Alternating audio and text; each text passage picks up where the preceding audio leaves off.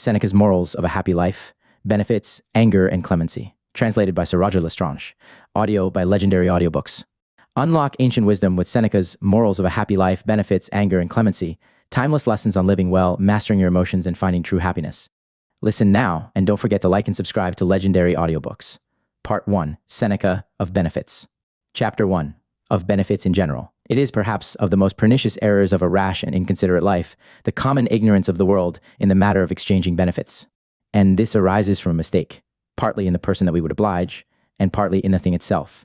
To begin with the latter, a benefit is a good office, done with intention and judgment, that is to say, with a due regard to all the circumstances of what, how, why, when, where, to whom, how much.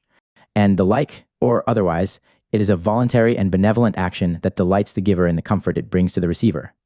It will be hard to draw the subject, either into method or compass, the one, because of the infinite variety and complication of cases. The other, by reason of the large extent of it, for the whole business almost of mankind in society falls under this head. The duties of kings and subjects, husbands and wives, parents and children, masters and servants, natives and strangers, high and low, rich and poor, strong and weak, friends and enemies. The very meditation of it breeds good blood and generous thoughts, and instructs us in honor, humanity, friendship, piety, gratitude, prudence, and justice.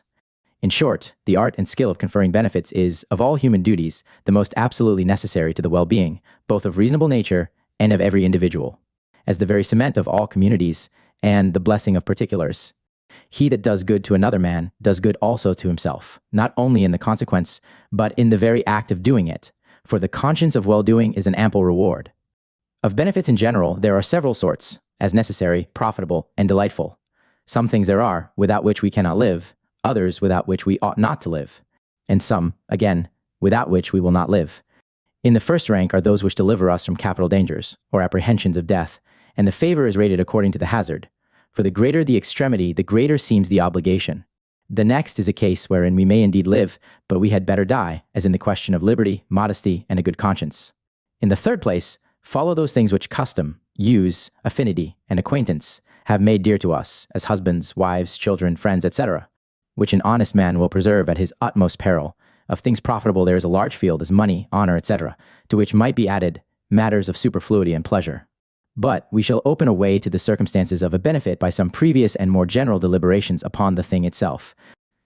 Chapter 2. Several sorts of benefits. We shall divide benefits into absolute and vulgar. The one appertaining to good life, the other is only matter of commerce. The former are the more excellent, because they can never be made void, whereas all material benefits are tossed back and forward and change their master. There are some offices that look like benefits, but are only desirable conveniences, as wealth, etc., and these a wicked man may receive from a good, or a good man from an evil. Others, again, that bear the face of injuries, which are only benefits ill-taken, as cutting, lancing, burning, under the hand of a surgeon. The greatest benefits of all are those of good education, which we receive from our parents, either in the state of ignorance or perverseness, as their care and tenderness in our infancy, their discipline in our childhood, to keep us to our duties by fear, and, if fair means will not do, their proceeding afterwards to severity and punishment, without which we should never have come to good. There are matters of great value, many times, that are but of small price, as instructions from a tutor, medicine from a physician, etc., and there are small matters again, which are of great consideration to us. The gift is small, and the consequence great, as a cup of cold water in a time of need may save a man's life. Some things are of great moment to the giver, others to the receiver. One man gives me a house, another snatches me out when it is falling upon my head, one gives me an estate. Another takes me out of the fire, or casts me out a rope when I am sinking. Some good offices we do to friends, others to strangers, but those are the noblest that we do without pre-desert. There is an obligation of bounty, and an obligation of charity, this in case of necessity, and that in point of convenience. Some benefits are common, others are personal, as if a prince out of pure grace grant a privilege to a city, the obligation lies upon the community, and only upon every individual as a part of the whole. But if it be done particularly for my sake, then am I singly the debtor for it. The cherishing of strangers is one of the duties of hospitality, and exercises itself in the relief and protection of the distressed. There are benefits of good counsel, reputation, life, fortune, liberty, health, nay, and of superfluity and pleasure. One man obliges me out of his pocket, another gives me matter of ornament and curiosity, a third, consolation. To say nothing of negative benefits, for there are that reckon it an obligation if they do a body no hurt and place it to account as if they saved a man when they do not undo him.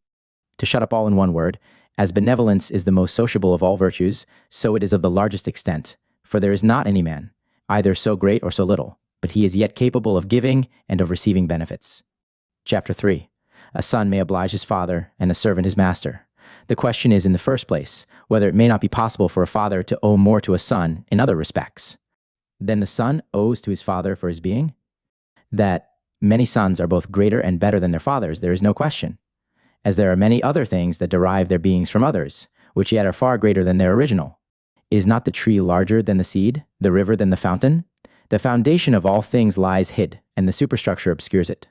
If I owe all to my father, because he gives me life, I may owe as much to a physician that saved his life. For if my father had not been cured, I had never been begotten, or, if I stand indebted for all that I am to my beginning, my acknowledgement must run back to the very original of all human beings. My father gave me the benefit of life, which he had never done, if his father had not first given it to him. He gave me life, not knowing to whom, and when I was in a condition neither to feel death nor to fear it. That is the great benefit, to give life to one that knows how to use it, and that is capable of the apprehension of death. It is true that without a father I could never have had a being, and so, without a nurse, that being had never been improved. But I do not therefore owe my virtue either to my nativity or to her that gave me suck. The generation of me was the last part of the benefit, for to live is common with brutes, but to live well is the main business, and that virtue is all my own, saving what I drew from my education. It does not follow that the first benefit must be the greatest, because without the first the greatest could never have been. The father gives life to the son but once, but if the son save the father's life often, though he do but his duty, it is yet a greater benefit. And, again, the benefit that a man receives is the greater, the more he needs it, but the living has more need of life than he that is not yet born, so that the father receives a greater benefit in the continuance of his life than the son in the beginning of it. What if a son deliver his father from the rack, or, which is more, lay himself down in his place? The giving of him a being was but the office of a father, a simple act, a benefit given at a venture. Beside that, he had a participant in it, and a regard to his family. He gave only a single life, and he received a happy one. My mother brought me into the world naked, exposed, and void of reason, but my reputation and my fortune are advanced by my virtue. Scipio, as yet in his minority, rescued his father in a battle with Hannibal, and afterward from the practices and persecution of a powerful faction, covering him with consulary honors and the spoils of public enemies. He made himself as eminent for his moderation as for his piety and military knowledge. He was the defender and the establisher of his country. He left the empire without a competitor, and made himself as well the ornament of Rome as the security of it. And did not Scipio, in all this, more than requite his father barely for begetting of him? Whether did Anchises more for Aeneas, in dandling the child in his arms, or Aeneas for his father, when he carried him upon his back through the flames of Troy, and made his name famous to future ages among the founders of the Roman Empire? T. Manlius was the son of a sour and imperious father, who banished him his house as a blockhead and a scandal to the family. This Manlius, hearing that his father's life was in question, and a day set for his trial, went to the tribune that was concerned in his cause, and discoursed with him about it. The tribune told him the appointed time, and withal, as an obligation upon the young man, that his cruelty to his son would be part of his accusation. Manlius upon this takes the tribune aside, and presenting a poniard to his breast, swear, says he, that you will let this cause fall, or you shall have this dagger in the heart of you, and now it is at your choice which way you will deliver my father. The tribune swore and kept his word, and made a fair report of the whole matter to the council. He that makes himself famous by his eloquence, justice, or arms illustrates his extraction. Let it be never so mean, and gives inestimable reputation to his parents. We should never have heard of Sophroniscus, but for his son Socrates, nor for Aristo and Gryllus, if it had not been for Xenophon and Plato. This is not to discountenance the veneration we owe to parents, nor to make children the worse, but the better, and to stir up generous emulations. For, in contest of good offices, both parties are happy, as well the vanquished as those that overcome. It is the only honorable dispute that can arise betwixt a father and son, which of the two shall have the better of the other in the point of benefits. In the question betwixt a master and a servant, we must distinguish betwixt benefits, duties, and actions ministerial. By benefits, we understand those good offices that we receive from strangers, which are voluntary, and may be forborne without blame. Duties are the parts of a son and wife, and incumbent upon kindred and relations. Offices ministerial belong to the part of a servant. Now, since it is the mind, and not the condition of a person, that prints the value upon the benefit, a servant may oblige his master, and so may a subject his sovereign, or a common soldier his general, by doing more than he is expressly bound to do. Some things there are, which the law neither commands nor forbids, and here the servant is free. It would be very hard for a servant to be chastised for doing less than his duty, and not thanked for it when he does more. His body, it is true, is his master's, but his mind is his own, and there are many commands which a servant ought no more to obey than a master to impose. There is no man so great, but he may both need the help and service, and stand in fear of the power and unkindness, even of the meanest of mortals. One servant kills his master, another saves him, nay, preserves his master's life. Perhaps with the loss of his own, he exposes himself to torment and death. He stands firm against all threats and batteries, which is not only a benefit in a servant, but much the greater for his being so. When Domitius was besieged in Corfinium, and the place brought to great extremity, he pressed his servants so earnestly to poison him, that at last he was prevailed upon. To give him a potion, which it seems was an innocent opiate, and Domitius outlived it, Caesar took the town, and gave Domitius his life, but it was his servant that gave it him first. There was another town besieged, and when it was upon the last pinch, 2 servants made their escape, and went over to the enemy. Upon the Romans entering the town, and in the heat of the soldiers' fury, these 2 fellows ran directly home, took their mistress out of her house, and drove her before them, telling everybody how barbarously she had used them formerly, and that they would now have their revenge when they had her without the gates. They kept her close till the danger was over, by which means they gave their mistress her life, and she gave them their freedom. This was not the action of a servile mind, to do so glorious a thing, under an appearance of so great a villainy, for if they had not passed for deserters and parricides, they could not have gained their end. With one instance more, and that a very brave one, I shall conclude this chapter. In the civil wars of Rome, a party coming to search for a person of quality that was prescribed, a servant put on his master's clothes, and delivered himself up to the soldiers as the master of the house. He was taken into custody, and put to death, without discovering the mistake. What could be more glorious than for a servant to die for his master, in that age, when there were not many servants that would not betray their masters? So generous a tenderness in a public cruelty, so invincible a faith in a general corruption, what could be more glorious, I say, than so exalted a virtue, as rather to choose death for the reward of his fidelity, than the greatest advantages he might otherwise have had for the violation of it? Chapter 4. It is the intention, not the matter, that makes the benefit. The goodwill of the benefactor is the fountain of all benefits, nay, it is the benefit itself, or, at least, the stamp that makes it valuable and current.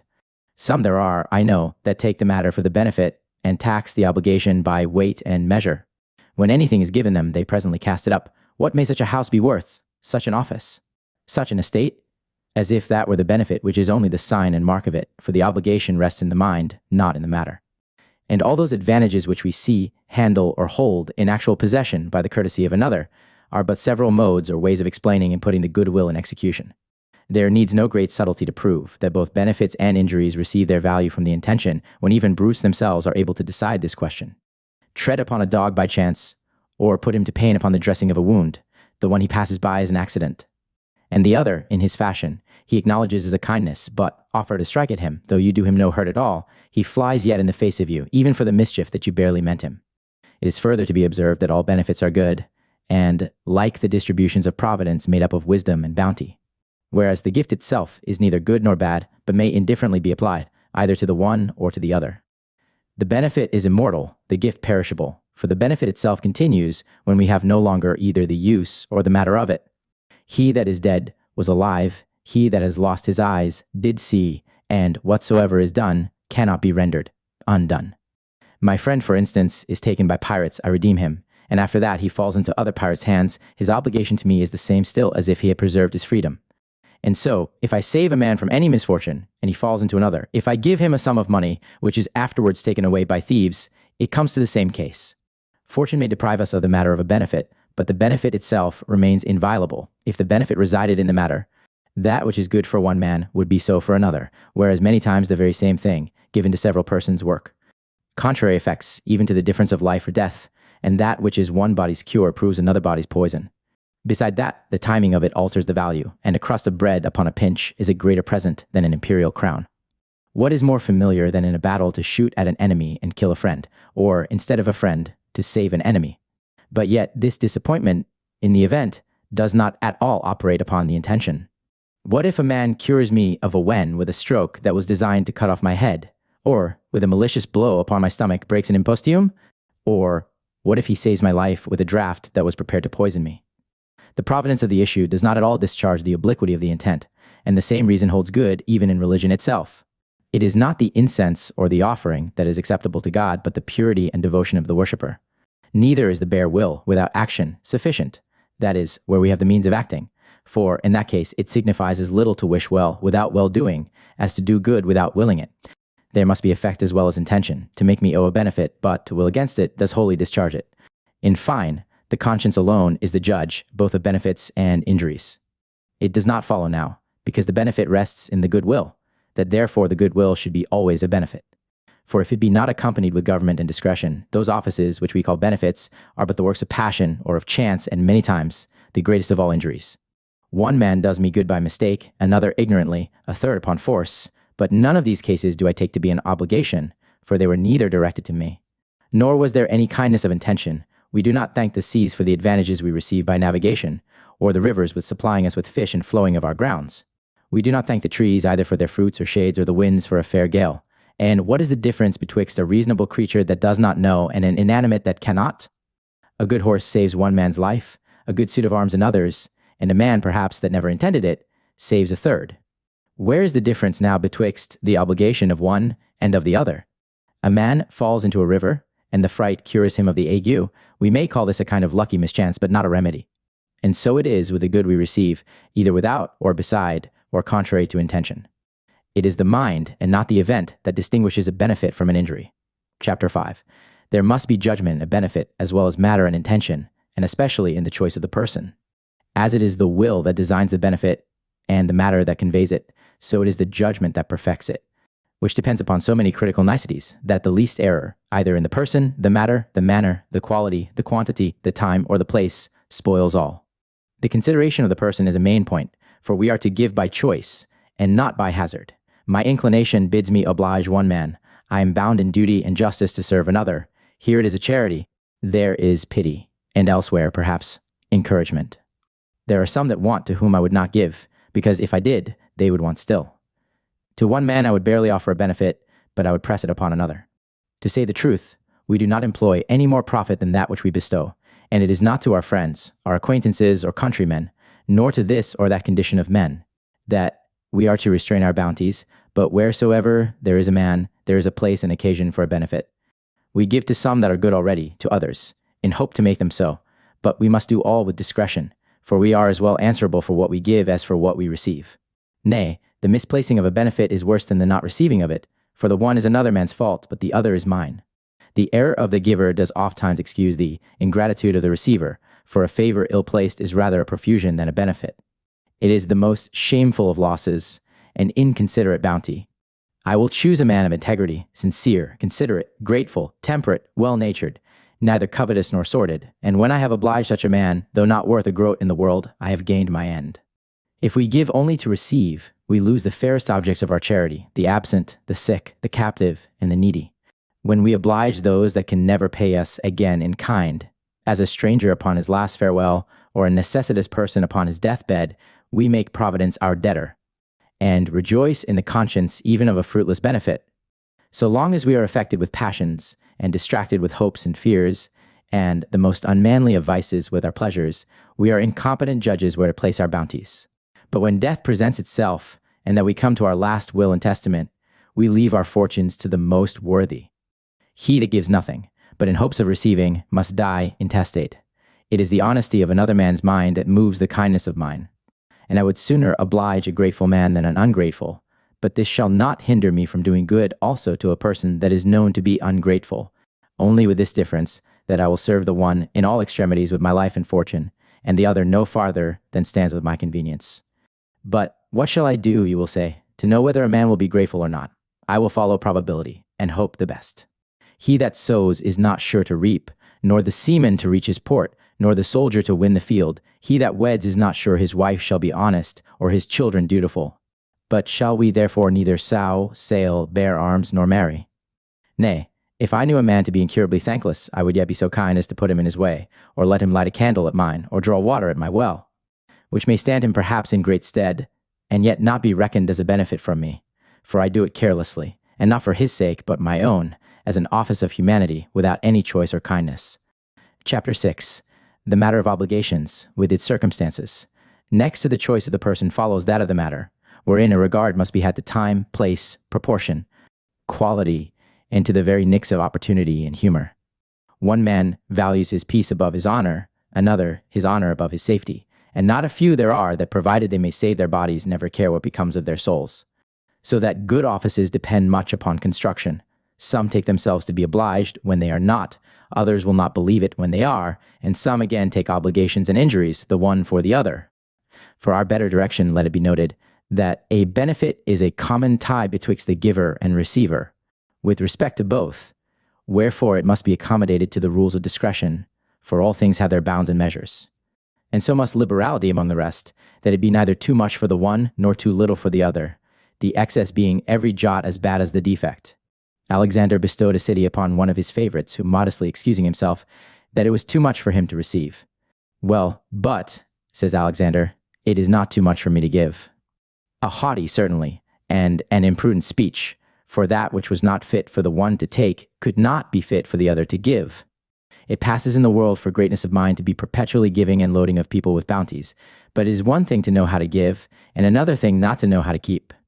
Give me a heart that is easy and open, but I will have no holes in it. Let it be bountiful with judgment, but I will have nothing run out of it I know not how. How much greater was he that refused the city than the other that offered it? Some men throw away their money as if they were angry with it, which is the error commonly of weak minds and large fortunes. No man esteems of anything that comes to him by chance, but, when it is governed by reason, it brings credit both to the giver and receiver, whereas those favors are, in some sort, scandalous, that make a man ashamed of his patron.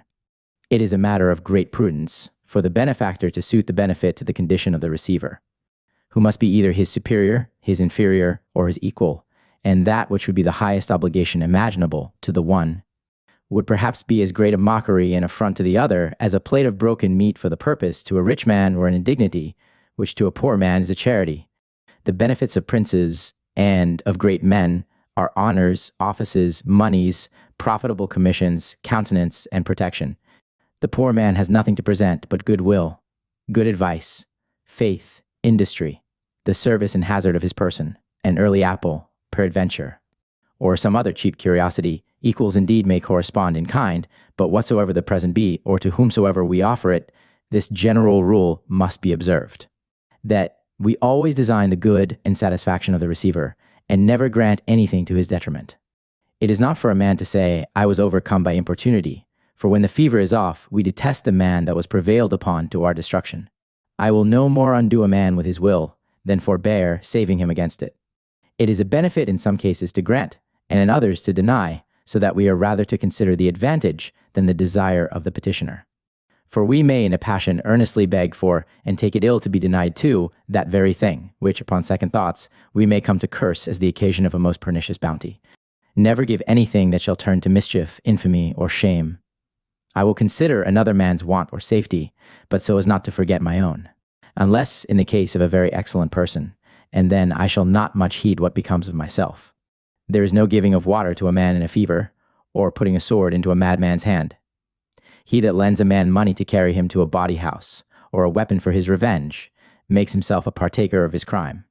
He that would make an acceptable present will pitch upon something that is desired, sought for, and hard to be found, that which he sees nowhere else, and which few have, or at least not in that place or season, something that may be always in his eye, and mind him of his benefactor. If it be lasting and durable, so much the better, as plate rather than money, statues than apparel, for it will serve as a monitor to mind the receiver of the obligation, which the presenter cannot so handsomely do. However, let it not be improper, as arms to a woman, books to a clown, toys to a philosopher. I will not give to any man that which he cannot receive, as if I threw a ball to a man without hands. But I will make a return, though he cannot receive it, for my business is not to oblige him, but to free myself. Nor anything that may reproach a man of his vice or infirmity, as false dice to a cheat, spectacles to a man that is blind. Let it not be unseasonable neither, as a furred gown in summer, an umbrella in winter. It enhances the value of the present, if it was never given to him by anybody else, nor by me to any other. For that which we give to everybody is welcome to nobody. The particularity does much, but yet the same thing may receive a different estimate from several persons. For there are ways of marking and recommending it in such a manner, that if the same good office be done to 20 people, every one of them shall reckon himself peculiarly obliged as a cunning whore. If she has 1,000 sweethearts, will persuade every one of them she loves him best. But this is rather the artifice of conversation than the virtue of it. The citizens of Megara send ambassadors to Alexander in the height of his glory to offer him as a compliment the freedom of their city. Upon Alexander smiling at the proposal, they told him that it was a present which they had never made but to Hercules and himself. Whereupon Alexander treated them kindly and accepted of it, not for the presenter's sake, but because they had joined him with Hercules, now unreasonably soever. For Hercules conquered nothing for himself, but made his business to vindicate and to protect the miserable, without any private interest or design. But this intemperate young man, whose virtue was nothing else but a successful temerity, was trained up from his youth in the trade of violence, the common enemy of mankind, as well of his friends as of his foes, and one that valued himself upon being terrible to all mortals, never considering that the dullest creatures are as dangerous and as dreadful as the fiercest, for the poison of a toad or the tooth of a snake will do a man's business as sure as the paw of a tiger. Chapter 7. The manner of obliging. There is not any benefit so glorious in itself, but it may yet be exceedingly sweetened and improved by the manner of conferring it. The virtue, I know, rests in the intent, the profit in the judicious application of the matter, but the beauty and ornament of an obligation lies in the manner of it. And it is then perfect when the dignity of the office is accompanied with all the charms and delicacies of humanity, good nature, and address, and with dispatch too. For he that puts a man off from time to time was never right at heart. In the first place, whatsoever we give, let us do it frankly. A kind benefactor makes a man happy as soon as he can, and as much as he can. There should be no delay in a benefit but the modesty of the receiver. If we cannot foresee the request, let us, however, immediately grant it, and by no means suffer the repeating of it. It is so grievous a thing to say, I beg. The very word puts a man out of countenance, and it is a double kindness to do the thing, and save an honest man the confusion of a blush. It comes too late that comes for the asking, for nothing costs us so dear as that we purchase with our prayers. It is all we give, even for heaven itself, and even there too, where our petitions are at the fairest, we choose rather to present them in secret ejaculations than by word of mouth. That is the lasting and the acceptable benefit that meets the receiver halfway. The rule is we are to give as we would receive, cheerfully, quickly, and without hesitation, for there is no grace in a benefit that sticks to the fingers. Nay, if there should be occasion for delay, let us, however, not seem to deliberate, for demurring is next door to denying, and so long as we suspend, so long are we unwilling. It is a court humor to keep people upon the tenters. Their injuries are quick and sudden, but their benefits are slow. Great ministers love to rack men with attendance, and account it an ostentation of their power to hold their suitors in hand, and to have many witnesses of their interest. A benefit should be made acceptable by all possible means, even to the end that the receiver, who is never to forget it, may bear it in his mind with satisfaction. There must be no mixture of sourness, severity, contumely, or reproof with our obligations. Nay, in case there should be any occasion for so much as an admonition, let it be referred to another time. We are a great deal apter to remember injuries than benefits, and it is enough to forgive an obligation that has the nature of an offense. There are some that spoil a good office after it is done, and others in the very instant of doing it. There be so much entreaty and importunity, nay, if we do but suspect a petitioner, we put on a sour face, look another way, pretend haste, company, business, talk of other matters, and keep him off with artificial delays, let his necessities be never so pressing. And when we are put to it at last, it comes so hard from us that it is rather extorted than obtained, and not so properly the giving of a bounty, as the quitting of a man's hold upon the tug. When another is too strong for him, so that this is but doing one kindness for me, and another for himself, he gives for his own quiet, after he has tormented me with difficulties and delays. The manner of saying or of doing anything goes a great way in the value of the thing itself. It was well said of him that called a good office that was done harshly, and with an ill will, a stony piece of bread, it is necessary for him that is hungry to receive it, but it almost chokes a man in the going down. There must be no pride, arrogance of looks, or tumor of words, in the bestowing of benefits, no insolence of behavior, but a modesty of mind, and a diligent care to catch at occasions and prevent necessities. A pause, an unkind tone, word, look, or action destroys the grace of a courtesy. It corrupts a bounty when it is accompanied with state, haughtiness, and elation of mind in the giving of it. Some have a trick of shifting off a suitor with a point of wit or a cavil, as in the case of the cynic that begged a talent of Antigonus. That is too much, says he, for a cynic to ask, and when he fell to a penny, that is too little, says he, for a prince to give. He might have found a way to have compounded this controversy by giving him a penny as to a cynic and a talent as from a prince. Whatsoever we bestow, let it be done with a frank and cheerful countenance. A man must not give with his hand and deny with his looks. He that gives quickly gives willingly. We are likewise to accompany good deeds with good words, and say, for the purpose, why should you make such a matter of this? Why did not you come to me sooner? Why would you make use of anybody else? I take it ill that you should bring me a recommendation. Pray let there be no more of this, but when you have occasion hereafter, come to me upon your own account. That is the glorious bounty, when the receiver can say to himself, what a blessed day has this been to me. Never was anything done so generously, so tenderly, with so good a grace.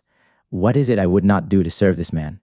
1,000 times as much another way could not have given me this satisfaction. In such a case, let the benefit be never so considerable. The manner of conferring it is yet the noblest part. Where there is harshness of language, countenance, or behavior, a man had better be without it. A flat denial is infinitely before a vexatious delay, as a quick death is a mercy compared with a lingering torment. But to be put to waitings and intercessions after a promise is past is a cruelty intolerable. It is troublesome to stay long for a benefit, let it be never so great, and he that holds me needlessly in pain loses two precious things, time and the proof of friendship. Nay, the very hint of a man's want comes many times too late. If I had money, said Socrates, I would buy me a cloak. They that knew he wanted one should have prevented the very intimation of that want. It is not the value of the present, but the benevolence of the mind that we are to consider. He gave me but a little, but it was generously and frankly done. It was a little out of a little. He gave it me without asking. He pressed it upon me. He watched the opportunity of doing it and took it as an obligation upon himself. On the other side, many benefits are great in show, but little or nothing perhaps in effect, when they come hard, slow, or at unawares. That which is given with pride and ostentation is rather an ambition than a bounty. Some favors are to be conferred in public, others in private. In public, the rewards of great actions, as honors, charges, or whatsoever else, gives a man reputation in the world.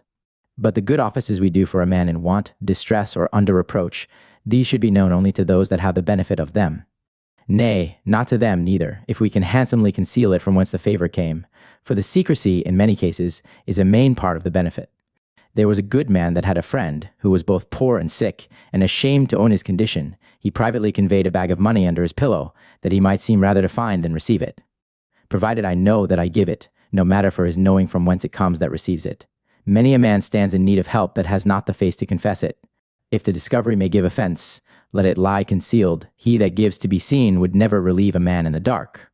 It would be too tedious to run through all the niceties that may occur upon this subject, but, in 2 words, he must be a wise, a friendly, and a well-bred man, that perfectly acquits himself in the art and duty of obliging, for all his actions must be squared according to the measures of civility, good nature, and discretion.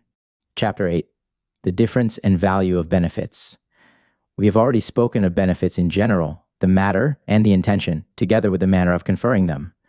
It follows now, in course, to say something of the value of them, which is rated either by the good they do us or by the inconvenience they save us, and has no other standard than that of a judicious regard to circumstance and occasion. Suppose I save a man from drowning. The advantage of life is all one to him, from what hand soever it comes, or by what means, but yet there may be a vast difference in the obligation. I may do it with hazard, or with security, with trouble, or with ease, willingly, or by compulsion, upon intercession, or without it, I may have a prospect of vain glory or profit. I may do it in kindness to another, or in 100 by ends to myself, and every point does exceedingly vary the case. 2 persons may part with the same sum of money, and yet not the same benefit. The one had it of his own, and it was but a little out of a great deal. The other borrowed it, and bestowed upon me that which he wanted for himself. 2 boys were sent out to fetch a certain person to their master. The one of them hunts up and down, and comes home again weary, without finding him. The other falls to play with his companions at the wheel of fortune, sees him by chance passing by, delivers him his errand, and brings him. He that found him by chance deserves to be punished, and he that sought for him and missed him to be rewarded for his good will. In some cases we value the thing, in others the labor and attendance. What can be more precious than good manners, good letters, life, and health? And yet we pay our physicians and tutors only for their service in the professions. If we buy things cheap, it matters not, so long as it is a bargain. It is no obligation from the seller, if nobody else will give him more for it. What would not a man give to be set ashore in a tempest? For a house in a wilderness, a shelter in a storm, a fire, or a bit of meat, when a man is pinched with hunger or cold? a defense against thieves, and 1,000 other matters of moment that cost but little. And yet we know that the skipper has but his freight for our passage, and the carpenters and bricklayers do their work by the day. Those are many times the greatest obligations in truth, which in vulgar opinions are the smallest, as comfort to the sick, poor captives, good counsel, keeping of people from wickedness, etc. Wherefore we should reckon ourselves to owe most for the noblest benefits. If the physician adds care and friendship to the duty of his calling, and the tutor to the common method of his business, I am to esteem them as the nearest of my relations, for to watch with me, to be troubled for me, and to put off all other patients for my sake is a particular kindness. And so it is in my tutor, if he takes more pains with me than with the rest of my fellows. It is not enough in this case to pay the one his fees and the other his salary, but I am indebted to them over and above for their friendship. The meanest of mechanics, if he does his work with industry and care, it is an usual thing to cast in something by way of reward more than the bare agreement. And shall we deal worse with the preservers of our lives and the reformers of our manners? He that gives me himself, if he be worth taking, gives the greatest benefit. And this is the present which shines, a poor disciple of Socrates, made to his master. And as a matter of great consideration, others may have given you much, says he, but I am the only man that has left nothing to himself. This gift, says Socrates, you shall never repent of, for I will take care to return it better than I found it. So that a brave mind can never want matter for liberality in the meanest condition, for nature has been so kind to us, that where we have nothing of fortunes, we may bestow something of our own. It falls out often that a benefit is followed with an injury, let which will be foremost. It is with the latter as with one riding upon another. It does in a great measure hide the former, and keep it from appearing, but it does not quite take it away. We may in some cases divide them, and both requite the one, and revenge the other, or otherwise compare them, to know whether I am creditor or debtor. You have obliged me in my servant, but wounded me in my brother. You have saved my son, but have destroyed my father. In this instance, I will allow as much as piety and justice and good nature will bear, but I am not willing to set injury against a benefit. I would have some respect to the time. The obligation came first, and then, perhaps, the one was designed, the other against his will. Under these considerations, I would amplify the benefit and lessen the injury and extinguish the one with the other. Nay, I would pardon the injury even without the benefit, but much more after it. Not that a man can be bound by one benefit to suffer all sorts of injuries, for there are some cases wherein we lie under no obligation for a benefit, because a greater injury absolves it. As, for example, a man helps me out of a lawsuit, and afterwards commits a rape upon my daughter, where the following impiety cancels the antecedent obligation. A man lends me a little money, and then sets my house on fire. The debtor is here turned creditor when the injury outweighs the benefit. Nay, if a man does but so much as repent the good office done, and grow sour and insolent upon it, and upbraid me with it, if he did it only for his own sake, or for any other reason than for mine, I am in some degree, more or less, acquitted of the obligation. I am not at all beholden to him that makes me the instrument of his own advantage. He that does me good for his own sake, I will do him good for mine. Suppose a man makes suit for a place, and cannot obtain it, but upon the ransom of 10 slaves out of the galleys. If there be 10, and no more, they owe him nothing for their redemption, but they are indebted to him for the choice, where he might have taken 10 others as well as these. Put the case again, that by an act of grace so many prisoners are to be released, their names to be drawn by lot, and mine happens to come out among the rest. One part of my obligation is to him that put me in a capacity of freedom, and the other is to Providence for my being one of that number. The greatest benefits of all have no witnesses, but lie concealed in the conscience. There is a great difference betwixt a common obligation and a particular. He that lends my country money obliges me only as a part of the whole. Plato crossed the river, and the ferryman would take no money of him. He reflected upon it as honor done to himself, and told him that Plato was in debt. But Plato, when he found it to be no more than he did for others, recalled his words, "For," says he, "Plato will owe nothing in particular for a benefit in common. What I owe with others, I will pay with others." Some will have it that the necessity of wishing a man well is some abatement to the obligation in the doing of him a good office.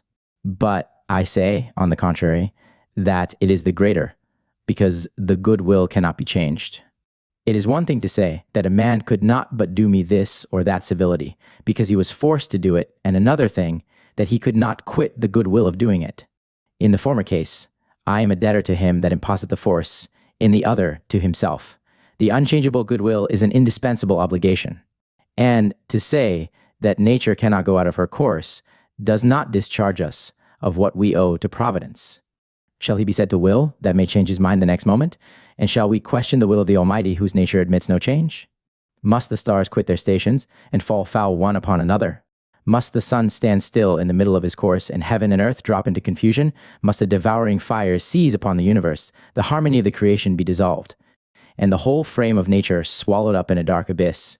And will nothing less than this serve to convince the world of their audacious and impertinent follies? It is not to say that these heavenly bodies are not made for us, for in part they are so, and we are the better for their virtues and motions, whether we will or not. Though, undoubtedly, the principal cause is the unalterable law of God. Providence is not moved by anything from without, but the divine will is an everlasting law, an immutable decree, and the impossibility of variation proceeds from God's purpose of preserving. For he never repents of his first counsels. It is not with our heavenly, as with our earthly Father. God thought of us and provided for us before he made us. For unto him all future events are present. Man was not the work of chance. His mind carries him above the sleight of fortune, and naturally aspires to the contemplation of heaven and divine mysteries. How desperate a frenzy is it now to undervalue, nay, to contemn and to disclaim these divine blessings, without which we are utterly incapable of enjoying any other. Chapter 9. An honest man cannot be outdone in courtesy. It passes in the world for a generous and magnificent saying that it is a shame for a man to be outdone in courtesy. And it is worth the while to examine both the truth of it and the mistake. First, there can be no shame in a virtuous emulation, and secondly, there can be no victory without crossing the cudgels and yielding the cause. One man may have the advantage of strength, of means, of fortune, and this will undoubtedly operate upon the events of good purposes, but yet without any diminution to the virtue. The good will may be the same in both, and yet one may have the heels of the other, for it is not in a good office as in a course where he wins the plate that comes first to the post. And even there also, chance has many times a great hand in the success, where the contest is about benefits, and that the one has not only a good will, but matter to work upon, and a power to put that good intent in execution.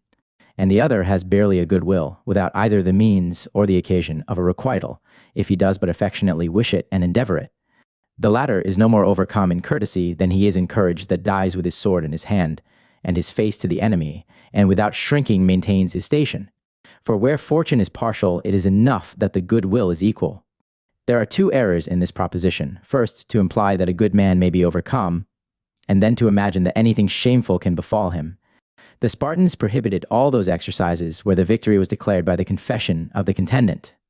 The 300 Fabii were never said to be conquered but slain, nor Regulus to be overcome, though he was taken prisoner by the Carthaginians. The mind may stand firm under the greatest malice and iniquity of fortune, and yet the giver and receiver continue upon equal terms. As we reckon it a drawn battle, when two combatants are parted, though the one has lost more blood than the other. He that knows how to owe a courtesy, and heartily wishes that he could requite it, is invincible, so that every man may be as grateful as he pleases. It is your happiness to give, it is my fortune that I can only receive. What advantage now has your chance over my virtue? But there are some men that have philosophized themselves almost out of the sense of human affections. As Diogenes, that walked naked and unconcerned through the middle of Alexander's treasures, and was, as well in other men's opinions as in his own, even above Alexander himself, who at that time had the whole world at his feet, for there was more that the one scorned to take than that the other had it in his power to give. And it is a greater generosity for a beggar to refuse money than for a prince to bestow it. This is a remarkable instance of an immovable mind, and there is hardly any contending with it. But a man is nevertheless valiant for being worsted by an invulnerable enemy, nor the fire one jot the weaker for not consuming an incombustible body, nor a sword ever a whit the worse for not cleaving a rock that is impenetrable, neither is a grateful mind overcome for want of an answerable fortune. No matter for the inequality of the things given and received, so long as, in point of good affection, the two parties stand upon the same level. It is no shame not to overtake a man, if we follow him as fast as we can. That tumor of a man, the vainglorious Alexander, was used to make his boast, that never any man went beyond him in benefits. And yet he lived to see a poor fellow in a tub, to whom there was nothing that he could give, and from whom there was nothing that he could take away. Nor is it always necessary for a poor man to fly to the sanctuary of an invincible mind to quit scores with the bounties of a plentiful fortune. But it does often fall out that the returns which he cannot make in kind are more than supplied in dignity and value. Archelaus, a king of Macedon, invited Socrates to his palace, but he excused himself, as unwilling to receive greater benefits than he was able to requite. This perhaps was not pride in Socrates, but craft, for he was afraid of being forced to accept of something which might possibly have been unworthy of him. Beside that, he was a man of liberty and loath to make himself a voluntary slave. The truth of it is that Archelaus had more need of Socrates than Socrates of Archelaus, for he wanted a man to teach him the art of life and death, and the skill of government, and to read the book of nature to him, and show him the light at noonday. He wanted a man that, when the sun was in an eclipse, and he had locked himself up in all the horror and despair imaginable. He wanted a man, I say, to deliver him from his apprehensions, and to expound the prodigy to him by telling him that there was no more in it than only that the moon was got betwixt the sun and the earth, and all would be well again presently. Let the world judge now whether Archelaus's bounty or Socrates' philosophy would have been the greater present. He does not understand the value of wisdom and friendship that does not know a wise friend to be the noblest of presents. A rarity scarce to be found, not only in a family, but in an age, and nowhere more wanted than where there seems to be the greatest store. The greater a man is, the more need he has of him, and the more difficulty there is both of finding and of knowing him. Nor is it to be said that I cannot requite such a benefactor because I am poor and have it not. I can give good counsel, a conversation wherein he may take both delight and profit, freedom of discourse. Without flattery, kind attention, where he deliberates, and faith inviolable where he trusts, I may bring him to a love and knowledge of truth, deliver him from the errors of his credulity, and teach him to distinguish betwixt friends and parasites. Chapter 10. The question discussed, whether or not a man may give or return a benefit to himself. There are many cases wherein a man speaks of himself as of another. As for example, I may thank myself for this, I am angry at myself, I hate myself for that. And this way of speaking has raised a dispute among the Stoics, whether or not a man may give or return a benefit to himself. For, say they, if I may hurt myself, I may oblige myself, and that which were a benefit to another body, why is it not so to myself? And why am I not as criminal in being ungrateful to myself as if I were so to another body? And the case is the same in flattery and several other vices, as, on the other side, it is a point of great reputation for a man to command himself. Plato thanked Socrates for what he had learned of him. And why might not Socrates as well thank Plato for that which he had taught him? That which you want, says Plato, borrow it of yourself. And why may not I as well give to myself as lend? If I may be angry with myself, I may thank myself, and if I chide myself, I may as well commend myself, and do. Myself good as well as hurt. There is the same reason of contraries. It is a common thing to say, such a man hath done himself an injury. If an injury, why not a benefit?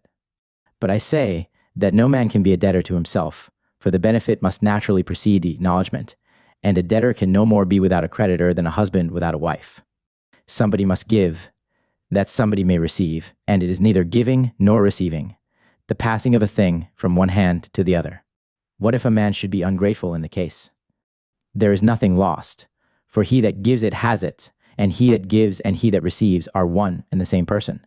Now, properly speaking, no man can be said to bestow anything upon himself, for he obeys his nature that prompts every man to do himself all the good he can. Shall I call him liberal that gives to himself, or good-natured that pardons himself, or pitiful that is affected with his own misfortunes? That which were bounty, clemency, compassion to another, to myself is nature. A benefit is a voluntary thing, but to do good to myself is a thing necessary. Was ever any man commended for getting out of a ditch, or for helping himself against thieves? Or what if I should allow that a man might confer a benefit upon himself, yet he cannot owe it, for he returns it in the same instant that he receives it? No man gives, owes, or makes a return, but to another. How can one man do that to which two parties are requisite in so many respects? Giving and receiving must go backward and forward betwixt two persons. If a man give to himself, he may sell to himself, but to sell is to alienate a thing, and to translate the right of it to another. Now, to make a man both the giver and the receiver is to unite two contraries. That is a benefit which, when it is given, may possibly not be requited, but he that gives to himself must necessarily receive what he gives. Beside that all benefits are given for the receiver's sake, but that which a man does for himself is for the sake of the giver. This is one of those subtleties, which, though hardly worth a man's while, yet it is not labor absolutely lost neither. There is more of trick and artifice in it than solidity, and yet there is matter of diversion too, enough perhaps to pass away a winter's evening, and keep a man waking that is heavy-headed. Chapter 11. How far one man may be obliged for a benefit done to another. The question now before us requires distinction and caution. For though it be both natural and generous to wish well to my friend's friend, yet a second-hand benefit does not bind me any further than to a second-hand gratitude, so that I may receive great satisfaction and advantage from a good office done to my friend, and yet lie under no obligation myself, or, if any man thinks otherwise, I must ask him, in the first place, where it begins, and how it extends, that it may not be boundless. Suppose a man obliges the son, does that obligation work upon the father? And why not upon the uncle too?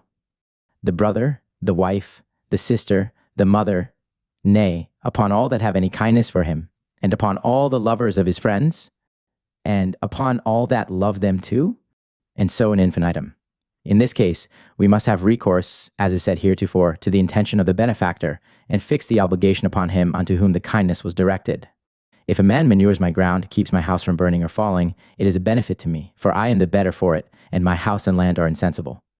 But if he save the life of my son, the benefit is to my son. It is a joy and a comfort to me, but no obligation. I am as much concerned as I ought to be in the health, the felicity, and the welfare of my son, as happy in the enjoyment of him, and I should be as unhappy as is possible in his loss. But it does not follow that I must of necessity lie under an obligation for being either happier or less miserable by another body's means. There are some benefits which, although conferred upon one man, may yet work upon others, as a sum of money may be given to a poor man for his own sake, which in the consequence proves the relief of his whole family, but still the immediate receiver is the debtor for it, for the question is not to whom it comes afterward to be transferred, but who is the principal, and upon whom it was first bestowed? My son's life is as dear to me as my own, and in saving him you preserve me too.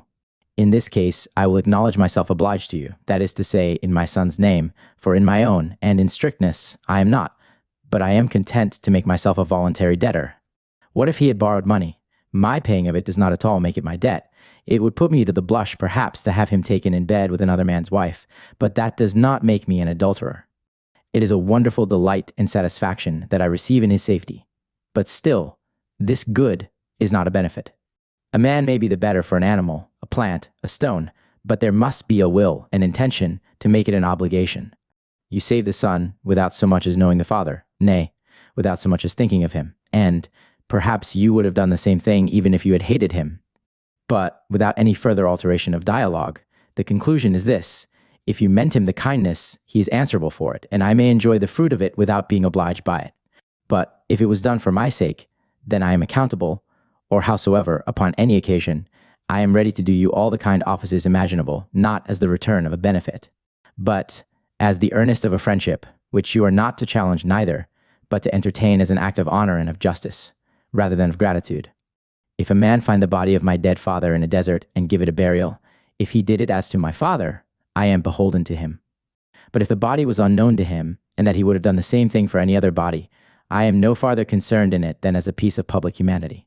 There are, moreover, some cases wherein an unworthy person may be obliged and for the sake of others, and the sottish extract of an ancient nobility may be preferred before a better man that is but of yesterday's standing. And it is but reasonable to pay a reverence even to the memory of eminent virtues.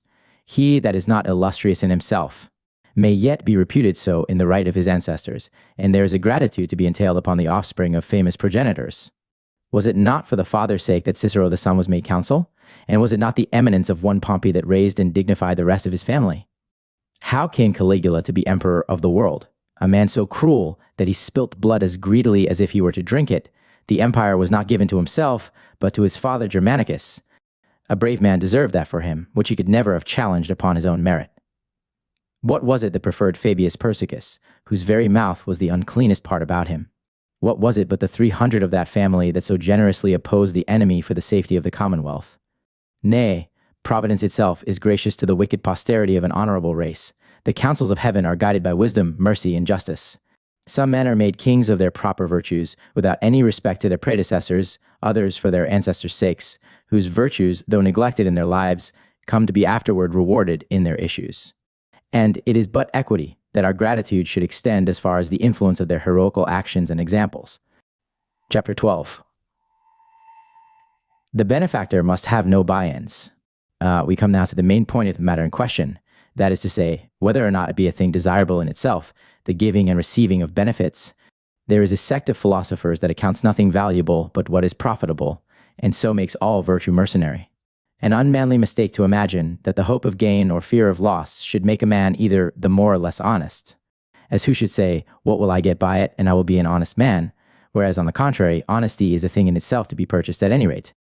It is not for a body to say, "It will be a charge, a hazard, I shall give offense, etc. My business is to do what I ought to do. All other considerations are foreign to the office. Whensoever my duty calls me, it is my part to attend, without scrupulizing upon forms or difficulties. Shall I see an honest man oppressed at the bar, and not assist him for fear of a court faction? Or not second him upon the highway against thieves, for fear of a broken head? And choose rather to sit still, the quiet spectator of fraud and violence? Why will men be just, temperate, generous, brave, but because it carries along with it fame and a good conscience? And for the same reason, and no other, to apply it to the subject in hand, let a man also be bountiful. The school Epicurus, I am sure, will never swallow this doctrine, that effeminate tribe of lazy and voluptuous philosophers. They will tell you that virtue is but the servant and vassal of pleasure. No, says Epicurus, I am not for pleasure neither without virtue. But why then for pleasure, say I, before virtue? Not that the stress of the controversy lies upon the order, only for the power of it, as well as the dignity, is now under debate. It is the office of virtue to superintend, to lead, and to govern, but the parts you have assigned it are to submit, to follow, and to be under command. But this, you will say, is nothing to the purpose, so long as both sides are agreed that there can be no happiness without virtue. Take away that, says Epicurus, and I am as little a friend to pleasure as you. The pinch, in short, is this: whether virtue itself be the supreme good or the only cause of it. It is not the inverting of the order that will clear this point, though it is a very preposterous error to set that first which should be last. It does not half so much offend me, ranging of pleasure before virtue, as the very comparing of them, and the bringing of the two opposites and professed enemies into any sort of competition. The drift of this discourse is to support the cause of benefits and to prove that it is a mean and dishonorable thing to give for any other end than for giving's sake. He that gives for gain, profit, or any by end destroys the very intent of bounty, for it falls only upon those that do not want, and perverts the charitable inclinations of princes and of great men, who cannot reasonably propound to themselves any such end. What does the sun get by traveling about the universe, by visiting and comforting all the quarters of the earth? Is the whole creation made and ordered for the good of mankind, and every particular man only for the good of himself? There passes not an hour of our lives wherein we do not enjoy the blessings of providence without measure and without intermission. And what design can the Almighty have upon us, who is in himself full, safe, and inviolable? If he should give only for his own sake, what would become of poor mortals that have nothing to return him at best but dutiful acknowledgments? It is putting out of a benefit to interest only to bestow where we may place it to advantage. Let us be liberal, then, after the example of our great Creator, and give to others with the same consideration that he gives to us. Epicurus's answer will be to this, that God gives no benefits at all, but turns his back upon the world, and, without any concern for us, leaves nature to take her course, and whether he does anything himself or nothing, he takes no notice, however, either of the good or of the ill that is done here below. If there were not an ordering and an overruling providence, how comes it, say I, on the other side, that the universality of mankind should ever have so unanimously agreed in the madness of worshipping a power that can neither hear nor help us? Some blessings are freely given us, others upon our prayers are granted us, and every day brings forth instances of great and of seasonable mercies. There never was yet any man so insensible as not to feel, see, and understand a deity in the ordinary methods of nature. Though many have been so obstinately ungrateful as not to confess it, nor is any man so wretched as not to be a partaker in that divine bounty. Some benefits, it is true, may appear to be unequally divided, but it is no small matter yet that we possess in common, and which nature has bestowed upon us in her very self. If God be not bountiful, whence is it that we have all that we pretend to, that which we give, and that which we deny, that which we lay up, and that which we squander away? Those innumerable delights for the entertainment of our eyes, our ears, and our understandings? Nay, that copious matter even for luxury itself? For care is taken, not only for our necessities, but also for our pleasures, and for the gratifying of all our senses and appetites. So many pleasant groves, fruitful and salutary plants, so many fair rivers that serve us, both for recreation, plenty, and commerce. Vicissitudes of seasons, varieties of food, by nature made ready to our hands, and the whole creation itself subjected to mankind for health, medicine, and dominion. We can be thankful to a friend for a few acres or a little money, and yet for the freedom and command of the whole earth, and for the great benefits of our being as life, health, and reason, we look upon ourselves as under no obligation. If a man bestows upon us a house that is delicately beautified with paintings, statues, gildings, and marble, we make a mighty business of it, and yet it lies at the mercy of a puff of wind, the snuff of a candle, and 100 other accidents to lay it in the dust. And is it nothing now to sleep under the canopy of heaven, where we have the globe of the earth for our place of repose, and the glories of the heavens for our spectacle? How comes it that we should so much value what we have, and yet at the same time be so unthankful for it? Whence is it that we have our breath, the comforts of light and of heat, the very blood that runs in our veins, the cattle that feed us, and the fruits of the earth that feed them? Whence have we the growth of our bodies, the succession of our ages, and faculties of our minds? So many veins of metals, quarries of marble, etc. The seed of everything is in itself, and it is the blessing of God that raises it out of the dark into act and motion. To say nothing of the charming varieties of music, beautiful objects, delicious provisions for the palate, exquisite perfumes, which are cast in, over and above, to the common necessities of our being. All this, says Epicurus, we are to ascribe to nature. And why not to God, I beseech ye? As if they were not both of them one and the same power, working in the whole and in every part of it.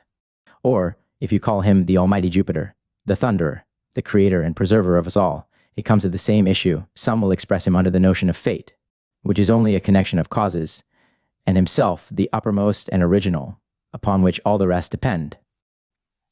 The Stoics represent the several functions of the almighty power under several appellations. When they speak of him as the father and the fountain of all beings, they call him Bacchus, and under the name of Hercules, they denote him to be indefatigable and invincible, and in the contemplation of him in the reason, order, proportion, and wisdom of his proceedings. They call him Mercury, so that which way soever they look, and under what name soever they couch their meaning, they never fail of finding him, for he is everywhere, and fills his own work. If a man should borrow money of Seneca, and say that he owes it to Annaeus or Lucius, he may change the name, but not his creditor. For let him take which of the three names he pleases, he is still a debtor to the same person. As justice, integrity, prudence, frugality, fortitude are all of them goods of one and the same mind, so that whichsoever of them pleases us, we cannot distinctly say that it is this or that, but the mind. But, not to carry this digression too far, that which God himself does, we are sure is well done, and we are no less sure that for whatsoever he gives, he neither wants, expects, nor receives anything in return, so that the end of a benefit ought to be the advantage of the receiver, and that must be our scope without any by regard to ourselves. It is objected to us, the singular caution we prescribe in the choice of the person, for it were a madness, we say, for a husbandman to sow the sand, which, if true, say they, you have an eye upon profit, as well in giving as in plowing and sowing. And then they say again, that if the conferring of a benefit were desirable in itself, it would have no dependence upon the choice of a man. For let us give it when, how, or wheresoever we please, it would be still a benefit. This does not at all affect our assertion, for the person, the matter, the manner, and the time are circumstances absolutely necessary to the reason of the action. There must be a right judgment in all respects to make it a benefit. It is my duty to be true to a trust, and yet there may be a time or a place wherein I would make little difference betwixt the renouncing of it and the delivering of it up, and the same rule holds in benefits. I will neither render the one nor bestow the other to the damage of the receiver. A wicked man will run all risks to do an injury and to compass his revenge, and shall not an honest man venture as far to do a good office? All benefits must be gratuitous. A merchant sells me the corn that keeps me and my family from starving, but he sold it for his interests, as well as I bought it for mine, and so I owe him nothing for it. He that gives for profit gives to himself, as a physician or a lawyer, gives counsel for a fee, and only makes use of me for his own ends, as a grazier fats his cattle to bring them to a better market. This is more properly the driving of a trade than the cultivating of a generous commerce. This for that is rather a truck than a benefit, and he deserves to be cozened that gives anything in hope of a return. And in truth, what end should a man honorably propound? Not profit. Sure, that is vulgar and mechanic, and he that does not contemn it can never be grateful. And then for glory, it is a mighty matter indeed for a man to boast of doing his duty. We are to give. If it were only to avoid not giving, if anything comes of it, it is clear gain, and, at worst, there is nothing lost beside that one benefit well placed makes amends for 1,000 miscarriages.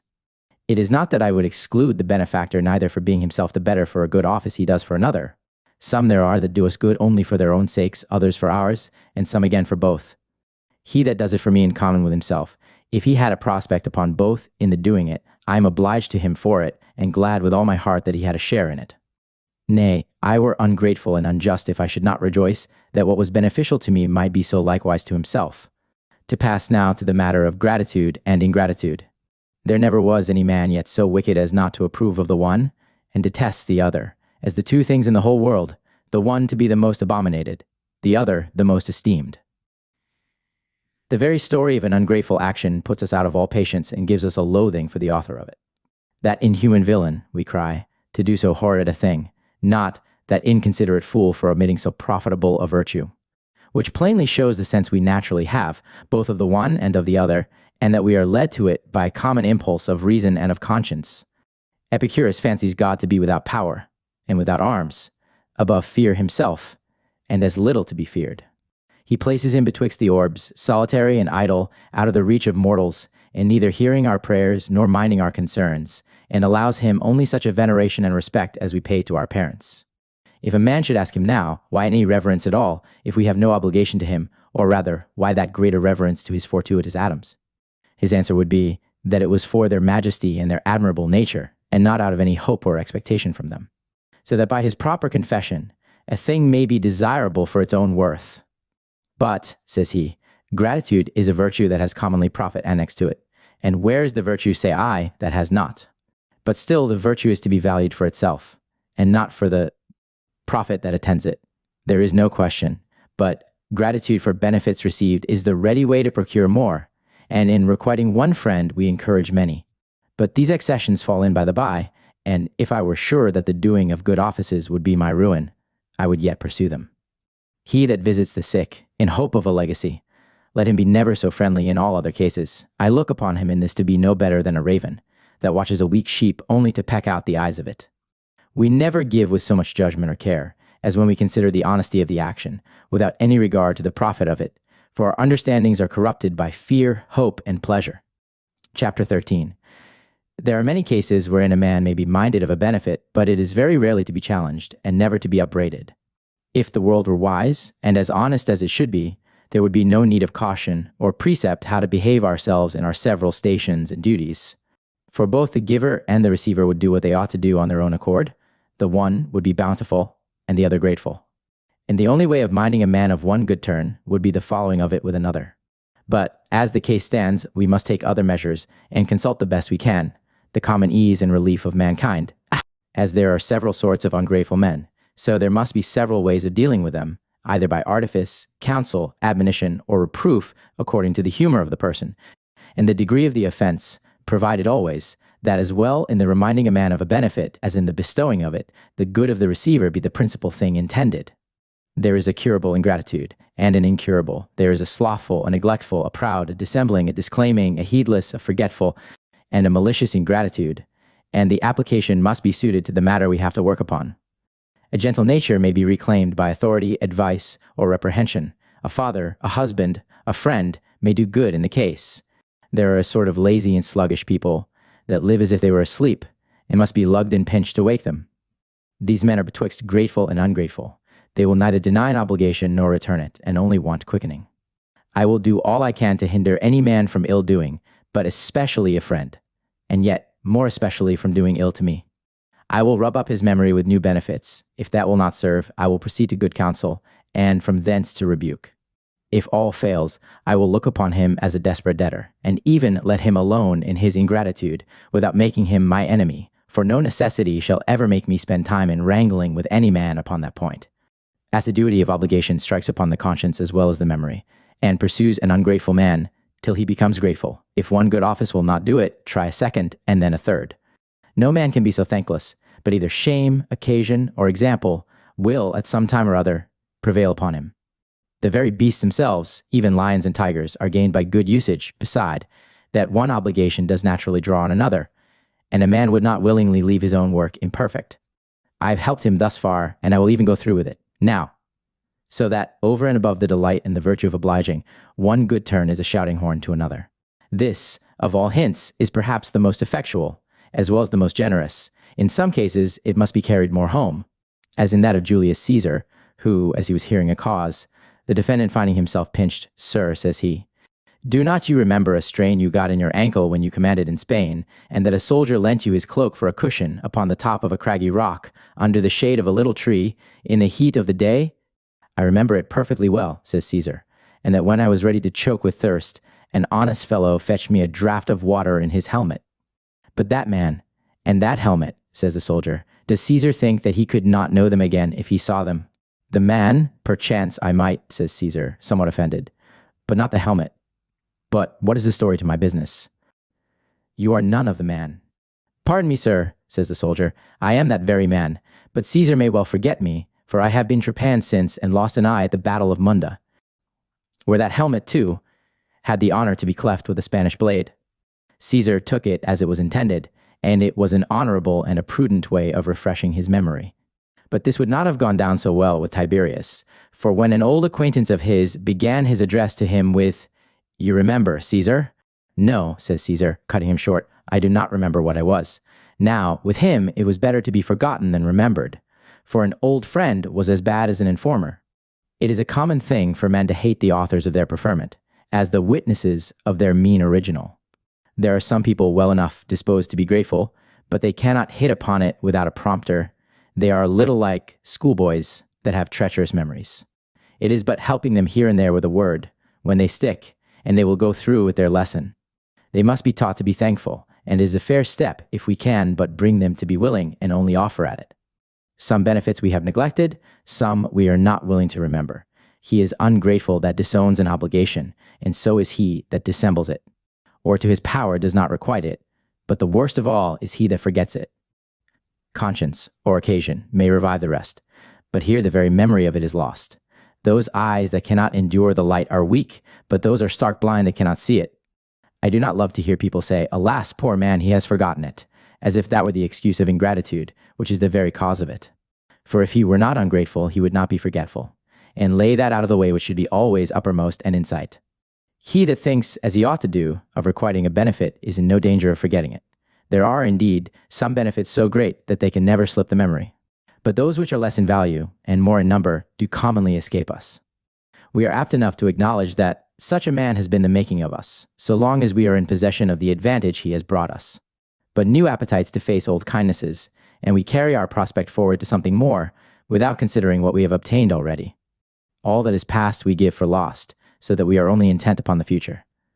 When a benefit is once out of sight or out of use, it is buried. It is the freak of many people. They cannot do a good office, but they are presently boasting of it, drunk or sober. And about it goes into all companies what wonderful things they have done for this man, and what for the other. A foolish and a dangerous vanity of a doubtful friend to make a certain enemy, for these reproaches and contempts will set everybody's tongue walking. And people will conclude that these things would never be, if there were not something very extraordinary in the bottom of it. When it comes to that once, there is not any calumny but fastens more or less, nor any falsehood so incredible, but in some part or other of it shall pass for a truth. Our great mistake is this: we are still inclined to make the most of what we give and the least of what we receive, whereas we should do the clean contrary. It might have been more, but he had a great many to oblige.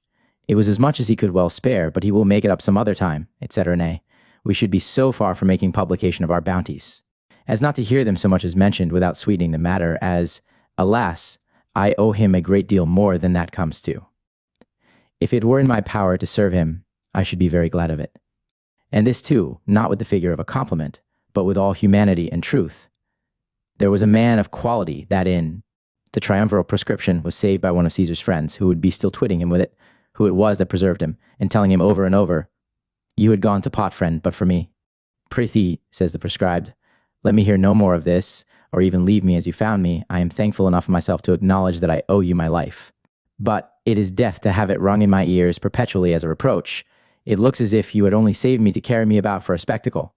I would fain forget the misfortune that I was once a prisoner, without being led in triumph every day of my life. Oh, the pride and folly of a great fortune that turns benefits into injuries, that delights in excesses, and disgraces everything it does. Who would receive anything from it upon these terms? The higher it raises us, the more sordid it makes us. Whatsoever it gives, it corrupts. What is there in it that should thus puff us up? By what magic is it that we are so transformed that we do no longer know ourselves? Is it impossible for greatness to be liberal without insolence, The benefits that we receive from our superiors are then welcome when they come with an open hand and a clear brow, without either contumely or state, and so as to prevent our necessities. The benefit is never the greater for the making of a bustle and a noise about it, but the benefactor is much the less for the ostentation of his good deeds, which makes that odious to us, which would otherwise be delightful. Tiberius had gotten a trick when any man begged money of him to refer him to the Senate, where all the petitioners were to deliver up the names of their creditors. His end, perhaps, was to deter men from asking, by exposing the condition of their fortunes to an examination. But it was, however, a benefit turned unto a reprehension, and he made a reproach of a bounty. But it is not enough yet to forbear the casting of a benefit in a man's teeth, for there are some that will not allow it to be so much as challenged. For an ill man, say they, will not make a return, though it be demanded, and a good man will do it of himself, and then the asking of it seems to turn it into a debt. It is a kind of injury to be too quick with the former, for to call upon him too soon reproaches him, as if he would not have done it otherwise. Nor would I recall a benefit from any man so as to force it, but only to receive it. If I let him quite alone, I make myself guilty of his ingratitude, and undo him for want of plain dealing. A father reclaims a disobedient son, a wife reclaims a dissolute husband, and one friend excites the languishing kindness of another. How many men are lost for want of being touched to the quick? So long as I am not pressed, I will rather desire a favor than so much as mention a requital. But if my country, my family, or my liberty be at stake, my zeal and indignation shall overrule my modesty, and the world shall then understand that I have done all I could, not to stand in need of an ungrateful man. And in conclusion, the necessity of receiving a benefit shall overcome the shame of recalling it. Nor is it only allowable upon some exigence to put the receiver in mind of a good turn, but it is many times for the common advantage of both parties. Chapter 14. How far to oblige or requite a wicked man. There are some benefits whereof a wicked man is wholly incapable, of which hereafter. There are others which are bestowed upon him, not for his own sake, but for secondary reasons, and of these we have spoken in part already. There are, moreover, certain common offices of humanity, which are only allowed him as he is a man, and without any regard either to vice or virtue. To pass over the first point, the second must be handled with care and distinction, and not without some seeming exceptions to the general rule. As first, here is no choice or intention in the case, but it is a good office done him for some by interest or by chance. Secondly, there is no judgment in it neither, for it is to a wicked man. But to shorten the matter, without these circumstances, it is not properly a benefit, or at least not. To him, for it looks another way. I rescue a friend from thieves, and the other escapes for company.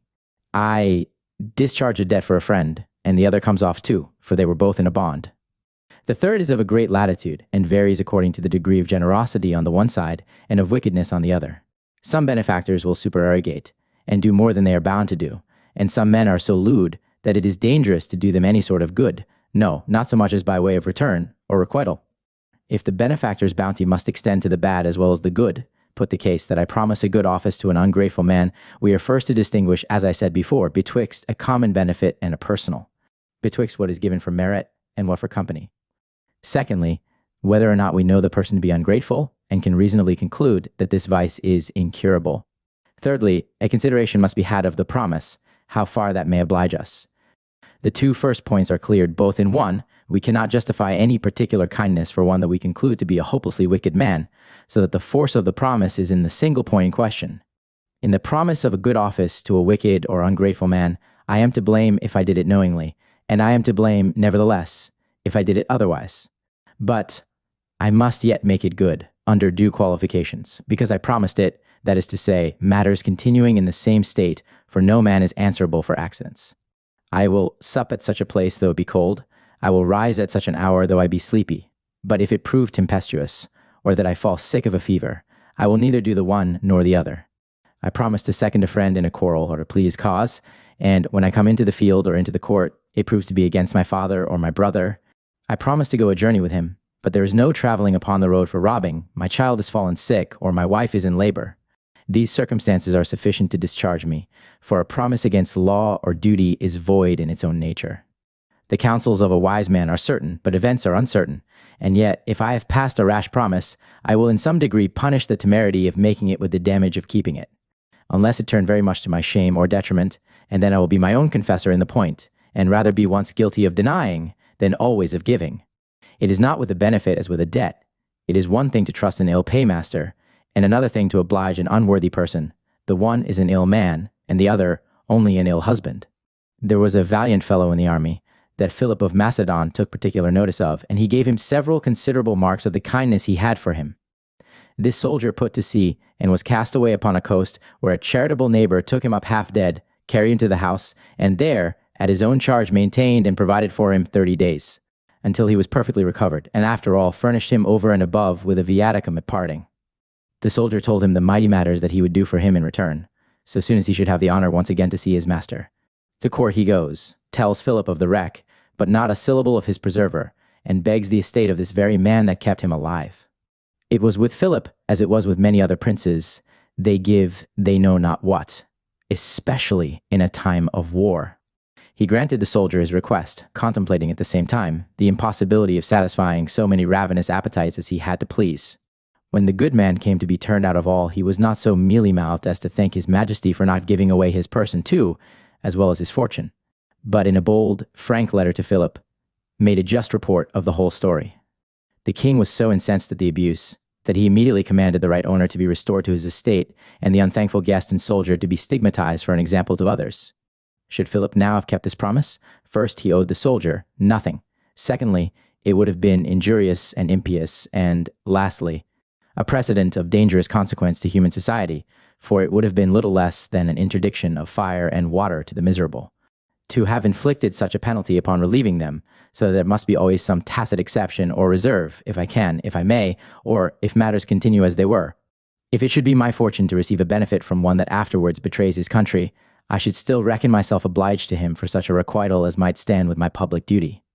I would not furnish him with arms, nor with money or credit, or levy or pay soldiers, but I should not stick to gratify him at my own expense with such curiosities as might please him one way without doing mischief another.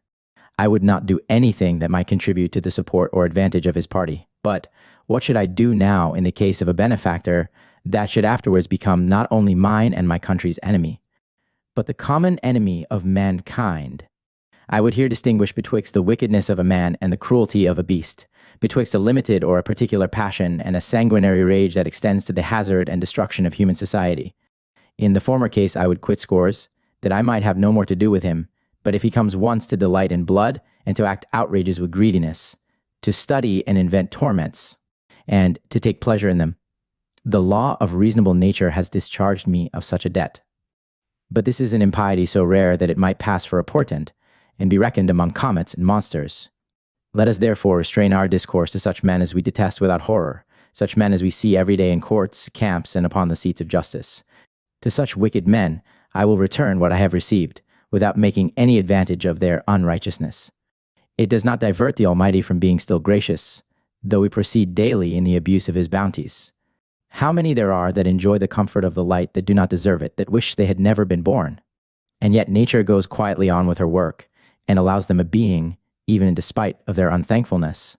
Such a knave, we cry, was better used than I, and the same complaint we extend to Providence itself. How many wicked men have good crops, when better than themselves have their fruits blasted? Such a man, we say, has treated me very ill. Why? What should we do? But that very thing which is done by God himself. That is to say, give to the ignorant, and persevere to the wicked. All our ingratitude, we see, does not turn Providence from pouring down of benefits, even upon those that question whence they come. The wisdom of heaven does all things with a regard to the good of the universe, and the blessings of nature are granted in common, to the worst as well as to the best of men, for they live promiscuously together, and it is God's will that the wicked shall rather fare the better for the good, than that the good shall fare the worse for the wicked. It is true that a wise prince will confer peculiar honors only upon the worthy, but in the dealing of a public dole. There is no respect had to the manners of the man, but a thief or traitor shall put in for a share as well as an honest man. If a good man and a wicked man sail both in the same bottom, it is impossible that the same wind which favors the one should cross the other. The common benefits of laws, privileges, communities, letters, and medicines are permitted to the bad as well as to the good, and no man ever yet suppressed a sovereign remedy for fear a wicked man might be cured with it. Cities are built for both sorts, and the same remedy works upon both alike. In these cases, we are to set an estimate upon the persons. There is a great difference betwixt the choosing of a man and the not excluding him. The law is open to the rebellious as well as to the obedient. There are some benefits which, if they were not allowed to all, could not be enjoyed by any. The sun was never made for me, but for the comfort of the world, and for the providential order of the seasons, and yet I am not without my private obligation also. To conclude, he that will oblige the wicked and the ungrateful must resolve to oblige nobody, for in some sort or another we are all of us wicked, we are all of us ungrateful, every man of us. We have been discoursing all this while how far a wicked man may be obliged, and the Stoics tell us at last that he cannot be obliged at all, for they make him incapable of any good, and consequently of any benefit. But he has this advantage, that if he cannot be obliged, he cannot be ungrateful, for if he cannot receive, he is not bound to return. On the other side, a good man and an ungrateful are a contradiction, so that at this rate there is no such thing as ingratitude in nature. They compare a wicked man's mind to a vitiated stomach. He corrupts whatever he receives, and the best nourishment turns to the disease. But taking this for granted, a wicked man may yet so far be obliged as to pass for ungrateful, if he does not requite what he receives, for though it be not a perfect benefit, yet he receives something like it. There are goods of the mind, the body, and of fortune. Of the first sort, fools and wicked men are wholly incapable. To the rest they may be admitted. But why should I call any man ungrateful, you will say, for not restoring that which I deny to be a benefit? I answer that if the receiver take it for a benefit and fails of a return, it is ingratitude in him, for that which goes for an obligation among wicked men is an obligation upon them, and they may pay one another in their own coin. The money is current, whether it be gold or leather, when it comes once to be authorized. Nay, Clemency carries it farther. He that is wanting, says he, to a kind office, though it be no benefit, would have done the same thing if it had been one, and is as guilty as a thief is, that has set his booty and is already armed and mounted with a purpose to seize it, though he has not yet drawn blood. Wickedness is formed in the heart, and the matter of fact is only the discovery and the execution of it. Now, though a wicked man cannot either receive or bestow a benefit, because he wants the will of doing good, and for that he is no longer wicked, when virtue has taken possession of him. Yet we commonly call it one, as we call a man illiterate that is not learned, and naked that is not well clad, not but that the one can read, and the other is covered. Chapter 15. A general view of the parts and duties of the benefactor. The three main points in the question of benefits are, first, a judicious choice in the object, secondly, in the matter of our benevolence, and thirdly, a grateful felicity in the manner of expressing it. But there are also incumbent upon the benefactor other considerations, which will deserve a place in this discourse. It is not enough to do one good turn, and to do it with a good grace too, unless we follow it with more, and without either upbraiding or repining. It is a common shift to charge that upon the ingratitude of the receiver, which, in truth, is most commonly the levity and indiscretion of the giver, for all circumstances must be duly weighed to consummate the action. Some there are that we find ungrateful, but what with our forwardness, change of humor, and reproaches, there are more that we make so. And this is the business. We give with design, and most to those that are able to give most again. We give to the covetous and to the ambitious, to those that can never be thankful, for their desires are insatiable, and to those that will not. He that is a tribune would be praetor, the praetor, a consul, never reflecting upon what he was, but only looking forward to what he would be. People are still computing. Must I lose this or that benefit? If it be lost, the fault lies in the ill bestowing of it, for rightly placed, it is as good as consecrated. If we be deceived in another, let us not be deceived in ourselves too. A charitable man will mend the matter, and say to himself, perhaps he has forgot it, perchance he could not, perhaps he will yet requite it. A patient creditor will, of an ill paymaster, in time make a good. 1. An obstinate goodness overcomes an ill disposition, as a barren soil is made fruitful by care and tillage. But let a man be never so ungrateful or inhuman, he shall never destroy the satisfaction of my having done a good office. But what if others will be wicked? Does it follow that we must be so too? If others will be ungrateful, must we therefore be inhuman? To give and to lose is nothing, but to lose and to give still is the part of a great mind. And the other's, in effect, is the greater loss, for the one does but lose his benefit, and the other loses himself. The light shines upon the profane and sacrilegious as well as upon the righteous. How many disappointments do we meet with in our wives and children, and yet we couple still. He that has lost one battle hazards another.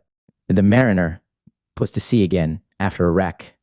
An illustrious mind does not propose the profit of a good office, but the duty. If the world be wicked, we should yet persevere in well-doing, even among evil men. I had rather never receive a kindness than never bestow one. Not to return a benefit is the greater sin, but not to confer it is the earlier. We cannot propose to ourselves a more glorious example than that of the Almighty, who neither needs nor expects anything from us. And yet, he is continually showering down and distributing his mercies and his grace among us, not only for our necessities, but also for our delights, as fruits and seasons, rain and sunshine, veins of water and of metal, and all this to the wicked as well as to the good, and without any other end than the common benefit of the receivers. With what face then can we be mercenary one to another, that have received all things from divine providence gratis? It is a common saying, I gave such or such a man so much money, I would I had thrown it into the sea. And yet the merchant trades again after a piracy, and the banker ventures afresh after a bad security. He that will do no good offices after a disappointment must stand still and do just nothing at all. The plough goes on after a barren year, and while the ashes are yet warm, we raise a new house upon the ruins of a former. What obligations can be greater than those which children receive from their parents, and yet should we give them over in their infancy, it were all to no purpose. Benefits, like grain, must be followed from the seed to the harvest. I will not so much as leave any place for ingratitude. I will pursue, and I will encompass the receiver with benefits, so that let him look which way he will, his benefactor shall be still in his eye, even when he would avoid his own memory. And then I will remit to one man because he calls for it, to another because he does not, to a third because he is wicked, and to a fourth because he is the contrary. I will cast away a good turn upon a bad man, and I will requite a good one, the one because it is my duty, and the other that I may not be in debt. I do not love to hear any man complain that he has met with a thankless man.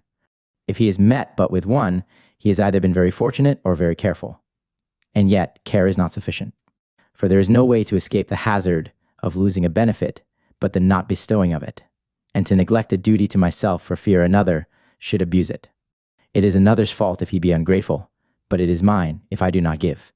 To find one thankful man, I will oblige a great many that are not so. The business of mankind would be at a stand if we should do nothing for fear of miscarriages in matters of certain event. I will try and believe all things before I give any man over, and do all that is possible that I may not lose a good office and a friend together. What do I know but he may misunderstand the obligation? Business may have put it out of his head, or taken him off from it. He may have slipped his opportunity. I will say, in excuse of human weakness, that one man's memory is not sufficient for all things. It is but a limited capacity, so as to hold only so much, and no more. And when it is once full, it must let out part of what it had to take in anything beside, and the last benefit ever sits closest to us. In our youth, we forget the obligations of our infancy, and when we are men, we forget those of our youth. If nothing will prevail, let him keep what he has and welcome, but let him have a care of returning evil for good, and making it dangerous for a man to do his duty. I would no more give a benefit for such a man than I would lend money to a beggarly spendthrift, or deposit any in the hands of a known knight of the post. However the case stands, an ungrateful person is never the better for a reproach. If he be already hardened in his wickedness, he gives no heed to it. And if he be not, it turns a doubtful modesty into an incorrigible impudence. Beside that, he watches for all ill words to pick a quarrel with them. As the benefactor is not to upbraid a benefit, so neither to delay it, the one is tiresome, and the other odious. We must not hold men in hand, as physicians and surgeons do their patients, and keep them longer in fear and pain than needs, only to magnify the cure. A generous man gives easily, and receives as he gives, but never exacts. He rejoices in the return, and judges favorably of it whatever it be, and contents himself with bare thanks for a requital. It is a harder matter with some to get the benefit after it is promised than the first promise of it. There must be so many friends made in the case. One must be desired to solicit another, and he must be entreated to move a third, and a fourth must be at last besought to receive it, so that the author, upon the upshot, has the least share in the obligation. It is then welcome when it comes free, and without deduction, and no man either to intercept or hinder, or to detain it. And let it be of such a quality, too, that it be not only delightful in the receiving, but after it is received. Which it will certainly be, if we do but observe this rule, never to do anything for another which we would not honestly desire for ourselves. Chapter 16. How the receiver ought to behave himself. There are certain rules in common betwixt the giver and the receiver. We must do both cheerfully, that the giver may receive the fruit of his benefit in the very act of bestowing it. It is a just ground of satisfaction to see a friend pleased, but it is much more to make him so. The intention of the one is to be suited to the intention of the other, and there must be an emulation betwixt them, whether shall oblige most. Let the one say that he has received a benefit, and let the other persuade himself that he has not returned it. Let the one say, I am paid, and the other, I am yet in your debt. Let the benefactor acquit the receiver, and the receiver bind himself. The frankness of the discharge heightens the obligation. It is in conversation as in a tennis court. Benefits are to be tossed like balls. The longer the rest, the better are the gamesters. The giver, in some respect, has the odds, because as in a race he starts first, and the other must use great diligence to overtake him. The return must be larger than the first obligation to come up to it, and it is a kind of ingratitude not to render it with interest. In a matter of money, it is a common thing to pay a debt out of course, and before it be due, but we count ourselves to owe nothing for a good office, whereas the benefit increases by delay. So insensible are we of the most important affair of human life. That man were doubtless in a miserable condition, that could neither see, nor hear, nor taste, nor feel, nor smell. But how much more unhappy is he then, that, wanting a sense of benefits, loses the greatest comfort in nature in the bliss of giving and receiving them. He that takes a benefit as it is meant is in the right, for the benefactor has then his end, and his only end when the receiver is grateful. The more glorious part in appearance is that of the giver, but the receiver has undoubtedly the harder game to play in many regards. There are some from whom I would not accept of a benefit, that is to say, from those upon whom I would not bestow one. For why should I not scorn to receive a benefit where I am ashamed to own it? And I would yet be more tender too, where I receive, than where I give. For it is no torment to be in debt where a man has no mind to pay, as it is the greatest delight imaginable to be engaged by a friend, whom I should yet have a kindness for, if I were never so much disobliged. It is a pain to an honest and a generous mind to lie under a duty of affection against inclination. I do not speak here of wise men, that love to do what they ought to do, that have their passions at command, that prescribe laws to themselves and keep them when they have done, but of men in a state of imperfection, that may have a good will perhaps to be honest, and yet be overborne by the contumacy of their affections. We must therefore have a care to whom we become obliged, and I would be much stricter yet in the choice of a creditor for benefits than for money. In the one case, it is but paying what I had, and the debt is discharged. In the other, I do not only owe more, but when I have paid that, I am still in arrear, and this law is the very foundation of friendship. I will suppose myself a prisoner, and a notorious villain offers to lay down a good sum of money for my redemption. First, shall I make use of this money or not? Secondly, if I do, what return shall I make him for it? To the first point, I will take it, but only as a debt, not as a benefit, that shall ever tie me to a friendship with him. And secondly, my acknowledgement shall be only correspondent to such an obligation. It is a school question, whether, or not Brutus, that thought Caesar not fit to live, and put himself at the head of a conspiracy against him, could honestly have received his life from Caesar, if he had fallen into Caesar's power, without examining what reason moved him to that action. How great a man soever he was in other cases, without dispute he was extremely out in this, and below the dignity of his profession. For a Stoic to fear the name of a king, when yet monarchy is the best state of government, or there to hope for liberty, where so great rewards are propounded, both for tyrants and their slaves, for him to imagine ever to bring the laws to their former state, where so many thousand lives had been lost in the contest, not so much whether they should serve or not, but who should be their master. He was strangely mistaken in the nature and reason of things to fancy that when Julius was gone, somebody else would not start up in his place, when there was yet a Tarquin found, after so many kings that were destroyed, either by sword or thunder. And yet the resolution is, that he might have received it, but not as a benefit, for at that rate I owe my life to every man that does not take it away.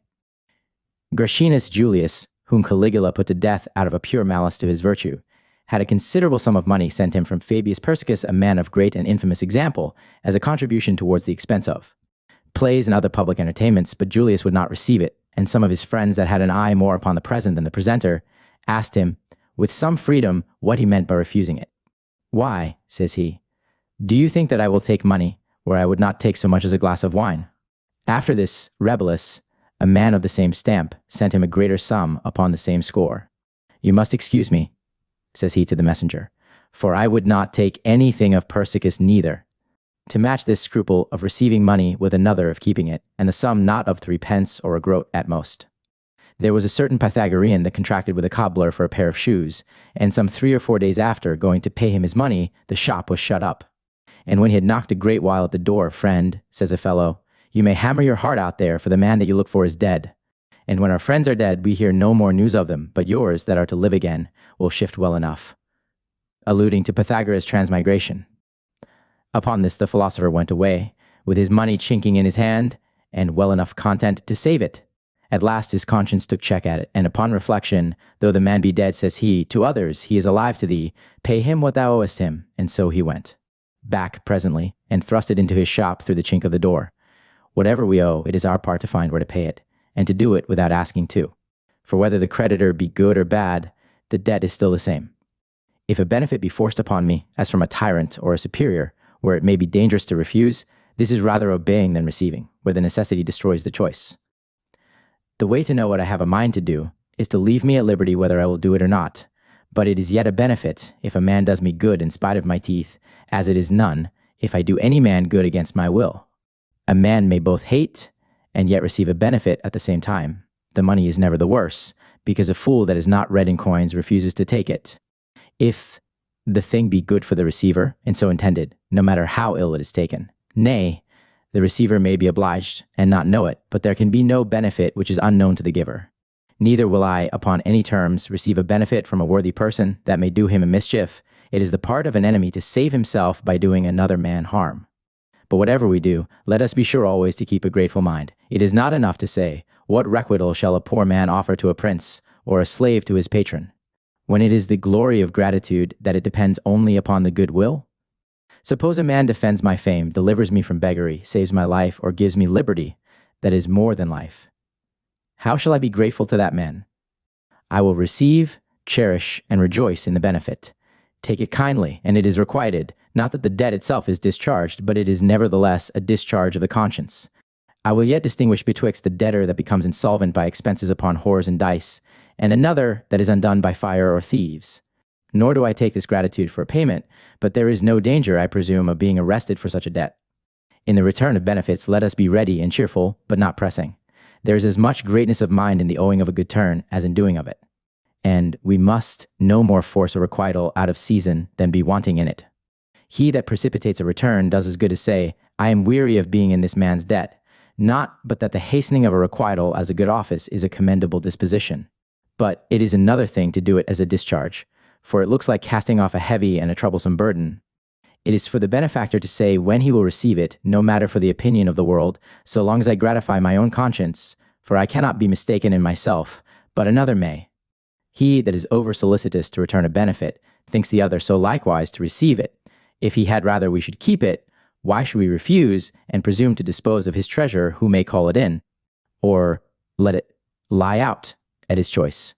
It is as much a fault to receive what I ought not, as not to give what I ought. For the giver has the privilege of choosing his own time of receiving.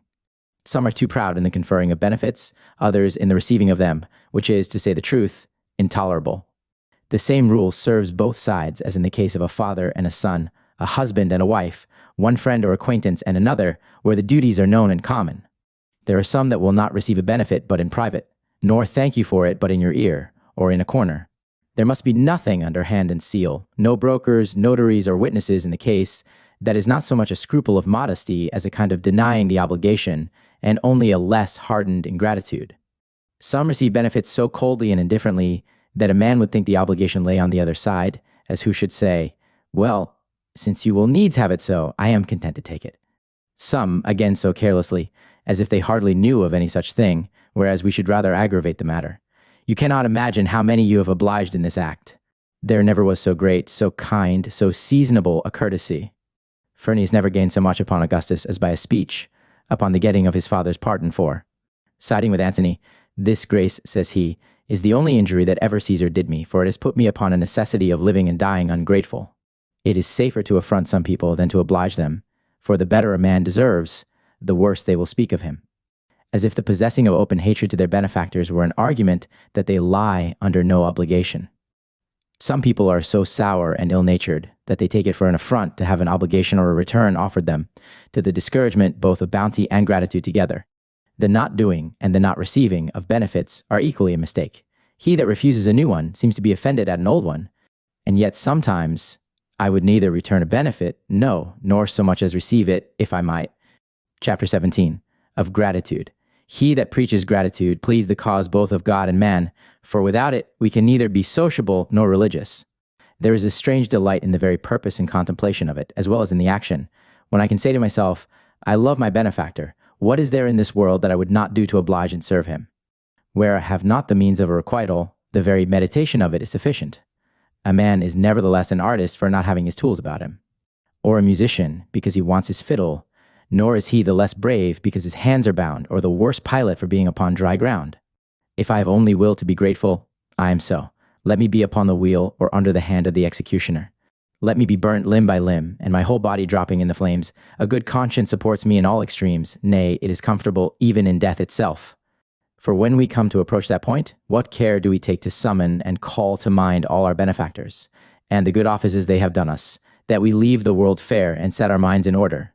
Without gratitude, we can neither have security, peace, nor reputation, and it is not therefore the less desirable, because it draws many adventitious benefits along with it. Suppose the sun, the moon, and the stars had no other business than only to pass over our heads, without any effect upon our minds or bodies, without any regard to our health, fruits, or seasons, a man could hardly lift up his eyes towards the heavens without wonder and veneration, to see so many millions of radiant lights, and to observe their courses and revolutions, even without any respect to the common good of the universe. But when we come to consider that providence and nature are still at work when we sleep, with the admirable force and operation of their influences and motions, we cannot then but acknowledge their ornament to be the least part of their value, and that they are more to be esteemed for their virtues than for their splendor. Their main end and use is matter of life and necessity, though they may seem to us more considerable for their majesty and beauty. And so it is with gratitude. We love it rather for secondary ends than for itself. No man can be grateful without contemning those things that put the common people out of their wits. We must go into banishment, lay down our lives, beggar, and expose ourselves to reproaches. Nay, it is often seen that loyalty suffers the punishment due to rebellion, and that treason receives the rewards of fidelity. As the benefits of it are many and great, so are the hazards, which is the case more or less of all other virtues, and it were hard, if this, above the rest, should be both painful and fruitless, so that though we may go currently on with it in a smooth way, we must yet prepare and resolve, if need be, to force our passage to it. Even if the way were covered with thorns and serpents, and fall back, fall edge, we must be grateful still. Grateful for the virtue's sake, and grateful over and above upon the point of interest, for it preserves old friends and gains new ones. It is not our business to fish for one benefit with another, and by bestowing a little to get more, or to oblige for any sort of expedience, but because I ought to do it, and because I love it. And that to such a degree, that if I could not be grateful without appearing the contrary, if I could not return a benefit without being suspected of doing an injury, in despite of infamy itself, I would yet be grateful. No man is greater in my esteem than he that ventures the fame to preserve the conscience of an honest man. The one is but imaginary, the other solid and inestimable. I cannot call him grateful, who in the instant of returning one benefit has his eye upon another. He that is grateful for profit or fear is like a woman that is honest only upon the score of reputation. As gratitude is a necessary and a glorious, so it is also an obvious, a cheap and an easy virtue, so obvious, that wheresoever there is a life, there is a place for it. So cheap that the covetous man may be grateful without expense, and so easy that the sluggard may be so, likewise, without labor. And yet it is not without its niceties too, for there may be a time, a place or occasion wherein I ought not to return a benefit, nay, wherein I may better disown it than deliver it. Let it be understood, by the way, that it is one thing to be grateful for a good office, and another thing to return it. The goodwill is enough in one case, being as much as the one side demands and the other promises, but the effect is requisite in the other. The physician that has done his best is acquitted though the patient dies, and so is the advocate, though the client may lose his cause. The general of an army, though the battle be lost, is yet worthy of commendation, if he has discharged all the parts of a prudent commander. In this case, the one acquits himself, though the other be never the better for it. He is a grateful man that is always willing and ready, and he that seeks for all means and occasions of requiting a benefit, though without attaining his end, does a great deal more than the man that, without any trouble, makes an immediate return. Suppose my friend a prisoner, and that I have sold my estate for his ransom, I put to sea in foul weather. And upon a coast that is pestered with pirates, my friend happens to be redeemed before I come to the place. My gratitude is as much to be esteemed as if he had been a prisoner.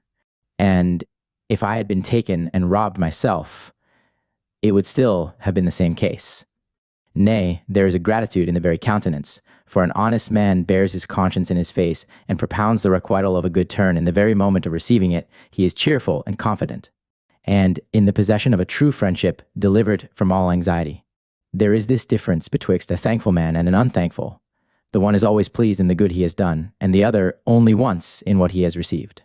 There must be a benignity in the estimation even of the smallest offices, and such a modesty as appears to be obliged in whatsoever it gives, as is indeed a very great benefit, the opportunity of doing a good office to a worthy man. He that attends to the present and remembers what is past shall never be ungrateful. But who shall judge in the case? For a man may be grateful without making a return, and ungrateful with it. Our best way is to help everything by a fair interpretation, and wheresoever there is a doubt, to allow it the most favorable construction, for he that is exceptious at words or looks has a mind to pick a quarrel. For my own part, when I come to cast up my account and know what I owe and to whom, though I make my return sooner to some and later to others as occasion or fortune will give me leave, yet I will be just to all. I will be grateful to God, to man, to those that have obliged me, nay, even to those that have obliged my friends.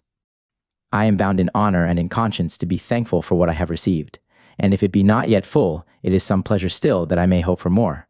For the requital of a favor there must be virtue, occasion, means, and fortune.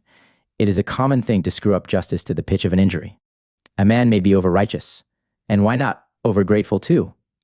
There is a mischievous excess that borders so close upon ingratitude that it is no easy matter to distinguish the one from the other, but in regard that there is good will in the bottom of it, however distempered, for it is effectually but kindness out of the wits. We shall discourse it under the title of Gratitude Mistaken. Chapter 18. Gratitude Mistaken. To refuse a good office, not so much because we do not need it, as because we would not be indebted for it, is a kind of fantastical ingratitude, and somewhat akin to that nicety of humor. On the other side of being over-grateful, only it lies another way, and seems to be the more pardonable ingratitude of the two. Some people take it for a great instance of their goodwill to be wishing their benefactors such or such a mischief, only, forsooth, that they themselves may be the happy instruments of their release.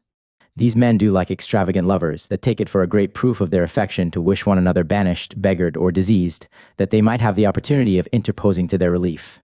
What difference is there betwixt such wishing and cursing, such an affection and a mortal hatred? The intent is good, you will say, but this is a misapplication of it. Let such a one fall into my power, or into the hands of his enemies, his creditors, or the common people, and no mortal be able to rescue him but myself. Let his life, his liberty, and his reputation lie all at stake, and no creature but myself in condition to succor him. And why all this, but because he has obliged me, and I would requite him? If this be gratitude to propound jails, shackles, slavery, war, beggary, to the man that you would requite, what would you do where you are ungrateful? This way of proceeding, over and above that it is impious in itself, is likewise over-hasty and unseasonable. For he that goes too fast is as much to blame as he that does not move at all, to say nothing of the injustice. For if I had never been obliged, I should never have wished it. There are seasons wherein a benefit is neither to be received nor requited. To press a return upon me when I do not desire it is unmannerly, but it is worse to force me to desire it. How rigorous would he be to exact a requital, who is thus eager to return it? To wish a man in distress that I may relieve him is first to wish him miserable. To wish that he may stand in need of anybody is against him, and to wish that he may stand in need of me is for myself. So that my business is not so much a charity to my friend as the cancelling of a bond, nay, it is halfway the wish of an enemy. It is barbarous to wish a man in chains, slavery, or want, only to bring him out again. Let me rather wish him powerful and happy, and myself indebted to him. By nature we are prone to mercy, humanity, compassion. May we be excited to be more so by the number of the grateful. May their number increase, and may we have no need of trying them.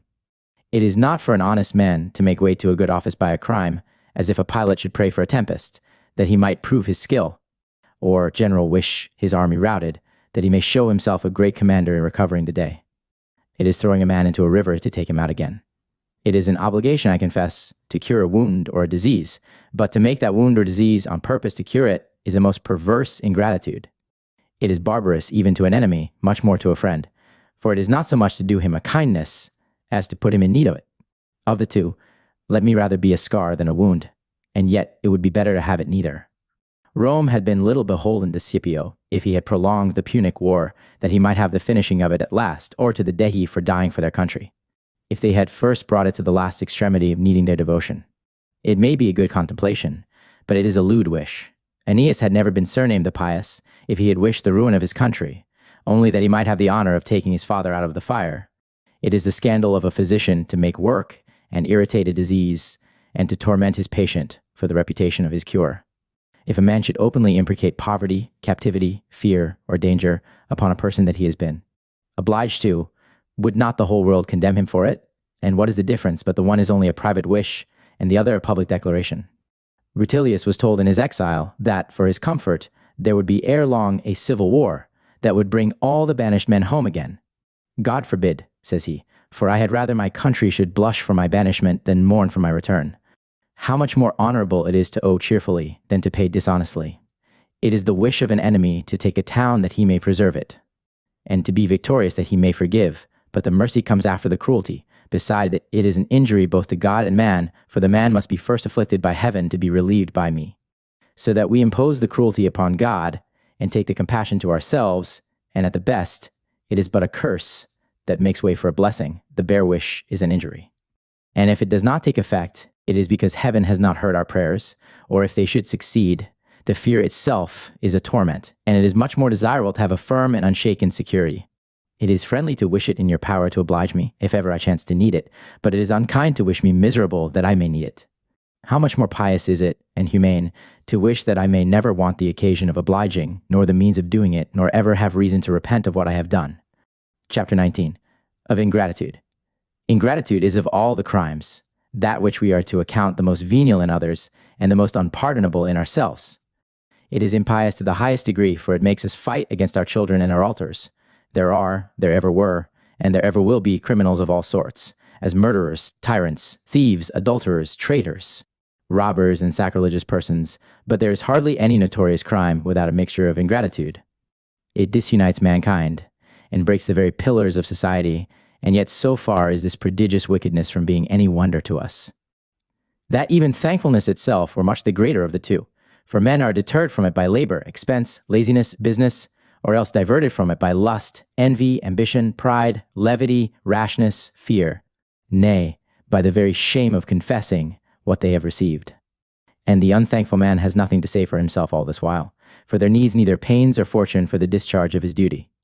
Beside the inward anxiety and torment, when a man's conscience makes him afraid of his own thoughts. To speak against the ungrateful is to rail against mankind, for even those that complain are guilty. Nor do I speak only of those that do not live up to the strict rule of virtue, but mankind itself is degenerated and lost. We live unthankfully in this world, and we go struggling and murmuring out of it, dissatisfied with our lot, whereas we should be grateful for the blessings we have enjoyed. An account that's sufficient, which Providence has provided for us, a little more time may make our lives longer, but not happier, and whensoever it is the pleasure of God to call us. We must obey, and yet all this while we go on quarreling at the world for what we find in ourselves, and we are yet more unthankful to heaven than we are to one another. What benefit can be great now to that man that despises the bounties of his Maker? We would be as strong as elephants, as swift as bucks, as light as birds. And we complain that we have not the sagacity of dogs, the sight of eagles, the long life of ravens, nay, that we are not immortal, and endued with the knowledge of things to come. Nay, we take it ill, that we are not gods upon earth, never considering the advantages of our condition, or the benignity of Providence in the comforts that we enjoy. We subdue the strongest of creatures and overtake the fleetest. We reclaim the fiercest and outwit the craftiest. We are within 1 degree of heaven itself, and yet we are not satisfied. Since there is not any one creature which we had rather be, we take it ill that we cannot draw the united excellencies of all other creatures into ourselves. Why are we not rather thankful to that goodness which has subjected the whole creation to our use and service? The principal causes of ingratitude are pride and self-conceit, avarice, envy, etc. It is a familiar exclamation. It is true he did this or that for me, but it came so late, and it was so little, I had even as good have been without it, if he had not given it to me. He must have given it to somebody else. It was nothing out of his pocket. Nay, we are so ungrateful, that he that gives us all we have, if he leaves anything to himself, we reckon that he does us an injury. It cost Julius Caesar his life by the disappointment of his insatiable companions, and yet he reserved nothing of all that he got to himself but the liberty of disposing of it. There is no benefit so large, but malignity will still lessen it, none so narrow, which a good interpretation will not enlarge. No man shall ever be grateful that views a benefit on the wrong side, or takes a good office by the wrong handle. The avaricious man is naturally ungrateful, for he never thinks he has enough, but, without considering what he has, only minds what he covets. Some pretend want of power to make a competent return, and you shall find in others a kind of graceless modesty that makes a man ashamed of requiting an obligation, because it is a confession that he has received one. Not to return one good office for another is inhuman, but to return evil for good is diabolical. There are too many even of this sort, who, the more they owe, the more they hate. There is nothing more dangerous than to oblige those people, for when they are conscious of not paying the debt, they wish the creditor out of the way. It is a mortal hatred, that which arises from the shame of an abused benefit. When we are on the asking side, what a deal of cringing there is and profession. Well, I shall never forget this favor. It will be an eternal obligation to me. But within a while the note is changed, and we hear no more words of it, until, by little and little, it is all quite forgotten. So long as we stand in need of a benefit, there is nothing dearer to us, nor anything cheaper when we have received it. And yet a man may as well refuse to deliver up a sum of money that is left him in trust without a suit, as not to return a good office without asking. And when we have no value any farther for the benefit, we do commonly care as little for the author. People follow their interest. One man is grateful for his convenience, and another man is ungrateful for the same reason. Some are ungrateful to their own country, and their country no less ungrateful to others, so that the complaint of ingratitude reaches all men. Doth not the son wish for the death of his father, the husband for that of his wife, etc.? But who can look for gratitude in an age of so many gaping and craving appetites, where all people take and none give? In an age of license to all sorts of vanity and wickedness, as lust, gluttony, avarice, envy, ambition, sloth, insolence, levity, contumacy, fear, rashness, private discords and public evils, extravagant and groundless wishes, vain confidences, sickly affections, shameless impieties, rapine authorized, and the violation of all things, sacred and profane. Obligations are pursued with sword and poison, benefits are turned into crimes, and that blood most seditiously spilt for which every honest man should expose his own. Those that should be the preservers of their country are the destroyers of it, and it is a matter of dignity to trample upon the government. The sword gives the law, and mercenaries take up arms against their masters. Among these turbulent and unruly motions, what hope is there of finding honesty or good faith, which is the quietest of all virtues? There is no more lively image of human life than that of a conquered city. There is neither mercy, modesty, nor religion, and if we forget our lives, we may well forget our benefits. The world abounds with examples of ungrateful persons, and no less with those of ungrateful governments. Was not Catiline ungrateful, whose malice aimed not only at the mastering of his country, but at the total destruction of it by calling in an inveterate and vindictive enemy from beyond the Alps, to wreak their long-thirsted for revenge, and to sacrifice the lives of as many noble Romans as might serve to answer and appease the ghosts of the slaughtered Gauls? Was not Marius ungrateful, that, from a common soldier being raised up to a consul, not only gave the world for civil bloodshed and massacres, but was himself the sign of the execution? And every man he met in the streets, to whom he did not stretch out his right hand, was murdered? And was not Sylla ungrateful too, that when he had waded up to the gates in human blood, carried the outrage into the city, and there most barbarously cut 2 entire legions to pieces in a corner, not only after the victory, but most perfidiously after quarter given them? Good God, that ever any man should not only escape with impunity, but receive a reward for so horrid a villainy. Was not Pompey ungrateful too, who, after 3 consulships, 3 triumphs, and so many honors, usurped before his time, split the commonwealth into 3 parts, and brought it to such a pass that there was no hope of safety but by slavery only, forsooth, to abate the envy of his power, he took other partners with him into the government, as if that which was not lawful for anyone might have been allowable for more, dividing and distributing the provinces, and breaking all into a triumvirate, reserving still 2 parts of the 3 in his own family. And was not Caesar ungrateful also, though to give him his due, he was a man of his word, merciful in his victories, and never killed any man but with his sword in his hand? Let us therefore forgive one another. Only 1 word more now for the shame of ungrateful governments. Was not Camillus banished, Scipio dismissed, and Cicero exiled and plundered?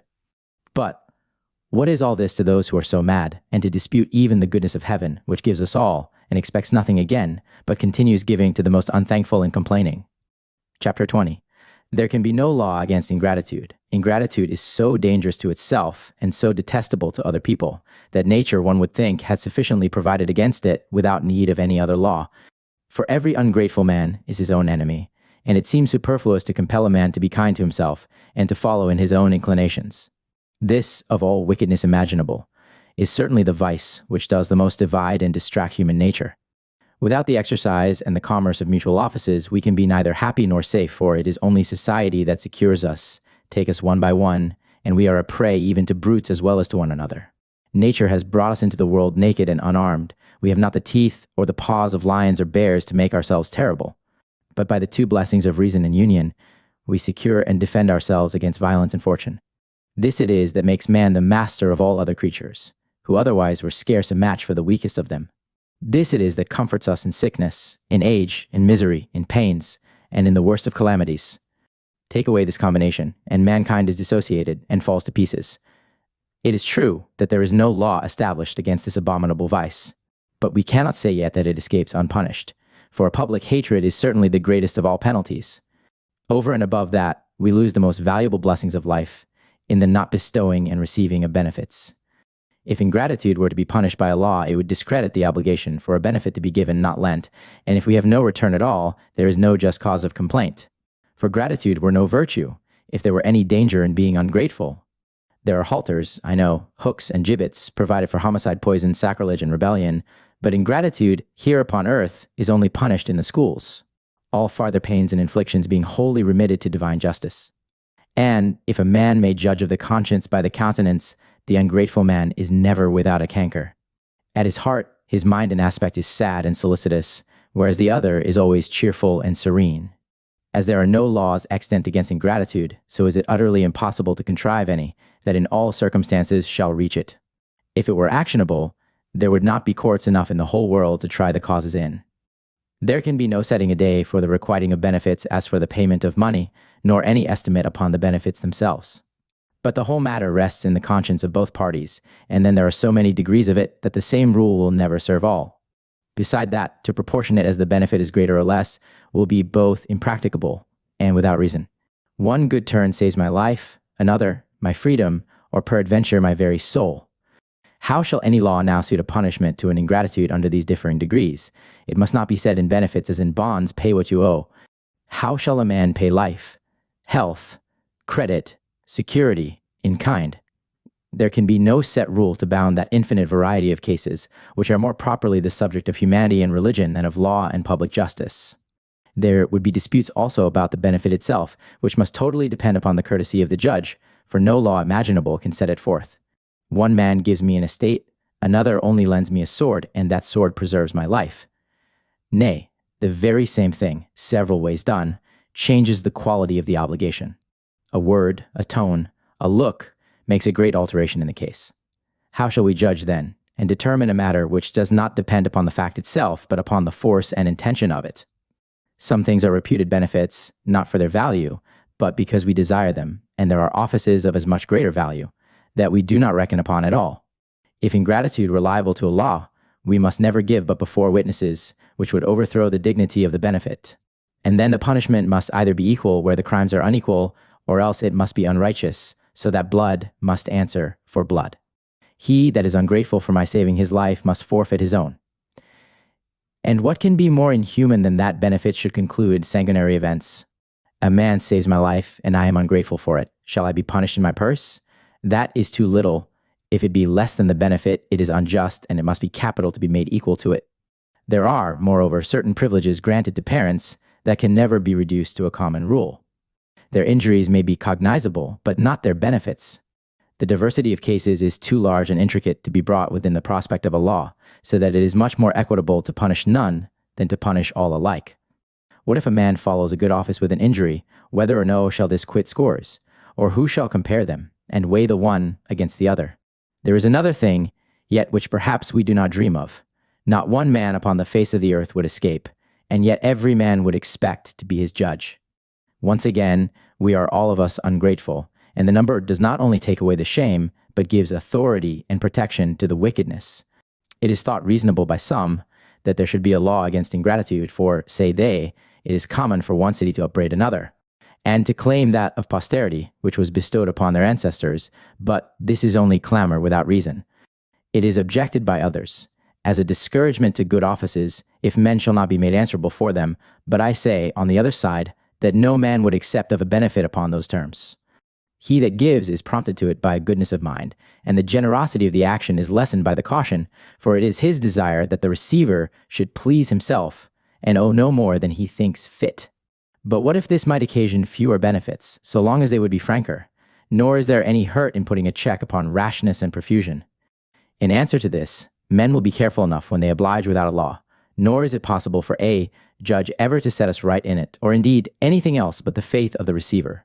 The honor of a benefit is this way preserved, which is otherwise profaned when it comes to the mercenary, and made matter of contention. We are even forward enough of ourselves to wrangle without necessary provocations.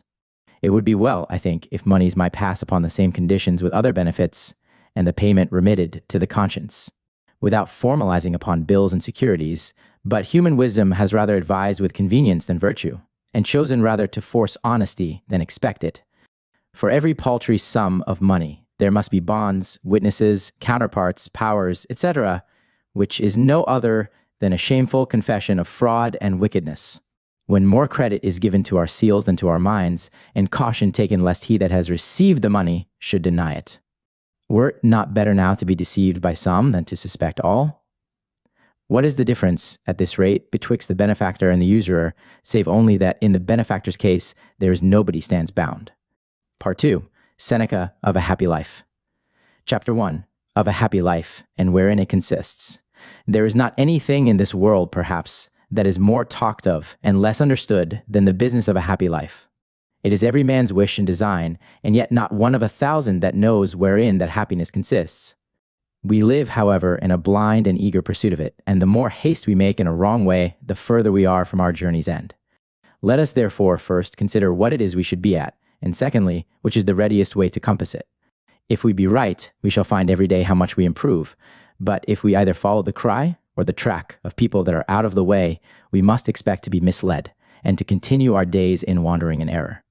Wherefore, it highly concerns us to take along with us a skillful guide, for it is not in this, as in other voyages, where the highway brings us to our place of repose, or if a man should happen to be out, where the inhabitants might set him right again, but on the contrary, the beaten road is here the most dangerous, and the people, instead of helping us, misguide us.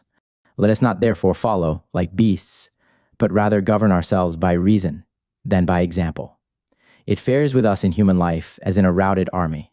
One stumbles first, and then another falls upon him, and so they follow, one upon the neck of another, until the whole field comes to be but one heap of miscarriages.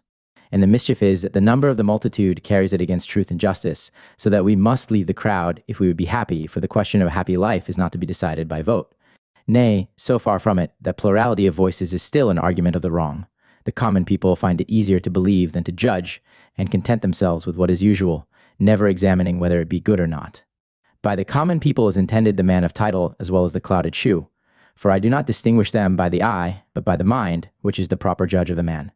Worldly felicity, I know, makes the head giddy, but if ever a man comes to himself again, he will confess that whatsoever he has done, he wishes undone, and that the things he feared were better than those he prayed for.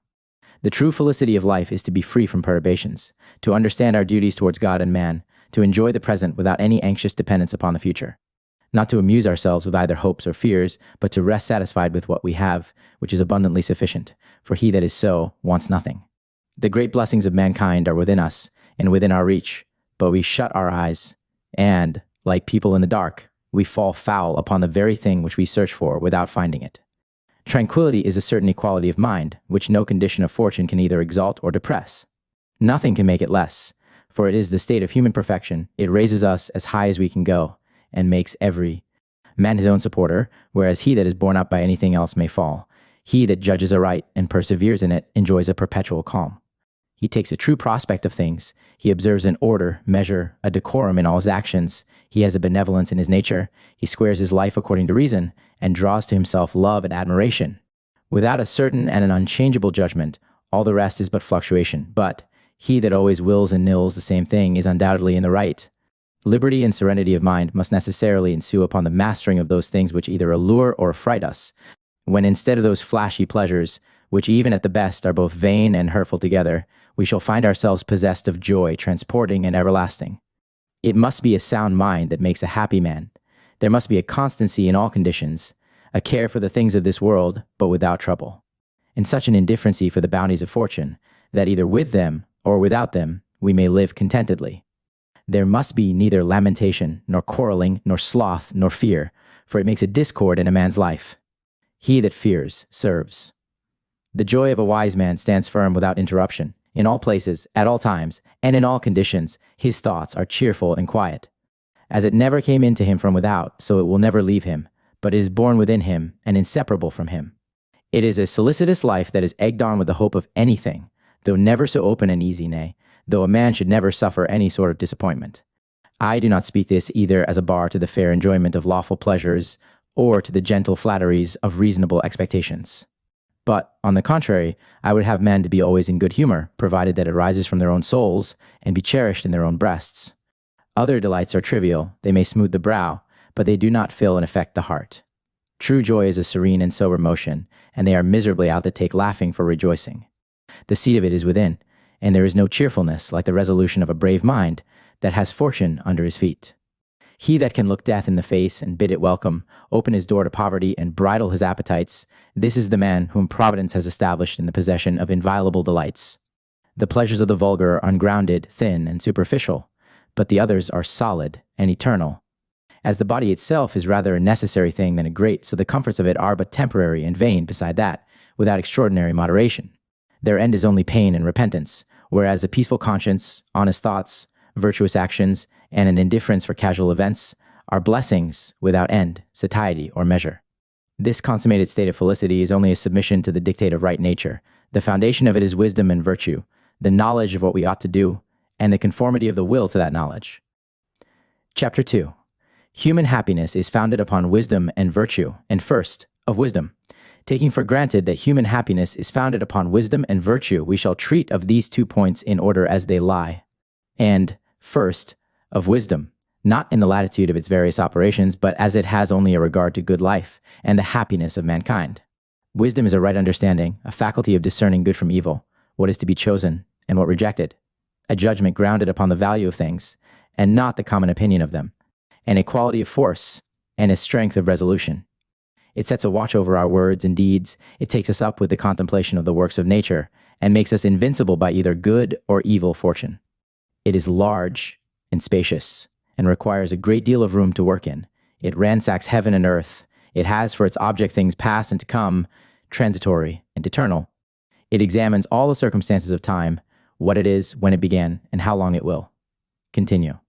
And so for the mind, whence it came, what it is, when it begins, how long it lasts, whether or not it passes from one form to another, or serves only one, and wanders when it leaves us, whether it abides in a state of separation, and what the action of it, what use it makes of its liberty, whether or not it retains the memory of things past, and comes to the knowledge of itself.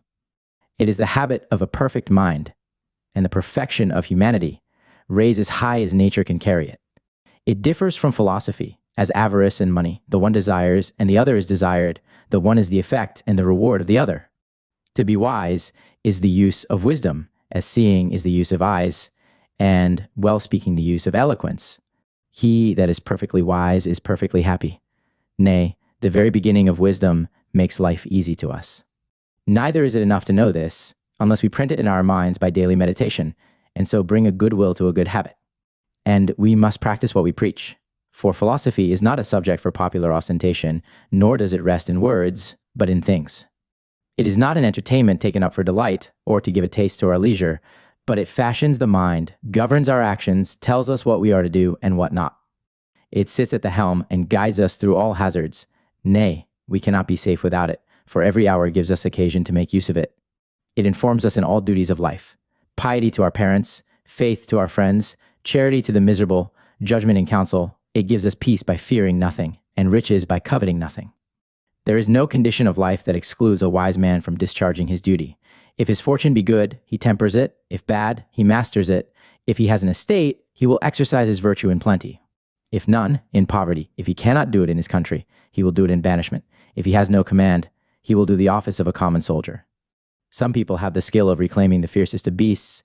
They will make a lion embrace his keeper, a tiger kiss him, and an elephant kneel to him. This is the case of a wise man in the extremest difficulties. Let them be never so terrible in themselves. When they come to him once, they are perfectly tame.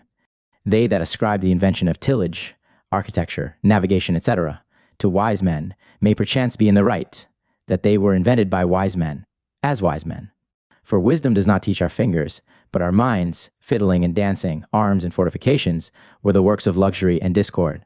But wisdom instructs us in the way of nature, and in the arts of unity and concord, not in the instruments, but in the government of life, not to make us live only, but to live happily. She teaches us what things are good, what evil, and what only appear so, and to distinguish betwixt true greatness and humor. She clears our minds of dross and vanity. She raises up our thoughts to heaven and carries them down to hell. She discourses of the nature of the soul, the powers and faculties of it, the first principles of things. The order of providence.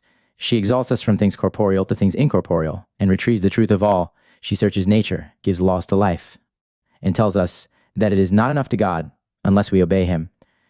She looks upon all accidents as acts of providence, sets a true value upon things, delivers us from false opinions, and condemns all pleasures that are attended with repentance. She allows nothing to be good that will not be so forever, no man to be happy but that needs no other happiness than what he has within himself. This is the felicity of human life, a felicity that can neither be corrupted nor extinguished. It inquires into the nature of the heavens, the influence of the stars, how far they operate upon our minds and bodies, which thoughts, though they do not form our manners, they do yet raise and dispose us for glorious things. It is agreed upon all hands that right reason is the perfection of human nature, and wisdom only the dictate of it. The greatness that arises from it is solid and unmovable, the resolutions of wisdom being free, absolute, and constant, whereas folly is never long pleased with the same thing, but still shifting of counsels and sick of itself. There can be no happiness without constancy and prudence, for a wise man is to write without a blot, and what he likes, once he approves forever. He admits of nothing that is either evil or slippery, but marches without staggering or stumbling, and is never surprised. He lives always true and steady to himself, and whatsoever befalls him, this great artificer of both fortunes turns to advantage. He that demurs and hesitates is not yet composed. But wheresoever virtue interposes upon the main, there must be concord and consent in the parts, for all virtues are in agreement, as well as all vices are at variance. A wise man, in what condition soever he is, will be still happy, for he subjects all things to himself, because he submits himself to reason, and governs his actions by counsel, not by passion. He is not moved with the utmost violence of fortune, nor with the extremities of fire and sword, whereas a fool is afraid of his own shadow, and surprised at ill accidents, as if they were all leveled at him. He does nothing unwillingly, for whatever he finds necessary, he makes it his choice. He propounds to himself the certain scope and end of human life. He follows that which conduces to it, and avoids that which hinders it. He is content with his lot, whatever it be, without wishing what he has not, though of the two he had rather abound than want. The great business of his life, like that of nature, is performed without tumult or noise. He neither fears danger or provokes it, but it is his caution, not any want of courage, for captivity, wounds and chains, he only looks upon as false and lymphatic terrors. He does not pretend to go through with whatever he undertakes, but to do that well which he does. Arts are but the servants, wisdom commands, and where the matter fails it is none of the workman's fault. He is cautelous in doubtful cases, in prosperity temperate and resolute in adversity, still making the best of every condition and improving all occasions to make them serviceable to his fate. Some accidents there are, which I confess may affect him, but not overthrow him, as bodily pains, loss of children and friends, the ruin and desolation of a man's country. One must be made of stone or iron, not to be sensible of these calamities, and beside, it were no virtue to bear them, if a body did not feel them. There are 3 degrees of proficience in the school of wisdom. The first are those that come within sight of it, but not up to it. They have learned what they ought to do, but they have not put their knowledge in practice. They are past the hazard of a relapse, but they have still the grudges of a disease, though they are out of the danger of it. By disease, I do understand an obstinacy in evil or an ill habit that makes us over-eager upon things which are either not much to be desired or not at all. A second sort are those that have subjected their appetites for a season, but are yet in fear of falling back. A third sort are those that are clear of many vices, but not of all. They are not covetous, but perhaps they are choleric, nor lustful, but perchance ambitious. They are firm enough in some cases, but weak enough in others. There are many that despise death and yet shrink at pain. There are diversities in wise men, but no inequalities. One is more affable, another more ready, a third a better speaker, but the felicity of them all is equal. It is in this, as in heavenly bodies, there is a certain state in greatness. In civil and domestic affairs, a wise man may stand in need of counsel, as of a physician, an advocate, a solicitor. But in greater matters, the blessing of wise men rests in the joy they take in the communication of their virtues. If there were nothing else in it, a man would apply himself to wisdom, because it settles him in a perfect tranquility of mind. Chapter 3. There can be no happiness without virtue. Virtue is that perfect good which is the complement of a happy life, the only immortal thing that belongs to mortality. It is the knowledge both of others and itself. It is an invincible. Greatness of mind, not to be elevated or dejected with good or ill fortune. It is sociable and gentle, free, steady, and fearless, content within itself, full of inexhaustible delights, and it is valued for itself. One may be a good physician, a good governor, a good grammarian, without being a good man, so that all things from without are only accessories, for the seat of it is a pure and holy mind. It consists in a congruity of actions which we can never expect so long as we are distracted by our passions. Not but that a man may be allowed to change color and countenance, and suffer such impressions as are properly a kind of natural force upon the body, and not under the dominion of the mind, but all this while I will have his judgment firm, and he shall act steadily and boldly, without wavering betwixt the motions of his body and those of his mind. It is not a thing indifferent, I know, whether a man lies at ease upon a bed, or in torment upon a wheel, and yet the former may be the worse of the two, if he suffer the latter with honor, and enjoy the other with infamy. It is not the matter, but the virtue, that makes the action good or ill, and he that is led in triumph may be yet greater than his conqueror. When we come once to value our flesh above our honesty, we are lost, and yet I would not press upon dangers, no, not so much as upon inconveniences, unless where the man and the brute come in competition. And in such a case, rather than make a forfeiture of my credit, my reason, or my faith, I would run all extremities. They are great blessings to have tender parents, dutiful children, and to live under a just and well-ordered government. Now, would it not trouble even a virtuous man to see his children butchered before his eyes, his father made a slave, and his country overrun by a barbarous enemy? There is a great difference betwixt the simple loss of a blessing and the succeeding of a great mischief in the place of it, over and above. The loss of health is followed with sickness, and the loss of sight with blindness, but this does not hold in the loss of friends and children. Where there is rather something to the contrary to supply that loss, that is to say, virtue, which fills the mind, and takes away the desire of what we have not. What matters it whether the water be stopped or not, so long as the fountain is safe? Is a man ever the wiser for a multitude of friends, or the more foolish for the loss of them? So neither is he the happier, nor the more miserable. Short life, grief, and pain are accessions that have no effect at all upon virtue. It consists in the action, and not in the things we do, in the choice itself, and not in the subject matter of it. It is not a despicable body or condition, nor poverty, infamy, or scandal that can obscure the glories of virtue. But a man may see her through all oppositions, and he that looks diligently into the state of a wicked man will see the canker at his heart, through all the false and dazzling splendors of greatness and fortune. We shall then discover our childishness, in setting our hearts upon things trivial and contemptible, and in the selling of our very country and parents for a rattle. And what is the difference in effect betwixt old men and children, but that the one deals in paintings and statues and the other in babies, so that we ourselves are only the more expensive fools?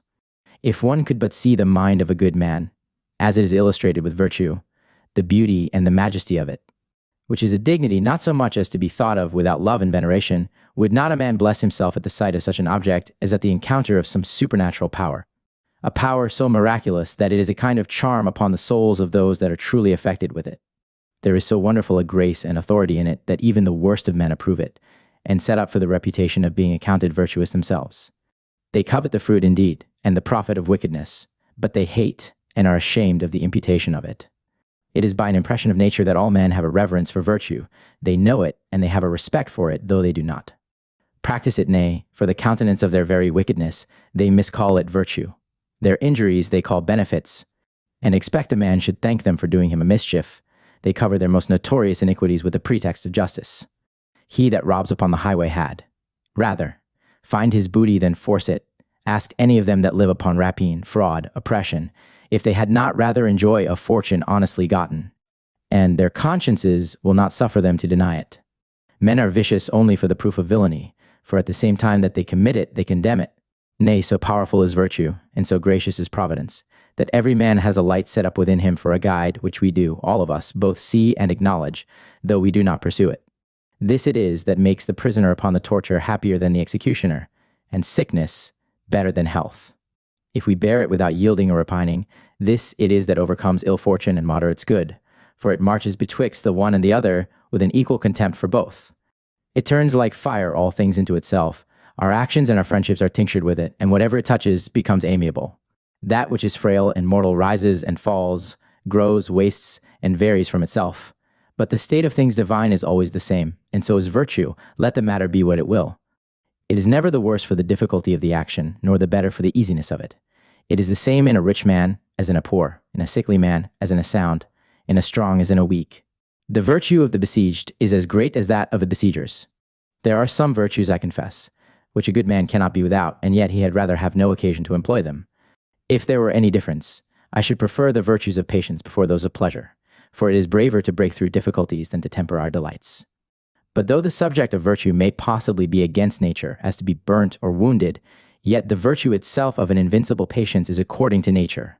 We may seem, perhaps, to promise more than human nature is able to perform, but we speak with a respect to the mind and not to the body. If a man does not live up to his own rules, it is something yet to have virtuous meditations and good purposes, even without acting. It is generous, the very adventure of being good, and the bare proposal of an eminent course of life, though beyond the force of human frailty to accomplish. There is something of honor yet in the miscarriage, nay, in the naked contemplation of it. I would receive my own death with as little trouble as I would hear of another man's. I would bear the same mind whether I be rich or poor, whether I get or lose in the world what I have. I will neither sordidly spare or prodigally squander away. And I will reckon upon benefits well placed as the fairest part of my possession, not valuing them by number or weight, but by the profit and esteem of the receiver, accounting myself never the poorer for that which I give to a worthy person. What I do shall be done for conscience, not ostentation. I will eat and drink, not to gratify my palate or only to fill and empty, but to satisfy nature. I will be cheerful to my friends, mild and placable to my enemies. I will prevent an honest request if I can foresee it, and I will grant it without asking. I will look upon the whole world as my country, and upon the gods, both as the witnesses and the judges of my words and deeds. I will live and die with this testimony, that I loved good studies and a good conscience, that I never invaded another man's liberty, and that I preserved my own. I will govern my life and my thoughts as if the whole world were to see the one and to read the other. For what does it signify to make anything a secret to my neighbor, when to God, who is the searcher of our hearts, all our privacies are open? Virtue is divided into two parts, contemplation and action. The one is delivered by institution, the other by admonition. One part of virtue consists in discipline, the other in exercise. For we must first learn and then practice. The sooner we begin to apply ourselves to it, and the more haste we make, the longer shall we enjoy the comforts of a rectified mind. Nay, we have the fruition of it in the very act of forming it. But it is another sort of delight, I must confess, that arises from a contemplation of a soul which is advanced into the possession of wisdom and virtue. If it was so great a comfort to us to pass from the subjection of our childhood into a state of liberty and business, how much greater will it be when we come to cast off the boyish levity of our minds and range ourselves among the philosophers? We are past our minority, it is true, but not our indiscretions, and, which is yet worse, we have the authority of seniors and the weaknesses of children. I might have said of infants, for every little thing frights the one, and every trivial fancy the other. Whoever studies this point well will find that many things are the less to be feared the more terrible they appear. To think anything good that is not honest, or to reproach Providence, for good men suffer many inconveniences. But virtue, like the sun, goes on still with her work, let the air be never so cloudy, and finishes her course, extinguishing likewise all other splendors and oppositions. Insomuch that calamity is no more to a virtuous mind than a shower into the sea. That which is right is not to be valued by quantity, number, or time. A life of a day may be as honest as a life of 100 years, but yet virtue in one man may have a larger field to show itself in than in another. One man, perhaps, may be in a station to administer unto cities and kingdoms, to contrive good laws, create friendships, and do beneficial offices to mankind. For virtue is open to all, as well to servants and exiles, as to princes. It is profitable to the world and to itself, at all distances and in all conditions, and there is no difficulty can excuse a man from the exercise of it, and it is only to be found in a wise man, though there may be some faint resemblances of it in the common people. The Stoics hold all virtues to be equal, but yet there is great variety in the matter they have to work upon, according as it is larger or narrower, illustrious or less noble, of more or less extent. As all good men are equal, that is to say, as they are good, but yet one may be young, another old, one may be rich, another poor, one eminent and powerful, another unknown and obscure. There are many things which have little or no grace in themselves, and are yet glorious and remarkable by virtue. Nothing can be good which gives neither greatness nor security to the mind, but, on the contrary, infects it with insolence, arrogance, and tumor. Nor does virtue dwell upon the tip of the tongue, but in the temple of a purified heart. He that depends upon any other good becomes covetous of life, and what belongs to it, which exposes a man to appetites that are vast, unlimited, and intolerable. Virtue is free and indefatigable, and accompanied with concord and gracefulness, whereas pleasure is mean, servile, transitory, tiresome, and sickly and scarce, outlives the tasting of it. It is the good of the belly, and not of the man, and only the felicity of brutes. Who does not know that fools enjoy their pleasures, and that there is great variety in the entertainments of wickedness? Nay, the mind itself has its variety of perverse pleasures as well as the body, as insolence, self-conceit, pride, garrulity, laziness, and the abusive wit of turning everything into ridicule, whereas virtue weighs all this, and corrects it. It is the knowledge both of others and of itself. It is to be learned from itself, and the very will itself may be taught, which will cannot be right, unless the whole habit of the mind be right from whence the will comes. It is by the impulse of virtue that we love virtue, so that the very way to virtue lies by virtue, which takes in also at a view the laws of human life. Neither are we to value ourselves upon a day or an hour or any one action, but upon the whole habit of the mind. Some men do one thing bravely, but not another. They will shrink at infamy and bear up against poverty. In this case, we commend the fact and despise the man. The soul is never in the right place until it be delivered from the cares of human affairs. We must labor and climb the hill, if we will arrive at virtue, whose seat is upon the top of it. He that masters avarice, and is truly good, stands firm against ambition. He looks upon his last hour not as a punishment, but as the equity of a common fate. He that subdues his carnal lusts shall easily keep himself untainted with any other, so that reason does not encounter this or that vice by itself, but beats down all at a blow. What does he care for ignominy, that only values himself upon conscience, and not opinion? Socrates looked a scandalous death in the face with the same constancy that he had before practiced towards the 30 tyrants. His virtue consecrated the very dungeon, as Cato's repulse was Cato's honor and the reproach of the government.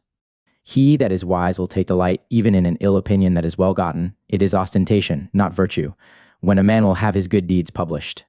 And it is not enough to be just where there is honor to be gotten, but to continue so, in defiance of infamy and danger. But virtue cannot lie hid, for the time will come that shall raise it again, even after it is buried, and deliver it from the malignity of the age that oppressed it. Immortal glory is the shadow of it, and keeps it company whether we will or not, but sometimes the shadow goes before the substance, and other whiles it follows it. And the later it comes, the larger it is, when even envy itself shall have given way to it. It was a long time that Democritus was taken for a madman, and before Socrates had any esteem in the world. How long was it before Cato could be understood? Nay, he was affronted, contemned, and rejected, and the people never knew the value of him until they had lost him. The integrity and courage of mad Rutilius had been forgotten but for his sufferings. I speak of those that fortune has made famous for their persecutions, and there are others also that the world never took notice of until they were dead, as Epicurus and Metrodorus, that were almost wholly unknown, even in the place where they lived. Now, as the body is to be kept in upon the downhill and forced upwards, so there are some virtues that require the rein and others the spur. In liberality, temperance, gentleness of nature, we are to check ourselves for fear of falling, but in patience, resolutions, and perseverance, where we are to mount the hill, we stand in need of encouragement. Upon this division of the matter, I had rather steer the smoother course than pass through the experiments of sweat and blood. I know it is my duty to be content in all conditions, but yet, if it were at my election, I would choose the fairest. When a man comes once to stand in need of fortune, his life is anxious, suspicious, timorous, dependent upon every moment, and in fear of all accidents. How can that man resign himself to God, or bear his lot, whatever it be, without murmuring, and cheerfully submit to Providence that shrinks at every motion of pleasure or pain? It is virtue alone that raises us above griefs, hopes, fears, and chances, and makes us not only patient, but willing, as knowing that whatever we suffer is according to the decree of heaven. He that is overcome with pleasure, so contemptible and weak an enemy, what will become of him when he comes to grapple with dangers, necessities, torments, death, and the dissolution of nature itself? Wealth, honor, and favor may come upon a man by chance, nay, they may be cast upon him without so much as looking after them. But virtue is the work of industry and labor, and certainly it is worth a while to purchase that good which brings all others along with it. A good man is happy within himself, and independent upon fortune, kind to his friend, temperate to his enemy, religiously just, indefatigably laborious, and he discharges all duties with a constancy and congruity of actions. Chapter 4. Philosophy is the guide of life. If it be true that the understanding and the will are the two eminent faculties of the reasonable soul, it follows necessarily that wisdom and virtue, which are the best improvements of these two faculties, must be the perfection also of our reasonable being, and consequently the undeniable foundation of a happy life. There is not any duty to which providence has not annexed a blessing, nor any institution of heaven which, even in this life, we may not be the better for. Not any temptation, either of fortune or of appetite, that is not subject to our reason, nor any passion or affliction for which virtue has not provided a remedy. So that it is our own fault if we either fear or hope for anything, which two affections are the root of all our miseries. From this general prospect of the foundation of our tranquility, we shall pass by degrees to a particular consideration of the means by which it may be procured, and of the impediments that obstruct it, beginning with that philosophy which principally regards our manners, and instructs us in the measures of a virtuous and quiet life. Philosophy is divided into moral, natural, and rational. The first concerns our manners, the second searches the works of nature, and the third furnishes us with propriety of words and arguments, and the faculty of distinguishing, that we may not be imposed upon with tricks and fallacies. The causes of things fall under natural philosophy, arguments under rational, and actions under moral. Moral philosophy is again divided into matter of justice, which arises from the estimation of things and of men, and into affections and actions. And a failing in any one of these disorders all the rest. For what does it profit us to know the true value of things, if we be transported by our passion? Or to master our appetites without understanding the when, the what, the how, and other circumstances of our proceedings? For it is one thing to know the rate and dignity of things, and another to know the little nicks and springs of acting. Natural philosophy is conversant about things corporeal and incorporeal, the disquisition of causes and effects, and the contemplation of the cause of causes. Rational philosophy is divided into logic and rhetoric. The one looks after words, sense, and order. The other treats barely of words and the significations of them. Socrates places all philosophy and morals and wisdom in the distinguishing of good and evil. It is the art and law of life, and it teaches us what to do in all cases, and, like good marksmen, to hit the white at any distance. The force of it is incredible, for it gives us in the weakness of a man the security of a spirit. In sickness it is as good as a remedy to us, for whatsoever eases the mind is profitable also to the body. The physician may prescribe diet and exercise, and accommodate his rule and medicine to the disease, but it is philosophy that must bring us to a contempt of death, which is the remedy of all diseases. In poverty it gives us riches, or such a state of mind as makes them superfluous to us. It arms us against all difficulties. One man is pressed with death, another with poverty, some with envy, others are offended at providence and unsatisfied with the condition of mankind.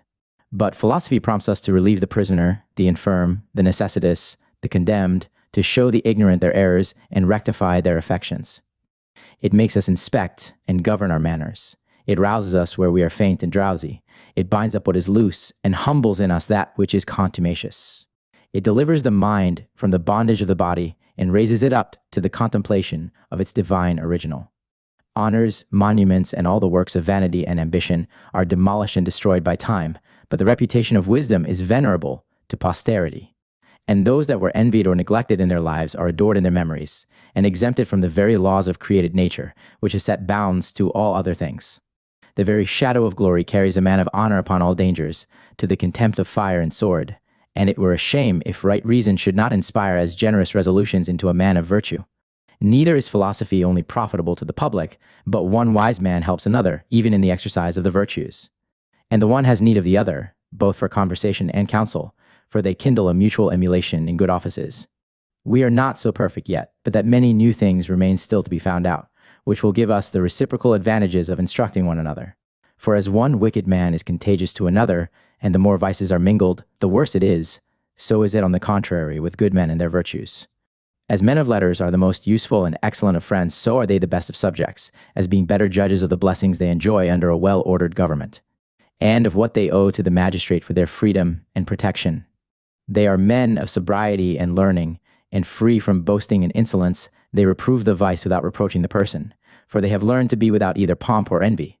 That which we see in high mountains we find in philosophers. They seem taller near at hand than at a distance. They are raised above other men, but their greatness is substantial. Nor do they stand upon tiptoe, that they may seem higher than they are, but, content with their own stature, they reckon themselves tall enough when fortune cannot reach them. Their laws are short, and yet comprehensive too, for they bind all. It is the bounty of nature that we live, but of philosophy that we live well, which is in truth a greater benefit than life itself. Not but that philosophy is also the gift of heaven so far as to the faculty, but not to the science, for that must be the business of industry. No man is born wise, but wisdom and virtue require a tutor, though we can easily learn to be vicious without a master. It is philosophy that gives us a veneration for God, a charity for our neighbor, that teaches us our duty to heaven, and exhorts us to an agreement one with another. It unmasks things that are terrible to us, assuages our lusts, refutes our errors, restrains our luxury, reproves our avarice, and works strangely upon tender natures. I could never hear Atlas, says Seneca, upon the vices of the age and the errors of life, without a compassion for mankind, and in his discourses upon poverty, there was something methought that was more than human. More than we use, says he, is more than we need, and only a burden to the bearer. That saying of his put me out of countenance at the superfluities of my own fortune. And so in his invectives against vain pleasures, he did at such a rate advance the felicities of a sober table, a pure mind, and a chaste body, that a man could not hear him without a love for continence and moderation. Upon these lectures of his, I denied myself, for a while after, certain delicacies that I had formerly used. But in a short time I felt them again, though so sparingly, that the proportion came little short of a total abstinence. Now, to show you, says our author, how much earnester my entrance upon philosophy was than my progress, my tutor Socian gave me a wonderful kindness for Pythagoras, and after him for Sextius. The former forbore shedding of blood upon his metempsychosis, and put men in fear of it, lest they should offer violence to the souls of some of their departed friends or relations. Whether, says he, there be a transmigration or not, if it be true, there is no hurt; if false, there is frugality, and nothing is gotten by cruelty, neither but the cozening a wolf, perhaps, or a vulture of a supper. Now Sextius abstained upon another account, which was, that he would not have men inured to hardness of heart by the laceration and tormenting of living creatures. Beside, that nature had sufficiently provided for the sustenance of mankind without blood. This wrought upon me so far that I gave over eating of flesh, and in 1 year I made it not only easy to me, but pleasant. My mind, methought, was more at liberty, and I am still of the same opinion, but I gave it over nevertheless. And the reason was this: it was imputed as a superstition to the Jews, the forbearance of some sorts of flesh, and my father brought me back again to my old custom, that I might not be thought tainted with their superstition. Nay, and I had much ado to prevail upon myself to suffer it too. I make use of this instance to show the aptness of youth to take good impressions, if there be a friend at hand to press them. Philosophers are the tutors of mankind. If they have found out remedies for the mind, it must be our part to employ them. I cannot think of Cato, Laelius, Socrates, Plato without veneration. Their very names are sacred to me. Philosophy is the health of the mind. Let us look to that health first, and in the second place to that of the body, which may be had upon easier terms. For a strong arm, a robust constitution, or the skill of procuring this, is not a philosopher's business. He does some things as a wise man, and other things as he is a man, and he may have strength of body as well as of mind. But if he runs, or casts the sledge, it were injurious to ascribe that to his wisdom, which is common to the greatest of fools. He studies rather to fill his mind and his coffers, and he knows that gold and silver were mingled with dirt, until avarice or ambition parted them. His life is ordinate, fearless, equal, secure. He stands firm in all extremities, and bears the lot of his humanity with a divine temper. There is a great difference betwixt the splendor of philosophy and of fortune. The one shines with an original light, the other with a borrowed one, beside that it makes us happy and immortal, for learning shall outlive palaces and monuments. The house of a wise man is safe, though narrow. There is neither noise nor furniture in it, no porter at the door, nor anything that is either vendible or mercenary, nor any business of fortune. For she has nothing to do where she has nothing to look after. This is the way to heaven which nature has chalked out, and is both secure and pleasant. There needs no train of servants, no pomp or equipage, to make good our passage. No money or letters of credit for expenses upon the voyage, but the graces of an honest mind will serve us upon the way, and make us happy at our journey's end. To tell you my opinion now of the liberal sciences, I have no great esteem for anything that terminates in profit or money, and yet I shall allow them to be so far beneficial, as they only prepare the understanding without detaining it. They are but the rudiments of wisdom, and only then to be learned when the mind is capable of nothing better, and the knowledge of them is better worth the keeping than the acquiring. They do not so much as pretend to the making of us virtuous, but only to give us an aptitude of disposition to be so. The grammarian's business lies in a syntax of speech, or if you proceed to history or the measuring of a verse, he is at the end of his line. But what signifies a congruity of periods, the computing of syllables, or the modifying of numbers, to the taming of our passions, or the repressing of our lusts? The philosopher proves the body of the sun to be large, but for the true dimensions of it we must ask the mathematician. Geometry and music, if they do not teach us to master our hopes and fears, all the rest is to little purpose. What does it concern us which was the elder of the two, Homer or Hesiod, or which was the taller, Helen or Hecuba? We take a great deal of pains to trace Ulysses in his wanderings. But were it not time as well spent to look to ourselves that we may not wander at all? Are not we ourselves tossed with tempestuous passions, and both assaulted by terrible monsters on the one hand and tempted by sirens on the other? Teach me my duty to my country, to my father, to my wife, to mankind. What is it to me whether Penelope was honest or not? Teach me to know how to be so myself, and to live according to that knowledge. What am I the better for putting so many parts together in music, and raising a harmony out of so many different tones? Teach me to tune my affections and to hold constant to myself. Geometry teaches me the art of measuring acres. Teach me to measure my appetites, and to know when I have enough. Teach me to divide with my brother, and to rejoice in the prosperity of my neighbor. You teach me how I may hold my own and keep my estate, but I would rather learn how I may lose it all, and yet be contented. It is hard, you will say, for a man to be forced from the fortune of his family. This estate, it is true, was my father's, but whose was it in the time of my grandfather? I do not only say, what man's was it, but what nation's? The astrologer tells me of Saturn and Mars in opposition, but I say, let them be as they will. Their courses and their positions are ordered them by an unchangeable decree of fate. Either they produce and point out the effects of all things, or else they signify them. If the former, what are we the better for the knowledge of that which must of necessity come to pass? If the latter, what does it avail us to foresee what we cannot avoid, so that whether we know or not know, the event will still be the same? He that designs the institution of human life should not be over-curious of his words. It does not stand with his dignity to be solicitous about sounds and syllables, and to debase the mind of man with trivial things, placing wisdom in matters that are rather difficult than great. If it be eloquent, it is his good fortune, not his business. Subtle disputations are only the sport of wits, that play upon the catch, and are fitter to be contemned than resolved. Were not I a madman to sit wrangling about words, and putting of nice and impertinent questions, when the enemy has already made the breach, the town fired over my head, and the mine ready to play, that shall blow me up into the air? Were this a time for fooleries? Let me rather fortify myself against death and inevitable necessities. Let me understand that the good of life does not consist in the length or space, but in the use of it. When I go to sleep, who knows whether I shall ever wake again? And when I wake, whether ever I shall sleep again? When I go abroad, whether ever I shall come home again? And when I return, whether ever I shall go abroad again? It is not at sea only that life and death are within a few inches one of another, but they are as near everywhere else too, only we do not take so much notice of it. What have we to do with frivolous and captious questions and impertinent niceties? Let us rather study how to deliver ourselves from sadness, fear, and the burden of all our secret lusts. Let us pass over all our most solemn levities and make haste to a good life, which is a thing that presses us. Shall a man that goes for a midwife stand gaping upon a post to see what play today, or, when his house is on fire, stay the curling of a periwig before he calls for help?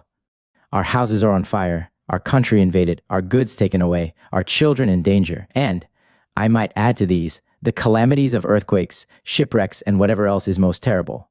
Is this a time for us now to be playing fast and loose with idle questions, which are in effect so many unprofitable riddles? Our duty is the cure of the mind, rather than the delight of it, but we have only the words of wisdom without the works, and turn philosophy into a pleasure that was given for a remedy. What can be more ridiculous than for a man to neglect his manners and compose his style? We are sick and ulcerous, and must be lanced and scarified. And every man has as much business within himself as a physician in a common pestilence. Misfortunes, in fine, cannot be avoided, but they may be sweetened, if not overcome, and our lives may be made happy by philosophy. Chapter 5. The Force of Precepts. There seems to be so near an affinity betwixt wisdom, philosophy, and good counsels, that it is rather matter of curiosity than of profit to divide them, philosophy. Being only a limited wisdom, and good counsels a communication of that wisdom, for the good of others, as well as of ourselves, and to posterity, as well as to the present. The wisdom of the ancients, as to the government of life, was no more than certain precepts, what to do and what not.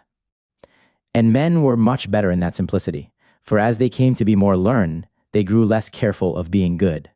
That plain and open virtue is now turned into a dark and intricate science, and we are taught to dispute rather than to live. So long as wickedness was simple, simple remedies also were sufficient against it, but now it has taken root and spread, we must make use of stronger.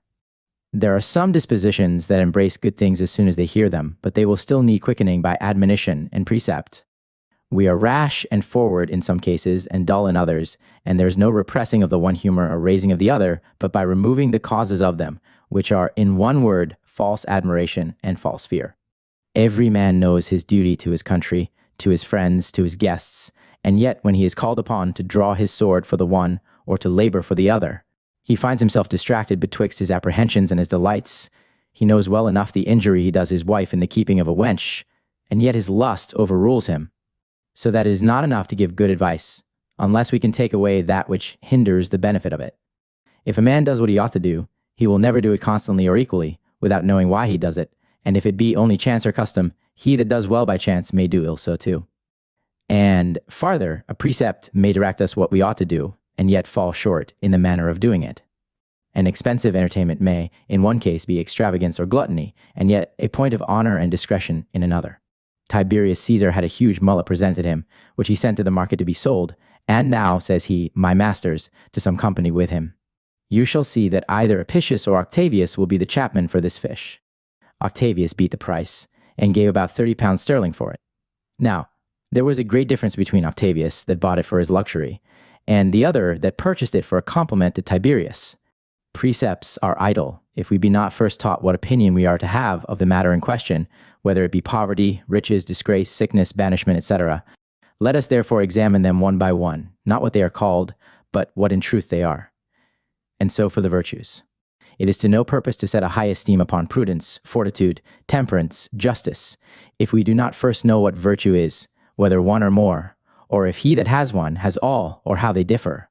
Precepts are of great weight, and a few useful ones at hand do more toward a happy life than whole volumes or cautions that we know not where to find. These salutary precepts should be our daily meditation, for they are the rules by which we ought to square our lives.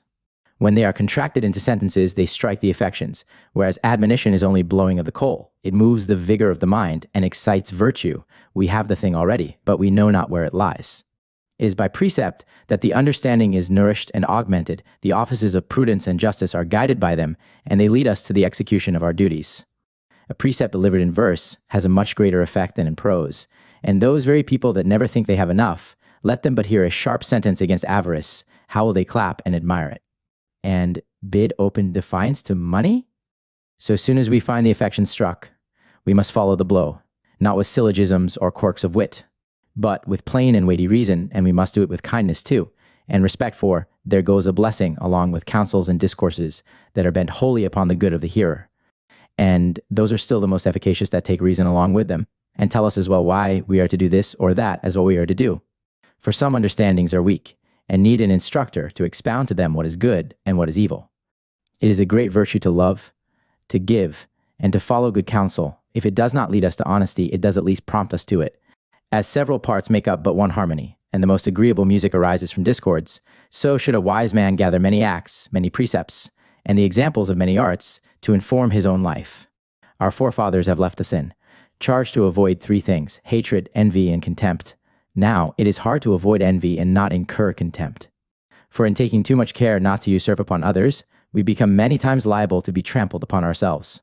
Some people are afraid of others, because it is possible that others may be afraid of them, but let us secure ourselves upon all hands, for flattery is as dangerous as contempt. It is not to say, in case of admonition, I knew this before, for we know many things, but we do not think of them, so that it is the part of a monitor, not so much to teach as to mind us of our duties. Sometimes a man oversees that which lies just under his nose, otherwhile he is careless, or pretends not to see it. We do all know that friendship is sacred, and yet we violate it, and the greatest libertine expects that his own wife should be honest. Good counsel is the most needful service that we can do mankind, and if we give it to many, it will be sure to profit some, for of many trials, some or other will undoubtedly succeed. He that places a man in the possession of himself does a great thing, for wisdom does not show itself so much in precept as in life. In a firmness of mind and a mastery of appetite, it teaches us to do as well as to talk, and to make our words and actions all of a color. If that fruit be pleasantest, which we gather from a tree of our own planting, how much greater delight shall we take in the growth and increase of good manners of our own forming? It is an eminent mark of wisdom for a man to be always like himself. You shall have some that keep a thrifty table, and lavish out upon building, profuse upon themselves, and forbid to others. niggardly at home, and lavish abroad. This diversity is vicious, and the effect of a dissatisfied and uneasy mind, whereas every wise man lives by rule. This disagreement of purposes arises from hence, either that we do not propound to ourselves what we would be at, or if we do, that we do not pursue it, but pass from one thing to another, and we do not only change neither, but return to the very thing which we had both quitted and condemned. In all our undertakings, let us first examine our own strength, the enterprise next, and thirdly, the persons with whom we have to do. The first point is most important, for we are apt to overvalue ourselves and reckon that we can do more than indeed we can. One man sets up for a speaker and is out as soon as he opens his mouth. Another overcharges his estate, perhaps, or his body. A bashful man is not fit for public business. Some, again, are too stiff and peremptory for the court. Many people are apt to fly out in their anger, nay, and in a frolic too. If any sharp thing fall in their way, they will rather venture a neck than lose a jest. These people had better be quiet in the world than busy. Let him that is naturally choleric and impatient avoid all provocations. And those affairs also that multiply and draw on more, and those also from which there is no retreat.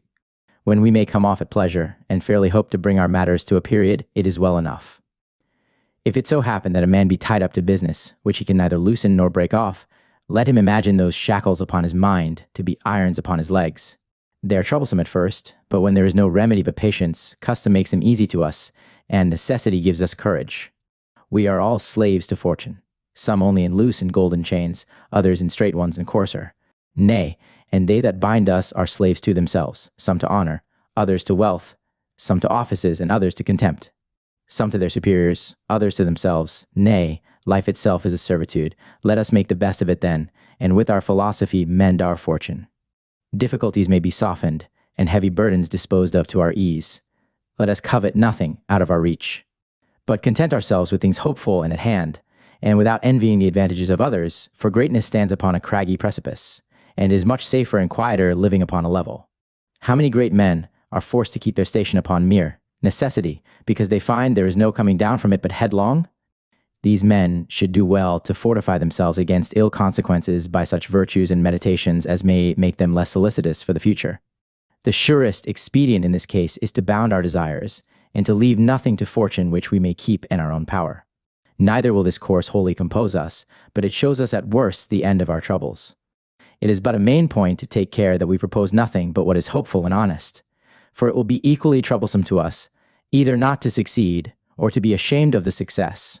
Wherefore let us be sure not to admit any ill design into our heart, that we may lift up pure hands to heaven, and ask nothing which another shall be a loser by.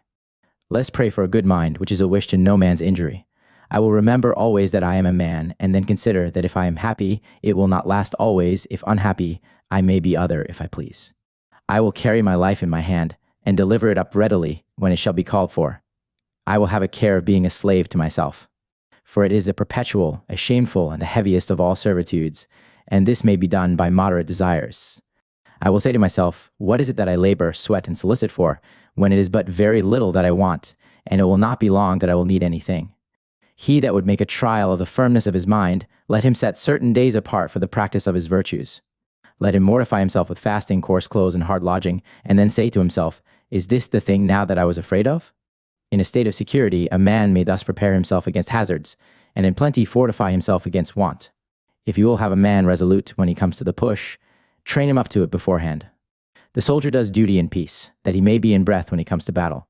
How many great and wise men have made experiment of their moderation by a practice of abstinence, to the highest degree of hunger and thirst, and convinced themselves that a man may fill his belly without being beholden to fortune, which never denies any of us wherewith to satisfy our necessities, though she be never so angry. It is as easy to suffer it always as to try it once, and it is no more than thousands of servants and poor people do every day in their lives. He that would live happily must neither trust to good fortune nor submit to bad. He must stand upon his guard against all assaults. He must stick to himself, without any dependence upon other people. Where the mind is tinctured with philosophy, there is no place for grief, anxiety, or superfluous vexations. It is prepossessed with virtue to the neglect of fortune, which brings us to a degree of security not to be disturbed. It is easier to give counsel than to take it, and a common thing for one choleric man to condemn another. We may be sometimes earnest in advising, but not violent or tedious. Few words, with gentleness and efficacy, are best. The misery is that the wise do not need counsel, and fools will not take it. A good man, it is true, delights in it, and it is a mark of folly and ill nature to hate reproof. To a friend, I would be always frank and plain, and rather fail in the success than be wanting in the matter of faith and trust. There are some precepts that serve in common both to the rich and poor, but they are too general, as cure your avarice, and the work is done. It is one thing not to desire money, and another thing not to understand how to use it. In the choice of the persons we have to do withal, we should see that they be worth our while. In the choice of our business, we are to consult nature and follow our inclinations. He that gives sober advice to a witty droll must look to have everything turned into ridicule. As if you philosophers, says Marcellinus, did not love your whores and your guts as well as other people, and then he tells you of such and such that were taken in the manner. We are all sick, I must confess, and it is not for sick men to play the physicians, but it is yet lawful for a man in an hospital to discourse of the common condition and distempers of the place. He that should pretend to teach a madman how to speak, walk, and behave himself, were not he the most madman of the two? He that directs the pilot, makes him move the helm, order the sails so or so, and makes the best of a scant wind, after this or that manner. And so should we do in our counsels. Do not tell me what a man should do in health or poverty, but show me the way to be either sound or rich. Teach me to master my vices, for it is to no purpose, so long as I am under their government, to tell me what I must do when I am clear of it. In case of an avarice a little eased, a luxury moderated, a temerity restrained, a sluggish humor quickened, precepts will then help us forward and tutor us how to behave ourselves. It is the first and the main tie of a soldier, his military oath, which is an engagement upon him both of religion and honor. In like manner, he that pretends to a happy life must first lay a foundation of virtue as a bond upon him, to live and die true to that cause. We do not find felicity in the veins of the earth where we dig for gold, nor in the bottom of the sea where we fish for pearls, but in a pure and untainted mind, which, if it were not holy, were not fit to entertain the deity. He that would be truly happy must think his own lot best, and so live with men, as considering that God sees him, and so speak to God as if men heard him. Chapter 6. No felicity like peace of conscience. A good conscience is the testimony of a good life, and the reward of it. This is it that fortifies the mind against fortune. When a man has gotten the mastery of his passions, placed his treasure and security within himself, learned to be content with his condition, and that death is no evil in itself, but only the end of man. He that has dedicated his mind to virtue, and to the good of human society, whereof he is a member, has consummated all that is either profitable or necessary for him to know or to do toward the establishment of his peace. Every man has a judge and a witness within himself of all the good and ill that he does, which inspires us with great thoughts, and administers to us wholesome counsels. We have a veneration for all the works of nature, the heads of rivers, and the springs of medicinal waters. The horrors of groves and of caves strike us with an impression of religion and worship. To see a man fearless in dangers, untainted with lusts, happy in adversity, composed in a tumult, and laughing at all those things which are generally either coveted or feared. All men must acknowledge that this can be nothing else but a beam of divinity that influences a mortal body. And this is it that carries us to the disquisition of things divine and human, what the state of the world was before the distribution of the first matter into parts. What power it was that drew order out of that confusion, and gave laws both to the whole and to every particle thereof, what that space is beyond the world, and whence proceed the several operations of nature. Shall any man see the glory and order of the universe, so many scattered parts and qualities wrought into one mass? Such a medley of things, which are yet distinguished, the world enlightened, and the disorders of it so wonderfully regulated, and shall he not consider the author and disposer of all this? And whither we ourselves shall go, when our souls shall be delivered from the slavery of our flesh? The whole creation we see conforms to the dictates of providence, and follows God both as a governor and as a guide. A great, a good, and a right mind is a kind of divinity lodged in flesh, and may be the blessing of a slave as well as of a prince. It came from heaven, and to heaven it must return. And it is a kind of heavenly felicity, which a pure and virtuous mind enjoys in some degree even upon earth. Whereas temples of honor are but empty names, which probably owe their beginning either to ambition or to violence. I am strangely transported with the thoughts of eternity, nay, with the belief of it, for I have a profound veneration for the opinions of great men, especially when they promise things so much to my satisfaction, for they do promise them, though they do not prove them. In the question of the immortality of the soul, it goes very far with me. A general consent to the opinion of future reward and punishment, which meditation raises me to the contempt of this life in hopes of a better. But still, though we know that we have a soul, yet what the soul is, how, and from whence, we are utterly ignorant. This only we understand, that all the good and ill we do is under the dominion of the mind, that a clear conscience states us in an inviolable peace, and that the greatest blessing in nature is that which every honest man may bestow upon himself. The body is but the clog and prisoner of the mind, tossed up and down and persecuted with punishments, violences, and diseases, but the mind itself is sacred and eternal, and exempt from the danger of all actual impression. Provided that we look to our consciences, no matter for opinion, let me deserve well, though I hear ill. The common people take stomach and audacity for the marks of magnanimity and honor, and if a man be soft and modest, they look upon him as an easy fop. But when they come once to observe the dignity of his mind in the equality and firmness of his actions, and that his external quiet is founded upon an internal peace, the very same people who have him in esteem and admiration, for there is no man but approves of virtue, though but few pursue it. We see where it is, but we dare not venture to come at it, and the reason is, we overvalue that which we must quit to obtain it. A good conscience fears no witnesses, but a guilty conscience is solicitous even of solitude. If we do nothing but what is honest, let all the world know it. But if otherwise, what does it signify to have nobody else know it, so long as I know it myself? Miserable is he that slights that witness. Wickedness, it is true, may escape the law, but not the conscience, for a private conviction is the first and the greatest punishment to offenders, so that sin plagues itself. And the fear of vengeance pursues even those that escape the stroke of it. It were ill for good men that iniquity may so easily evade the law, the judge, and the execution, if nature had not set up torments and gibbets in the consciences of transgressors. He that is guilty lives in perpetual terror, and while he expects to be punished, he punishes himself, and whosoever deserves it expects it. What if he be not detected? He is still in apprehension yet that he may be so.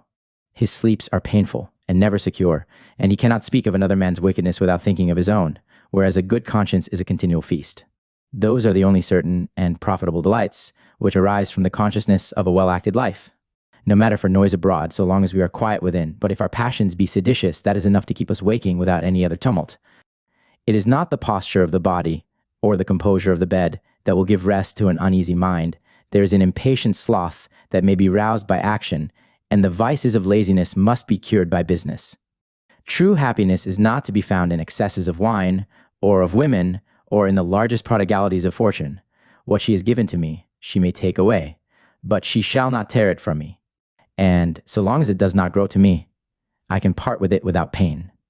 He that would perfectly know himself, let him set aside his money, his fortune, his dignity, and examine himself naked, without being put to learn from others the knowledge of himself. It is dangerous for a man too suddenly, or too easily, to believe himself. Wherefore let us examine, observe, and inspect our own hearts. For we ourselves are our own greatest flatterers. We should every night call ourselves to account, what infirmity have I mastered today? What passion opposed? What temptation resisted? What virtue acquired? Our vices will abate of themselves, if they be brought every day to the shrift. Oh, the blessed sleep that follows such a diary! Oh, the tranquility, liberty, and greatness of that mind that is a spy upon itself and a private censor of its own manners. It is my custom, says our author, every night, so soon as the candle is out, to run over all the words and actions of the past day, and I let nothing escape me. For why should I fear the sight of my own errors, when I can admonish and forgive myself? I was a little too hot in such a dispute. My opinion might have been as well spared, for it gave offense and did no good at all. The thing was true, but all truths are not to be spoken at all times. I would I had held my tongue, for there is no contending either with fools or our superiors. I have done ill, but it shall be so no more. If every man would but thus look into himself, it would be the better for us all. What can be more reasonable than this daily review of a life that we cannot warrant for a moment? Our fate is set, and the first breath we draw is only the first motion toward our last. One cause depends upon another, and the course of all things, public and private, is but a long connection of providential appointments. There is a great variety in our lives, but all tends to the same issue. Nature may use her own bodies as she pleases, but a good man has this consolation, that nothing perishes which he can call his own. It is a great comfort that we are only condemned to the same fate with the universe. The heavens themselves are mortal, as well as our bodies. Nature has made us passive, and to suffer is our lot. While we are in flesh, every man has his chain and his clog, only it is looser and lighter to one man than to another, and he is more at ease that takes it up and carries it than he that drags it. We are born to lose and to perish to hope and to fear, to vex ourselves and others. And there is no antidote against the common calamity but virtue, for the foundation of true joy is in the conscience. Chapter 7. A good man can never be miserable, nor a wicked man happy. There is not in the scale of nature a more inseparable connection of cause and effect than in the case of happiness and virtue, nor anything that more naturally produces the one, or more necessarily presupposes the other. For what is it to be happy, but for a man to content himself with his lot in a cheerful and quiet resignation to the appointments of God?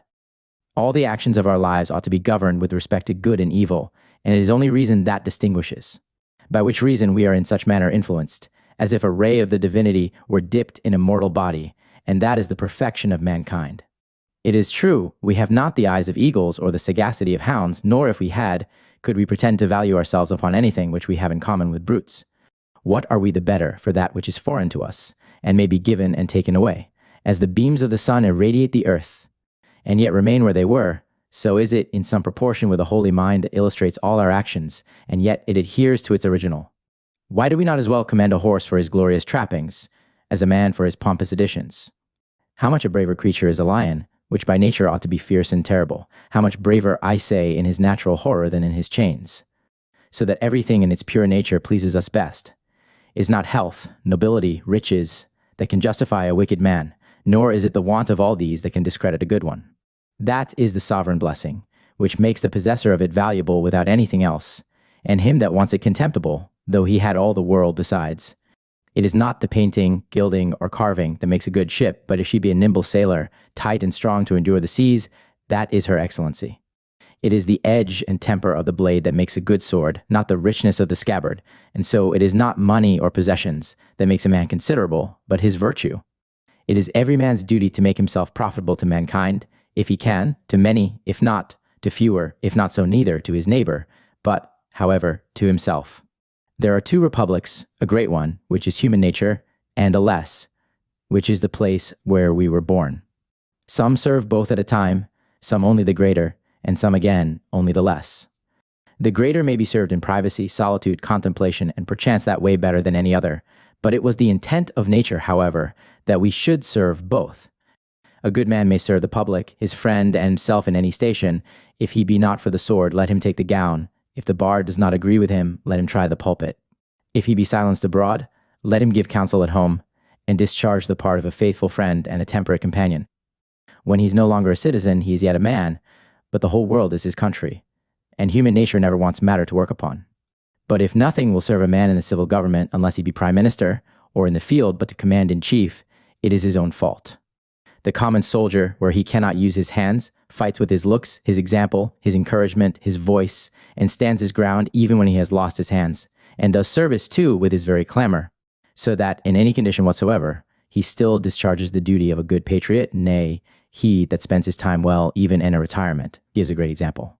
We may enlarge, indeed, or contract, according to the circumstances of time, place, or abilities, but above all things we must be sure to keep ourselves in action, for he that is slothful is dead even while he lives. Was there ever any state so desperate as that of Athens under the 30 tyrants, where it was capital to be honest, and the Senate House was turned into a college of hangmen? Never was any government so wretched and so hopeless, and yet Socrates at the same time preached temperance to the tyrants, and courage to the rest, and afterwards died an eminent example of faith and resolution, and a sacrifice for the common good. It is not for a wise man to stand shifting and fencing with fortune, but to oppose her barefaced, for he is sufficiently convinced that she can do him no hurt. She may take away his servants, possessions, dignity, assault his body, put out his eyes, cut off his hands, and strip him of all the external comforts of life. But what does all this amount to more than the recalling of a trust which he has received, with condition to deliver it up again upon demand? He looks upon himself as precarious, and only lent to himself, and yet he does not value himself ever the less because he is not his own. But take such care as an honest man should do of a thing that is committed to him in trust. Whensoever he that lent me myself and what I have shall call for all back again, it is not a loss but a restitution, and I must willingly deliver up what most undeservedly was bestowed upon me. And it will become me to return my mind better than I received it. Demetrius, upon the taking of Megara, asked Stilpo the philosopher what he had lost. Nothing, said he, for I had all that I could call my own about me. And yet the enemy had then made himself master of his patrimony, his children, and his country. but these he looked upon as only adventitious goods, and under the command of fortune. Now, he that neither lost anything nor feared anything in a public ruin, but was safe and at peace in the middle of the flames. And in the heat of a military intemperance and fury, what violence or provocation imaginable can put such a man as this out of the possession of himself? Walls and castles may be mined and battered, but there is no art or engine that can subvert a steady mind. I have made my way, says Stilpo, through fire and blood. What has become of my children I know not, but these are transitory blessings. And servants that are bound to change their masters, what was my own before is my own still. Some have lost their estates, others their dear-bought mistresses, their commissions and offices. The usurers have lost their bonds and securities. But, Demetrius, for my part, I have saved all, and do not imagine after all this, either that Demetrius is a conqueror, or that Stilpo is overcome. It is only thy. Fortune has been too hard for mine. Alexander took Babylon, Scipio took Carthage, the capital was burnt, but there is no fire or violence that can discompose a generous mind. And let us not take this character either for a chimera, for all ages afford some, though not many, instances of this elevated virtue. A good man does his duty, let it be never so painful, so hazardous, or never so great a loss to him, and it is not all the money, the power, and the pleasure in the world. Not any force of necessity that can make him wicked. He considers what he is to do, not what he is to suffer, and will keep on his course, though there should be nothing but gibbets and torments in the way. And in this instance of Stilpo, who, when he had lost his country, his wife, his children, the town on fire over his head, himself escaping very hardly and naked out of the flames, I have saved all my goods, says he, my justice, my courage, my temperance, my prudence, accounting nothing his own or valuable, and showing how much easier it was to overcome a nation than one wise man. It is a certain mark of a brave mind not to be moved by any accidents. The upper region of the air admits neither clouds nor tempests. The thunder, storms, and meteors are formed below, and this is the difference betwixt a mean and an exalted mind. The former is rude and tumultuary. The latter is modest, venerable, composed, and always quiet in its station. In brief, it is the conscience that pronounces upon the man whether he be happy or miserable. But, though sacrilege and adultery be generally condemned, how many are there still that do not so much as blush at the one, and, in truth, that take a glory in the other? For nothing is more common than for great thieves to ride in triumph when the little ones are punished. But let wickedness escape as it may at the bar, it never fails of doing justice upon itself, for every guilty person is his own hangman. Chapter 8. The due contemplation of divine providence is the certain cure of all misfortunes. Whoever observes the world and the order of it will find all the motions in it to be only vicissitudes of falling and rising, nothing extinguished, and even those things which seem to us to perish are in truth but changed. The seasons go and return. Day and night follow in their courses, the heavens roll, and nature goes on with her work. All things succeed in their turns, storms and calms. The law of nature will have it so, which we must follow and obey, accounting all things that are done to be well done. So that what we cannot mend, we must suffer, and wait upon providence without repining. It is the part of a cowardly soldier to follow his commander groaning, but a generous man delivers himself up to God without struggling. And it is only for a narrow mind to condemn the order of the world, and to propound rather the mending of nature than of himself.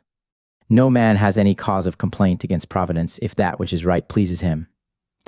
Those glories that appear fair to the eye, their luster is but false and superficial, and they are only vanity and delusion. They are rather the goods of a dream than a substantial possession. They may cozen us at a distance, but bring them once to the touch, they are rotten and counterfeit. There are no greater wretches in the world than many of those which the people take to be happy. Those are the only true and incorruptible comforts that will abide all trials, and the more we turn and examine them, the more valuable we find them. And the greatest felicity of all is, not to stand in need of any. What is poverty? No man lives so poor as he was born. What is pain? It will either have an end itself or make an end of us. In short, fortune has no weapon that reaches the mind, but the bounties of providence are certain and permanent blessings, and they are the greater and the better the longer we consider them.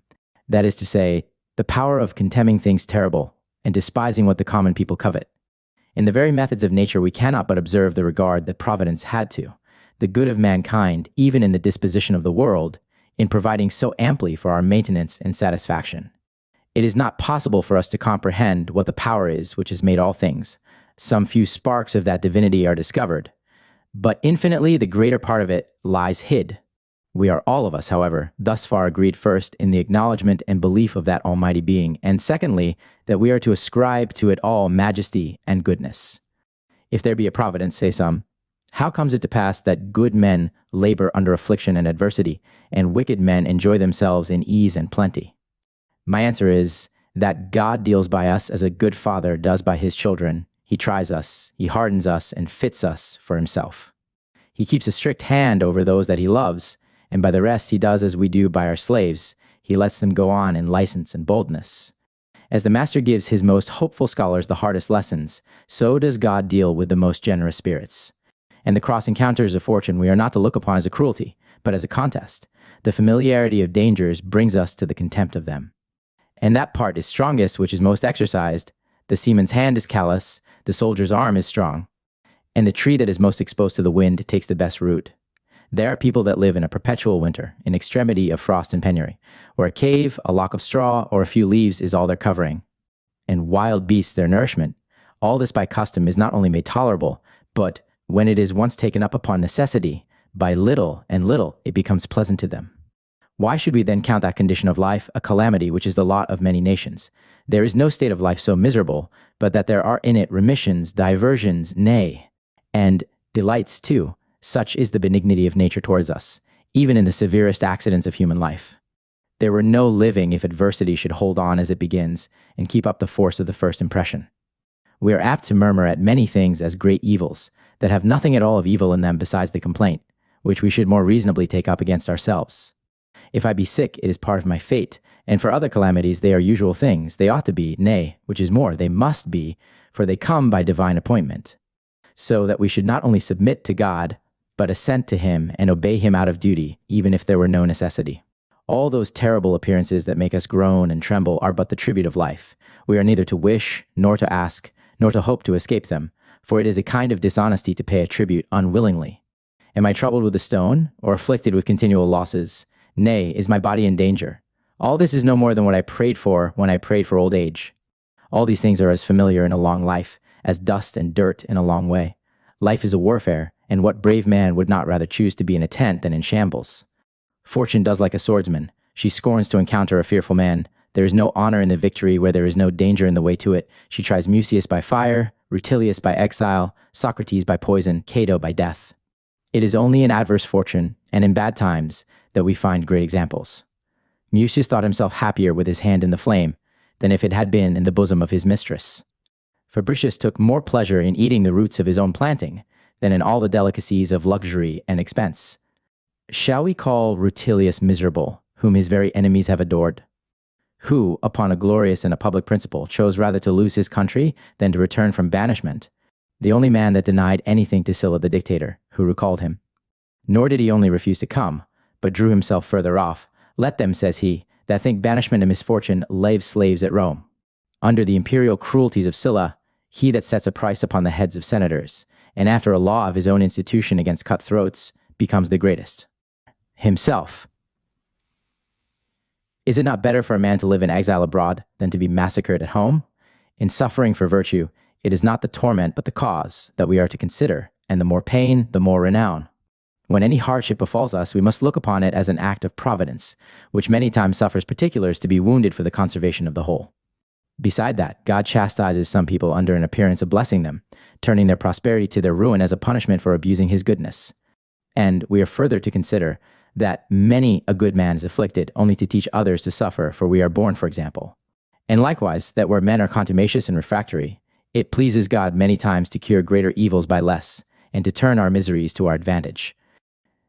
How many casualties and difficulties are there that we dread as insupportable mischiefs, which, upon farther thoughts, we find to be mercies and benefits? As banishment, poverty, loss of relations, sickness, disgrace. Some are cured by the lance, by fire, hunger, thirst, taking out of bones, lopping off limbs, and the like. Nor do we only fear things that are many times beneficial to us. But, on the other side, we hanker after and pursue things that are deadly and pernicious. We are poisoned in the very pleasure of our luxury, and betrayed to 1,000 diseases by the indulging of our palate. To lose a child or a limb is only to part with what we have received, and nature may do what she pleases with her own. We are frail ourselves, and we have received things transitory. That which was given us may be taken away.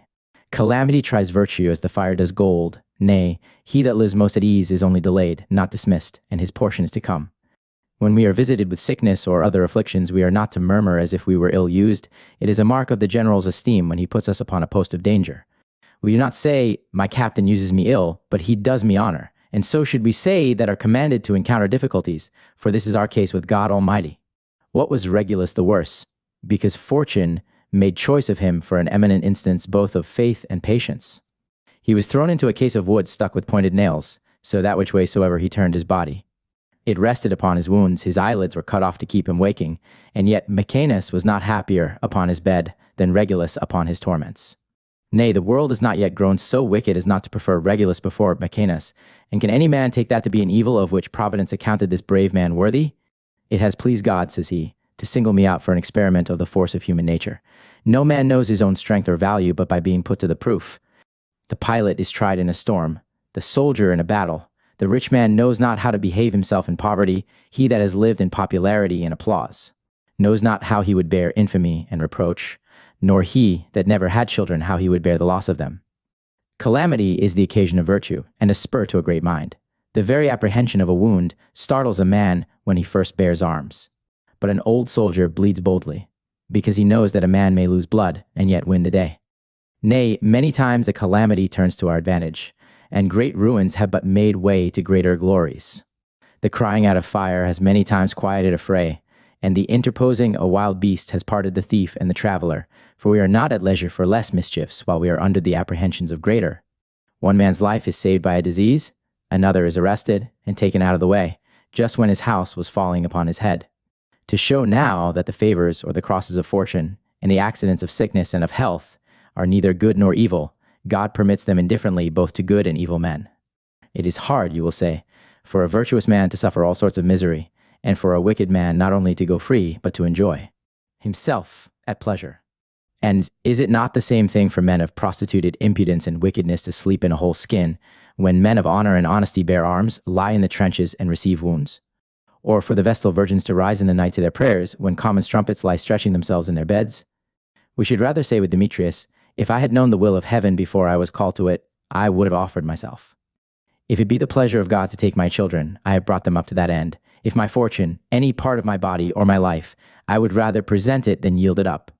I am ready to part with all, and to suffer all, for I know that nothing comes to pass but what God appoints. Our fate is decreed, and things do not so much happen as in their due time proceed, and every man's portion of joy and sorrow is predetermined. There is nothing falls amiss to a good man that can be charged upon Providence, for wicked actions, lewd thoughts, ambitious projects, blind lusts, and insatiable avarice. Against all these he is armed by the benefit of reason. And do we expect now that God should look to our luggage too? I mean our bodies. Demetrius discharged himself of his treasure as the clog and burden of his mind. Shall we wonder then if God suffers that to befall a good man, which a good man sometimes does to himself? I lose a son, and why not, when it may sometimes so fall out that I myself may kill him? Suppose he be banished by an order of state, is it not the same thing with a man's voluntarily leaving his country never to return? Many afflictions may befall a good man, but no evil, for contraries will never incorporate. All the rivers in the world are never able to change the taste or quality of the sea. Prudence and religion are above accidents, and draw good out of everything. Affliction keeps a man in use, and makes him strong, patient, and hardy. Providence treats us like a generous father, and brings us up to labors, toils, and dangers, whereas the indulgence of a fond mother makes us weak and spiritless. God loves us with a masculine love, and turns us loose to injuries and indignities. He takes delight to see a brave and a good man wrestling with evil fortune, and yet keeping himself upon his legs, when the whole world is in disorder about him. And are not we ourselves delighted to see a bold fellow press with his lance upon a boar or lion? And the constancy and resolution of the action is the grace and dignity of the spectacle. No man can be happy that does not stand firm against all contingencies, and say to himself in all extremities, I should have been content, if it might have been so or so, but since it is otherwise determined, God will provide better. The more we struggle with our necessities, we draw the knot the harder, and the worse it is with us, and the more bird flaps and flutters in the snare, the surer she is caught, so that the best way is to submit and lie still under this double consideration that the proceedings of God are unquestionable and his decrees are not to be resisted. Hi, listener. If you're enjoying this audiobook, please give us a like. Thanks a ton from us at Legendary Audiobooks. Okay, back to the book. Chapter 9. Of Levity of Mind and Other Impediments of a Happy Life. Now, to sum up what is already delivered, We showed what happiness is and wherein it consists, that it is founded upon wisdom and virtue. For we must first know what we ought to do, and then live according to that knowledge. We have also discoursed the helps of philosophy and precept toward a happy life, the blessing of a good conscience, that a good man can never be miserable, nor a wicked man happy, nor any man unfortunate that cheerfully submits to providence. We shall now examine how it comes to pass that, when the certain way to happiness lies so fair before us, men will yet steer their course on the other side, which as manifestly leads to ruin. There are some that live without any design at all, and only pass in the world like straws upon a river. They do not go, but they are carried. Others only deliberate upon the parts of life, and not upon the whole, which is a great error, for there's no disposing of the circumstances of it, unless we first propound the main scope. How shall any man take his aim without a mark? Or what wind will serve him that is not yet resolved upon his port? We live as it were by chance, and by chance we are governed. Some there are that torment themselves afresh with the memory of what is past. Lord, what did I endure? Never was any man in my condition. Everybody gave me over. My very heart was ready to break, etc. Others, again, afflict themselves with the apprehension of evils to come, and very ridiculously, for the one does not now concern us, and the other not yet. Beside that, there may be remedies for mischiefs likely to happen, for they give us warning by signs and symptoms of their approach. Let him that would be quiet take heed not to provoke men that are in power, but live without giving offense. And if we cannot make all great men our friends, it will suffice to keep them from being our enemies. This is a thing we must avoid, as a mariner would do a storm. A rash seaman never considers what wind blows or what course he steers, but runs at a venture, as if he would brave the rocks and the eddies, whereas he that is careful and considerate informs himself beforehand where the danger lies, and what weather it is like to be. He consults his compass, and keeps aloof from those places that are infamous for wrecks and miscarriages. So does a wise man in the common business of life. He keeps out of the way from those that may do him hurt, but it is a point of prudence not to let them take notice that he does it on purpose, for that which a man shuns he tacitly condemns. Let him have a care also of listeners, newsmongers, and meddlers in other people's matters, for their discourse is commonly of such things as are never profitable, and most commonly dangerous either to be spoken or heard. Levity of mind is a great hindrance of repose, and the very change of wickedness is an addition to the wickedness itself, for it is inconstancy added to iniquity. We relinquish the thing we sought, and then we take it up again, and so divide our lives between our lust and our repentances. From one appetite we pass to another, not so much upon choice as for change, and there is a check of conscience that casts a damp upon all our unlawful pleasures, which makes us lose the day in expectation of the night, and the night itself for fear of the approaching light. Some people are never at quiet, others are always so, and they are both to blame, for that which looks like vivacity and industry in the one is only a restlessness and agitation, and that which passes in the other for moderation and reserve is but a drowsy and unactive sloth. Let motion and rest both take their turns according to the order of nature, which makes both the day and the night. Some are perpetually shifting from one thing to another. Others, again, make their whole life but a kind of uneasy sleep. Some lie tossing and turning until very weariness brings them to rest. Others, again, I cannot so properly call inconstant as lazy. There are many proprieties and diversities of vice, but it is one never-failing effect of it to live displeased. We do all of us labor under inordinate desires. We are either timorous and dare not venture, or venturing we do not succeed. Or else we cast ourselves upon uncertain hopes, where we are perpetually solicitous and in suspense. In this distraction we are apt to propose to ourselves things dishonest and hard, and when we have taken great pains to no purpose, we come then to repent of our undertakings. We are afraid to go on, and we can neither master our appetites nor obey them. We live and die restless and irresolute. And, which is worst of all, when we grow weary of the public and betake ourselves to solitude for relief, our minds are sick and wallowing, and the very house and walls are troublesome to us. We grow impatient and ashamed of ourselves, and suppress our inward vexation until it breaks our heart for want of vent. This is it that makes us sour and morose, envious of others, and dissatisfied with ourselves, until at last, betwixt our troubles for other people's successes and the despair of our own, we fall foul upon fortune and the times, and get into a corner perhaps, where we sit brooding over our own disquiets. In these dispositions there is a kind of pruriginous fancy that makes some people take delight in labor and uneasiness, like the clawing of an itch until the blood starts. This is it that puts us upon rambling voyages, one while by land, but still disgusted with the present. The town pleases us today, the country tomorrow. the splendors of the court at one time, the horrors of a wilderness at another, but all this while we carry our plague about us, for it is not the place we are weary of, but ourselves. Nay, our weakness extends to everything, for we are impatient equally of toil and of pleasure. This trotting of the ring, and only treading the same steps over and over again, has made many a man lay violent hands upon himself. It must be the change of the mind, not of the climate, that will remove the heaviness of the heart. Our vices go along with us, and we carry in ourselves the causes of our disquiets. There is a great weight lies upon us, and the bare shocking of it makes it the more uneasy. Changing of countries, in this case, is not traveling, but wandering. We must keep on our course if we would gain our journey's end. He that cannot live happily anywhere will live happily nowhere. What is a man the better for traveling? As if his cares could not find him out wherever he goes? Is there any retiring from the fear of death, or of torments, or from those difficulties which beset a man wherever he is? It is only philosophy that makes the mind invincible, and places us out of the reach of fortune, so that all her arrows fall short of us. This it is that reclaims the rage of our lusts, and sweetens the anxiety of our fears. Frequent changing of places or counsels shows an instability of mind, and we must fix the body before we can fix the soul. We can hardly stir abroad, or look about us, without encountering something or other that revives our appetites. As he that would cast off an unhappy love avoids whatsoever may put him in mind of the person, so he that would wholly deliver himself from his beloved lusts must shun all objects that may put them in his head again, and remind him of them. We travel, as children run up and down after strange sights, for novelty, not profit. We return neither the better nor the sounder, nay, and the very agitation hurts us.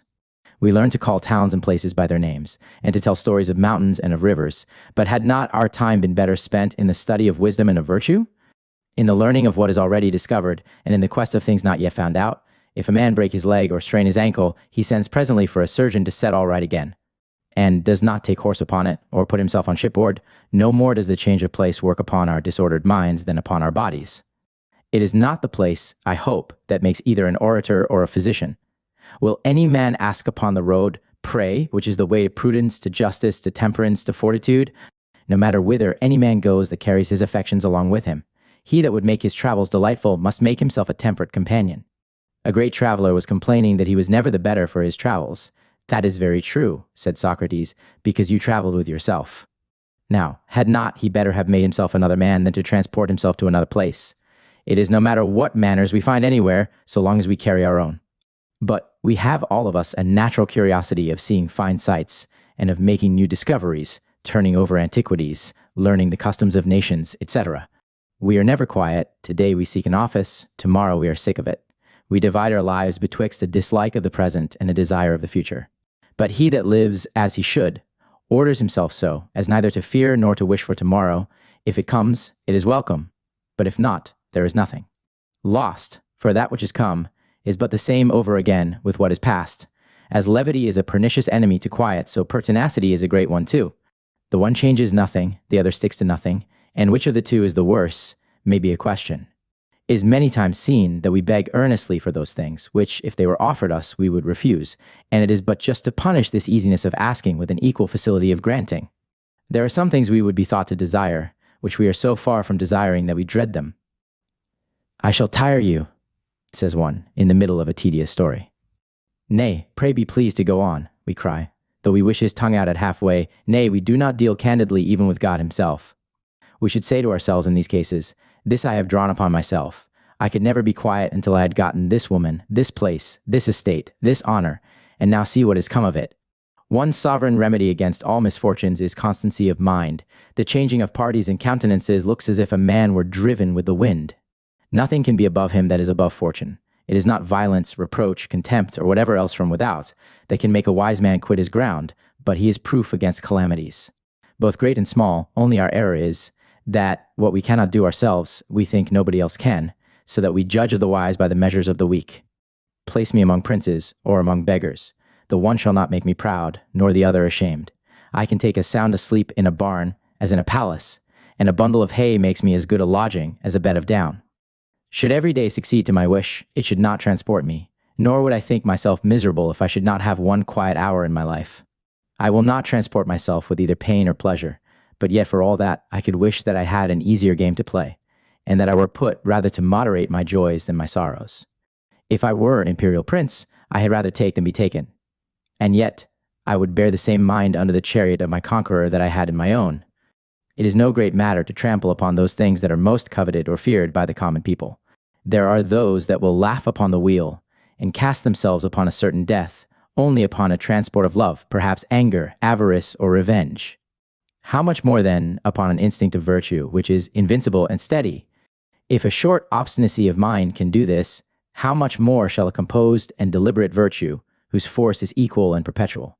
To secure ourselves in this world, first, we must aim at nothing that men count worth the wrangling for. Secondly, we must not value the possession of anything which even a common thief would think worth the stealing. A man's body is no booty.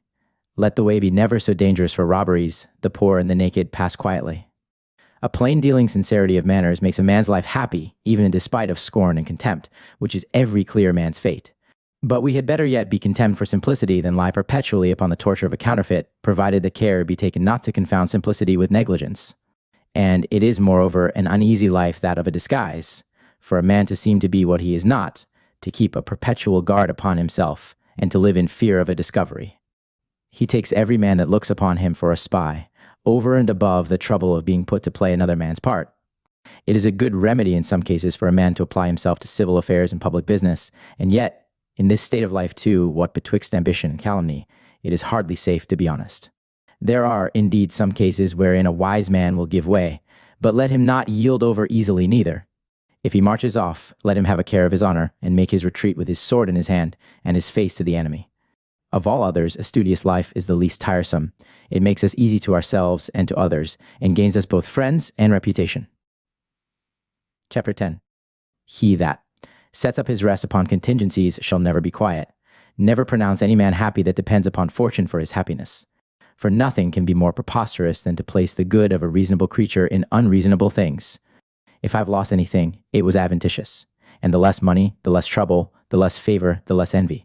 Nay, even in those cases that put us out of their wits, it is not the loss itself, but the opinion of the loss that troubles us. It is a common mistake to account those things necessary that are superfluous, and to depend upon fortune for the felicity of life, which arises only from virtue.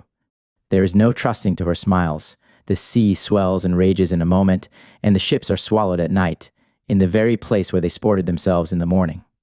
And fortune has the same power over princes that it has over empires, over nations that it has over cities, and the same power over cities that it has over private men.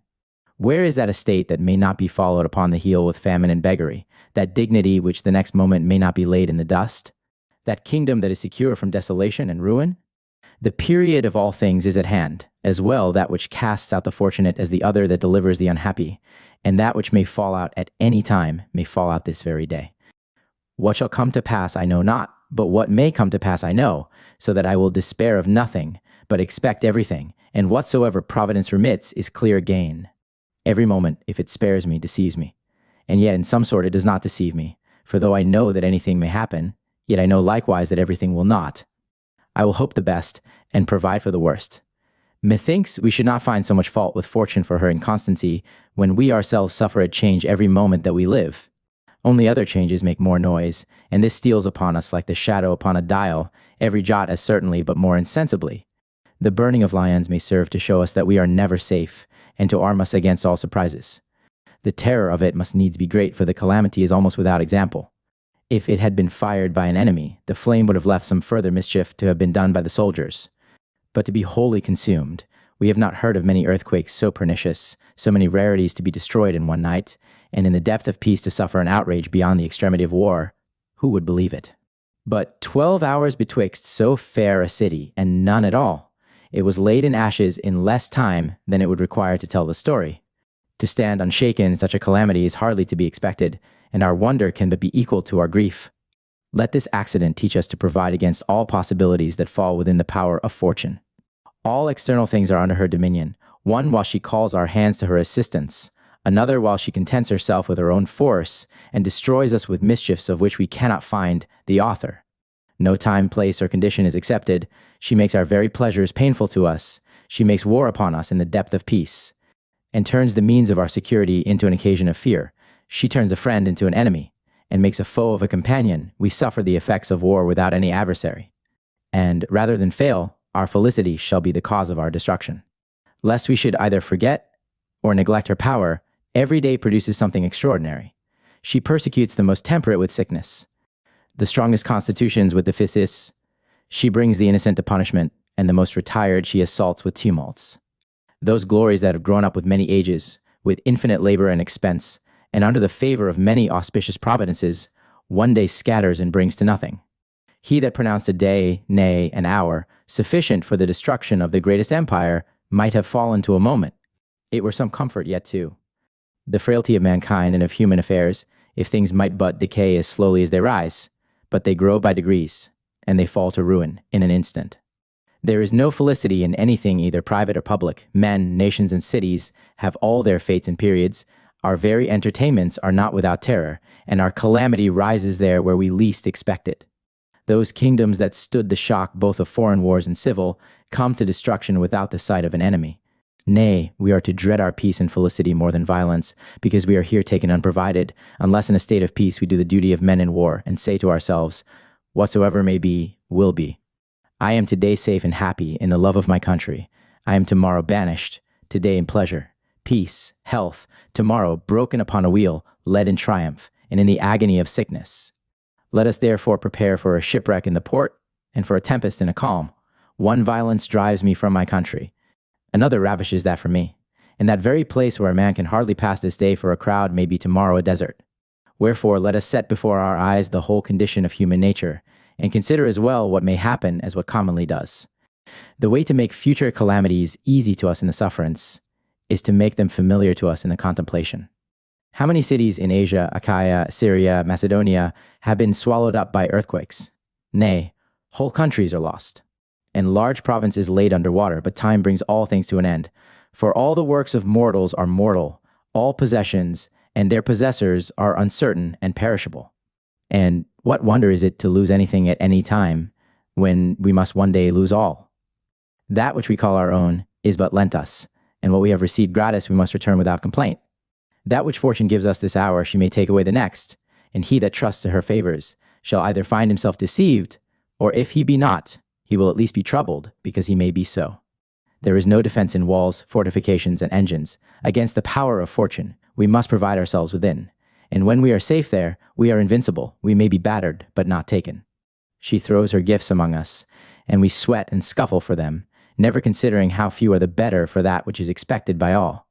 Some are transported with what they get, others tormented for what they miss. And many times there is a leg or an arm broken in a contest for a counter. She gives us honors, riches, favors, only to take them away again, either by violence or treachery, so that they frequently turn to the damage of the receiver. She throws out baits for us, and sets traps as we do for birds and beasts. Her bounties are snares and lime twigs to us. We think that we take, but we are taken.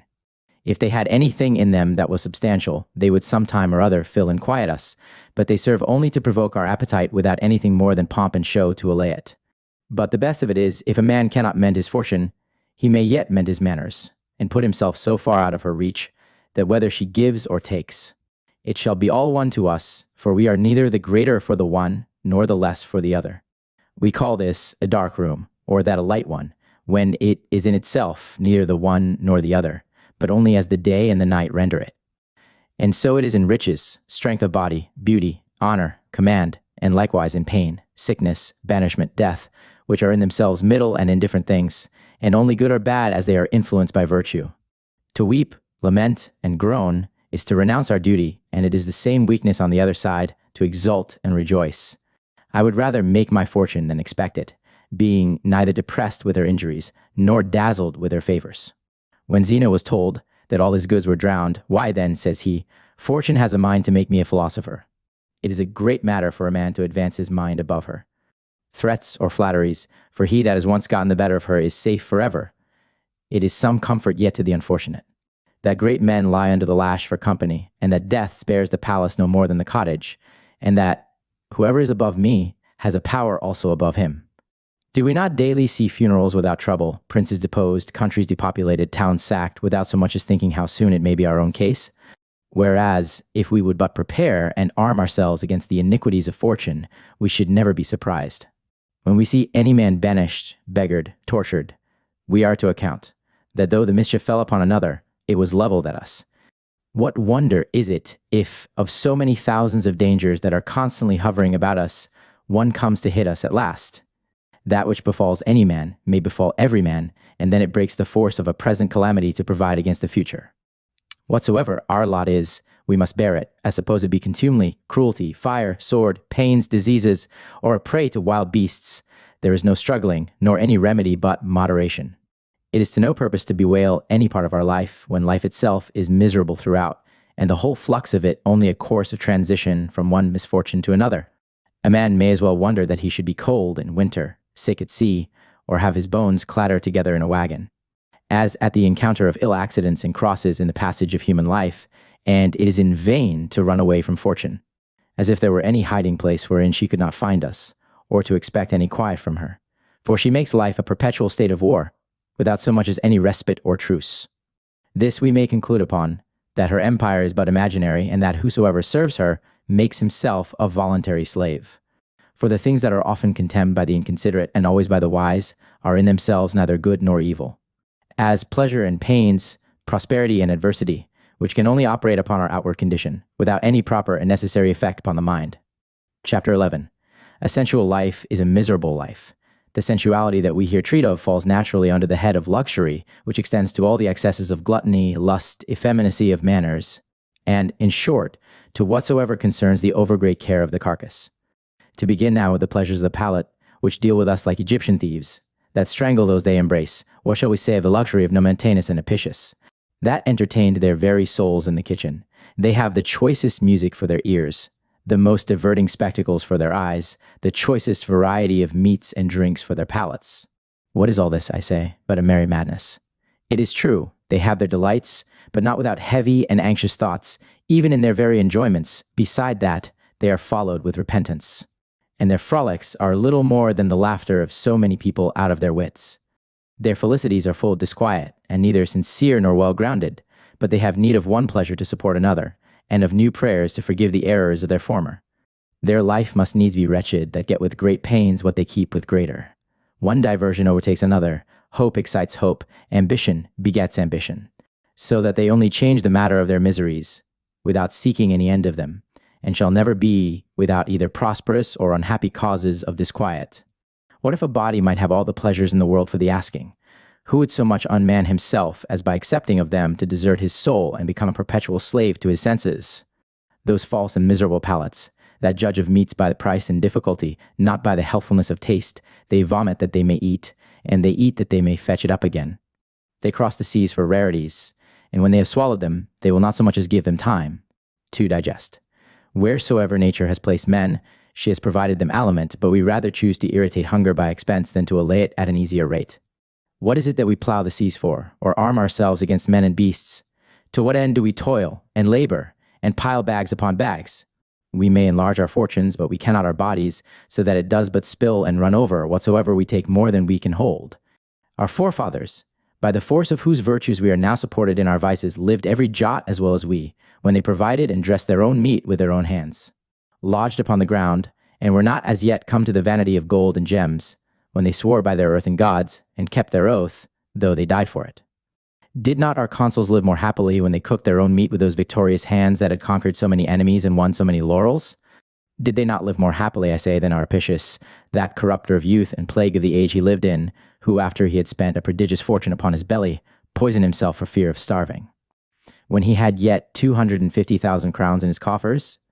Which may serve to show us that it is the mind, and not the sum, that makes any man rich, when Apicius with all his treasure counted himself in a state of beggary, and took poison to avoid that condition, which another would have prayed for. But why do we call it poison, which was the wholesomest draught of his life? His daily gluttony was poison rather, both to himself and others. His ostentation of it was intolerable, and so was the infinite pains he took to mislead others by his example, who went even fast enough of themselves without driving. It is a shame for a man to place his felicity in those entertainments and appetites that are stronger in brutes. Do not beasts eat with a better stomach? Have they not more satisfaction in their lusts? And they have not only a quicker relish of their pleasures, but they enjoy them without either scandal or remorse. If sensuality were happiness, beasts were happier than men, but human felicity is lodged in the soul, not in the flesh. They that deliver themselves up to luxury are still either tormented with too little or oppressed with too much and equally miserable. By being either deserted or overwhelmed, they are like men in a dangerous sea, one while cast adry upon a rock, and another while swallowed up in a whirlpool, and all this from the mistake of not distinguishing good from evil. The huntsman, that with which labor and hazard takes a wild beast, runs as great a risk afterwards in the keeping of him, for many times he tears out the throat of his master. And it is the same thing with inordinate pleasures. The more in number, and the greater they are, the more general and absolute a slave is the servant of them. Let the common people pronounce him as happy as they please. He pays his liberty for his delights, and sells himself for what he buys. Let any man take a view of our kitchens, the number of our cooks, and the variety of our meats. Will he not wonder to see so much provision made for one belly? We have as many diseases as we have cooks or meats, and the service of the appetite is the study now in vogue. To say nothing of our trains of lackeys and our troops of caterers and sewers, good God, that ever one belly should employ so many people. How nauseous and fulsome are the surfeits that follow these excesses. Simple meats are out of fashion, and all are collected into one, so that the cook does the office of the stomach, nay, and of the teeth too, for the meat looks as if it were chewed beforehand.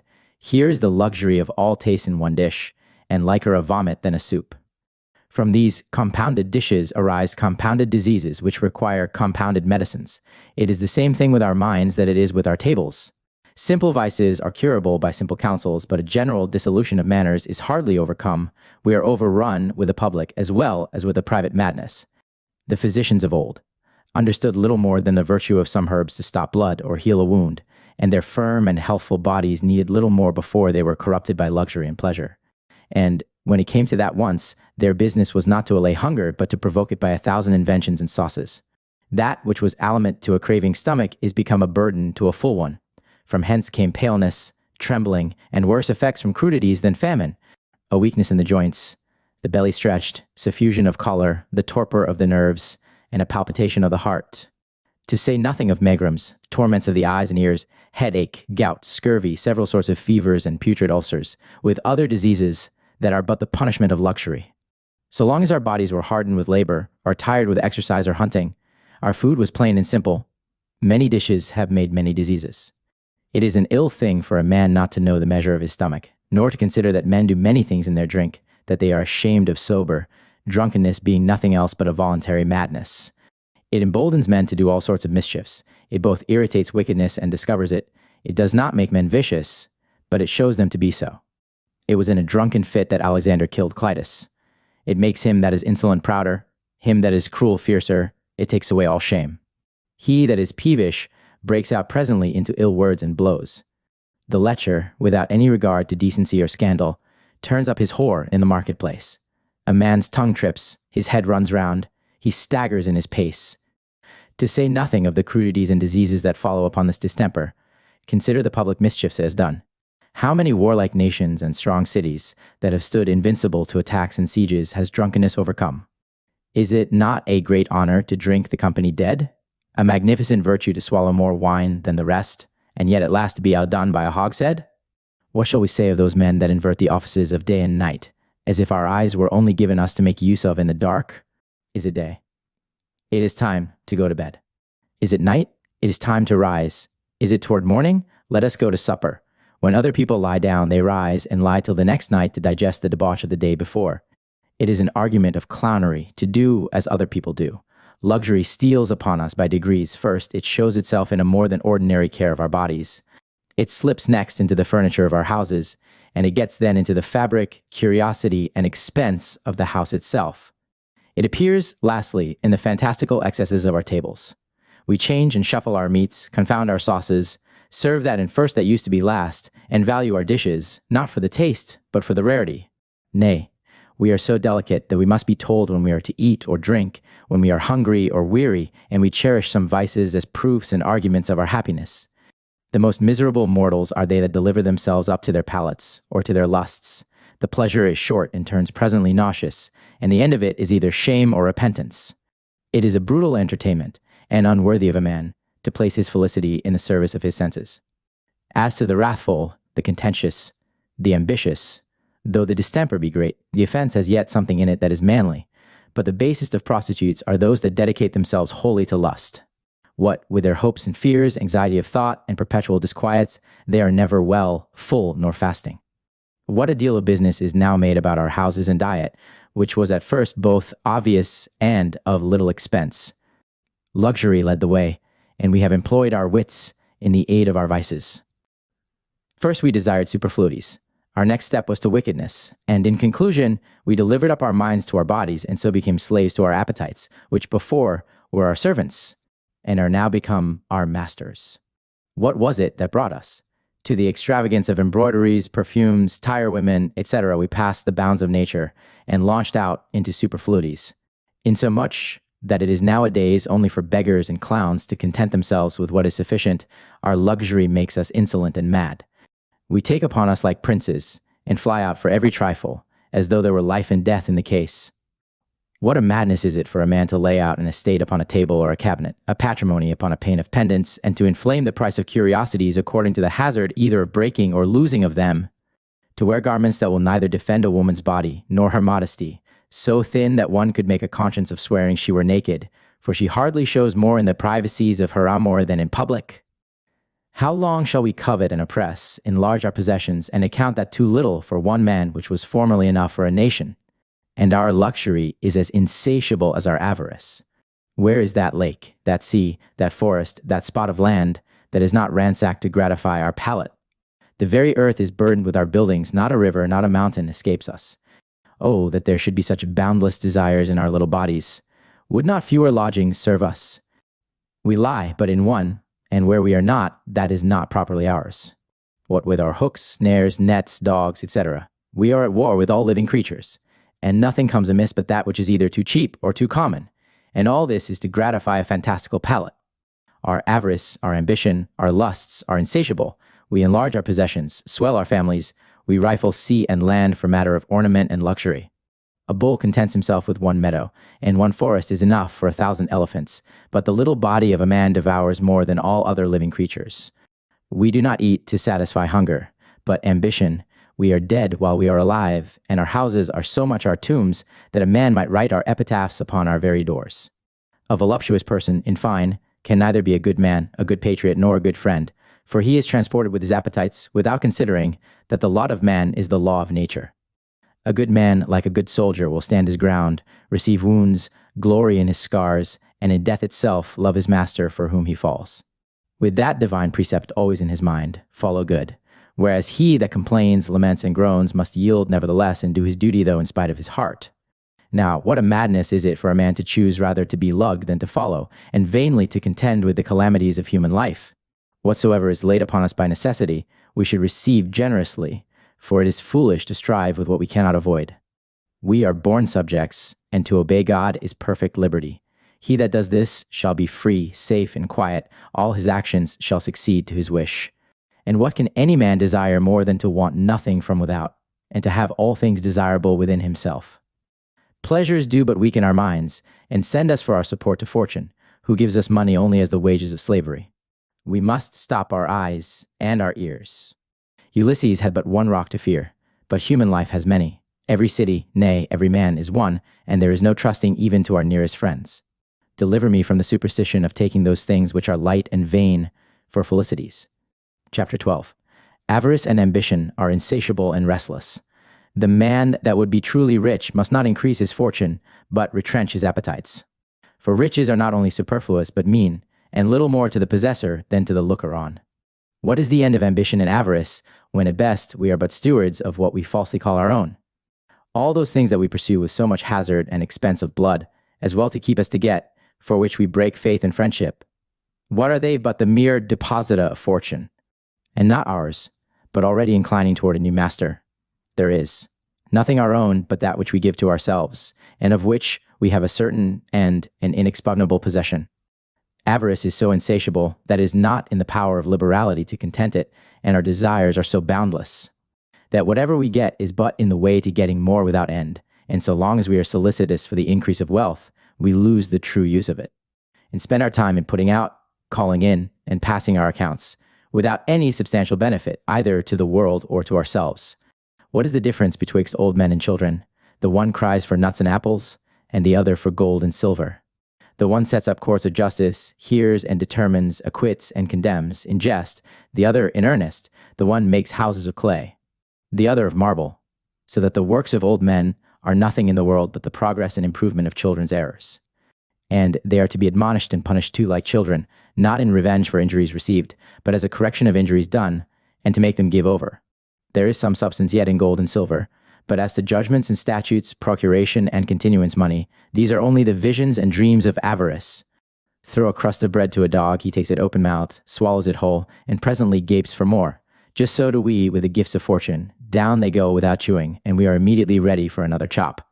But what has avarice now to do with gold and silver that is so much outdone by curiosities of a far greater value? Let us no longer complain that there was not a heavier load laid upon those precious metals, or that they were not buried deep enough, when we have found out ways by wax and parchments, and by bloody usurious contracts, to undo one another. It is remarkable that Providence has given us all things for our advantage near at hand, but iron, gold, and silver, being both the instrument of blood and slaughter, and the price of it nature has hidden in the bowels of the earth.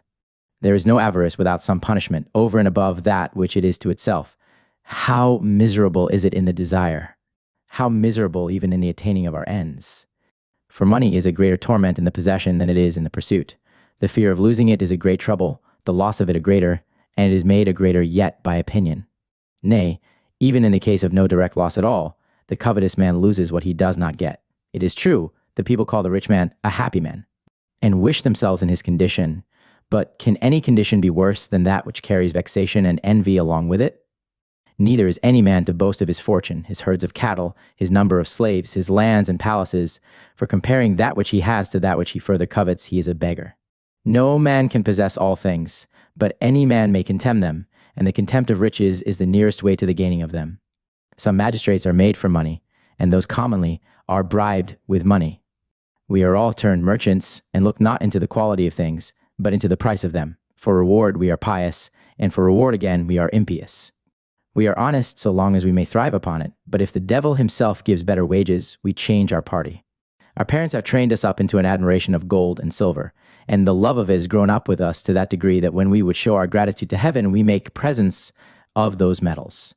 This it is that makes poverty look like a curse and a reproach, and the poets help it forward. The chariot of the sun must be all of gold. The best of times must be the golden age, and thus they turn the greatest misery of mankind into the greatest blessings. Neither does avarice make us only unhappy in ourselves, but malevolent also to mankind. The soldier wishes for war, the husbandman would have his corn dear, the lawyer prays for dissension, the physician for a sickly year. He that deals in curiosities, for luxury and excess, for he makes up his fortunes out of the corruptions of the age. High winds and public conflagrations make work for the carpenter and bricklayer, and one man lives by the loss of another. Some few, perhaps, have the fortune to be detected, but they are all wicked alike. A great plague makes work for the sexton, and, in one word, whosoever gains by the dead has not much kindness for the living. The maids of Athens condemned a fellow that sold necessaries for funerals upon proof that he wished to make himself a fortune by his trade, which could not be but by great mortality, but perhaps he did not so much desire to have many customers as to sell dear and buy cheap, besides, that all of that trade might have been condemned as well as he. Whatsoever whets our appetites, flatters and depresses the mind, and, by dilating it, weakens it, first blowing it up, and then filling and diluting it with vanity. To proceed now from the most prostitute of all vices, sensuality and avarice, to that which passes in the world for the most generous, the thirst of glory and dominion. If they that run mad after wealth and honor could but look into the hearts of them that have already gained these points, how would it startle them to see those hideous cares and crimes that wait upon ambitious greatness? All those acquisitions that dazzle the eyes of the vulgar are but false pleasures, slippery and uncertain. They are achieved with labor, and the very guard of them is painful. Ambition pops us up with vanity and wind, and we are equally troubled either to see anybody before us or nobody behind us, so that we lie under a double envy, for whosoever envies another is also envied himself. What matters it how far Alexander extended his conquests if he was not yet satisfied with what he had? Every man wants as much as he covets, and is lost labor to pour into a vessel that will never be full. He that had subdued so many princes and nations, upon the killing of Clitus one friend, and the loss of Hephaestion another, delivered himself up to anger and sadness, and when he was master of the world, he was yet a slave to his passions. Look into Cyrus, Cambyses, and the whole Persian line, and you shall not find so much as one man of them that died satisfied with what he had gotten. Ambition aspires from great things to greater, and propounds matters even impossible when it has once arrived at things beyond expectation. It is a kind of dropsy. The more a man drinks, the more he covets. Let any man but observe the tumults and the crowds that attend palaces. What affronts must we endure to be admitted, and how much greater when we are in? The passage to virtue is fair, but the way to greatness is craggy, and it stands not only upon a precipice, but upon ice too. And yet it is a hard matter to convince a great man that his station is slippery, or to prevail with him not to depend upon his greatness. But all superfluities are hurtful. A rank crop lays the corn, too great a burden of fruit breaks the bough, and our minds may be as well overcharged with an immoderate happiness. Nay, though we ourselves would be at rest, our fortune will not suffer it. The way that leads to honor and riches leads to troubles, and we find the source of our sorrows in the very objects of our delights. What joy is there in feasting and luxury, in ambition and a crowd of clients, in the arms of a mistress, or in the vanity of an unprofitable knowledge? These short and false pleasures deceive us, and, like drunkenness, revenge the jolly madness of 1 hour with the nauseous and sad repentance of many. Ambition is like a gulf, everything is swallowed up in it and buried beside the dangerous consequences of it, for that which one has taken from all may be easily taken away again by all from one. It was not either virtue or reason, but the mad love of a deceitful greatness that animated Pompey in his wars either abroad or at home. What was it but his ambition that hurried him to Spain, Africa, and elsewhere, when he was too great already in everybody's opinion but his own? And the same motive had Julius Caesar, who could not, even then, brook a superior himself when the Commonwealth had submitted unto two already. Nor was it any instinct of virtue that pushed on Marius, who at the head of an army was himself led on under the command of ambition. But he came at last to the deserved fate of other wicked men, and to drink himself of the same cup that he had filled to others. We impose upon our reason, when we suffer ourselves to be transported with titles, for we know that they are nothing but a more glorious sound. And so, for ornaments and gildings, though there be a luster to dazzle our eyes, our understanding tells us that it is only outside, and the matter under it is only coarse and common. I will never envy those that the people call great and happy. A sound mind is not to be shaken with a popular and vain applause, nor is it in the power of their pride to disturb the state of our happiness. An honest man is known nowadays by the dust he raises upon the way, and it has become a point of honor to overrun people, and keep all at a distance, though he that is put out of the way may perchance be happier than he that takes it. He that would exercise a power profitable to himself, and grievous to nobody else, let him practice it upon his passion. They that have burnt cities, otherwise invincible, driven armies before them, and bathed themselves in human blood, after they have overcome all open enemies, they have been vanquished by their lust, by their cruelty, and without any resistance. Alexander was possessed with the madness of laying kingdoms waste. He began with Greece, where he was brought up, and there he quarried himself upon that in it which was the best. He enslaved Lacedaemon and silenced Athens. Nor was he content with the destruction of those towns which his father Philip had either conquered or bought, but he made himself the enemy of human nature. And, like the worst of beasts, he worried what he could not eat. Felicity is an unquiet thing. It torments itself and puzzles the brain. It makes some people ambitious, others luxurious. It puffs up some, and softens others.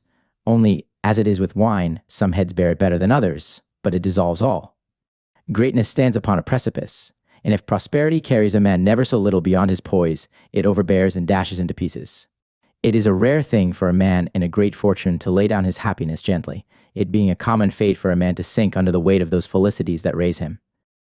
How many of the nobility did Marius bring down to herdsmen and other mean offices? Nay, in the very moment of our despising servants, we may be made so ourselves.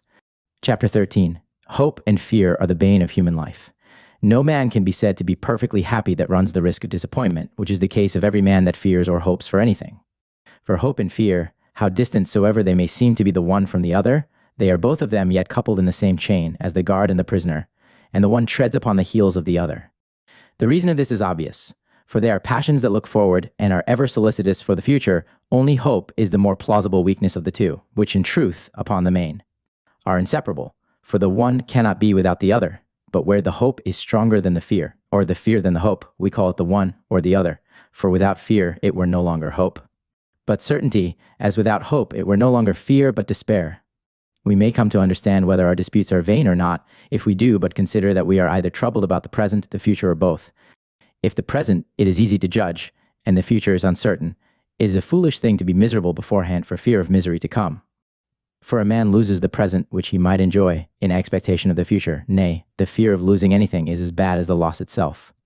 I will be as prudent as I can, but not timorous or careless, and I will bethink myself and forecast what inconveniences may happen before they come. It is true, a man may fear, and yet not be fearful, which is no more than two. Have the affection of fear without the vice of it, but yet a frequent admittance of it runs into a habit. It is a shameful and an unmanly thing to be doubtful, timorous, and uncertain, to set one step forward and another backward, and to be irresolute. Can there be any man so fearful that had not rather fall once than hang always in suspense? Our miseries are endless if we stand in fear of all possibilities. The best way, in such a case, is to drive out one nail with another, and a little to qualify fear with hope, which may serve to palliate a misfortune, though not to cure it. There is not anything that we fear which is so certain to come, as it is certain that many things which we do fear will not come. But we are loth to oppose our credulity when it begins to move us, and so to bring our fear to the test. Well, but what if the thing we fear should come to pass? Perhaps it will be the better for us. Suppose it be death itself, why may it not prove the glory of my life? Did not poison make Socrates famous? And was not Cato's sword a great part of his honor? Do we fear any misfortune to befall us? We are not presently sure that it will happen. How many deliverances have come unlooked for, and how many mischiefs that we looked for have never come to pass? It is time enough to lament when it comes, and, in the interim, to promise ourselves the best. What do I know? But something or other may delay or divert it. Some have escaped out of the fire, others, when a house has fallen over their head, have received no hurt. One man has been saved when a sword was at his throat, another has been condemned and outlived his headsman. So that ill fortune we see, as well as good, has her levities, peradventure it will be, peradventure not. And until it comes to pass, we are not sure of it. We do many times take words in a worse sense than they were intended, and imagine things to be worse taken than they are. It is time enough to bear a misfortune when it comes, without anticipating it. He that would deliver himself from all apprehensions of the future, let him first take for granted that all fears will fall upon him, and then examine and measure the evil that he fears, which he will find to be neither great nor long.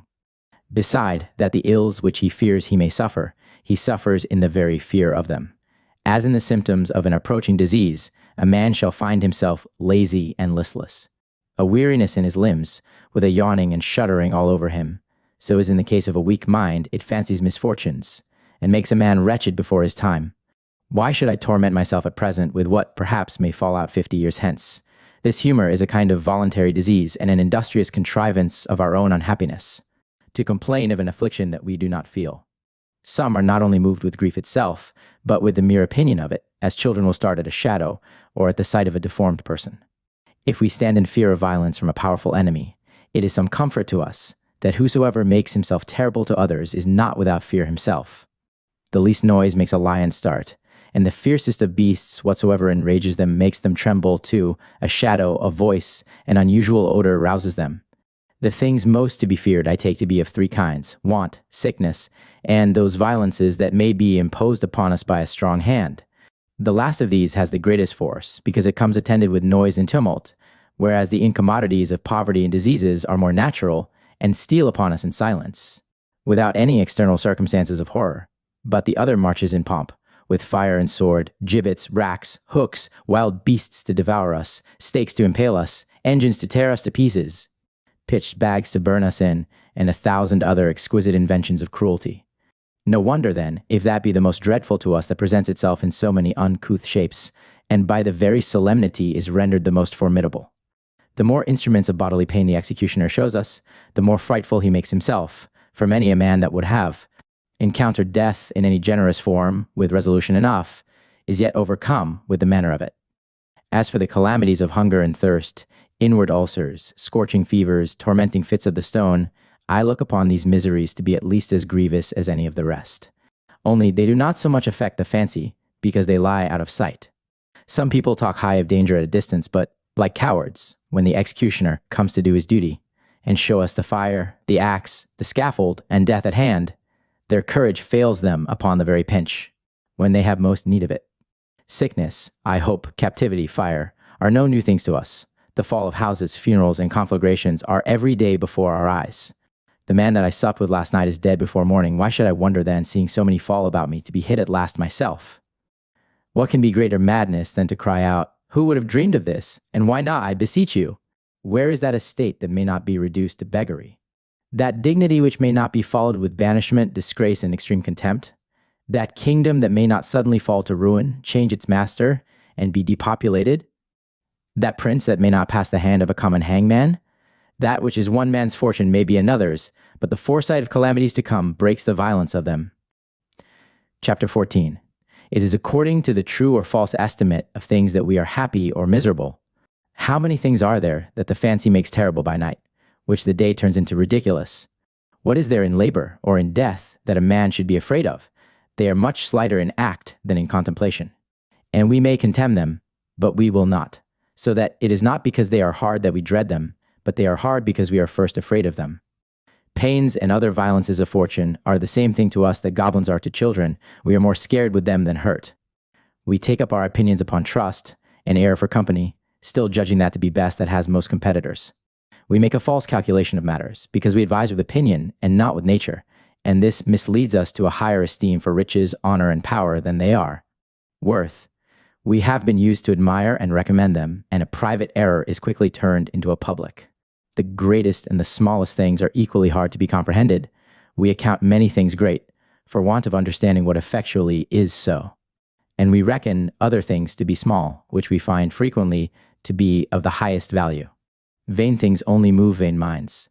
The accidents that we so much boggle at are not terrible in themselves, but they are made so by our infirmities. But we consult rather what we hear than what we feel, without examining, opposing, or discussing the things we fear. So that we either stand still and tremble, or else directly run for it, as those troops did, that, upon the raising of the dust, took a flock of sheep for the enemy. When the body and mind are corrupted, it is no wonder if all things prove intolerable, and not because they are so in truth, but because we are dissolute and foolish. For we are infatuated to such a degree, that, betwixt the common madness of men, and that which falls under the care of the physician, there is but this difference: the one labors of a disease, and the other of a false opinion. The Stoics hold that all those torments that commonly draw from us groans and ejaculations are in themselves trivial and contemptible. But these high-flown expressions apart, how true soever, let us discourse the point at the rate of ordinary men, and not make ourselves miserable before our time, for the things we apprehend to be at hand may possibly never come to pass. Some things trouble us more than they should, other things sooner, and some things again disorder us that ought not to trouble us at all, so that we either enlarge or create or anticipate our disquiets. For the first part, let it rest as a matter in controversy. For that which I account light, another perhaps will judge insupportable. One man laughs under the lash, and another whines for a fillip. How sad a calamity is poverty to one man, which to another appears rather desirable than inconvenient. For the poor man, who has nothing to lose, has nothing to fear, and he that would enjoy himself to the satisfaction of his soul must be either poor indeed, or at least look as if he were so. Some people are extremely dejected with sickness and pain, whereas Epicurus blessed his fate with his last breath in the acutest torments of the stone imaginable. And so for banishment, which to one man is so grievous, and yet to another is no more than a bare change of place, a thing that we do every day for our health, pleasure, nay, and upon the account even of common business. How terrible is death to one man, which to another appears the greatest providence in nature, even toward all ages and conditions. It is the wish of some, the relief of many, and the end of all. It sets the slave at liberty, carries the banished man home, and places all mortals upon the same level, insomuch that life itself were a punishment without it. When I see tyrants, tortures, violences, the prospect of death is a consolation to me, and the only remedy against the injuries of life. Nay, so great are our mistakes in the true estimate of things, that we have hardly done anything that we have not had reason to wish undone, and we have found the things we feared to be more desirable than those we coveted. Our very prayers have been more pernicious than the curses of our enemies, and we must pray to have our former prayers forgiven. Where is the wise man that wishes to himself the wishes of his mother, nurse, or his tutor, the worst of enemies, with the intention of the best of friends? We are undone, if their prayers be heard, and it is our duty to pray that they may not, for they are no other than well-meaning execrations. They take evil for good, and one wish fights with another. Give me rather the contempt of all those things whereof they wish me the greatest plenty. We are equally hurt by some that pray for us, and by others that curse us. The one imprints in us a false fear, and the other does us mischief by a mistake. So that it is no wonder if mankind be miserable, when we are brought up from the very cradle under the imprecations of our parents. We pray for trifles, without so much as thinking of the greatest blessings, and we are not ashamed many times to ask God for that which we should blush to own to our neighbor. It is with us as with an innocent that my father had in his family. She fell blind on a sudden, and nobody could persuade her she was blind. She could not endure the house, she cried. It was so dark, and was still calling to go abroad. That which we laughed at in her we find to be true in ourselves. We are covetous and ambitious, but the world shall never bring us to acknowledge it, and we impute it to the place. Nay, we are the worst of the two, for that blind fool called for a guide, and we wander about without one. It is a hard matter to cure those that will not believe they are sick. We are ashamed to admit a master, and we are too old to learn. Vice still goes before virtue, so that we have two works to do. We must cast off the one and learn the other. By one evil we make way to another, and only seek things to be avoided, or those of which we are soon weary. That which seemed too much when we wished for it, proves too little when we have it, and it is not, as some imagine, that felicity is greedy, but is little and narrow, and cannot satisfy us. That which we take to be very high at a distance, we find to be but low when we come at it, and the business is, we do not understand the true state of things, we are deceived by rumors. When we have gained the thing we aimed at, we find it to be either ill or empty, or perchance less than we expect, or otherwise perhaps great, but not good. Chapter 15. The blessings of temperance and moderation. There is not anything that is necessary to us, but we have it either cheap or gratis, and this is the provision that our Heavenly Father has made for us, whose bounty was never wanting to our needs. It is true the belly craves and calls upon us, but then a small matter contents it, a little bread and water is sufficient, and all the rest is but superfluous. He that lives according to reason shall never be poor, and he that governs his life by opinion shall never be rich, for nature is limited, but fancy is boundless.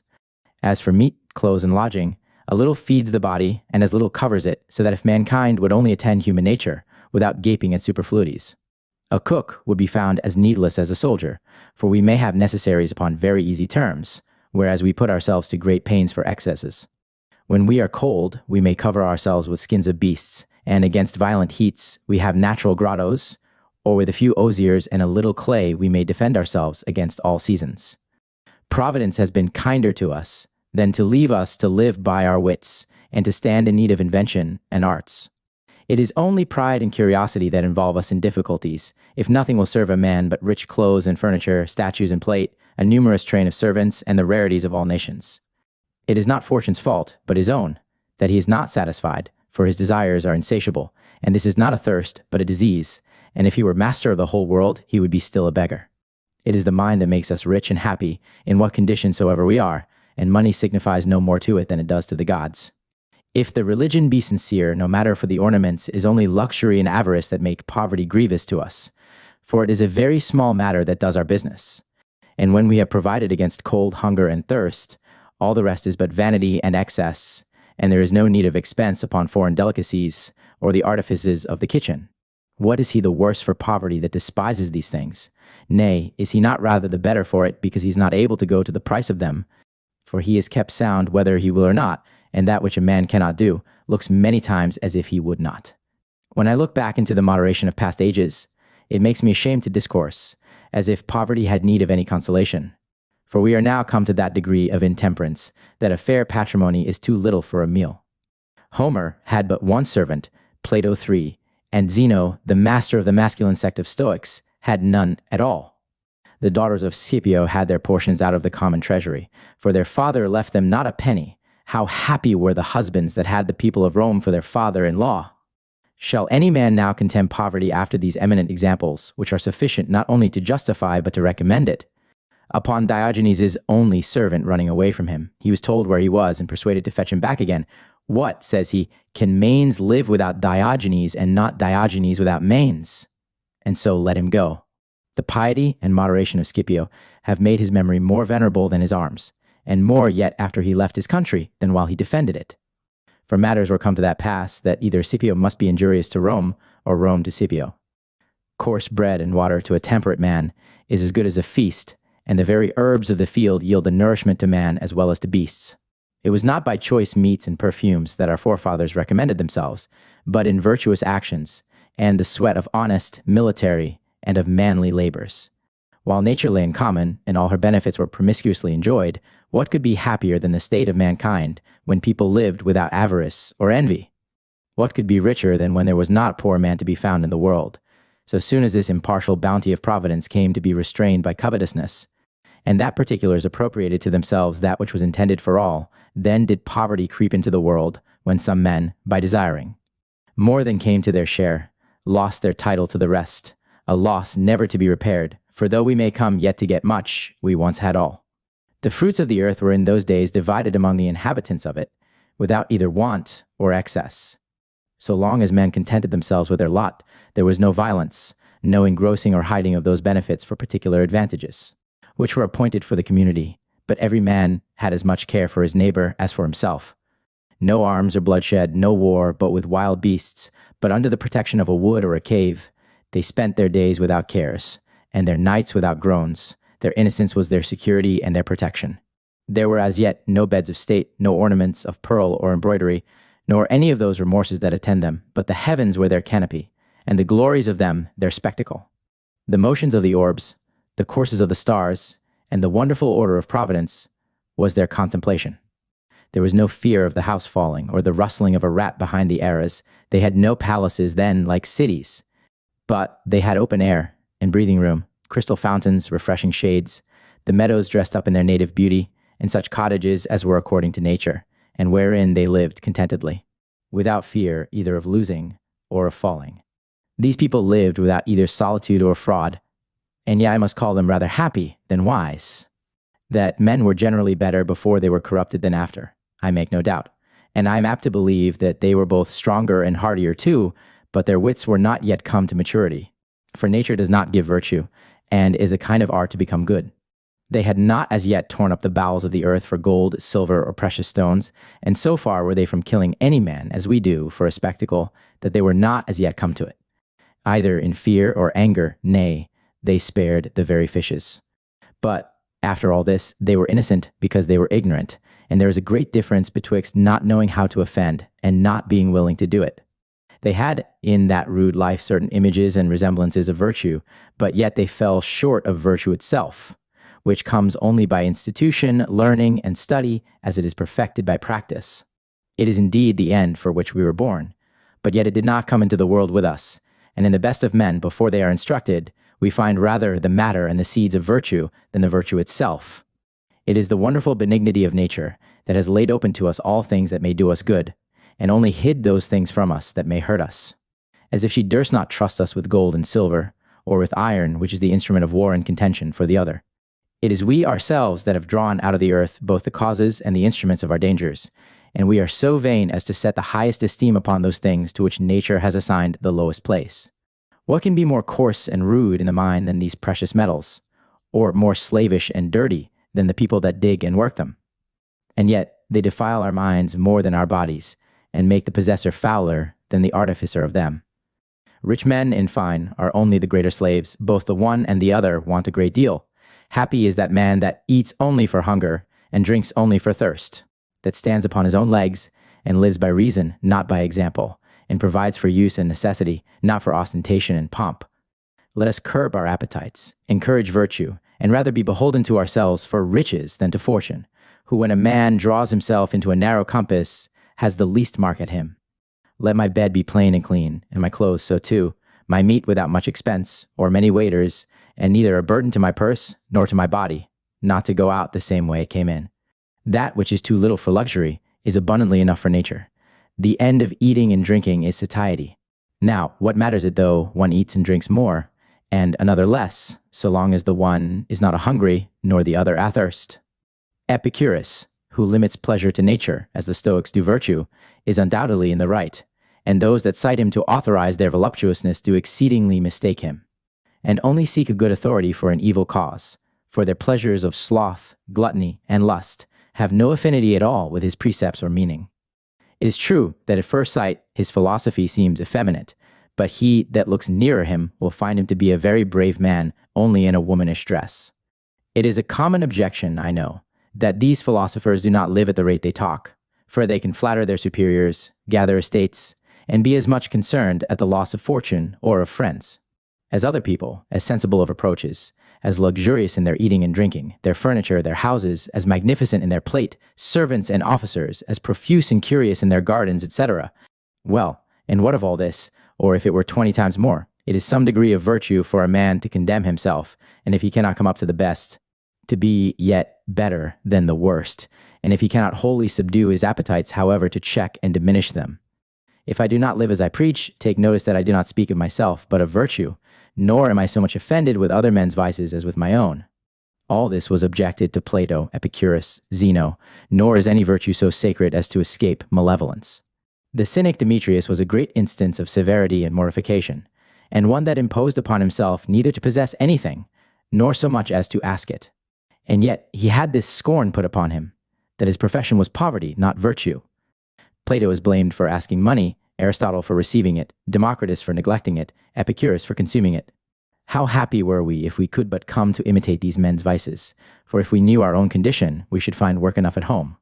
But we are like people that are making merry at a play or a tavern when their own houses are on fire, and yet they know nothing of it. Nay, Cato himself was said to be a drunkard, but drunkenness itself shall sooner be proved to be no crime than Cato dishonest. They that demolish temples and overturn altars show their good will, though they can do the gods no hurt. And so it fares with those that invade the reputation of great men. If the professors of virtue be as the world calls them, avaricious, libidinous, ambitious, what are they then that have a detestation for the very name of it? But malicious natures do not want wit to abuse honester men than themselves. It is the practice of the multitude to bark at eminent men as little dogs do at strangers, for they look upon other men's virtues as the upbraiding of their own wickedness. We should do well to commend those that are good. If not, let us pass them over. But however, let us spare ourselves. For beside the blaspheming of virtue, our rage is to no purpose. But to return now to my text, we are ready enough to limit others, but loth to put bonds and restraints upon ourselves. Though we know that many times a greater evil is cured by a less, and the mind that will not be brought to virtue by precepts comes to it frequently by necessity. Let us try a little to eat upon a joint stool, to serve ourselves, to live within compass and accommodate our clothes to the end they were made for. Occasional experiments of our moderation give us the best proof of our firmness and virtue. A well-governed appetite is a great part of liberty, and it is a blessed lot, that since no man can have all things that he would have, we may all of us forbear desiring what we have not. It is the office of temperance to overrule us in our pleasures. Some she rejects, others she qualifies and keeps within bounds. Oh, the delights of rest when a man comes to be weary, and of meat when he is heartily hungry. I have learned, says our author, by one journey, how many things we have that are superfluous, and how easily they might be spared, for when we are without them upon necessity, we do not so much as feel the want of them. This is the second blessed day, says he, that my friend and I have traveled together. One wagon carries ourselves and our servants. My mattress lies upon the ground, and I upon that, our diet answerable to our lodging, and never without our figs and our table books. The muleteer without shoes, and the mules only prove themselves to be alive by their walking. In this equipage, I am not willing, I perceive, to own myself, but as often as we happen into better company, I presently fall a blushing, which shows that I am not yet confirmed in those things which I approve and commend. I am not yet come to own my frugality, for he that is ashamed to be seen in a mean condition would be proud of a splendid one. I value myself upon what passengers think of me, and tacitly renounce my principles, whereas I should rather lift up my voice to be heard by mankind, and tell them, you are all mad, your minds are set upon superfluities, and you value no man for his virtues. I came one night weary home, and threw myself upon the bed with this consideration about me. There is nothing ill that is well taken. My baker tells me he has no bread, but, says he, I may get some of your tenants, though I fear it is not good. No matter, said I, for I will stay until it be better. That is to say, until my stomach will be glad of worse. It is discretion sometimes to practice temperance, and want ourselves to a little, for there are many difficulties both of time and place that may force us upon it. When we come to the matter of patrimony, how strictly do we examine what every man is worth before we will trust him with a penny? Such a man, we cry, has a great estate, but it is shrewdly encumbered, a very fair house, but it was built with borrowed money, a numerous family. But he does not keep touch with his creditors. If his debts were paid, he would not be worth a groat. Why do we not take the same course in other things, and examine what every man is worth? It is not enough to have a long train of attendants, vast possessions, or an incredible treasure in money and jewels. A man may be poor for all this. There is only this difference at best. One man borrows of the usurer, and the other of fortune. What signifies the carving or gilding of the chariot? Is the master ever the better of it? We cannot close up this chapter with a more generous instance of moderation than that of Fabricius. Pyrrhus tempted him with a sum of money to betray his country, and Pyrrhus's physician offered Fabricius, for a sum of money, to poison his master. But he was too brave either to be overcome by gold or to be overcome by poison, so that he refused the money and advised Pyrrhus to have a care of treachery, and this too in the heat of a licentious war. Fabricius valued himself upon his poverty, and was as much above the thought of riches as of poison. Live, Pyrrhus, says he, by my friendship, and turn that to thy satisfaction, which was before thy trouble. That is to say, that Fabricius could not be corrupted. Chapter 16. Constancy of mind gives a man reputation, and makes him happy in despite of all misfortune. The whole duty of man may be reduced to the 2 points of abstinence and patience, temperance in prosperity, and courage in adversity. We have already treated of the former, and the other follows now in course. Epicurus will have it that a wise man will bear all injuries, but the Stoics will not allow those things to be injuries which Epicurus calls so. Now, betwixt these two, there is the same difference that we find betwixt 2 gladiators. The one receives wounds, but yet maintains his ground. The other tells the people, when he is in blood, that it is but a scratch, and will not suffer anybody to part them. An injury cannot be received, but it must be done, but it may be done and yet not received, as a man may be in the water and not swim, but if he swims, it is presumed that he is in the water. Or if a blow or a shot be leveled at us, it may so happen that a man may miss his aim, or some accident interpose that may divert the mischief. That which is hurt is passive, and inferior to that which hurts it. But you will say that Socrates was condemned and put to death, and so received an injury, but I answer that the tyrants did him an injury, and yet he received none. He that steals anything from me and hides it in my own house, though I have not lost it, yet he has stolen it. He that lies with his own wife and takes her for another woman, though the woman be honest, the man is an adulterer. Suppose a man gives me a draught of poison, and it proves not strong enough to kill me. His guilt is nevertheless for the disappointment. He that makes a pass at me is as much a murderer, though I put it by, as if he had struck me to the heart. It is the intention, not the effect, that makes the wickedness. He's a thief that has the will of killing and slaying before his hand is dipped in blood.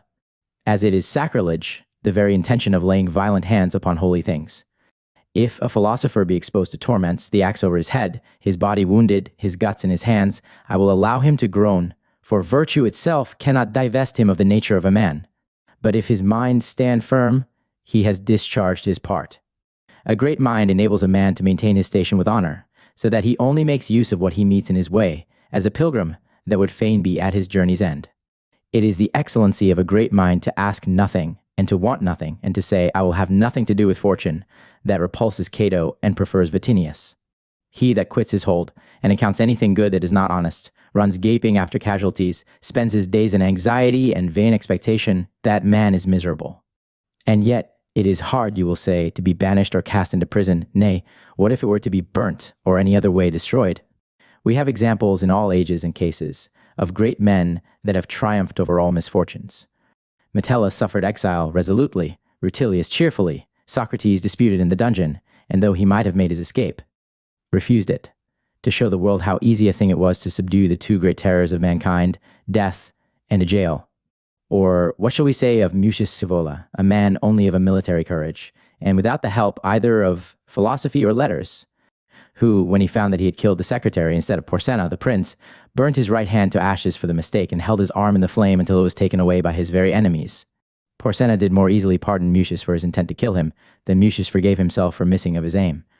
He might have a luckier thing, but never a braver. Did not Cato, in the last night of his life, take Plato to bed with him, with his sword at his bed's head, the one that he might have death at his will, the other, that he might have it in his power, being resolved that no man should be able to say, either that he killed or that he saved Cato?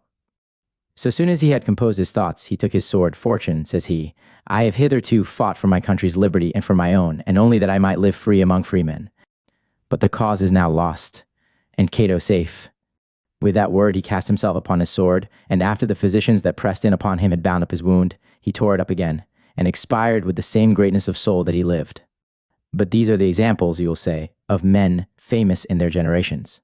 Let us but consult history, and we shall find, even in the most effeminate of nations, and the most dissolute of times, men of all degrees, ages, and fortunes, nay, even women themselves, that have overcome the fear of death, which, in truth, is so little to be feared, that duly considered, it is one of the greatest benefits of nature.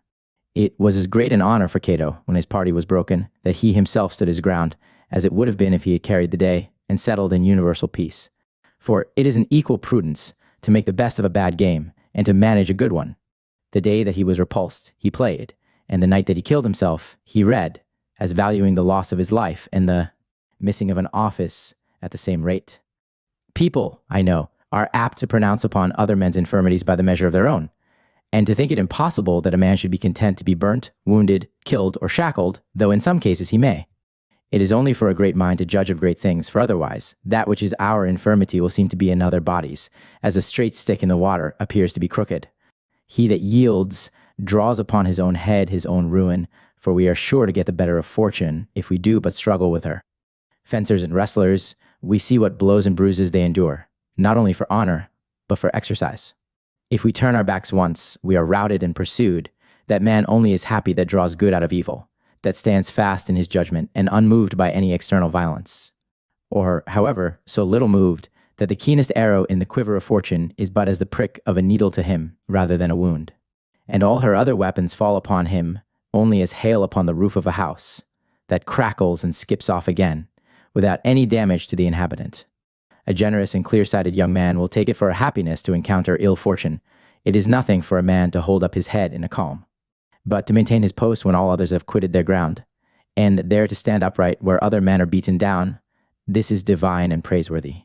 What ill is there in torments, or in those things which we commonly account grievous crosses?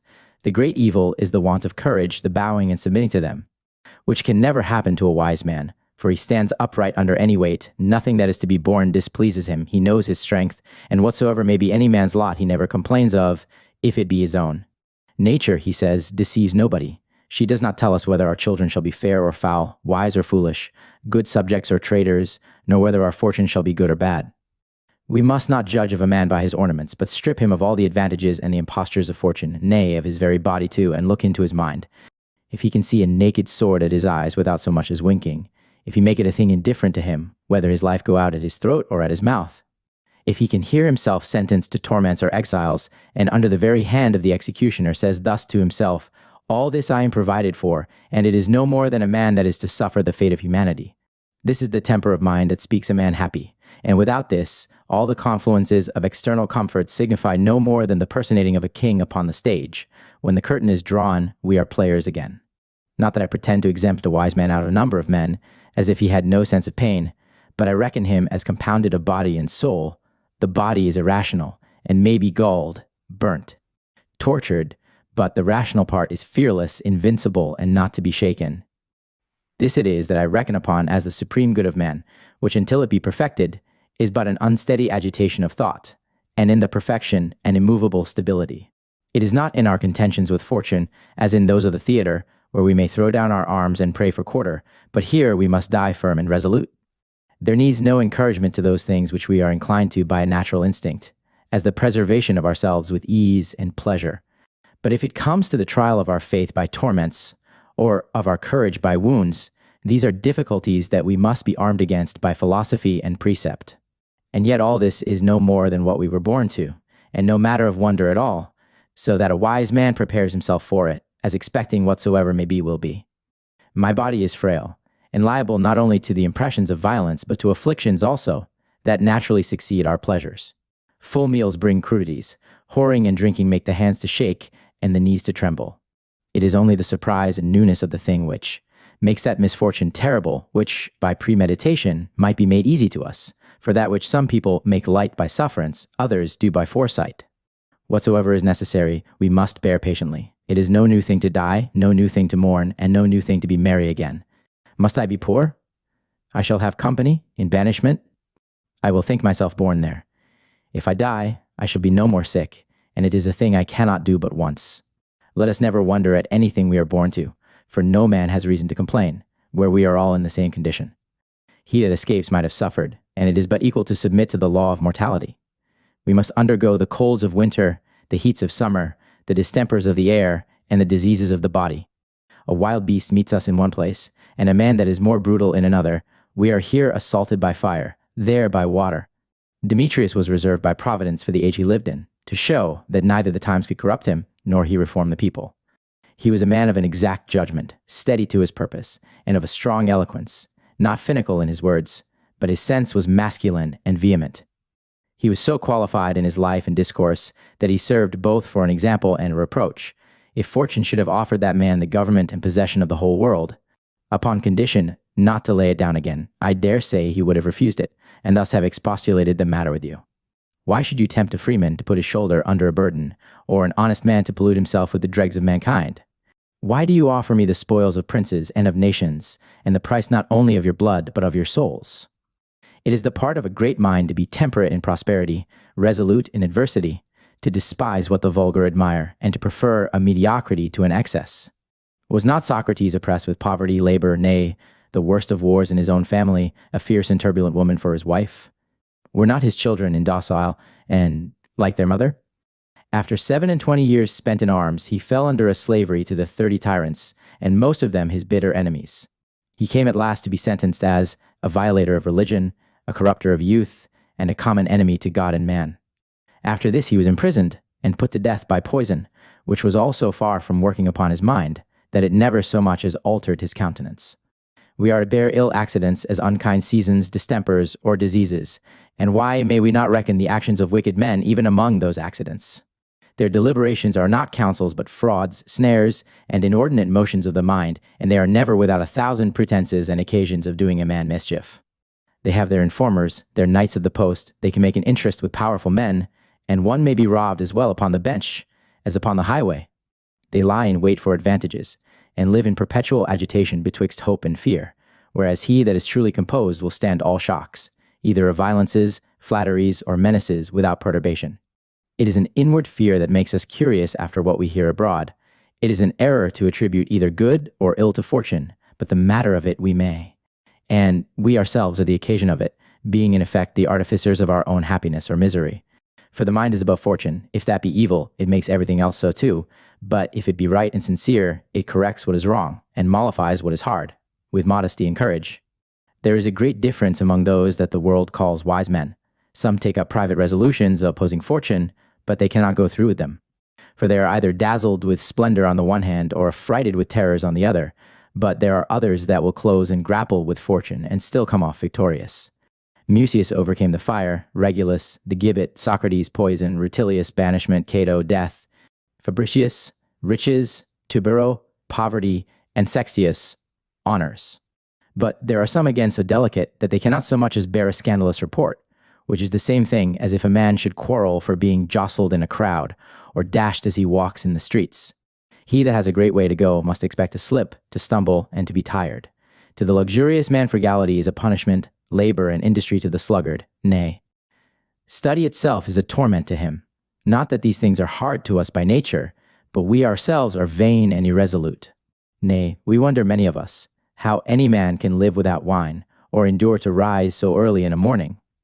A brave man must expect to be tossed, for he is to steer his course in the teeth of fortune, and to work against wind and weather. In the suffering of torments, though there appears but one virtue, a man exercises many. That which is most eminent is patience, which is but a branch of fortitude.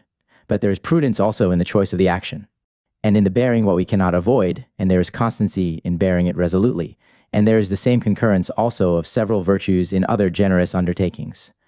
When Leonidas was to carry his 300 men into the straits of Thermopylae, to put a stop to Xerxes' huge army, "Come, fellow soldiers," says he, "eat your dinners here, as if you were to sup in another world." And they answered his resolution. How plain and imperious was that short speech of Caedicius to his men upon a desperate action, and how glorious a mixture was there in it both of bravery and prudence. "Soldiers," says he, "it is necessary for us to go, but it is not necessary for us to return."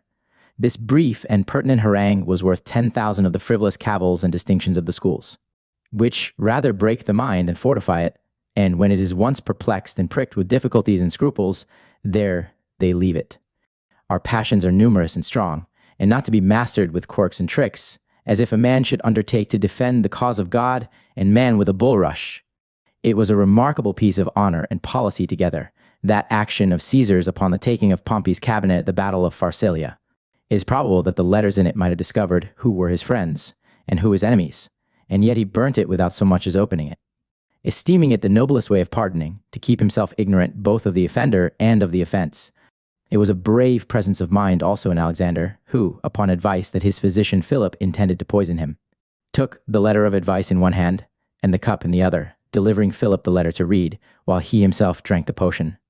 Some are of opinion that death gives a man courage to support pain, and that pain fortifies a man against death. But I say rather that a wise man depends upon himself against both, and that he does not either suffer with patience, in hopes of death, or die willingly, because he is weary of life. But he bears the one, and waits for the other, and carries a divine mind through all the accidents of human life. He looks upon faith and honesty as the most sacred good of mankind, and neither to be forced by necessity, nor corrupted by reward, kill, burn, tear him in pieces. He will be true to his trust, and the more any man labors to make him discover a secret, the deeper will he hide it. Resolution is the inexpugnable defense of human weakness, and it is a wonderful providence that attends it. Horatius Cocles opposed his single body to the whole army until the bridge was cut down behind him, and then leaped into the river with his sword in his hand and came off safe to his party. There was a fellow questioned about a plot upon the life of a tyrant, and put to the torture to declare his confederates he named by one and one all the tyrant's friends that were about him. And still, as they were named, they were put to death. The tyrant asked him at last if there were any more. Yes, says he, yourself were in the plot, and now you have never another friend left in the world, whereupon the tyrant cut the throats of his own guards. He is the happy man that is the master of himself, and triumphs over the fear of death, which has overcome the conquerors of the world. Chapter 17. Our happiness depends in a great measure upon the choice of our company. The comfort of life depends upon conversation. Good offices and concord in human society is like the working of an arch of stone.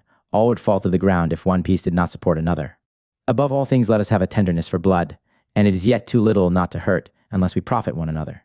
We are to relieve the distressed, to put the wanderer into his way, and to divide our bread with the hungry, which is but the doing of good to ourselves, for we are only several members of one great body. Nay, we are all of a consanguinity, formed of the same materials, and designed to the same end. This obliges us to a mutual tenderness in converse, and the other, to live with regard to equity and justice. The love of society is natural, but the choice of our company is matter of virtue and prudence. Noble examples stir us up to noble actions, and the very history of large and public souls inspires a man with generous thoughts. It makes a man long to be in action, and doing something that the world may be the better for, as protecting the weak, delivering the oppressed, punishing the insolent. It is a great blessing, the very conscience of giving a good example, beside that it is the greatest obligation any man can lay upon the age he lives in. He that converses with the proud shall be puffed up. A lustful acquaintance makes a man lascivious, and the way to secure a man from wickedness is to withdraw from the examples of it. It is too much to have them near us, but more to have them within us. Ill examples, pleasure, and ease are, no doubt of it, great corrupters of manners. A rocky ground hardens the horse's hoof. The mountaineer makes the best soldier. The miner makes the best pioneer, and severity of discipline fortifies the mind. In all excesses and extremities of good and of ill fortune, let us have recourse to great examples that have contemned both. These are the best instructors that teach in their lives, and prove their words by their actions. As an ill air may endanger a good constitution, so may a place of ill example endanger a good man. Nay, there are some places that have a kind of privilege to be licentious, and where luxury and dissolution of manners seem to be lawful, for great examples give both authority and excuse to wickedness. Those places are to be avoided as dangerous to our manners. Hannibal himself was unmanned by the looseness of Campania, and though a conqueror by his arms, he was overcome by his pleasures. I would as soon live among butchers as among cooks. Not but a man may be temperate in any place, but to see drunken men staggering up and down everywhere, and only the spectacle of lust, luxury, and excess before our eyes, it is not safe to expose ourselves to the temptation. If the victorious Hannibal himself could not resist it, what shall become of us then that are subdued, and give ground to our lusts already? He that has to do with an enemy in his breast has a harder task upon him than he that is to encounter one in the field. His hazard is greater if he loses ground, and his duty is perpetual, for he has no place or time for rest. If I give way to pleasure, I must also yield to grief, to poverty, to labor, ambition, anger, until I am torn to pieces by my misfortunes and lusts. But against all this philosophy propounds a liberty, that is to say, a liberty from the service of accidents and fortune. There is not anything that does more mischief to mankind than mercenary masters in philosophy that do not live as they teach, they give a scandal to virtue. How can any man expect that a ship should steer a fortunate course when the pilot lies wallowing in his own vomit? It is a usual thing first to learn to do ill ourselves, and then to instruct others to do so, but that man must needs be very wicked that has gathered into himself the wickedness of other people. The best conversation is with the philosophers, that is to say, with such of them as teach us matter, not words, that preach to us things necessary and keep us to the practice of them. There can be no peace in human life without the contempt of all events. There is nothing that either puts better thoughts into a man, or sooner sets him right that is out of the way than a good companion. For the example has the force of a precept, and touches the heart with an affection to goodness, and not only the frequent hearing and seeing of a wise man delights us, but the very encounter of him suggests profitable contemplation, such as a man finds himself moved with when he goes into a holy place. I will take more care with whom I eat and drink than what, for without a friend the table is a manger. Writing does well, but personal discourse and conversation does better, for men give great credit to their ears and take stronger impressions from example than precept. Cleanthes had never hit Zeno so to the life if he had not been in with him at all his privacies, if he had not watched and observed him whether or not he practiced as he taught.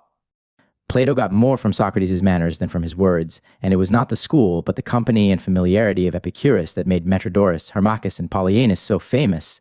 Now, though it be by instinct that we covet society and avoid solitude, we should yet take this along with us, that the more acquaintance, the more danger. Nay, there is not one man of 100 that is to be trusted with himself.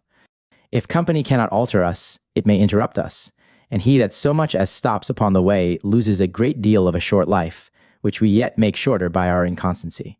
If an enemy were at our heels, what haste should we make? But death is so, and yet we never mind it. There is no venturing of tender and easy natures among the people, for it is odds that they will go over to the major party. It would, perhaps, shake the constancy of Socrates, Cato, Laelius, or any of us all, even when our resolutions are at the height, to stand the shock of vice that presses upon us with a kind of public authority. It is a world of mischief that may be done by one single example of avarice or luxury. One voluptuous palate makes a great many. A wealthy neighbor stirs up envy, and a fleering companion moves ill nature wherever he comes. What will become of those people, then, that expose themselves to a popular violence, which is ill both ways? Either if they comply with the wicked, because they are many, or quarrel with the multitude, because they are not principled alike. The best way is to retire, and associate only with those that may be the better for us, and we for them. These respects are mutual, for while we teach, we learn. To deal freely, I dare not trust myself in the hands of much company. I never go abroad that I come home again the same man I went out. Something or other that I had put in order is discomposed. Some passion that I had subdued gets head again.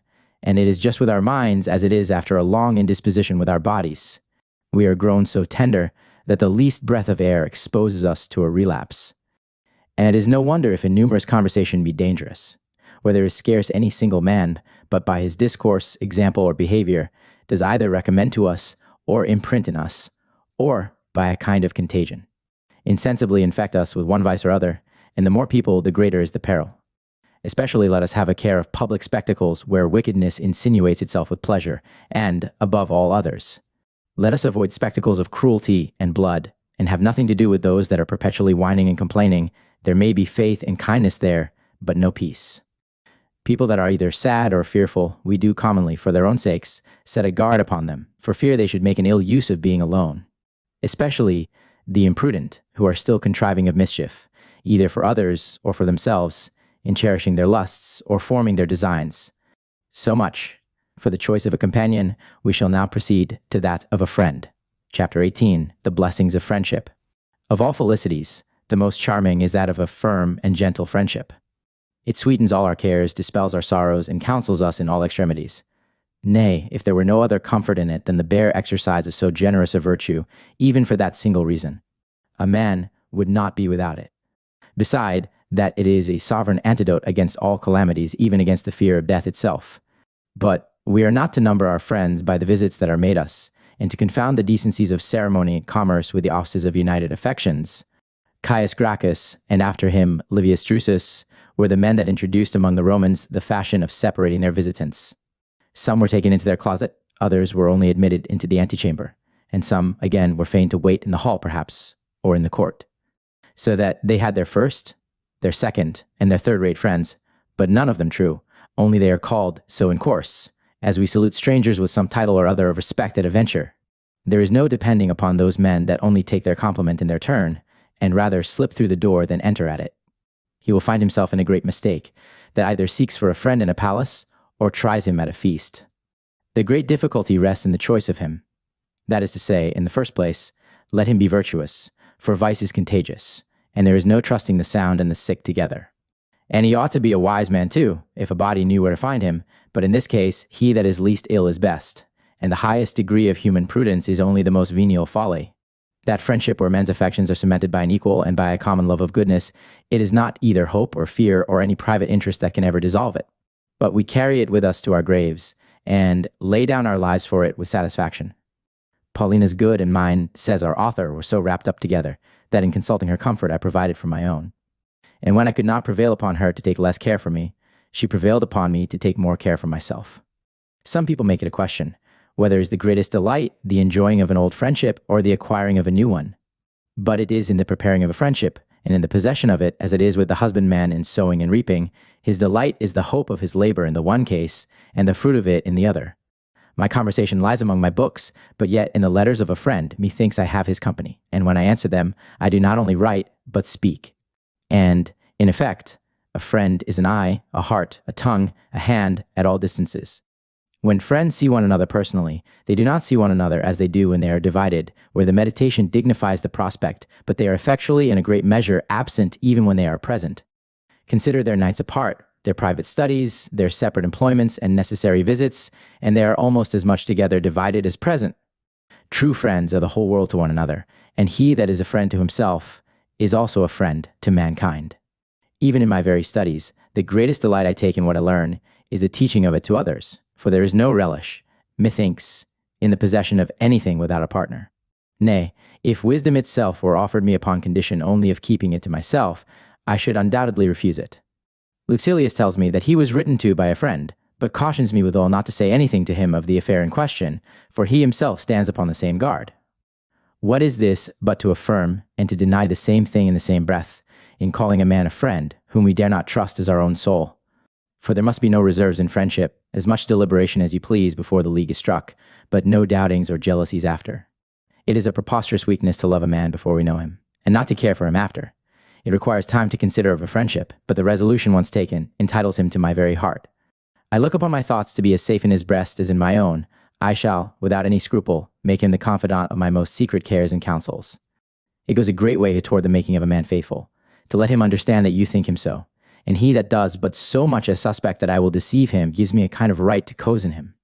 When I am with my friend, methinks I am alone, and as much at liberty to speak anything as to think it, and as our hearts are one, so must be our interest and convenience.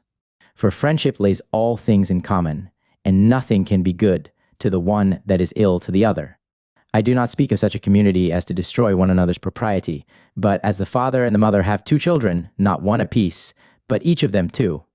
But let us have a care, above all things, that our kindness be rightfully founded, for where there is any other invitation to friendship than the friendship itself, that friendship will be bought and sold. He derogates upon the majesty of it that makes it only dependent upon good fortune. It is a narrow consideration for a man to please himself in the thought of a friend, because, says he, I shall have one to help me when I am sick, in prison, or in want. A brave man should rather take delight in the contemplation of doing the same offices for another. He that loves a man for his own sake is in an error. A friendship of interest cannot last any longer than the interest itself, and this is the reason that men in prosperity are so much followed, and when a man goes down the wind, nobody comes near him. Temporary friends will never stand the test. One man is forsaken for fear of profit, another is betrayed. It is a negotiation, not a friendship, that has an eye to advantages. Only, through the corruption of times, that which was formerly a friendship is now become a design upon a booty. Alter your testament, and you lose your friend. But my end of friendship is to have one dearer to me than myself, and for the saving of whose life I would cheerfully lay down my own, taking this along with me, that only wise men can be friends. Others are but companions, and that there is a great difference also betwixt love and friendship. The one may sometimes do us hurt, the other always does us good. For the one friend is hopeful to another in all cases, as well in prosperity as in affliction. We receive comfort even at a distance from those we love, but then it is light and faint, whereas presence in conversation touch us to the quick, especially if we find the man we love to be such a person as we wish. It is usual with princes to reproach the living by commending the dead, and to praise those people for speaking truth from whom there is no longer any danger of hearing it. This is Augustus's case. He was forced to banish his daughter Julia for her common and prostituted impudence. And still, upon fresh informations, he was often heard to say, "If Agrippa or Maecenas had been now alive, this would never have been." But yet, where the fault lay may be a question, for perchance it was his own, that had rather complain for the want of them than seek for others as good. The Roman losses by war and by fire, Augustus could quickly supply and repair, but for the loss of two friends he lamented his whole life after. Xerxes, a vain and a foolish prince, when he made war upon Greece, one told him it would never come to a battle. Another, that he would find only empty cities and countries, for they would not so much as stand the very fame of his coming. Others soothed him in the opinion of his prodigious numbers. And they all concurred to puff him up to his destruction. Only Demaratus advised him not to depend too much upon his numbers, for he would rather find them a burden to him than an advantage, and that 300 men in the straits of the mountains would be sufficient to give a check to his whole army, and that such an accident would undoubtedly turn his vast numbers to his confusion. It fell out afterward, as he foretold, and he had thanks for his fidelity. A miserable prince that among so many thousand subjects had but one servant to tell him the truth. Chapter 19.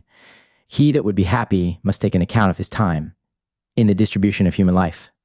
We find that a great part of it passes away in evil doing, a greater yet in doing just nothing at all, and effectually the whole in doing things beside our business.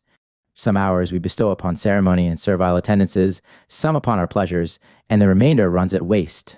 What a deal of time is it that we spend in hopes and fears, love and revenge, in balls, treats, making of interests, suing for offices, soliciting of causes, and slavish flatteries.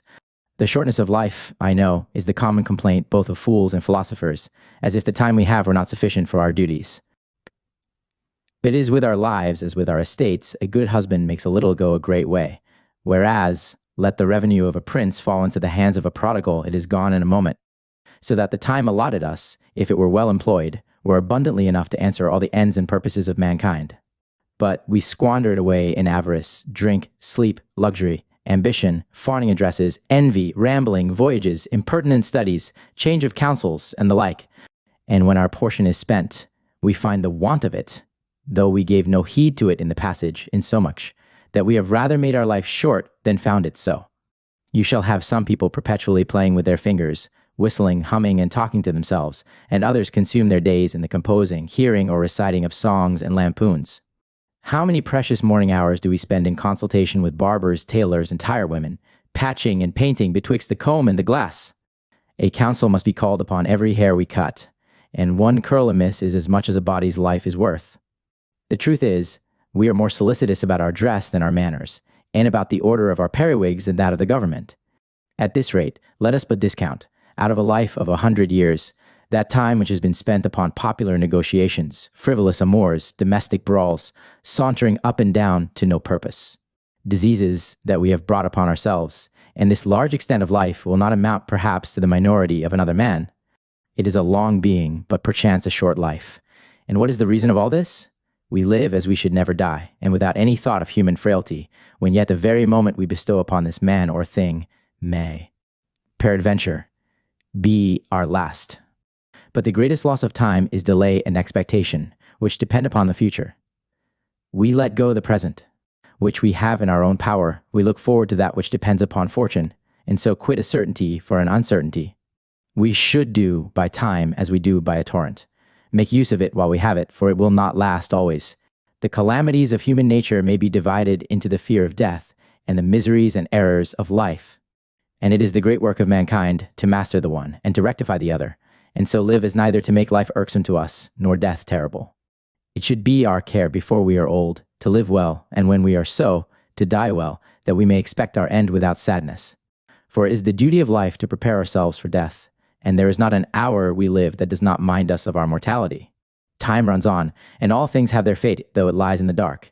The period is certain to nature, but what am I the better for it if it be not so to me? We propound travels, arms, adventures, without ever considering that death lies in the way. Our term is set, and none of us know how near it is, but we are all of us agreed that the decree is unchangeable. Why should we wonder to have that befall us today, which might have happened to us any minute since we were born? Let us therefore live as if every moment were to be our last, and set our accounts right every day that passes over our heads. We are not ready for death, and therefore we fear it, because we do not know what will become of us when we are gone, and that consideration strikes us with an inexplicable terror. The way to avoid this distraction is to contract our business and our thoughts. When the mind is once settled, a day or an age is all one to us, and the series of time, which is now our trouble, will be then our delight, for he that is steadily resolved against all uncertainties shall never be disturbed with the variety of them. Let us make haste, therefore, to live, since every day to a wise man is a new life, for he has done his business the day before, and so prepared himself for the next, that if it be not his last, he knows yet that it might have been so. No man enjoys the true taste of life, but he that is willing and ready to quit it. The wit of man is not able to express the blindness of human folly in taking so much more care of our fortunes, our houses, and our money than we do of our lives. Everybody breaks in upon the one gratis, but we betake ourselves to fire and sword if any man invades the other. There is no dividing in the case of patrimony, but people share our time with us at pleasure. So profuse are we of that only thing whereof we may be honestly covetous. It is a common practice to ask an hour or two of a friend for such or such a business, and it is as easily granted, both parties only considering the occasion and not the thing itself. They never put time to account, which is the most valuable of all precious things, but because they do not see it, they reckon upon it as nothing. And yet these easy men, when they come to die, would give the whole world for those hours again, which they so inconsiderately cast away before, but there is no recovering of them. If they could number their days that are yet to come as they can those that are already past, how would those very people tremble at the apprehension of death, though 100 years hence? That never so much as think of it at present, though they know not, but it may take them away the next immediate minute. It is an usual saying, I would give my life for such or such a friend, when at the same time we do give it without so much as thinking of it, nay, when that friend is never the better for it, and we ourselves the worse. Our time is set, and day and night we travel on. There is no baiting, by the way, and it is not in the power of either prince or people to prolong it. Such is the love of life, that even those decrepit dotards that have lost the use of it will yet beg the continuance of it, and make themselves younger than they are, as if they could cozen even fate itself. When they fall sick, what promises of amendment if they escape that bout? What exclamations against the folly of their misspent time, and yet if they recover, they relapse. No man takes care to live well but long, when yet it is in everybody's power to do the former, and in no man's to do the latter. We consume our lives in providing the very instruments of life, and govern ourselves still with a regard to the future, so that we do not properly live, but we are about to live. How great a shame is it to be laying new foundations of life at our last gasp, and for an old man that can only prove his age by his beard with one foot in the grave to go to school again. While we are young, we may learn. Our minds are tractable, and our bodies fit for labor and study. But when age comes on, we are seized with languor and sloth, afflicted with diseases. And at last we leave the world as ignorant as we came into it, only we die worse than we were born, which is none of nature's fault, but ours, for our fears, suspicions, perfidy, etc., are from ourselves. I wish with all my soul that I had thought of my end sooner, but I must make the more haste now, and spur on like those that set out late upon a journey. It will be better to learn late than not at all, though it be but only to instruct me how I may leave the stage with honor. In the division of life, there is time present, past, and to come. What we do is short, what we shall do is doubtful, but what we have done is certain, and out of the power of fortune. The passage of time is wonderfully quick, and man must look backward to see it, and in that retrospect, he has all past ages at a view, but the present gives us the slip unperceived. It is but a moment that we live, and yet we are dividing it into childhood, youth, man's estate, and old age, all which degrees we bring into that narrow compass. If we do not watch, we lose our opportunities. If we do not make haste, we are left behind. Our best hours escape us. The worst are to come. The purest part of our life runs first and leaves only the dregs at the bottom. And that time which is good for nothing else, we dedicate to virtue, and only propound to begin to live at an age that very few people arrive at. What greater folly can there be in the world than this loss of time, the future being so uncertain, and the damages so irreparable? If death be necessary, why should any man fear it? And if the time of it be uncertain, why should not we always expect it? We should therefore first prepare ourselves by a virtuous life against the dread of an inevitable death.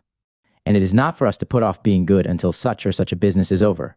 For one business draws on another, and we do as good as sow it, one grain produces more. It is not enough to philosophize when we have nothing else to do, but we must attend wisdom even to the neglect of all things else. For we are so far from having time to spare, that the age of the world would be yet too narrow for our business. nor is it sufficient not to omit it, but we must not so much as intermit it. There is nothing that we can properly call our own but our time, and yet everybody fools us out of it that has a mind to it.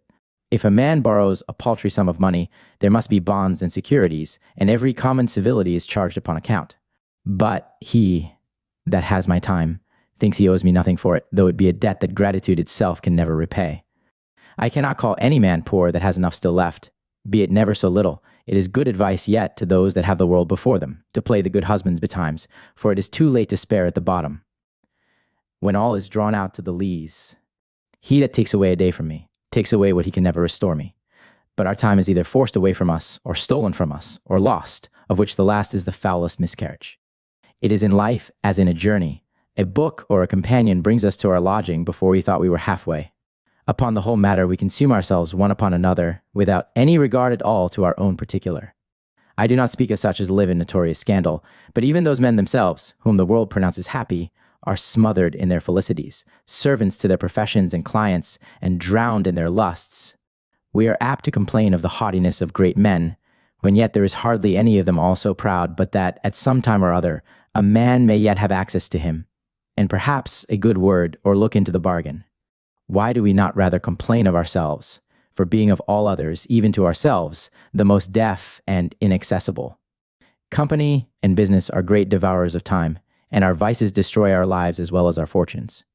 The present is but a moment, and perpetually in flux. The time past we call to mind when we please, and it will abide the examination and inspection. But the busy man has not leisure to look back, or if he has, it is an unpleasant thing to reflect upon a life to be repented of. Whereas the conscience of a good life puts a man into a secure and perpetual possession of a felicity, never to be disturbed or taken away. But he that has led a wicked life is afraid of his own memory, and, in the review of himself, he finds only appetite, avarice, or ambition instead of virtue. But still, he that is not at leisure many times to live must, when his fate comes, whether he will or not, be at leisure to die. Alas, what is time to eternity? The age of a man to the age of the world? And how much of this little do we spend in fears, anxieties, tears, childhood? Nay, we sleep away the one half. How great a part of it runs away in luxury and excess, the ranging of our guests, our servants, and our dishes, as if we were to eat and drink not for satiety, but ambition. The nights may well seem short that are so dear bought and bestowed upon wine and women. The day is lost in expectation of the night, and the night in the apprehension of the morning. There is a terror in our very pleasures, and this vexatious thought in the very height of them, that they will not last always, which is a canker in the delights, even of the greatest and the most fortunate of men.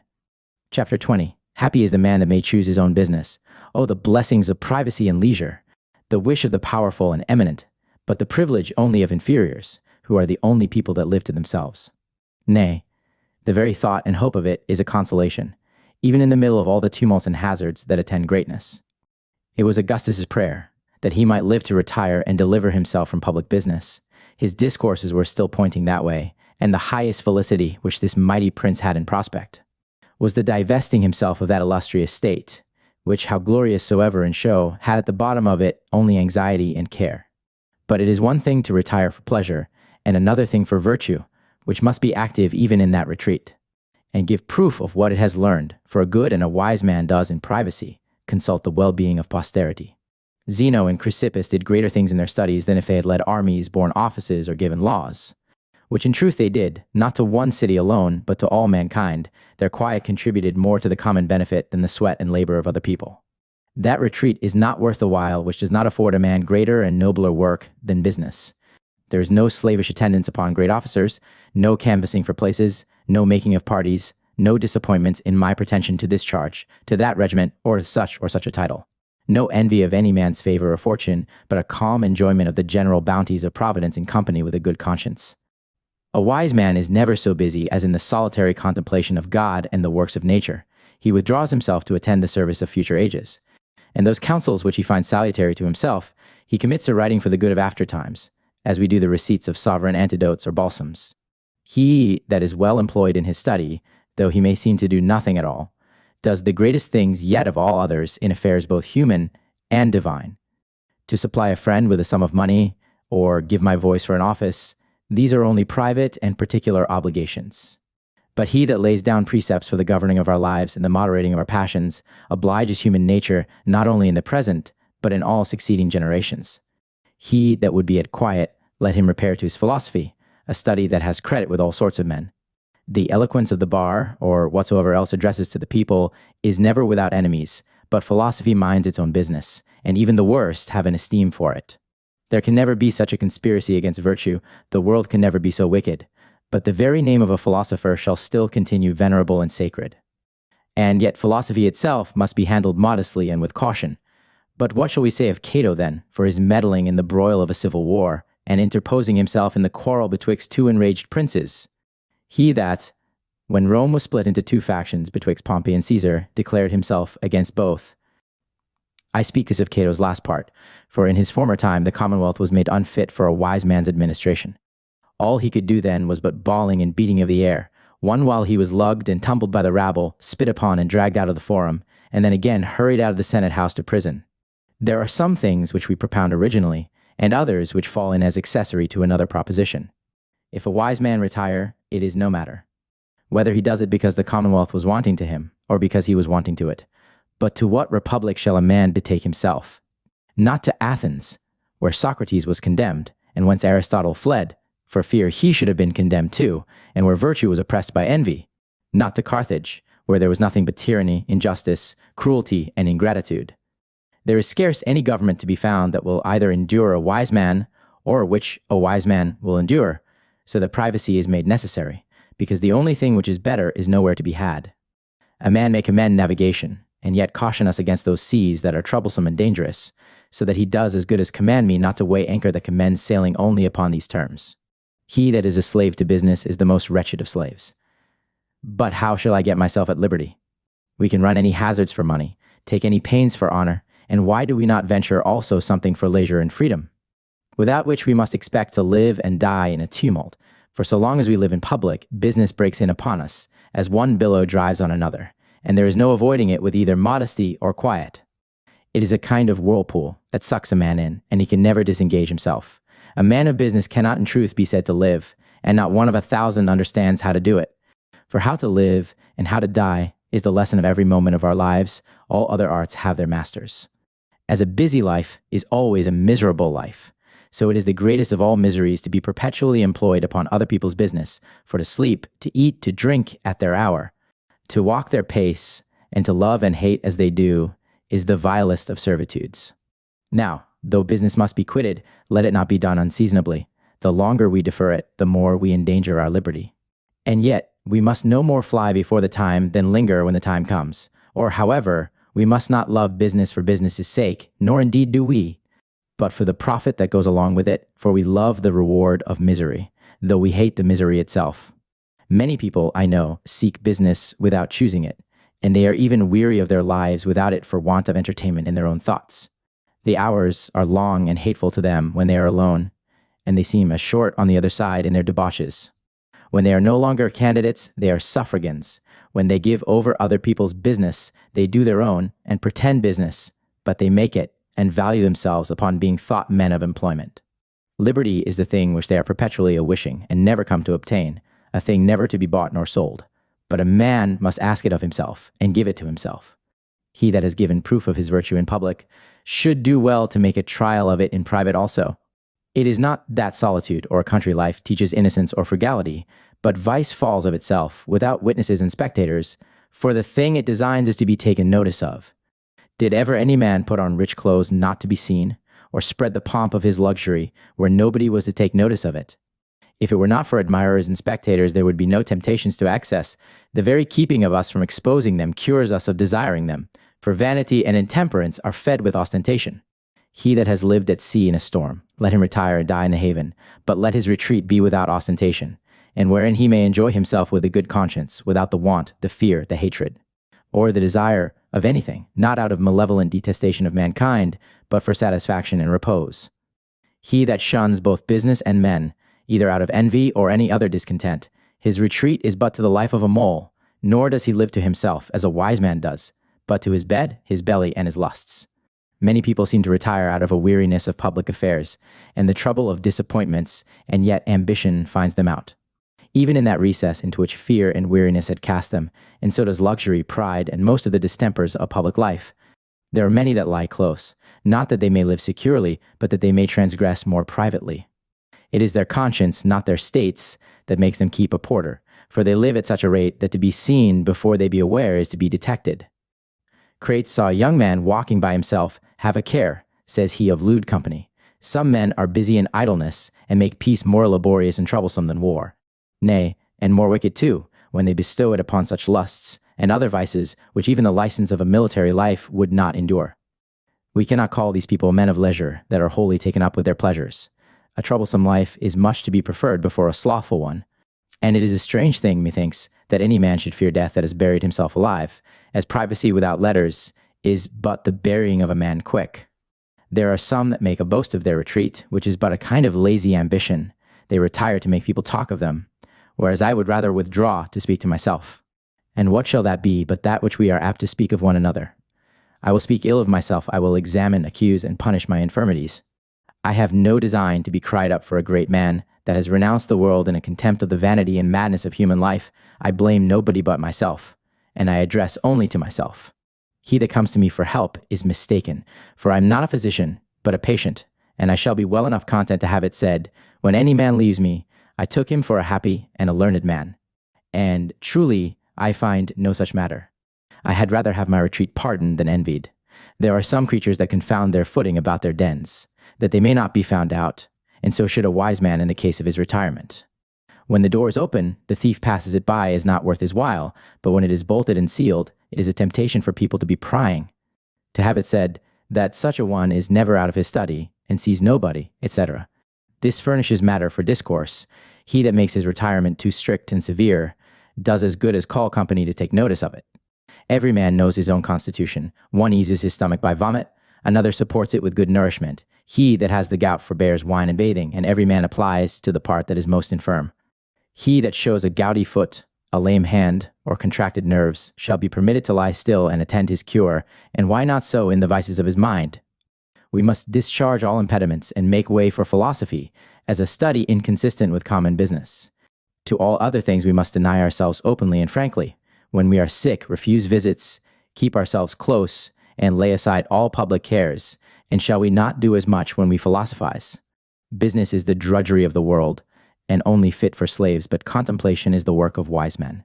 Not but that solitude and company may be allowed to take their turns. The one creates in us the love of mankind, the other that of ourselves. Solitude relieves us when we are sick of company, in conversation when we are weary of being alone, so that the one cures the other. There is no man, in fine, so miserable as he that is at a loss how to spend his time. He is restless in his thoughts, unsteady in his counsels, dissatisfied with the present, solicitous for the future, whereas he that prudently computes his hours and his business does not only fortify himself against the common accidents of life, but improves the most rigorous dispensations of providence to his comfort, and stands firm under all the trials of human weakness. Chapter 21. The contempt of death makes all the miseries of life easy to us. It is a hard task to master the natural desire of life by a philosophical contempt of death, and to convince the world that there is no hurt in it, and crush an opinion that was brought up with us from our cradles. What help? What encouragement? What shall we say to human frailty, to carry it fearless through the fury of flames and upon the points of swords? What rhetoric shall we use to bear down the universal consent of people to so dangerous an error? The captious and superfine subtleties of the schools will never do the work. These speak many things sharp, but utterly unnecessary and void of effect. The truth of it is, there is but one chain that holds all the world in bondage, and that is the love of life. It is not that I propound the making of death so indifferent to us, as it is, whether a man's hairs be even or odd, for what with self-love, and an implanted desire in every being of preserving itself, and a long acquaintance betwixt the soul and body, friends may be loth to part, and death may carry an appearance of evil, though in truth it is itself no evil at all. Beside, that we are to go to a strange place in the dark, and under great uncertainties of our future state, so that people die in terror, because they do not know whither they are to go, and they are apt to fancy the worst of what they do not. Understand, these thoughts are indeed sufficient to startle a man of great resolution without a wonderful support from above. And, moreover, Our natural scruples and infirmities are assisted by the wits and fancies of all ages in their infamous and horrid description of another world. Nay, taking it for granted that there will be no reward and punishment, they are yet more afraid of an annihilation than of hell itself. But what is it we fear? Oh, it is a terrible thing to die. Well, and is it not better once to suffer it than always to fear it? The earth itself suffers both with me and before me. How many islands are swallowed up in the sea? How many towns do we sail over? Nay, how many nations are wholly lost, either by inundations or earthquakes? And shall I be afraid of my little body? Why should I, that am sure to die, and that all other things are mortal, be fearful of coming to my last gasp myself? It is the fear of death that makes us base, and troubles and destroys the life we would preserve, that aggravates all circumstances and makes them formidable. We depend but upon a flying moment. Die we must, but when what is that to us? It is the law of nature, the tribute of mortals, and the remedy of all evils. It is only the disguise that affrights us, as children that are terrified with the visor. Take away the instruments of death, the fire, the axe, the guards, the executioners, the whips, and the racks. Take away the pomp, I say, and the circumstances that accompany it, and death is no more than what my slave yesterday contemned. The pain is nothing to a fit of the stone, if it be tolerable. It is not great, and if intolerable, it cannot last long. There is nothing that nature has made necessary which is more easy than death. We are longer coming into the world than going out of it, and there is not any minute of our lives wherein we may not reasonably expect it. Nay, it is but a moment's work, the parting of the soul and body. What a shame is it then to stand in fear of anything so long that is over so soon. Nor is it any great matter to overcome this fear, for we have examples as well of the meanest of men as of the greatest that have done it. There was a fellow to be exposed upon the theater, who in disdain thrust a stick down his own throat and choked himself. And another on the same occasion pretended to nod upon the chariot, as if he were asleep, cast his head betwixt the spokes of the wheel, and kept his seat until his neck was broken.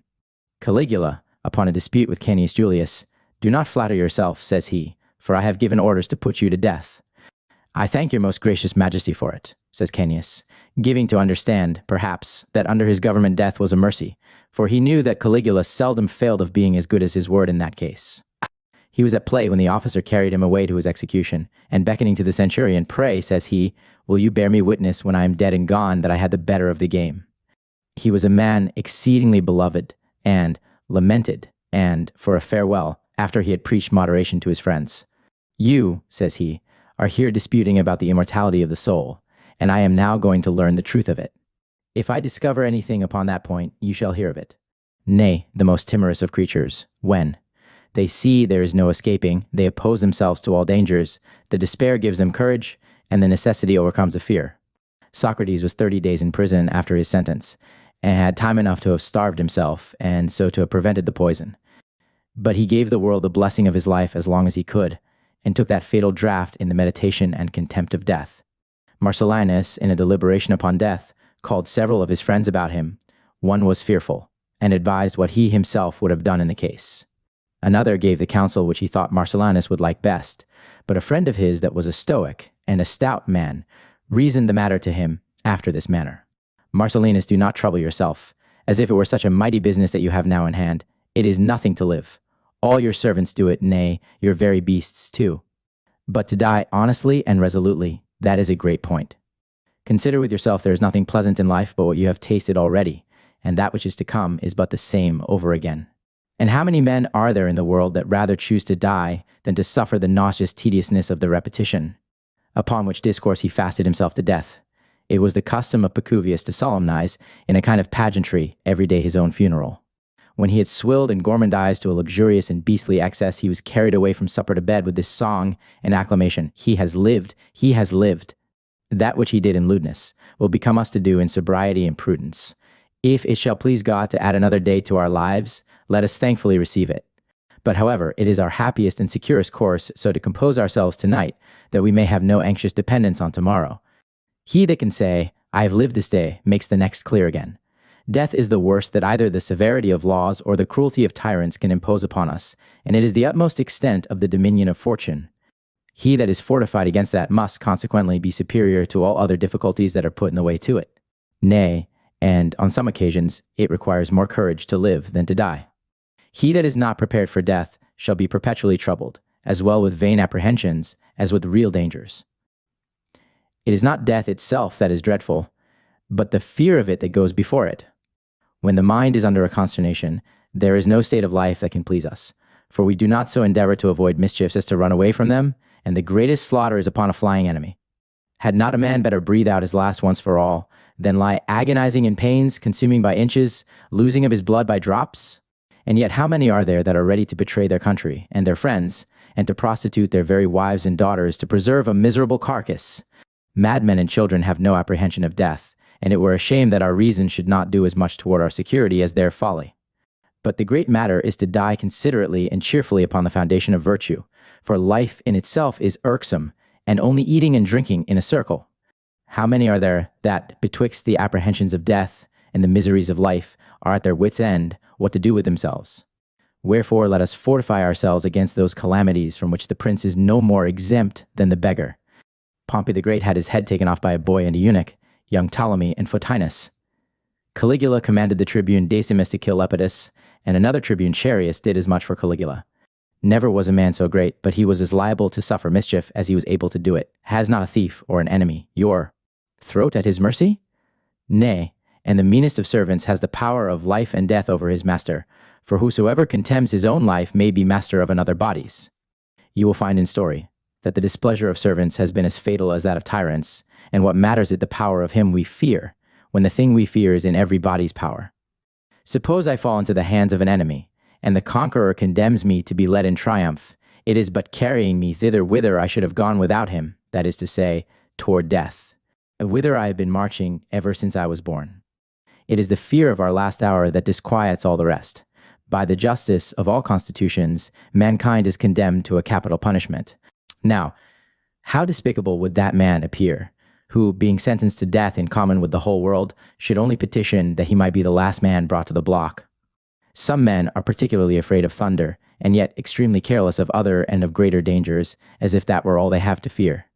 Will not a sword, a stone, a fever do the work as well? Suppose the bolt should hit us. It were yet braver to die with a stroke than with the bare apprehension of it. Beside the vanity of imagining that heaven and earth should be put into such a disorder only for the death of one man. A good and a brave man is not moved with lightning, tempest, or earthquakes, but perhaps he would voluntarily plunge himself into that gulf where otherwise he should only fall. The cutting of a corn or the swallowing of a fly is enough to dispatch a man, and it is no matter how great that is that brings me to my death, so long as death itself is but little. Life is a small matter, but it is a matter of importance to contemn it. Nature that begat us expels us, and a better and a safer place is provided for us. And what is death but a ceasing to be what we were before? We are kindled and put out. To cease to be, and not to begin to be, is the same thing. We die daily, and while we are growing, our life decreases. Every moment that passes takes away part of it. All that is past is lost. Nay, we divide with death the very instant that we live. As the last sand in the glass does not measure the hour, but finishes it, so the last moment that we live does not make up death, but concludes. There are some that pray more earnestly for death than we do for life, but it is better to receive it cheerfully when it comes than to hasten it before the time. But what is it that we would live any longer for? Not for our pleasures. For those we have tasted over and over, even to satiety, so that there is no point of luxury that is new to us. But a man would be loth to leave his country and his friends behind him. That is to say, he would have them go first, for that is the least part of his care. Well, but I would fain live to do more good, and discharge myself in the offices of life, as if to die were not the duty of every man that lives. We are loth to leave our possessions, and no man swims well with his luggage. We are all of us equally fearful of death and ignorant of life. But what can be more shameful than to be solicitous upon the brink of security? If death be at any time to be feared, it is always to be feared. But the way never to fear it is to be often thinking of it. To what end is it to put off for a little while that which we cannot avoid? He that dies does but follow him that is dead.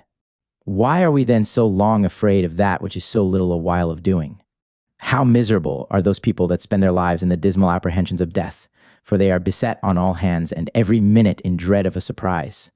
We must therefore look about us as if we were in an enemy's country, and consider our last hour not as a punishment, but as the law of nature. The fear of it is a continual palpitation of the heart, and he that overcomes that terror shall never be troubled with any other. Life is a navigation. We are perpetually wallowing and dashing one against another. Sometimes we suffer shipwreck, but we are always in danger and in expectation of it. And what is it when it comes but either the end of a journey or a passage? It is as great a folly to fear death as to fear old age, nay, as to fear life itself. For he that would not die ought not to live, since death is the condition of life. Beside that, it is a madness to fear a thing that is certain, for where there is no doubt, there is no place for fear. We are still chiding of fate, and even those that exact the most rigorous justice betwixt man and man are yet themselves unjust to providence. Why was such a one taken away in the prime of his years? As if it were the number of years that makes death easy to us, and not the temper of the mind. He that would live a little longer today would be as loth to die 100 years hence. But which is more reasonable, for us to obey nature, or for nature to obey us? Go we must at last, and no matter how soon. It is the work of fate to make us live long, but it is the business of virtue to make a short life sufficient. Life is to be measured by action, not by time. A man may die old at 30, and young at 80, nay, the one lives after death, and the other perished before he died. I look upon age among the effects of chance. How long I shall live is in the power of others, but it is in my own how well. The largest space of time is to live till a man is wise. He that dies of old age does no more than go to bed when he is weary. Death is the test of life, and it is that only which discovers what we are, and distinguishes betwixt ostentation and virtue. A man may dispute, cite great authorities, talk learnedly, huff it out, and yet be rotten at heart. But let us soberly attend our business, and since it is uncertain when or where we shall die, let us look for death in all places and at all times. We can never study that point too much, which we can never come to experiment whether we know it or not. It is a blessed thing to dispatch the business of life before we die, and then to expect death in the possession of a happy life. He is the great man who is willing to die when his life is pleasant to him. An honest life is not a greater good than an honest death. How many brave young men, by an instinct of nature, are carried on to great actions, and even to the contempt of all hazards? It is childish to go out of the world groaning and wailing as we came into it. Our bodies must be thrown away, as the secondine that wraps up the infant. The other being only the covering of the soul, we shall then discover the secrets of nature. The darkness shall be discussed. And our souls irradiated with light and glory, a glory without a shadow, a glory that shall surround us, and from whence we shall look down and see day and night beneath us. If we cannot lift up our eyes toward the lamp of heaven without dazzling, what shall we do when we come to behold the divine light in its illustrious original? That death which we so much dread and decline is not the determination, but the intermission of a life which will return again. All those things that are the very cause of life are the way to death. We fear it as we do fame, but it is a great folly to fear words. Some people are so impatient of life that they are still wishing for death, but he that wishes to die does not desire it.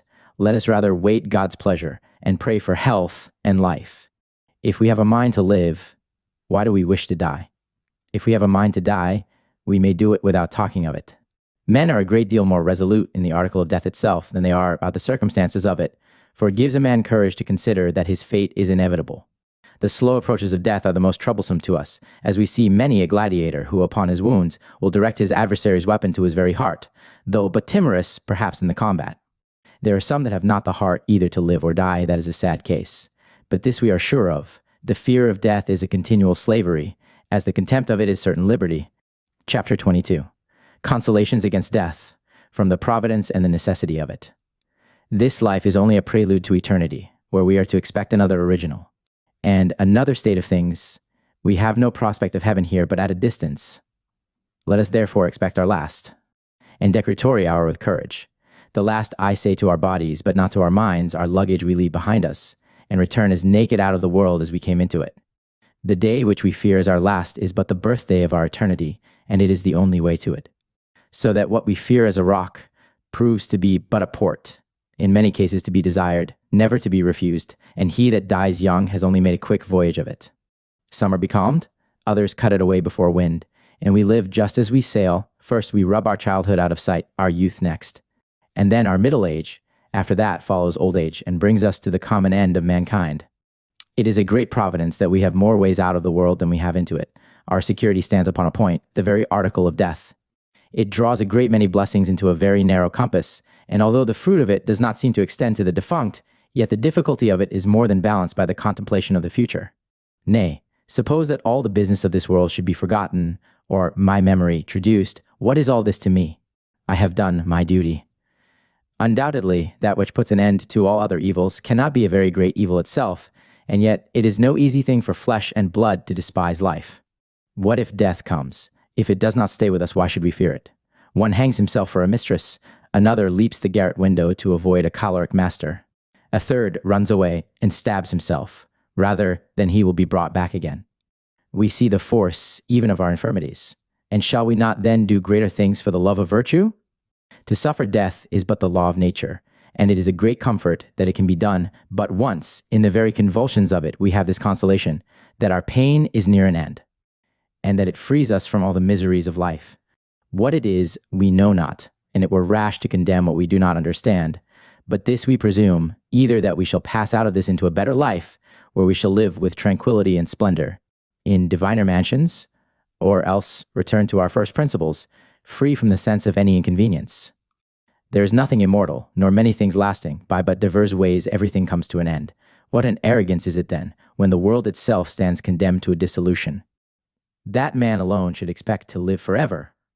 It is unjust not to allow unto the giver the power of disposing of his own bounty, and a folly only to value the present.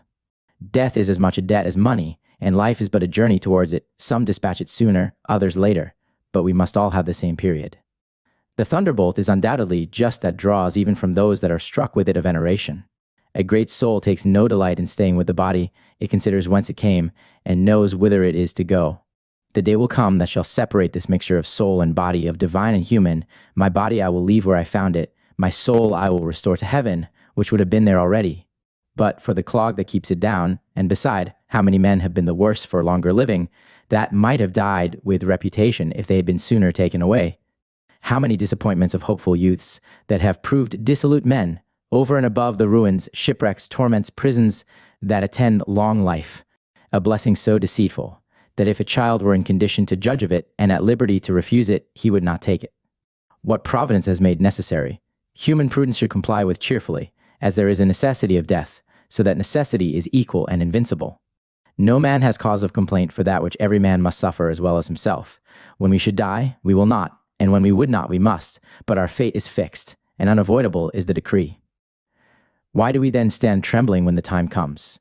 Why do we not as well lament that we did not live 1,000 years ago, as that we shall not be alive 1,000 years hence? It is but traveling the great road into the place whither we must all go at last. It is but submitting to the law of nature, and to that lot which the whole world has suffered that is gone before us, and so must they too that are to come after us. Nay, how many thousands, when our time comes, will expire in the same moment with us? He that will not follow shall be drawn by force. And is it not much better now to do that willingly which we shall otherwise be made to do in spite of our hearts?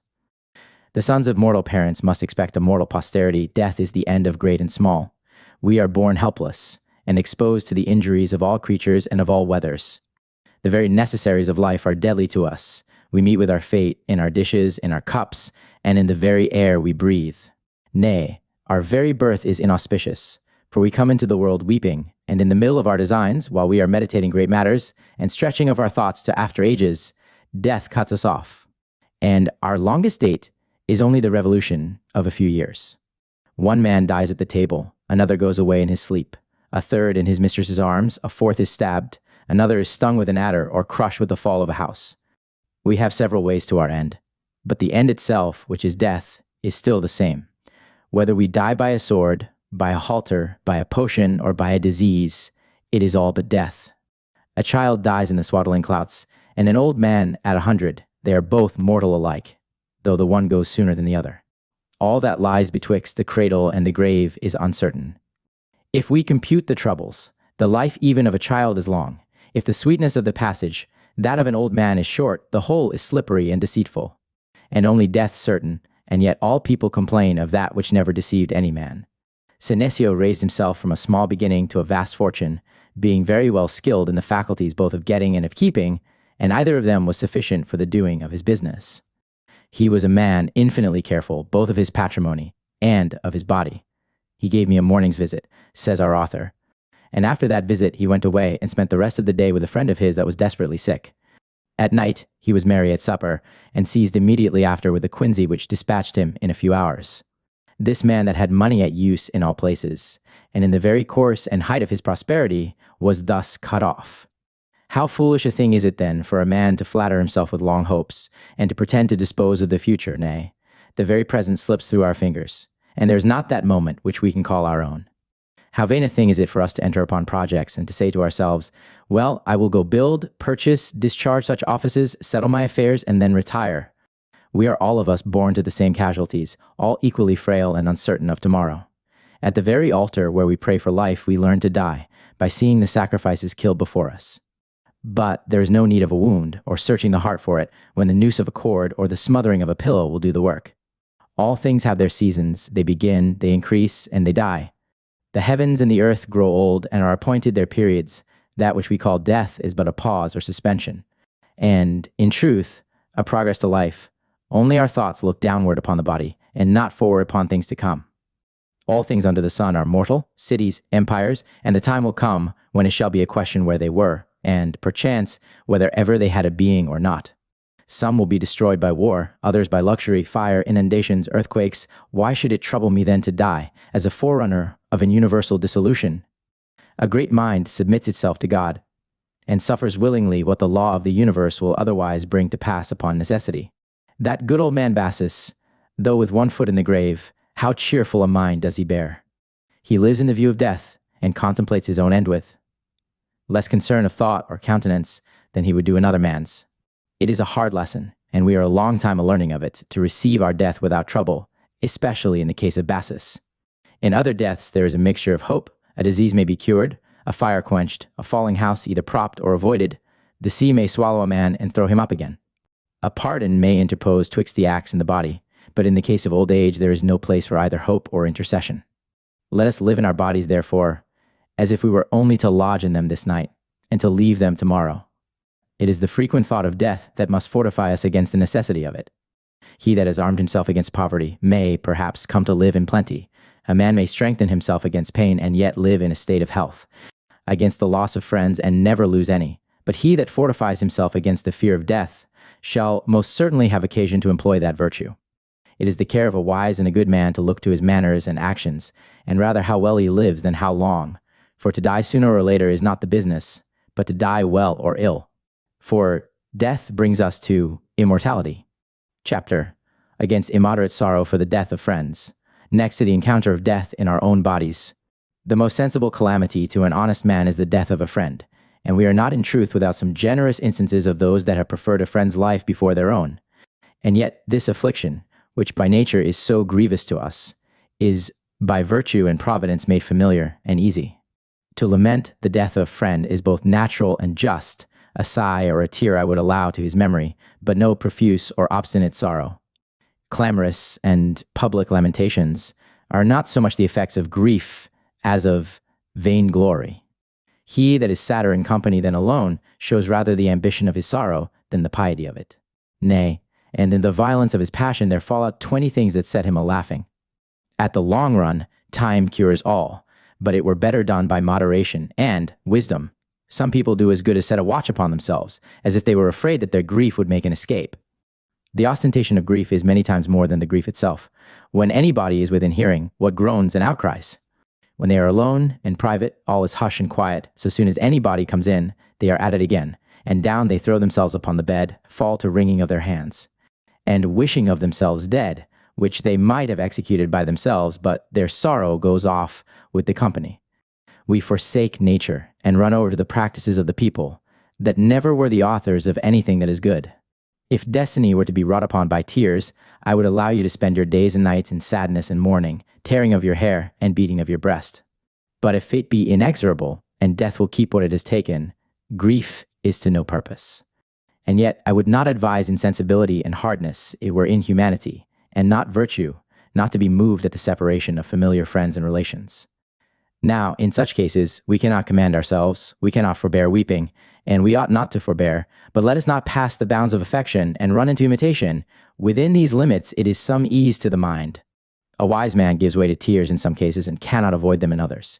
When one is struck with the surprise of ill news as the death of a friend, or the like, or upon the last embrace of an acquaintance under the hand of an executioner, he lies under a natural necessity of weeping and trembling. In another case, we may indulge our sorrow, as upon the memory of a dead friend's conversation or kindness, one may let fall tears of generosity and joy. We favor the one, and we are overcome by the other, and this is well, but we are not upon any terms to force them. They may flow of their own accord, without derogating from the dignity of a wise man, who, at the same time, both preserves his gravity and obeys nature. Nay, there is a certain decorum even in weeping, for excess of sorrow is as foolish as profuse laughter. Why do we not as well cry when our trees that we took pleasure in shed their leaves as at the loss of our satisfactions, when the next season repairs them, either with the same again or others in their places? We may accuse fate, but we cannot alter it, for it is hard and inexorable, and not to be removed either with reproaches or tears. They may carry us to the dead, but never bring them back again to us. If reason does not put an end to our sorrows, fortune never will. One is pinched with poverty, another solicited with ambition, and fears the very wealth that he coveted. One is troubled for the loss of children, another for the want of them, so that we shall sooner want tears than matter for them. Let us therefore spare that for which we have so much occasion. I do confess that in the very parting of friends, there is something of uneasiness and trouble, but it is rather voluntary than natural. And it is custom more than sense that affects us. We do rather impose a sorrow upon ourselves than submit to it, as people cry when they have company, and when nobody looks on, all is well again. To mourn without measure is folly, and not to mourn at all is insensibility. The best temper is betwixt piety and reason to be sensible, but neither transported nor cast down. He that can put a stop to his tears and pleasures when he will is safe. It is an equal infelicity to be either too soft or too hard. We are overcome by the one and put to struggle with the other. There is a certain intemperance in that sorrow that passes the rules of modesty, and yet great piety is, in many cases, a dispensation to good manners. The loss of a son, or of a friend, cuts a man to the heart, and there is no opposing the first violence of his passion. But when a man comes once to deliver himself wholly up to lamentations, he is to understand that though some tears deserve compassion, others are yet ridiculous. A grief that is fresh finds pity and comfort, but when it is inveterate, it is laughed at, for it is either counterfeit or foolish. Beside that, to weep excessively for the dead is an affront to the living. The most justifiable cause of mourning is to see good men come to ill ends, and virtue oppressed by the iniquity of fortune. But in this case, too, they either suffer resolutely and yield us delight in their courage and example, or meanly, and so give us the less trouble for the loss. He that dies cheerfully dries up my tears, and he that dies whiningly does not deserve them. I would bear the death of friends and children with the same constancy that I would expect my own, and no more lament the one than fear the other. He that bethinks himself how often friends have been parted will find more time lost among the living than upon the dead, and the most desperate mourners are they that cared least for their friends when they were living. For they think to redeem their credits, for want of kindness to the living, by extravagant ravings after the dead. Some, I know, will have grief to be only the perverse delight of a restless mind, and sorrows and pleasures to be near akin, and there are, I am confident, that find joy even in their tears.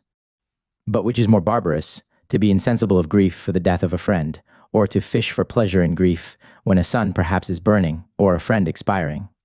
To forget one's friend, to bury the memory with the body, to lament out of measure, is all inhuman. He that is gone either would not have his friend tormented, or does not know that he is so. If he does not feel it, it is superfluous. If he does, it is unacceptable to him. If reason cannot prevail, reputation may, for immoderate mourning lessens a man's character. It is a shameful thing for a wise man to make the weariness of grieving the remedy of it. In time, the most stubborn grief will leave us, if in prudence we do not leave that first. But do I grieve for my friend's sake or for my own? Why should I afflict myself for the loss of him that is either happy or not at all in being? In the one case it is envy, and in the other is madness. We are apt to say, what would I give to see him again, and to enjoy his conversation? I was never sad in his company. My heart leaped whenever I met him. I want him wherever I go. All that is to be said is, the greater the loss, the greater is the virtue to overcome it. If grieving will do no good, it is an idle thing to grieve. And if that which has befallen one man remains to all, it is as unjust to complain. The whole world is upon the march towards the same point. Why do we not cry for ourselves that are to follow, as well as for him that is gone first? Why do we not as well lament beforehand for that which we know will be, and cannot possibly but be? He is not gone, but sent before. As there are many things that he has lost, so there are many things that he does not fear, as anger, jealousy, envy, etc. Is he not more happy in desiring nothing than miserable in what he has lost? We do not mourn for the absent. Why then for the dead, who are effectually no other? We have lost one blessing, but we have many left, and shall not all these satisfactions support us against one sorrow? The comfort of having a friend may be taken away, but not that of having had one, as there is a sharpness in some fruits and a bitterness in some wines that please us. So there is a mixture in the remembrance of friends, where the loss of their company is sweetened again by the contemplation of their virtues. In some respects, I have lost what I had, and in others, I retain still what I have lost. It is an ill construction of Providence to reflect only upon my friends being taken away, without any regard to the benefit of his being once given me. Let us therefore make the best of our friends while we have them, for how long we shall keep them is uncertain. I have lost a hopeful son, but how many fathers have been deceived in their expectations? And how many noble families have been destroyed by luxury and riot? He that grieves for the loss of a son, what if he had lost a friend? And yet he that has lost a friend has more cause of joy that he once had him, than of grief that he is taken away. Shall a man bury his friendship with his friend? We are ungrateful for that which is past in hope of what is to come, as if that which is to come would not quickly be past too. That which is past we are sure of. We may receive satisfaction, it is true, both from the future and what is already past, the one by expectation and the other by memory. Only the one may possibly not come to pass, and it's impossible to make the other not to have been. But there is no applying of consolation to fresh and bleeding sorrow. The very discourse irritates the grief and inflames it. It is like an unseasonable medicine in a disease. When the first violence is over, it will be more tractable and endure the handling. Those people whose minds are weakened by long felicity may be allowed to groan and complain, but it is otherwise with those that have led their days in misfortunes. A long course of adversity has this good in it, that though it vexes a body a great while, it comes to harden us at last, as a raw soldier shrinks at every wound, and dreads the surgeon more than an enemy, whereas a veteran sees his own body cut and lamed with as little concern as if it were another's. With the same resolution should we stand the shock and cure of all misfortunes. We are never the better for our experience if we have not yet learned to be miserable. And there is no thought of curing us by the diversion of sports and entertainments. We are apt to fall into relapses, wherefore we had better overcome our sorrow than delude it. Chapter 24. Consolation against banishment and bodily pain. It is a masterpiece to draw good out of evil, and, by the help of virtue, to improve misfortunes into blessings. It is a sad condition, you will say, for a man to be barred the freedom of his own country. And is not this the case of thousands that we meet every day in the streets? Some for ambition, others to negotiate or for curiosity, delight, friendship, study, experience, luxury, vanity, discontent, some to exercise their virtues, others their vices, and not a few to prostitute either their bodies or their eloquence, to pass now from pleasant countries into the worst of islands. Let them be never so barren or rocky, the people never so barbarous, or the clime never so intemperate. He that is banished thither shall find many strangers to live there for their pleasure. The mind of man is naturally curious and restless, which is no wonder, considering their divine original. For heavenly things are always in motion. Witness the stars and the orbs, which are perpetually moving, rolling, and changing of place and according to the law and appointment of nature. But here are no woods, you will say, no rivers, no gold, nor pearl, no commodity for traffic or commerce, nay, hardly provision enough to keep the inhabitants from starving. It is very right. Here are no palaces, no artificial grottos or materials for luxury and excess, but we lie under the protection of heaven. And a poor cottage for a retreat is more worth than the most magnificent temple, when that cottage is consecrated by an honest man under the guard of his virtue. Shall any man think banishment grievous, when he may take such company along with him? Nor is there any banishment but yields enough for our necessities, and no kingdom is sufficient for superfluities. It is the mind that makes us rich in a desert, and if the body be but kept alive, the soul enjoys all spiritual felicities in abundance. What signifies the being banished from one spot of ground to another, to a man that has his thoughts above, and can look forward and backward, and wherever he pleases, and that, wherever he is, has the same matter to work upon? The body is but the prison or the clog of the mind, subjected to punishments, robberies, diseases, but the mind is sacred and spiritual, and liable to no violence. Is it that a man shall want garments or covering in banishment? The body is as easily clothed as fed, and nature has made nothing hard that is necessary. But if nothing will serve us but rich embroideries and scarlet, it is none of fortune's fault that we are poor, but our own. Nay, suppose a man should have all restored him back again that he has lost, it will come to nothing, for he will want more after that to satisfy his desires than he did before to supply his necessities. Insatiable appetites are not so much a thirst as a disease. To come lower now, where is the people or nation that have not changed their place of abode? Some by the fate of war, others have been cast by tempests, shipwrecks, or want of provisions upon unknown coasts. Some have been forced abroad by pestilence, sedition, earthquakes, surcharge of people at home. Some travel to see the world, others for commerce, but in fine, it is clear that, upon some reason or other, the whole race of mankind have shifted their quarters, changed their very names as well as their habitations, insomuch that we have lost the very memorials of what they were. All these transportations of people, what are they but public banishments? The very founder of the Roman Empire was an exile. Briefly, the whole world has been transplanted, and one mutation treads upon the heel of another. That which one man desires turns another man's stomach, and he that prescribes me today shall himself be cast out tomorrow. We have, however, this comfort in our misfortune. We have the same nature, the same providence, and we carry our virtues along with us. And this blessing we owe to that almighty power, call it what you will, either a god or an incorporeal reason, a divine spirit or fate, and the unchangeable course of causes and effects. It is, however, so ordered that nothing can be taken from us but what we can well spare, and that which is most magnificent and valuable continues with us. Wherever we go, we have the heavens over our heads, and no farther from us than they were before. And so long as we can entertain our eyes and thoughts with those glories, what matter is it what ground we tread upon?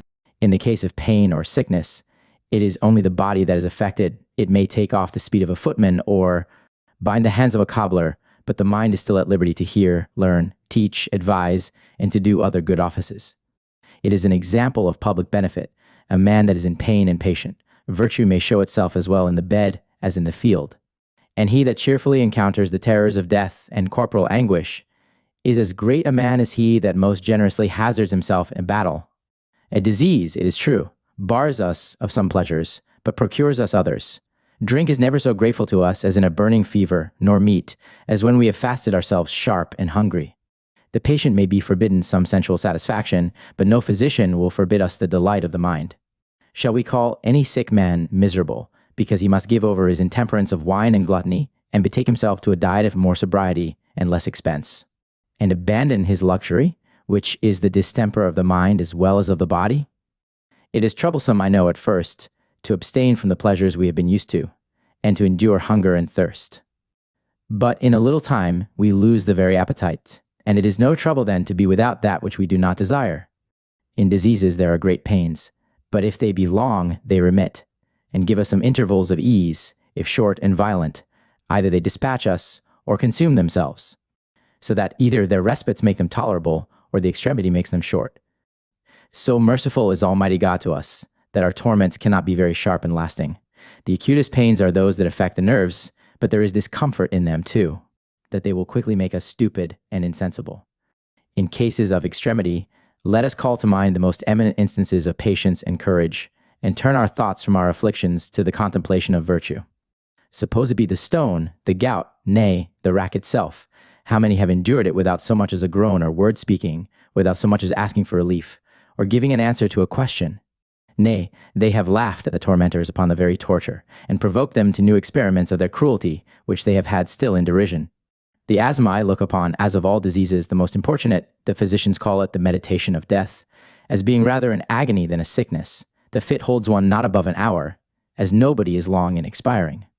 Are there not three things grievous in sickness? The fear of death, bodily pain, and the intermission of our pleasures? The first is to be imputed to nature, not to the disease, for we do not die because we are sick, but because we live. Nay, sickness itself has preserved many a man from dying. Chapter 25. Poverty to a wise man is rather a blessing than a misfortune. No man shall ever be poor that goes to himself for what he wants, and that is the readiest way to riches. Nature indeed will have her due, but yet whatsoever is beyond necessity is precarious, and not necessary. It is not her business to gratify the palate, but to satisfy a craving stomach. Bread, when a man is hungry, does his work, let it be never so coarse, and water when he is dry, let his thirst be quenched, and nature is satisfied, no matter whence it comes, or whether he drinks in gold, silver, or in the hollow of his hand. To promise a man riches, and to teach him poverty, is to deceive him. But shall I call him poor that wants nothing, though he may be beholden for it to his patience, rather than to his fortune? Or shall any man deny him to be rich, whose riches can never be taken away? Whether is it better to have much or enough? He that has much desires more, and shows that he has not yet enough. But he that has enough is at rest. Shall a man be reputed the less rich for not having that for which he shall be banished, for which his very wife or son shall poison him? That which gives him security in war and quiet in peace, which he possesses without danger and disposes of without trouble? No man can be poor that has enough, nor rich that covets more than he has. Alexander, after all his conquests, complained that he wanted more. Worlds, he desired something more, even when he had gotten all. And that which was sufficient for human nature was not enough for one man. Money never made any man rich, for the more he had, the more he still coveted. The richest man that ever lived is poor, in my opinion, and in any man's may be so. But he that keeps himself to the stint of nature does neither feel poverty nor fear it. Nay, even in poverty itself there are some things superfluous. Those which the world calls happy, their felicity is a false splendor that dazzles the eyes of the vulgar, but our rich man is glorious and happy within.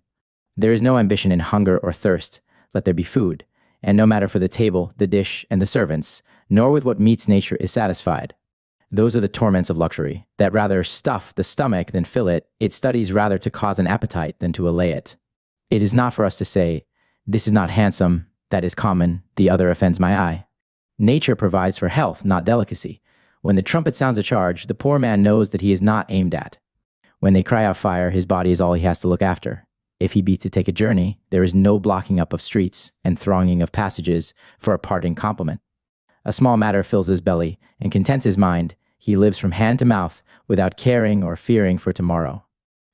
The temperate rich man is but his counterfeit. His wit is quicker and his appetite calmer. No man finds poverty a trouble to him, but he that thinks it so, and he that thinks it so makes it so. Does not a rich man travel more at ease with less luggage and fewer servants? Does he not eat many times as little and as coarse in the field as a poor man? Does he not for his own pleasure, sometimes, and for variety, feed upon the ground and use only earthen vessels? Is not he a madman, then, that always fears what he often desires, and dreads the thing that he takes delight to imitate? He that would know the worst of poverty, let him but compare the looks of the rich and of the poor, and he shall find the poor man to have a smoother brow, and to be more merry at heart. Or if any trouble befalls him, it passes over like a cloud, whereas the other, either his good humor is counterfeit, or his melancholy deep and ulcerated, and the worse, because he dares not publicly own his misfortune, but he is forced to play the part of a happy man even with a cancer in his heart. His felicity is but personated, and if he were but stripped of his ornaments, he would be contemptible. In buying of a horse, we take off his clothes and his trappings, and examine his shape and body for fear of being cozened. And shall we put an estimate upon a man for being set off by his fortune and quality? Nay, if we see anything of ornament about him, we are to suspect him the more for some infirmity under it. He that is not content in poverty would not be so neither in plenty, for the fault is not in the thing, but in the mind. If that be sickly, remove him from a kennel to a palace, he is at the same pass, for he carries his disease along with him.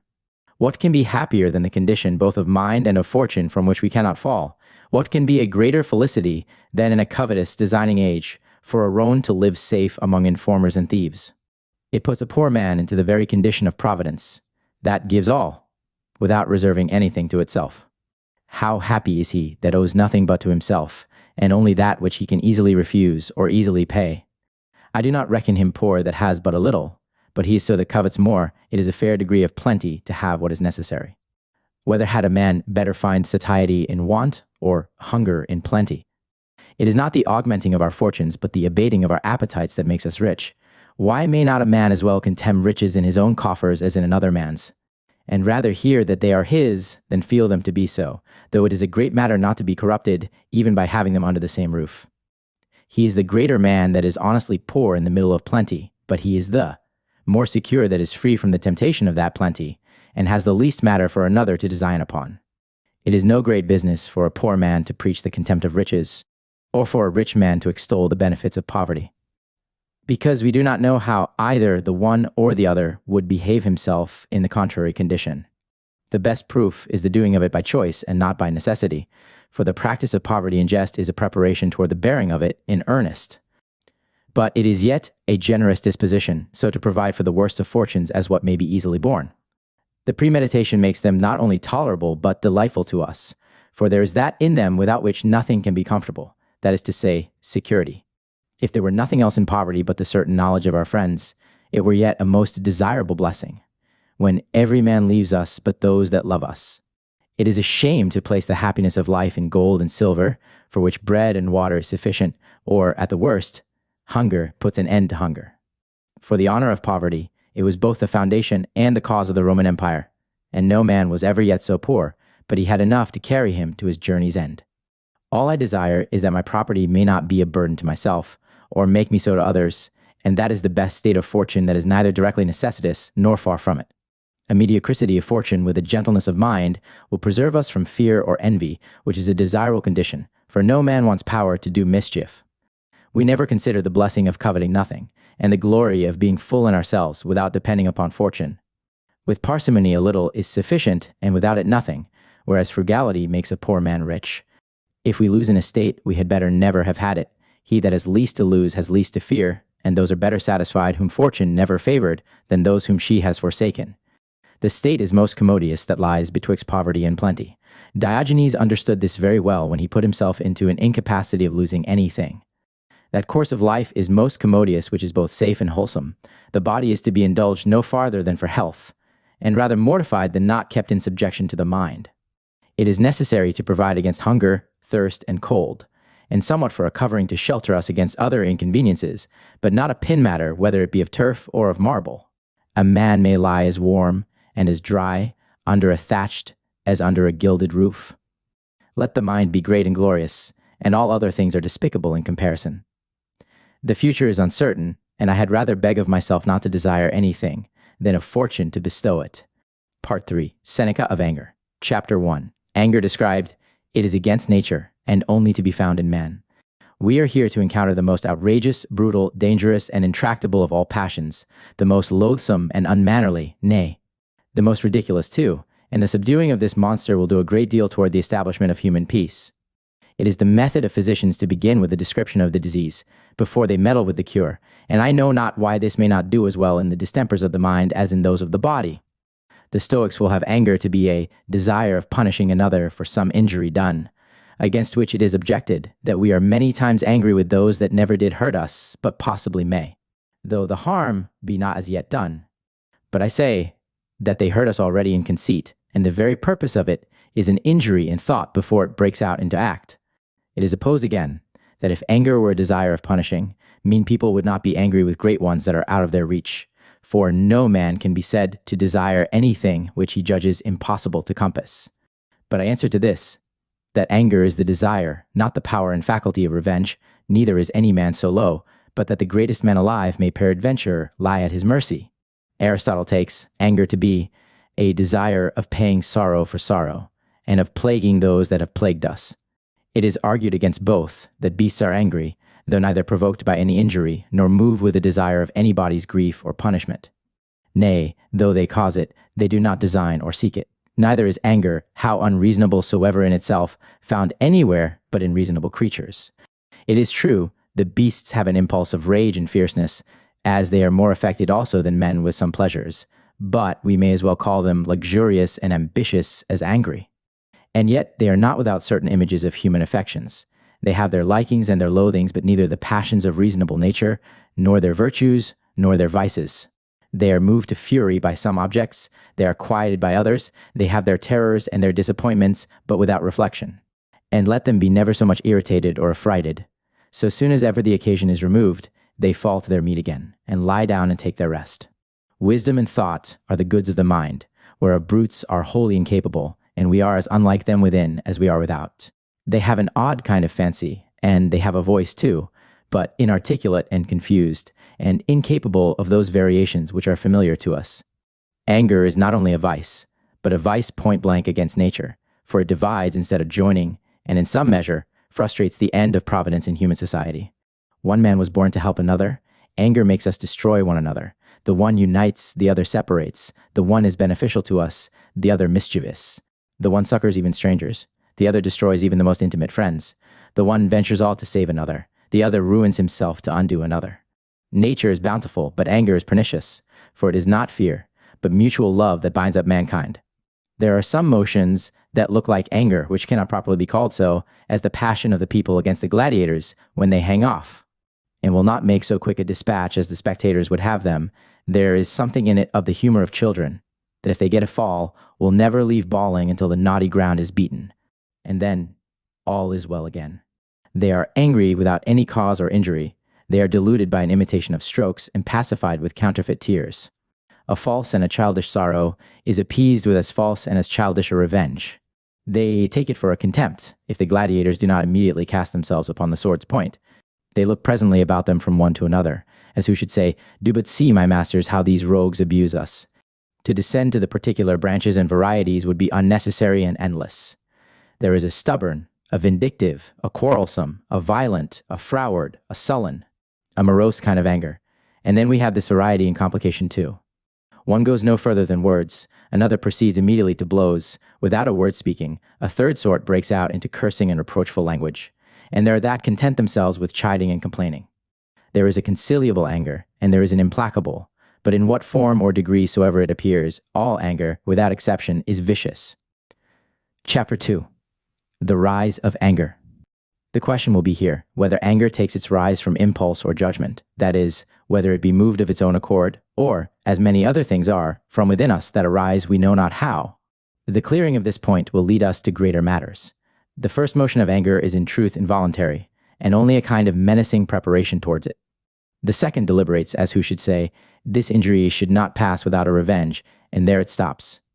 The third is impotent, and, right or wrong, resolves upon vengeance. The first motion is not to be avoided, nor indeed the second, any more than yawning for company. Custom and care may lessen it, but reason itself cannot overcome it. The third, as it rises upon consideration, it must fall so too. For that motion which proceeds with judgment may be taken away with judgment. A man thinks himself injured, and hath a mind to be revenged, but for some reason lets it rest. This is not properly anger, but an affection overruled by reason, a kind of proposal disapproved, and what are reason and affection, but only changes of the mind for the better or for the worse? Reason deliberates before it judges, but anger passes sentence without deliberation. Reason only attends the matter in hand, but anger is startled at every accident. It passes the bounds of reason and carries it away with it. In short, anger is an agitation of the mind that proceeds to the resolution of a revenge, the mind assenting to it. There is no doubt but anger is moved by the species of an injury. But whether that motion be voluntary or involuntary is the point in debate. Though it seems manifest to me that anger does nothing but where the mind goes along with it, for first, to take an offense, and then to meditate a revenge, and after that, to lay both propositions together, and say to myself, this injury ought not to have been done, but as the case stands, I must do myself right. This discourse can never proceed without the concurrence of the will. The first motion indeed is single, but all the rest is deliberation and superstructure. There is something understood and condemned, an indignation conceived, and revenge propounded. This can never be without the agreement of the mind to the matter in deliberation. The end of this question is to know the nature and quality of anger. If it be bred in us, it will never yield to reason, for all involuntary motions are inevitable and invincible, as a kind of horror and shrugging upon the sprinkling of cold water, the hair standing on end at ill news, giddiness at the sight of a precipice, blushing at lewd discourse. In these cases, reason can do no good, but anger may undoubtedly be overcome by caution and good counsel, for it is a voluntary vice, and not of the condition of those accidents that befall us as frailties of our humanity, amongst which must be reckoned the first motions of the mind after the opinion of an injury received, which it is not in the power of human nature to avoid, and this is it that affects us upon the stage, or in a story. Can any man read the death of Pompey, and not be touched with an indignation? The sound of a trumpet rouses the spirits and provokes courage. It makes a man sad to see the shipwreck even of an enemy, and we are much surprised by fear in other cases. All these motions are not so much affections as preludes to them. The clashing of arms or the beating of a drum excites a war horse, nay, a song from Xenophontes would make Alexander take his sword in his hand. In all these cases, the mind rather suffers than acts, and therefore it is not an affection to be moved, but to give way to that motion, and to follow willingly what was started by chance. These are not affections, but impulses of the body. The bravest man in the world may look pale when he puts on his armor, his knees knock, and his heart work before the battle is joined. But these are only motions, whereas anger is an excursion, and proposes revenge or punishment, which cannot be without the mind. As fear flies, so anger assaults, and it is not possible to resolve, either upon violence or caution, without the concurrence of the will. Chapter 3. Anger may be suppressed. It is an idle thing to pretend that we cannot govern our anger, for some things that we do are much harder than others that we ought to do. The wildest affections may be tamed by discipline, and there is hardly anything which the mind will do but it may do. There needs no more argument in this case than the instances of several persons, both powerful and impatient, that have gotten the absolute mastery of themselves in this point. Thrasybulus in his drink fell foul upon the cruelties of Pisistratus, who, when he was urged by several about him to make an example of him, returned this answer: "Why should I be angry with the man that stumbles upon me blindfold?" In effect, most of our quarrels are of our own making, either by mistake or by aggravation. Anger comes sometimes upon us, but we go oftener to it, and instead of rejecting it, we call it. Augustus was a great master of his passion, for Timagenes, an historian, wrote several bitter things against his person and his family, which passed among the people plausibly enough, as pieces of rash wit commonly do. Caesar advised him several times to forbear, and when that would not do, forbade him his roof. After this, Asinius Pollio gave him entertainment, and he was so well beloved in the city that every man's house was open to him.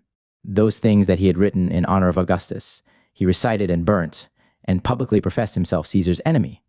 Augustus, for all this, never fell out with any man that received him. Only once, he told Pollio, that he had taken a snake into his bosom. And as Pollio was about to excuse himself, "No," says Caesar, interrupting him, "make your best of him," and offering to cast him off at that very moment, if Caesar pleased. "Do you think," says Caesar, "that I will ever contribute to the parting of you that made you friends?" For Pollio was angry with him before, and only entertained him now because Caesar had discarded him. The moderation of Antigonus was remarkable. Some of his soldiers were railing at him one night, where there was but a hanging betwixt them.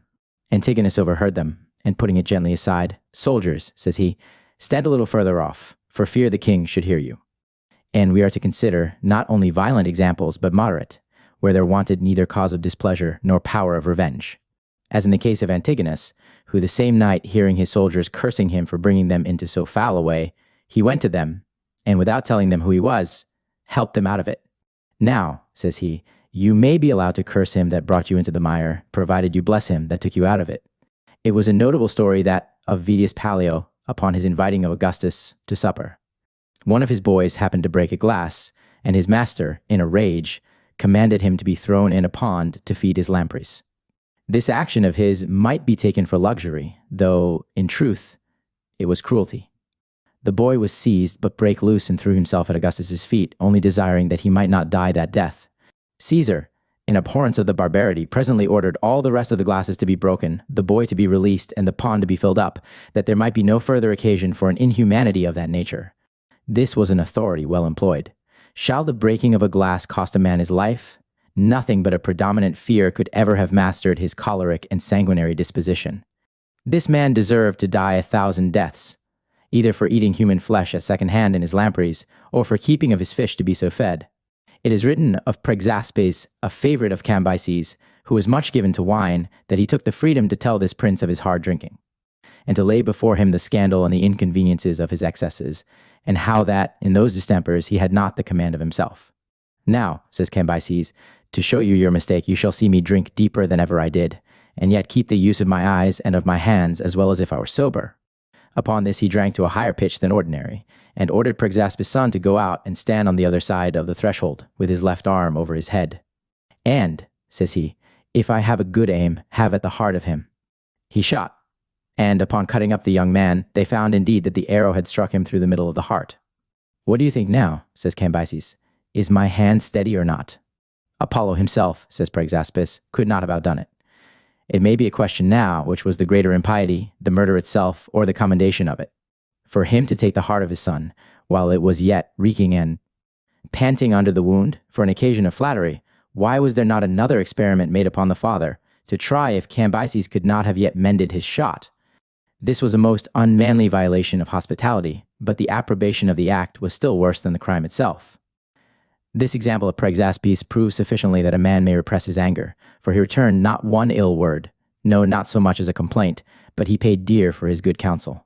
He had been wiser, perhaps, if he had let the king alone in his cups, for he had better have drunk wine than blood. It is a dangerous office to give good advice to intemperate princes.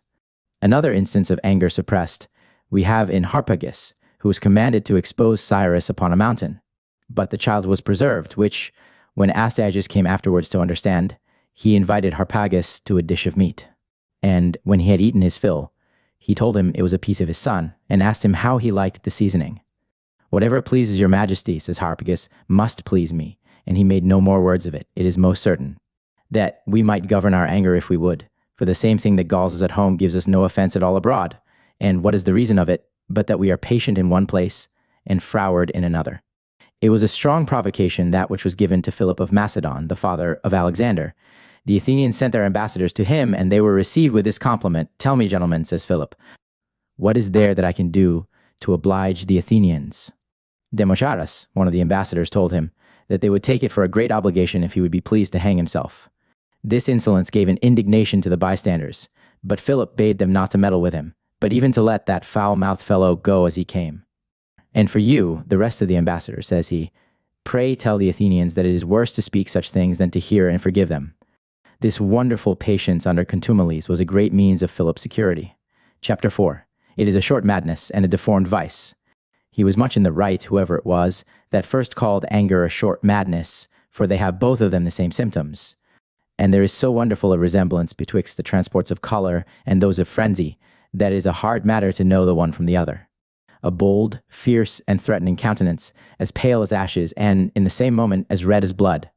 A glaring eye, a wrinkled brow, violent motions, the hands restless and perpetually in action, ringing and menacing, snapping of the joints, stamping with the feet, the hair starting, trembling of the lips, a forced and squeaking voice, the speech false and broken, deep and frequent sighs and ghastly looks, the veins swell, the heart pants, the knees knock, with 100 dismal accidents that are common to both distempers. Neither is anger a bare resemblance only of madness, but many times an irrevocable transition into the thing itself. How many persons have we known, read, and heard of, that have lost their wits in a passion and never came to themselves again? It is therefore to be avoided, not only for moderation's sake, but also for health. Now, if the outward appearance of anger be so foul and hideous, how deformed must that miserable mind be that is harassed with it? For it leaves no place either for counsel or friendship, honesty or good manners, no place either for the exercise of reason or for the offices of life. If I were to describe it, I would draw a tiger bathed in blood, sharp set, and ready to take a leap at his prey, or dress it up as the poets represent the Furies, with whips, snakes, and flames. It should be sour, livid, full of scars, and wallowing in gore, raging up and down, destroying, grinning, bellowing, and pursuing, sick of all other things, and most of all, itself. It turns beauty into deformity, and the calmest counsels into fierceness. It disorders our very garments, and fills the mind with horror. How abominable is it in the soul, then, when it appears so hideous even through the bones, the skin, and so many impediments? Is not he a madman that has lost the government of himself, and is tossed hither and thither by his fury as by a tempest? The executioner and the murderer of his nearest friends? The smallest matter moves it, and makes us unsociable and inaccessible. It does all things by violence, as well upon itself as others, and it is, in short, the master of all passions. There is not any creature so terrible and dangerous by nature, but it becomes fiercer by anger. Not that beasts have human affections, but certain impulses they have which come very near them. The boar foams, champs, and whets his tusks. The bull tosses his horns in the air, bounds, and tears up the ground with his feet. The lion roars and swings himself with his tail. The serpent swells. And there is a ghastly kind of fellness in the aspect of a mad dog. How great a wickedness is it now to indulge a violence that does not only turn a man into a beast, but makes even the most outrageous of beasts themselves to be more dreadful and mischievous. A vice that carries along with it neither pleasure nor profit, neither honor nor security, but on the contrary, destroys us to all the comfortable and glorious purposes of our reasonable being. Some there are that will have the root of it to be the greatness of mind. And why may we not as well entitle impudence to courage, whereas the one is proud, the other brave? The one is gracious and gentle, the other rude and furious. At the same rate we may ascribe magnanimity to avarice, luxury, and ambition, which are all but splendid impotences, without measure and without foundation. There is nothing great but what is virtuous, nor indeed truly great, but what is also composed and quiet. Anger, alas, is but a wild impetuous blast, an empty tumor, the very infirmity of women and children, a brawling, clamorous evil. And the more noise, the less courage, as we find it commonly, that the boldest tongues have the faintest hearts. Chapter 5. Anger is neither warrantable nor useful. In the first place, anger is unwarrantable as it is unjust, for it falls many times upon the wrong person, and discharges itself upon the innocent instead of the guilty, beside the disproportion of making the most trivial offenses to be capital, and punishing an inconsiderate word perhaps with torments, fetters, infamy, or death. It allows a man neither time nor means for defense, but judges a cause without hearing it, and admits of no mediation. It flies into the face of truth itself, if it be of the adverse party, and turns obstinacy in an error into an argument of justice. It does everything with agitation and tumult, whereas reason and equity can destroy whole families, if there be occasion for it, even to the extinguishing of their names and memories without any indecency, either of countenance or action. Secondly, it is unsociable to the highest point, for it spares neither friend nor foe, but tears all to pieces, and casts human nature into a perpetual state of war. It dissolves the bond of mutual society, insomuch that our very companions and relations dare not come near us. It renders us unfit for the ordinary offices of life, for we can neither govern our tongues, our hands, nor any part of our body. It tramples upon the laws of hospitality and of nations, leaves every man to be his own carver, and all things, public and private, sacred and profane, suffer violence. Thirdly, it is to no purpose. It is a sad thing, we cry, to put up with these injuries, and we are not able to bear them, as if any man that can bear anger could not bear an injury which is much more supportable. You will say that anger does some good yet, for it keeps people in awe, and secures a man from contempt, never considering that it is more dangerous to be feared than despised. Suppose that an angry man could do as much as he threatens, the more terrible he is still, the more odious, and on the other side, if he wants power, he is the more despicable for his anger. For there is nothing more wretched than a choleric huff that makes a noise, and nobody cares for it. If anger would be valuable because men are afraid of it, why not an adder, a toad, or a scorpion as well? It makes us lead the life of gladiators. We live and we fight together. We hate the happy, despise the miserable, envy our superiors, insult our inferiors, and there is nothing in the world which we will not do, either for pleasure or profit. To be angry at offenders is to make ourselves the common enemies of mankind, which is both weak and wicked. And we may as well be angry that our thistles do not bring forth apples, or that every pebble in our ground is not an oriental pearl. If we are angry both with young men and with old because they do offend, why not with infants too, because they will offend? It is laudable to rejoice for anything that is well done, but to be transported for another man's doing ill is narrow and sordid. Nor is it for the dignity of virtue to be either angry or sad. It is with a tainted mind as with an ulcer. Not only the touch, but the very offer at it makes us shrink and complain. When we come once to be carried off from our poise, we are lost.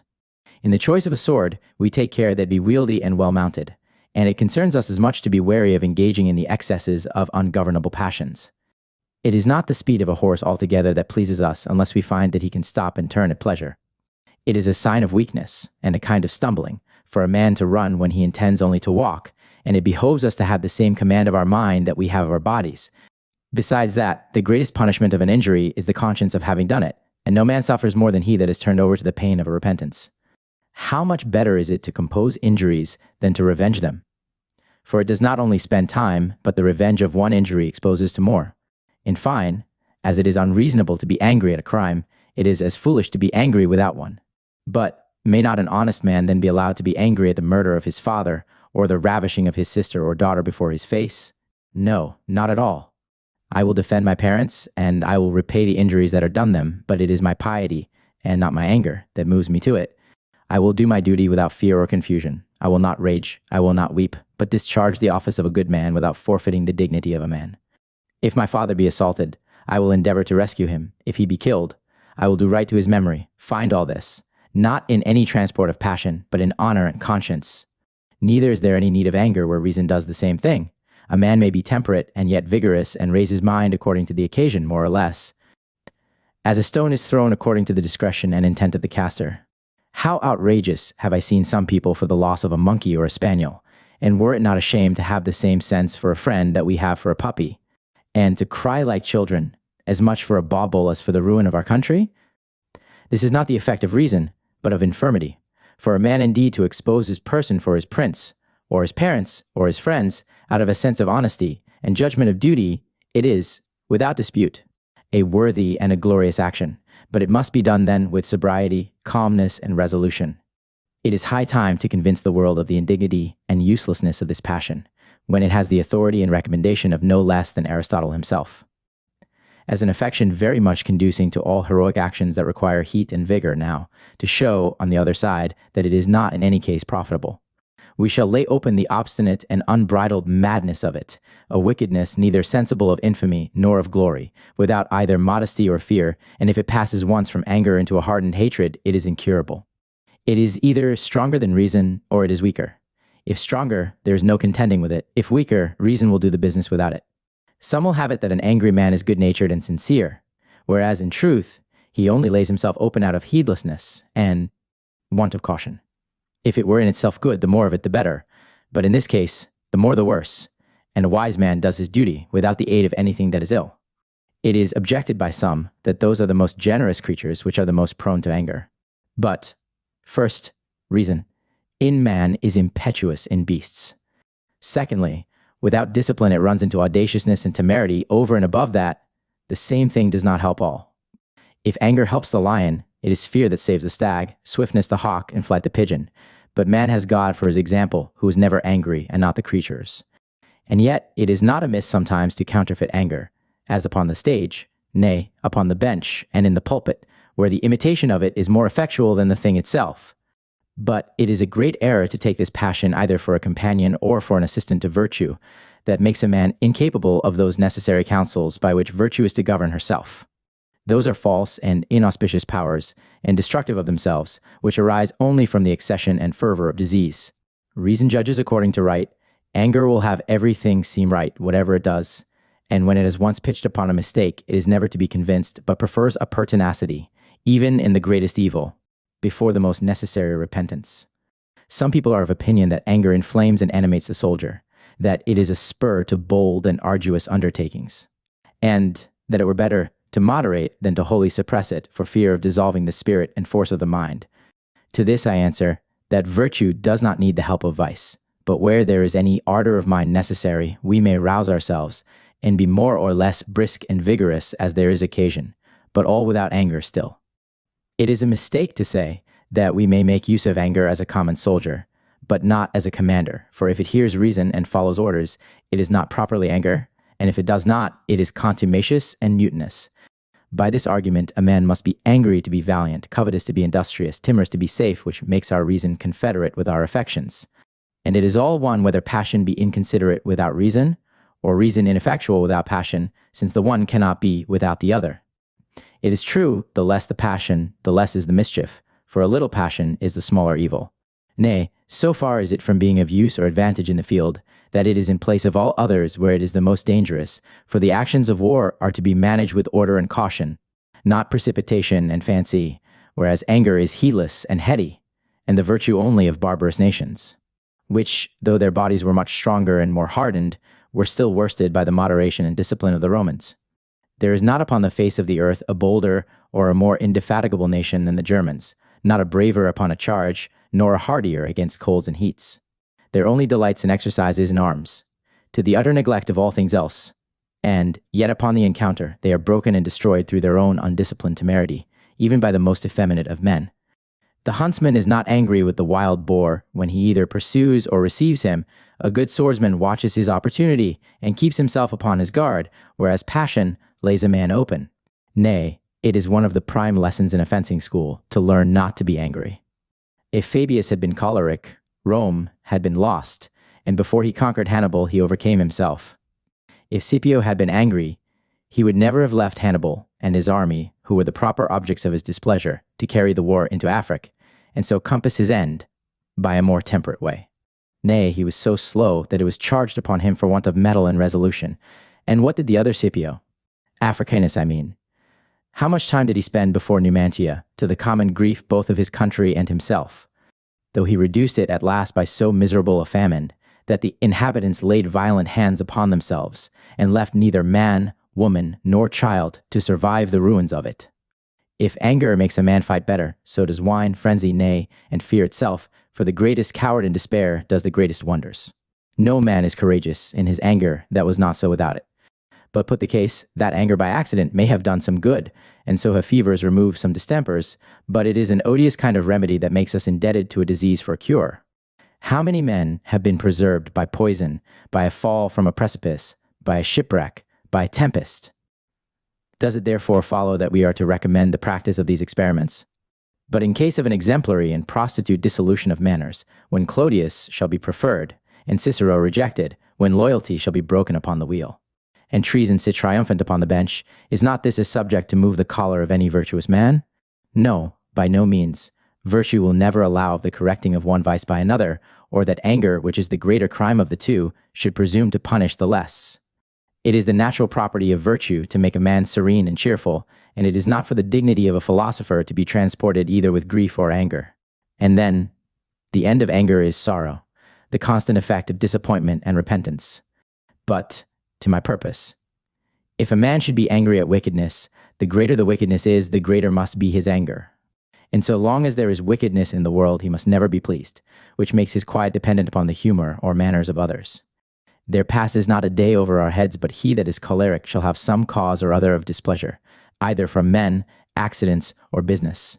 He shall never stir out of his house, but he shall meet with criminals of all sorts, prodigal, impudent, covetous, perfidious, contentious, children persecuting their parents, parents cursing their children, the innocent accused, the delinquent acquitted, and the judge practicing that in his chamber which he condemns upon the bench.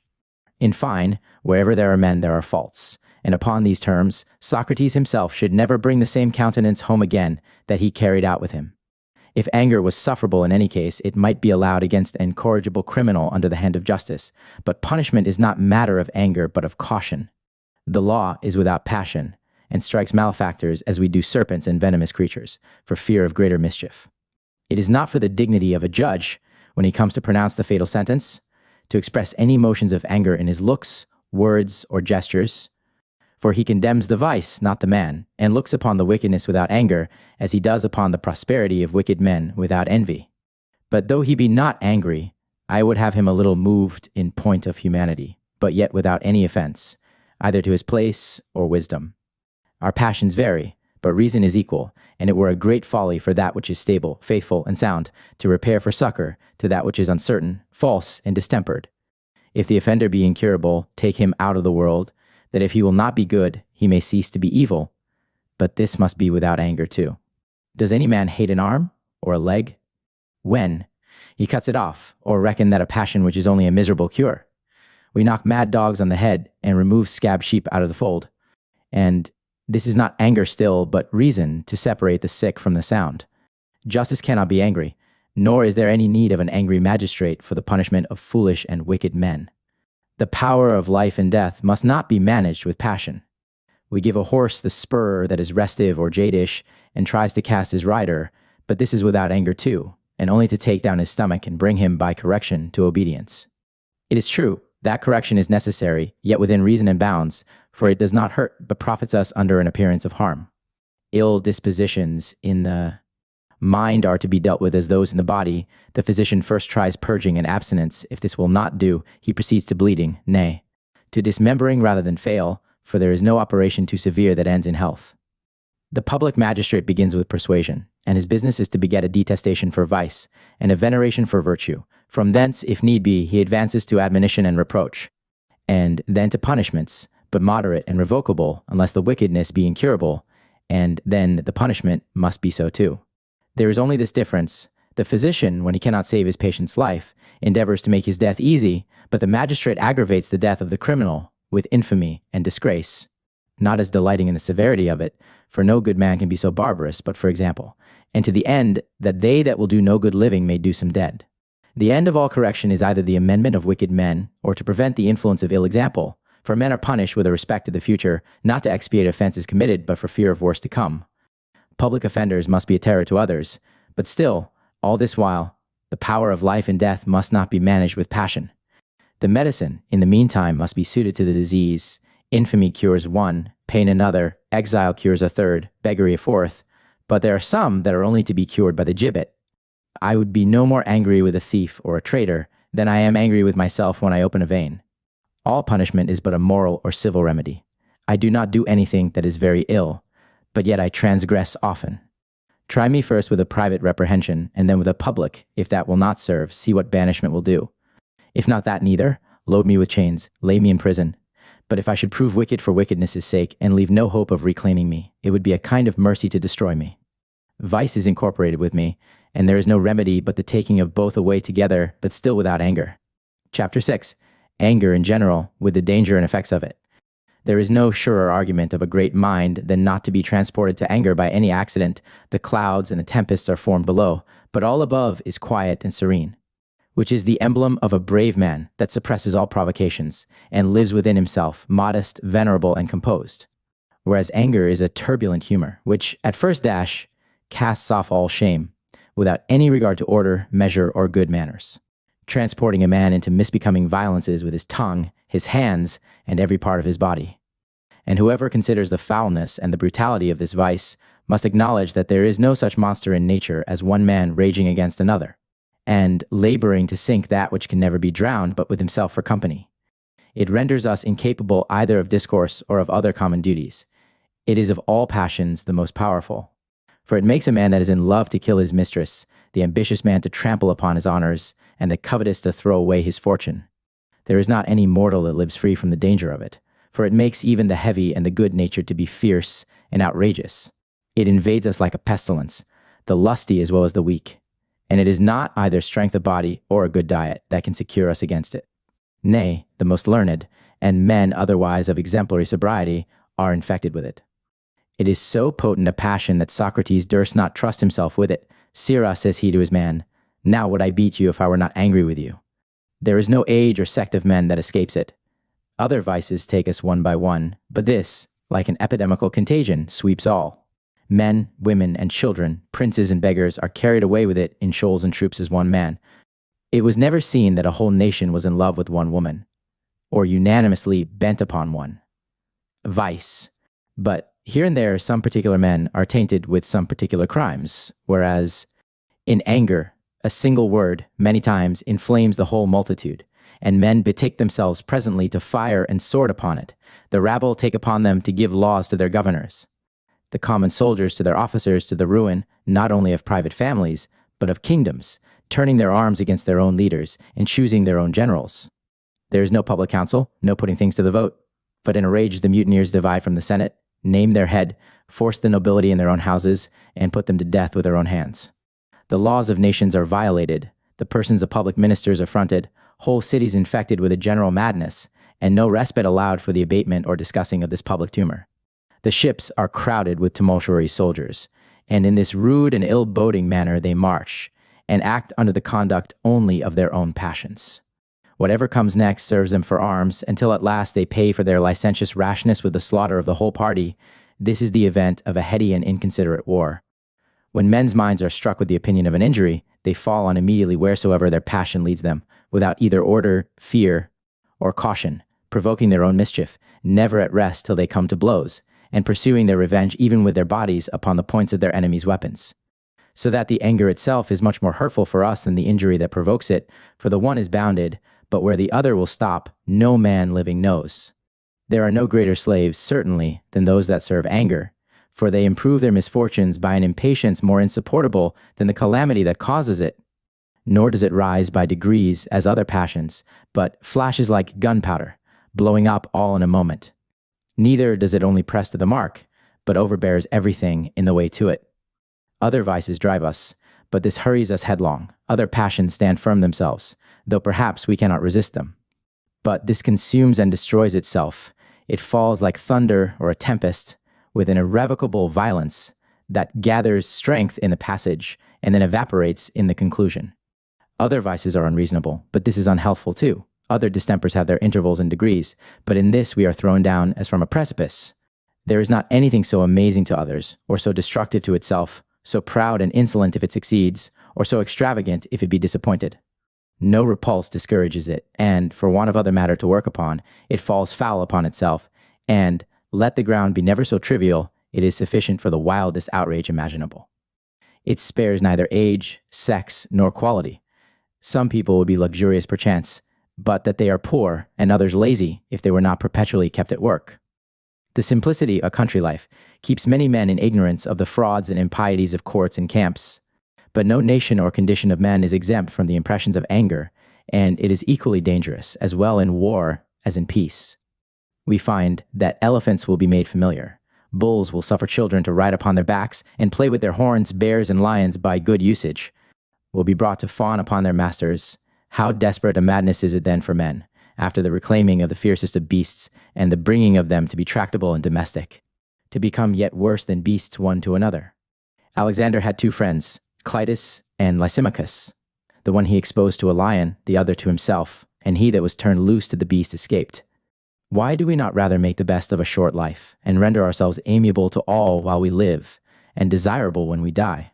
Let us bethink ourselves of our mortality, and not squander away the little time that we have upon animosities and feuds, as if it were never to be at an end. Had we not better enjoy the pleasure of our own life than to be still contriving how to gall and torment another's? In all our brawlings and contentions, never so much as dreaming of our weakness. Do we not know that these implacable enmities of ours lie at the mercy of a fever, or any petty accident to disappoint?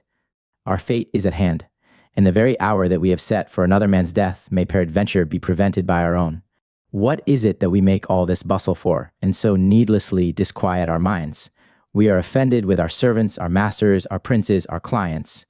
It is but a little patience, and we shall be all of us equal, so that there is no need either of ambushes or of combats. Our wrath cannot go beyond death, and death will most undoubtedly come, whether we be peevish or quiet. It is time lost to take pains to do that which will infallibly be done without us. But suppose that we would only have our enemy banished, disgraced, or damaged. Let his punishment be more or less. It is yet too long, either for him to be inhumanly tormented, or for us ourselves to be most barbarously pleased with it. It holds in anger as in mourning. It must, and it will at last fall of itself. Let us look to it then betimes, for when it is once come to an ill habit, we shall never want matter to feed it, and it is much better to overcome our passions than to be overcome by them. Some way or other, either our parents, children, servants, acquaintance, or strangers will be continually vexing us. We are tossed hither and thither by our affections like a feather in a storm, and by fresh provocations the madness becomes perpetual. Miserable creatures, that ever our precious hours should be so ill employed! How prone and eager are we in our hatred, and how backward in our love! Were it not much better now to be making of friendships, pacifying of enemies, doing of good offices, both public and private, than to be still meditating of mischief, and designing how to wound one man in his fame, another in his fortune, a third in his person? The one being so easy, innocent, and safe, and the other so difficult, impious, and hazardous. Nay, take a man in chains, and at the foot of his oppressor. How many are there, who, even in this case, have maimed themselves in the heat of their violence upon others? This untractable passion is much more easily kept out than governed, when it is once admitted, for the stronger will give laws to the weaker, and make reason a slave to the appetite. It carries us headlong, and in the course of our fury we have no more command of our minds than we have of our bodies down a precipice. When they are once in motion, there is no stop until they come to the bottom. Not but that it is possible for a man to be warm in winter, and not to sweat in the summer, either by the benefit of the place or the hardiness of the body, and in like manner we may provide against anger. But certain it is that virtue and vice can never agree in the same subject, and one may as well be a sick man and a sound at the same time, as a good man and an angry. Besides, if we will needs be quarrelsome, it must be either with our superior, our equal, or inferior. To contend with our superior is folly and madness. With our equals it is doubtful and dangerous, and with our inferiors it is base. For does any man know but that he that is now our enemy may come hereafter to be our friend over and above the reputation of clemency and good nature?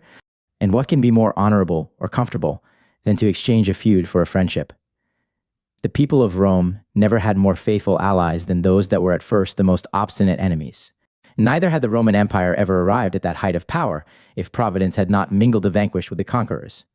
There is an end of the contest when one side deserts it, so that the paying of anger with benefits puts a period to the controversy. But however, if it be our fortune to transgress, let not our anger descend to the children, friends, or relations, even of our bitterest enemies. The very cruelty of Sylla was heightened by that instance of incapacitating the issue of the proscribed. It is inhuman to entail the hatred we have for the father upon his posterity. A good and a wise man is not to be an enemy of wicked men, but a reprover of them, and he is to look upon all the drunkards, the lustful, the thankless, covetous, and ambitious, that he meets with, not otherwise than as a physician looks upon his patients. For he that will be angry with any man must be displeased with all, which were as ridiculous as to quarrel with a body for stumbling in the dark, with one that is deaf for not doing as you bid him, or with a schoolboy for loving his play better than his book. Democritus laughed, and Heraclitus wept at the folly and wickedness of the world, but we never read of any angry philosopher. This is undoubtedly the most detestable of vices, even compared with the worst of them. Avarice scrapes and gathers together that which somebody may be the better for, but anger lashes out, and no man comes off gratis. An angry master makes one servant run away, and another hang himself, and his choler causes him a much greater loss than he suffered in the occasion of it. It is the cause of mourning to the father and of divorce to the husband. It makes the magistrate odious and gives the candidate a repulse. And it is worse than luxury too, which only aims at its proper pleasure, whereas the other is bent upon another body's pain. The malevolent and the envious content themselves only to wish another man miserable, but it is the business of anger to make him so, and to wreak the mischief itself, not so much desiring the hurt of another as to inflict it. Among the powerful, it breaks out into open war, and into a private one with the common people, but without force or arms. It engages us in treacheries, perpetual troubles and contentions. It alters the very nature of a man, and punishes itself in the persecution of others. Humanity excites us to love, this to hatred, that to be beneficial to others, this to hurt them, beside that, though it proceeds from too high a conceit of ourselves, it is yet, in effect, but a narrow and contemptible affection, especially when it meets with a mind that is hard and impenetrable, and returns the dart upon the head of him that casts it. To take a farther view now of the miserable consequences and sanguinary effects of this hideous distemper, from hence come slaughters and poisons, wars and desolations, the razing and burning of cities, the unpeopling of nations, and the turning of populous countries into deserts. Public massacres and regicides, princes led in triumph, some murdered in their bedchambers, others stabbed in the Senate or cut off in the security of their spectacles and pleasures. Some there are that take anger for a princely quality, as Darius, who, in his expedition against the Scythians, being besought by a nobleman that had 3 sons, that he would vouchsafe to accept of 2 of them into his service, and leave the third at home, for a comfort to his father. I will do more for you than that, says Darius, for you shall have them all 3 again. So he ordered them to be slain before his face, and left him their bodies. But Xerxes dealt a little better with Pythias, who had 5 sons, and desired only one of them for himself. Xerxes bade him take his choice, and he named the eldest, whom he immediately commanded to be cut in halves, and one half of the body to be laid on each side of the way when his army was to pass betwixt them. Undoubtedly a most auspicious sacrifice, but he came afterward to the end that he deserved, for he lived to see that prodigious power scattered and broken, and instead of military and victorious troops, to be encompassed with carcasses. But these, you will say, were only barbarous princes that knew neither civility nor letters, and these savage cruelties will be imputed perchance to their rudeness of manners and want of discipline. But what will you say then of Alexander the Great, that was trained up under the institution of Aristotle himself, and killed Clitus, his favorite and schoolfellow, with his own hand under his own roof, and over the freedom of a cup of wine? And what was his crime? He was loth to degenerate from a Macedonian liberty into a Persian slavery, that is to say, he could not flatter. Lysimachus, another of his friends, he exposed to a lion, and this very Lysimachus, after he had escaped this danger, was never the more merciful when he came to reign himself, for he cut off the ears and nose of his friend Telesphorus. And when he had so disfigured him that he had no longer the face of a man, he threw him into a dungeon, and there kept him to be showed for a monster as a strange sight. The place was so low that he was fain to creep upon all 4s, and his sides were galled too with the straightness of it. In this misery he lay half famished in his own filth, so odious, so terrible, and so loathsome a spectacle that the horror of his condition had even extinguished all pity for him. Nothing was ever so unlike a mar as the poor wretch that suffered this, saving the tyrant that acted it.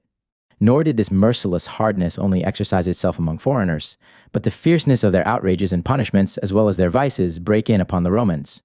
See Marius, that had his statue set up everywhere, and was adored as a god. Elsilla commanded his bones to be broken, his eyes to be pulled out, his hands to be cut off, and, as if every wound had been a several death, his body to be torn to pieces, and Catiline was the executioner. A cruelty that was only fit for Marius to suffer, Sylla to command, and Catiline to act, but most dishonorable and fatal to the commonwealth, to fall indifferently upon the sword's point both of citizens and of enemies. It was a severe instance, that of Piso too. A soldier that had leave to go abroad with his comrade, came back to the camp at his time, but without his companion. Piso condemned him to die, as if he had killed him, and appoints a centurion to see the execution. Just as the headsman was ready to do his office, the other soldier appeared, to the great joy of the whole field. And the centurion bade the executioner hold his hand. Hereupon Piso, in a rage, mounts the tribunal, and sentences all 3 to death, the one because he was condemned, the other because it was for his sake that his fellow soldier was condemned. The centurion, for not obeying the order of his superior.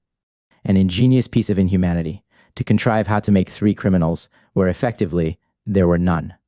There was a Persian king that caused the noses of a whole nation to be cut off, and they were to thank him that he spared their heads. And this, perhaps, would have been the fate of the Macrobii if Providence had not hindered it for the freedom they used to Cambyses' ambassadors, in not accepting the slavish terms that were offered them. This put Cambyses into such a rage that he presently listed into his service every man that was able to bear arms, and, without either provisions or guides, marched immediately through dry and barren deserts, and where never any man had passed before him, to take his revenge. Before he was a third part of the way, his provisions failed him. His men, at first, made shift with the buds of trees, boiled leather, and the like. But soon after, there was not so much as a root or a plant to be gotten, nor a living creature to be seen, and then, by lot, every 10th man was to die for a nourishment to the rest, which was still worse than the famine. But yet this passionate king went on so far, until one part of his army was lost, and the other devoured, and until he feared that he himself might come to be served with the same sauce. So that at last he ordered a retreat, wanting no delicates all this while for himself, while his soldiers were taking their chance who should die miserably or live worse. Here was an anger taken up against a whole nation that neither deserved any ill from him nor was so much as known to him. Chapter 7. The ordinary grounds and occasions of anger. In this wandering state of life we meet with many occasions of trouble and displeasure, both great and trivial, and not a day passes but from men or things. We have some cause or other for offense, as a man must expect to be jostled, dashed, and crowded in a populous city. One man deceives our expectation, another delays it, and a third crosses it, and if everything does not succeed to our wish, we presently fall out either with the person, the business, the place, our fortune, or ourselves. Some men value themselves upon their wit, and will never forgive anyone that pretends to lessen it. Others are inflamed by wine, and some are distempered by sickness, weariness, watchings, love, care, etc. Some are prone to it by heat of constitution, but moist, dry, and cold complexions are more liable to other affections, as suspicion, despair, fear, jealousy, etc. But most of our quarrels are of our own contriving, one while we suspect upon mistake, and another while we make a great matter of trifles. To say the truth, most of those things that exasperate us are rather subjects of disgust than of mischief. There is a large difference betwixt opposing a man's satisfaction and not assisting it, betwixt taking away and not giving. But we reckon upon denying and deferring as the same thing, and interpret another's being for himself as if he were against us. Nay, we do many times entertain an ill opinion of well-doing, and a good one of the contrary, and we hate a man for doing that very thing which we should hate him for on the other side, if he did not do it. We take it ill to be opposed when there is a father, perhaps, a brother, or a friend, in the case against us, when we should rather love a man for it, and only wish that he could be honestly of our party. We approve of the fact, and detest the doer of it. It is a base thing to hate the person whom we cannot but commend, but it is a great deal worse yet if we hate him for the very thing that deserves commendation. The things that we desire, if they be such as cannot be given to one without being taken away from another, must needs set those people together by the ears that desire the same thing. One man has a design upon my mistress, another upon mine inheritance, and that which should make friends makes enemies, our being all of a mind. The general cause of anger is the sense or opinion of an injury, that is, the opinion either of an injury simply done, or of an injury done, which we have not deserved. Some are naturally given to anger, others are provoked to it by occasion. The anger of women and children is commonly sharp, but not lasting. Old men are rather querulous and peevish. Hard labor, diseases, anxiety of thought, and whatsoever hurts the body or the mind, disposes a man to be froward, but we must not add fire. To fire, he that duly considers the subject matter of all our controversies and quarrels will find them low and mean, not worth the thought of a generous mind, but the greatest noise of all is about money. This is it that sets fathers and children together by the ears, husbands and wives, and makes way for sword and poison. This is it that tires out courts of justice, enrages princes, and lays cities in the dust to seek for gold and silver in the ruins of them. This is it that finds work for the judge to determine which side is least in the wrong, and whose is the more plausible avarice, the plaintiff's or the defendant's. And what is it that we contend for all this while, but those baubles that make us cry when we should laugh? To see a rich old cuff that has nobody to leave his estate to, break his heart for a handful of dirt, and a gouty usurer that has no other use of his fingers left him but to count withal. To see him, I say, in the extremity of his fit, wrangling for the odd money in his interest. If all that is precious in nature were gathered into one mass, it were not worth the trouble of a sober mind. it were endless to run over all those ridiculous passions that are moved about meats and drinks and the matter of our luxury. Nay, about words, looks, actions, jealousies, mistakes, which are all of them as contemptible fooleries as those very baubles that children scratch and cry for.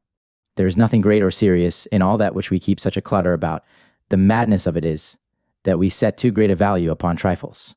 One man flies out upon a salute, a letter, a speech, a question, a gesture, a wink, a look. An action moves one man, a word affects another. One man is tender of his family, another of his person. One sets up for an orator, another for a philosopher. This man will not bear pride, nor that man opposition. He that plays the tyrant at home is gentle as a lamb abroad. Some take offense if a man ask a favor of them, and others if he does not. Every man has his weak side. Let us learn which that is, and take a care of it, for the same thing does not work upon all men alike. We are moved like beasts at the idle appearances of things, and the fiercer the creature, the more is it startled. The sight of a red coat enrages a bull. A shadow provokes the asp. Nay, so unreasonable are some men, that they take moderate benefits for injuries, and squabble about it with their nearest relations. They have done this and that for others, they cry, and they might have dealt better with us if they had pleased. Very good. And if it be less than we looked for, it may be yet more than we deserve. Of all unquiet humors, this is the worst, that will never suffer any man to be happy, so long as he sees a happier man than himself. I have known some men so weak as to think themselves contemned if a horse did but play the jade with them, that is yet obedient to another rider. A brutal folly to be offended at a mute animal, for no injury can be done us without the concurrence of reason. A beast may hurt us, as a sword or a stone, and no otherwise. Nay, there are that will complain of foul weather, a raging sea, a biting winter, as if it were expressly directed to them. And this they charge upon Providence, whose operations are all of them so far from being injurious that they are beneficial to us.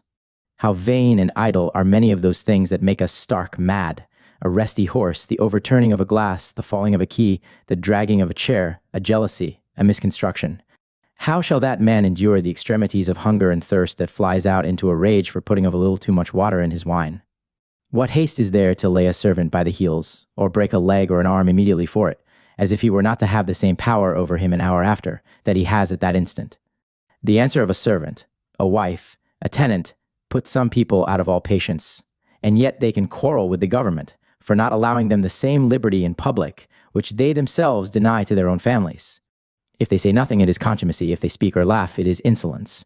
As if a man had his ears given him only for music, whereas we must suffer all sorts of noises, good and bad, both of man and beast.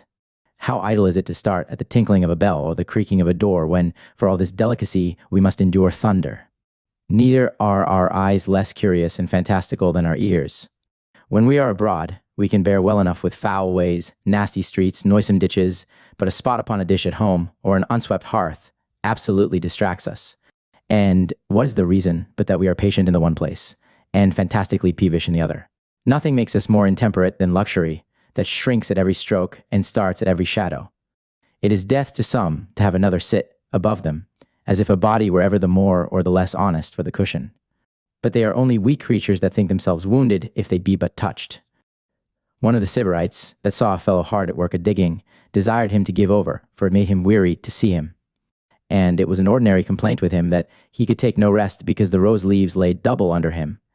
When we are once weakened with our pleasures, everything grows intolerable, and we are angry as well with those things that cannot hurt us as with those that do. We tear a book because it is blotted, and our clothes because they are not well made, things that neither deserve our anger nor feel it. The tailor, perchance, did his best, or, however, had no intent to displease us. If so, first, why should we be angry at all? Secondly, why should we be angry with a thing for the man's sake? Nay, our anger extends even to dogs, horses, and other beasts. It was a blasphemous and a sottish extravagance, that of Caius Caesar, who challenged Jupiter for making such a noise with his thunder that he could not hear his mimics, and so invented a machine in imitation of it to oppose thunder to thunder, a brutal conceit, to imagine either that he could reach the Almighty or that the Almighty could not reach him. And every jot as ridiculous, though not so impious, was that of Cyrus, who, in his design upon Babylon, found a river in his way that put a stop to his march. The current was strong, and carried away one of the horses that belonged to his own chariot. Upon this he swore, that since it had obstructed his passage, it should never hinder any bodies else, and presently set his whole army to work upon it, which diverted it into 180 channels, and laid it dry. In this ignoble and unprofitable employment, he lost his time, and the soldiers their courage, and gave his adversaries an opportunity of providing themselves, while he was waging war with a river instead of an enemy. Chapter 8. Advice in the cases of contumely and revenge. Of provocations to anger, there are two sorts. There is an injury, and there is a contumely. The former, in its own nature, is the heavier, the other slight in itself, and only troublesome to a wounded imagination. And yet some there are that will bear blows, and death itself, rather than contumelious words. A contumely is an indignity below the consideration of the very law, and not worthy either of a revenge or so much as a complaint. It is only the vexation and infirmity of a weak mind, as well as the practice of a haughty and insolent nature, and signifies no more to a wise and sober man than an idle dream that is no sooner past than forgotten. It is true, it implies contempt, but what needs any man care for being contemptible to others, if he be not so to himself? For a child in the arms to strike the mother, tear her hair, claw the face of her, and call her names, that goes for nothing with us, because the child knows not what he does. Neither are we moved at the impudence and bitterness of a buffoon, though he fall upon his own master as well as the guests, but, on the contrary, we encourage and entertain the freedom. Are we not mad, then, to be delighted and displeased with the same thing, and to take that as an injury from one man, which passes only for a raillery from another? He that is wise will behave himself toward all men as we do to our children, for they are but children too, though they have gray hairs. They are indeed of a larger size, and their errors are grown up with them. They live without rule. They covet without choice. They are timorous and unsteady. And if at any time they happen to be quiet, it is more out of fear than reason. It is a wretched condition to stand in awe of everybody's tongue, and whosoever is vexed at a reproach would be proud if he were commended.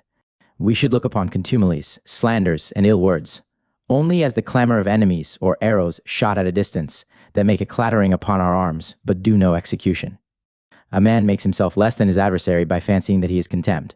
Things are only ill that are ill taken, and it is not for a man of worth to think himself better or worse for the opinion of others. He that thinks himself injured, let him say, either I have deserved this or I have not. If I have, it is a judgment. If I have not, it is an injustice, and the doer of it has more reason to be ashamed than the sufferers. Nature has assigned every man his post, which he is bound in honor to maintain. Let him be never so much pressed. Diogenes was disputing of anger, and an insolent young fellow, to try if he could put him beside his philosophy, spit in his face. Young man, says Diogenes, this does not make me angry yet, but I am in some doubt whether I should be so or not. Some are so impatient that they cannot bear a contumely, even from a woman, whose very beauty, greatness, and ornaments are all of them little enough to vindicate her from any indecencies. Without much modesty and discretion, nay, they will lay it to heart even from the meanest of servants. How? Wretched is that man whose peace lies at the mercy of the people. A physician is not angry at the intemperance of a mad patient, nor does he take it ill to be railed at by a man in a fever. Just so should a wise man treat all mankind as a physician does his patient, and looking upon them only as sick and extravagant, let their words and actions, whether good or bad, go equally for nothing, attending still his duty even in the coarsest offices that may conduce to their recovery. Men that are proud, froward, and powerful, he values their scorn as little as their quality, and looks upon them no otherwise than as people in the excess of a fever. If a beggar worships him, or if he takes no notice of him, it is all one to him. And with a rich man, he makes it the same case.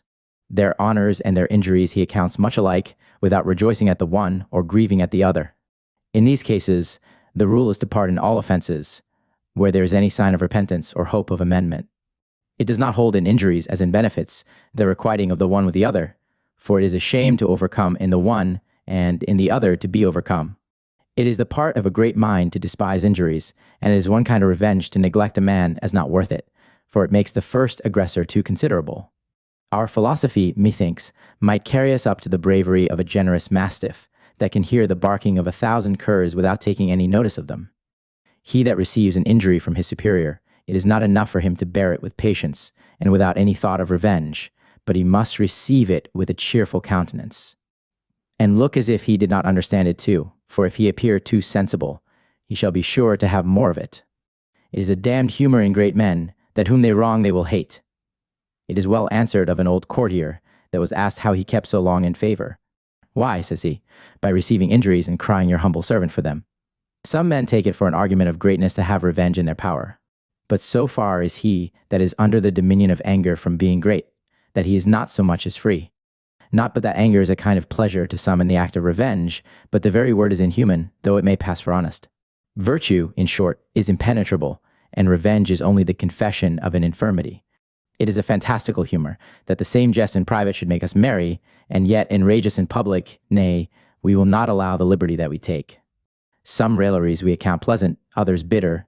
A conceit upon a squint eye, a hunchback, or any personal defect passes for a reproach. And why may we not as well hear it as see it? Nay, if a man imitates our gait, speech, or any natural imperfection, it puts us out of all patience, as if the counterfeit were more grievous than the doing of the thing itself. Some cannot endure to hear of their age, nor others of their poverty, and they make the thing the more taken notice of the more they desire to hide it. Some bitter jest, for the purpose, was broken upon you at the table. Keep better company then. In the freedom of cups, a sober man will hardly contain himself within bounds. It sticks with us extremely sometimes that the porter will not let us in to his great master.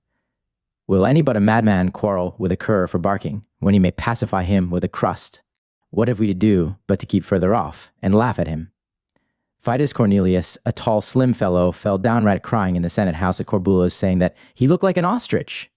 He was a man that made nothing of a lash upon his life and manners, but it was worse than death to him, a reflection upon his person. No man was ever ridiculous to others that laughed at himself first. It prevents mischief, and it is a spiteful disappointment of those that take pleasure in such abuses. Vatinius, a man that was made up for scorn and hatred, scurrilous and impudent to the highest degree, but most abusively witty, and with all this he was diseased and deformed to extremity, his way was always to make sport with himself, and so he prevented the mockeries of other people. There are none more abusive to others than they that lie most open to it themselves. But the humor goes round, and he that laughs at me today will have somebody to laugh at him tomorrow, and revenge my quarrel. But, however, there are some liberties that will never go down with some men. Asiaticus Valerius, one of Caligula's particular friends and a man of stomach, that would not easily digest and affront Caligula, told him in public what kind of bedfellow his wife was. Good God, that ever any man should hear this, or a prince speak it, especially to a man of consular authority, a friend and a husband, and in such a manner too as at once to own his disgust and his adultery. The tribune Chares had a weak, broken voice, like an hermaphrodite. When he came to Caligula for the word, he would give him sometimes Venus, otherwise Priapus, as a slur upon him both ways. Valerius was afterwards the principal instrument in the conspiracy against him, and Chares, to convince him of his manhood, at one blow cleft him down the chin with his sword. No man was so forward as Caligula to break a jest, and no man so unwilling to bear it. Chapter 9. Cautions against anger in the matter of education, converse, and other general rules of preventing it, both in ourselves and others. All that we have to say in particular upon this subject lies under these two heads. First, that we do not fall into anger, and secondly, that we do not transgress in it. As in the case of our bodies, we have some medicines to preserve us when we are well, and others to recover us when we are sick, so it is one thing not to admit it, and another thing to overcome it. We are, in the first place, to avoid all provocations and the beginnings of anger, for if we be once down, it is a hard task to get up again. When our passion has got the better of our reason, and the enemy is received into the gate, we cannot expect that the conqueror should take conditions from the prisoner. And, in truth, our reason, when it is thus mastered, turns effectually into passion. A careful education is a great matter, for our minds are easily formed in our youth, but it is a harder business to cure ill habits. Beside that, we are inflamed by climate, constitution, company, and 1,000 other accidents that we are not aware of. The choice of a good nurse and a well-natured tutor goes a great way, for the sweetness both of the blood and of the manners will pass into the child. There is nothing breeds anger more than a soft and effeminate education, and it is very seldom seen that either the mother's or the schoolmaster's darling ever comes to good. But my young master, when he comes into the world, behaves himself like a choleric coxcomb, for flattery and a great fortune nourish touchiness. But it is a nice point so to check the seeds of anger in a child as not to take off his edge and quench his spirits. Whereof a principal care must be taken betwixt license and severity, that he be neither too much emboldened nor depressed. Commendation gives him courage and confidence, but then the danger is of blowing him up into insolence and wrath, so that when to use the bit and when the spur is the main difficulty. Never put him to a necessity of begging anything basely, or if he does, let him go without it. Inure him to a familiarity where he has any emulation. And in all his exercises, let him understand that it is generous to overcome his competitor, but not to hurt him. Allow him to be pleased when he does well, but not transported, for that will puff him up into too high a conceit of himself. Give him nothing that he cries for till the dogged fit is over, but then let him have it when he is quiet, to show him that there is nothing to be gotten by being peevish. chide him for whatever he does amiss, and make him betimes acquainted with the fortune that he was born to.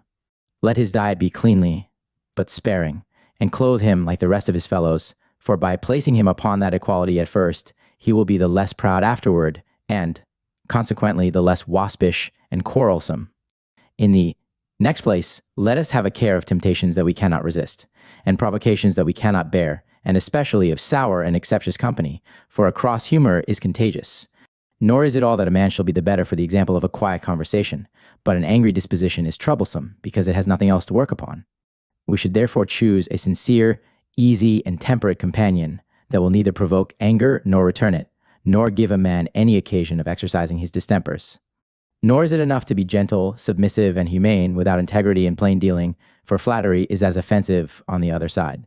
Some men would take a curse from you better than a compliment. Callias, a passionate orator, had a friend of singular patience that supped with him, who had no way to avoid a quarrel but by saying amen to all that Callias said. Callias, taking this ill, say something against me, says he, that you and I may be two.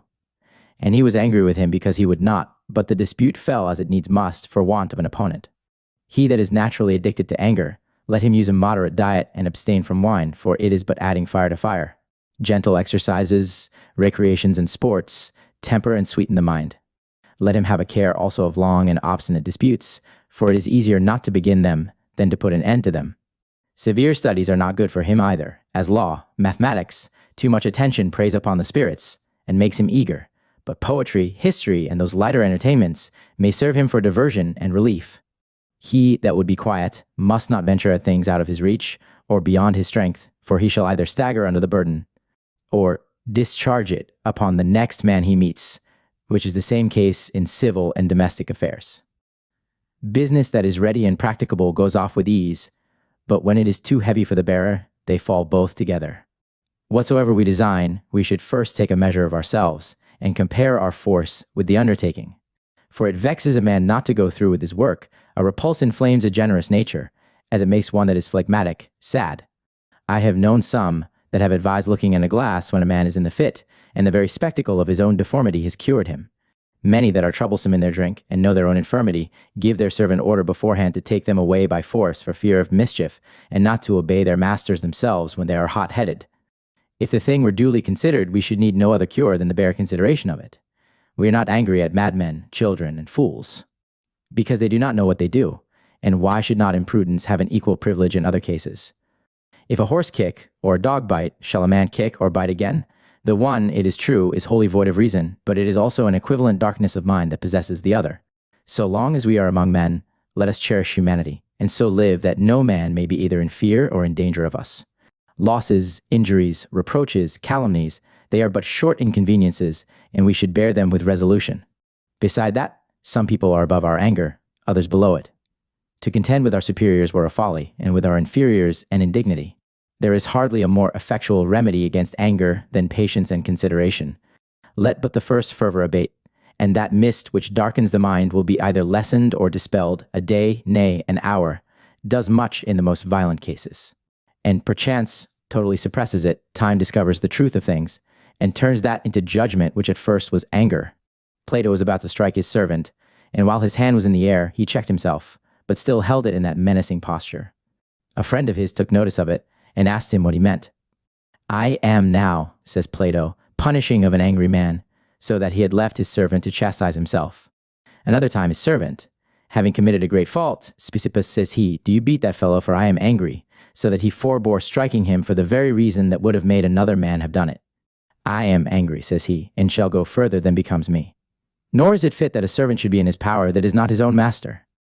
Why should anyone venture now to trust an angry man with a revenge, when Plato durst not trust himself? Either he must govern that, or that will undo him. Let us do our best to overcome it, but let us, however, keep it close, without giving it any vent. An angry man, if he gives himself liberty at all times, will go too far. If it comes once to show itself in the eye or countenance, it has got the better of us. Nay, we should so oppose it as to put on the very contrary dispositions. Calm looks, soft and slow speech, an easy and deliberate march, and by little and little, we may possibly bring our thoughts into sober conformity with our actions. When Socrates was angry, he would take himself in it and speak low in opposition to the motions of his displeasure. His friends would take notice of it, and it was not to his disadvantage neither, but rather to his credit, that so many should know that he was angry and nobody feel it, which could not have been if he had not given his friends the same liberty of admonition which he himself took. And this course should we take. We should desire our friends not to flatter us in our follies, but to treat us with all liberties of reprehension, even when we are least willing to bear it. Against so powerful and so insinuating an evil, we should call for help while we have our eyes in our head and are yet masters of ourselves. Moderation is profitable for subjects, but more for princes, who have the means of executing all that their anger prompts them to. When that power comes once to be exercised to a common mischief, it can never long continue, a common fear joining in one cause all their divided complaints. In a word now, how we may prevent, moderate, or master this impotent passion in others. It is not enough to be sound ourselves, unless we endeavor to make others so, wherein we must accommodate the remedy to the temper of the patient. Some are to be dealt with by artifice and address, as for example, why will you gratify your enemies to show yourself so much concerned? It is not worth your anger, it is below you. I am as much troubled at it myself as you can be, but you had better say nothing, and take your time to be even with them. Anger in some people is to be openly opposed, in others there must be a little yielding, according to the disposition of the person. Some are won by entreaties, others are gained by mere shame and conviction, and some by delay, a dull way of cure for a violent distemper. But this must be the last experiment. Other affections may be better dealt with at leisure, for they proceed gradually, but this commences and perfects itself in the same moment. It does not, like other passions, solicit and mislead us, but it runs away with us by force, and hurries us on with an irresistible temerity, as well to our own as to another's ruin, not only flying in the face of him that provokes us, but like a torrent, bearing down all before it. There is no encountering the first heat and fury of it, for it is deaf and mad. The best way is in the beginning to give it time and rest and let it spend itself. While the passion is too hot to handle, we may deceive it, but, however, let all instruments of revenge be put out of the way. It is not amiss sometimes to pretend to be angry too, and join with him, not only in the opinion of the injury, but in the seeming contrivance of a revenge. But this must be a person then that has some authority over him. This is a way to get time, and by advising upon some greater punishment to delay the present. If the passion be outrageous, try what shame or fear can do. If weak, it is no hard matter to amuse it by strange stories, grateful news, or pleasant discourses. Deceit, in this case, is friendship, for men must be cozened to be cured. The injuries that press hardest upon us are those which either we have, not deserved, or not expected, or at least not in so high a degree. This arises from the love of ourselves. For every man takes upon him, like a prince, in this case, to practice all liberties, and to allow none, which proceeds either from ignorance or insolence. What news is it for people to do ill things? For an enemy to hurt us, nay, for a friend or a servant to transgress, and to prove treacherous, ungrateful, covetous, impious? What we find in one man, we may in another, and there is more security in fortune than in men. Our joys are mingled with fear, and a tempest may arise out of a calm, but a skillful pilot is always provided for it. Chapter 10. Against rash judgment. It is good for every man to fortify himself on his weak side, and if he loves his peace, he must not be inquisitive. And hearken to talebearers, for the man that is over-curious to hear and see everything multiplies troubles to himself, for a man does not feel what he does not know. He that is listening after private discourse, and what people say of him, shall never be at peace. How many things that are innocent in themselves are made injuries yet by misconstruction? Wherefore some things we are to pause upon, others to laugh at, and others again to pardon. Or, if we cannot avoid the sense of indignities, let us however shun the open profession of it, which may easily be done, as appears by many examples of those that have suppressed their anger under the awe of a greater fear. It is a good caution not to believe anything until we are very certain of it, for many probable things prove false, and a short time will make evidence of the undoubted truth. We are prone to believe many things which we are willing to hear, and so we conclude, and take up a prejudice before we can judge. Never condemn a friend unheard, or without letting him know his accuser, or his crime. It is a common thing to say, "Do not you tell that you had it from me, for if you do, I will deny it, and never tell you anything again." By which means, friends are set together by the ears, and the informer slips his neck out of the collar. Admit no stories upon these terms, for it is an unjust thing to believe in private, and to be angry openly. He that delivers himself up to guess and conjecture runs a great hazard, for there can be no suspicion without some probable grounds. So that without much candor and simplicity, and making the best of everything, there is no living in society with mankind. Some things that offend us we have by report, others we see or hear, In the first case, let us not be too credulous. Some people frame stories that they may deceive us, others only tell what they hear and are deceived themselves. Some make it their sport to do ill offices. Others do them only to pick a thank. There are some that would part the dearest friends in the world. Others love to do mischief and stand aloof off to see what comes of it. If it be a small matter, I would have witnesses. But if it be a greater, I would have it upon oath, and allow time to the accused, and counsel too, and hear over and over again. In those cases where we ourselves are witnesses, we should take into consideration all the circumstances. If a child, it was ignorance. If a woman, a mistake. If done by command and necessity. If a man be injured, it is but quid pro quo. If a judge, he knows what he does.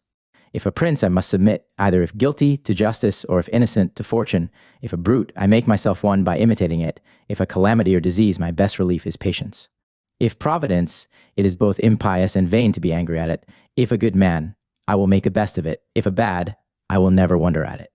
Nor is it only by tales and stories that we are inflamed, but suspicions, countenances, nay, a look or a smile is enough to blow us up.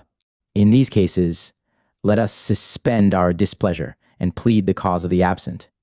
Perhaps he is innocent, or if not, I have time to consider of it and may take my revenge at leisure. But when it is once executed, it is not to be recalled. A jealous head is apt to take that to himself which was never meant him. Let us therefore trust to nothing but what we see, and chide ourselves where we are over-credulous. By this course we shall not be so easily imposed upon, nor put to trouble ourselves about things not worth the while, as the loitering of a servant upon an errand, and the tumbling of a bed, or the spilling of a glass of drink. It is a madness to be disordered at these fooleries. We consider the thing done, and not the doer of it. It may be he did it unwillingly, or by chance. It was a trick put upon him, or he was forced to it. He did it for reward, perhaps, not hatred, nor of his own accord, but he was urged on to it.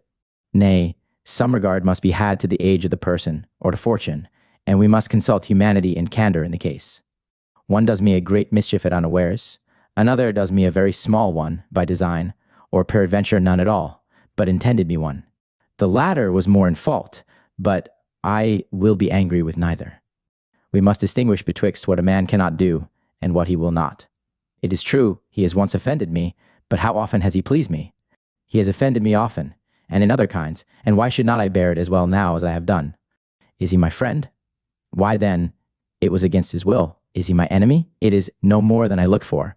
Let us give way to wise men, and not squabble with fools, and say thus to ourselves, we have all of us our errors. No man is so circumspect, so considerate, or so fearful of offending, but he has much to answer for.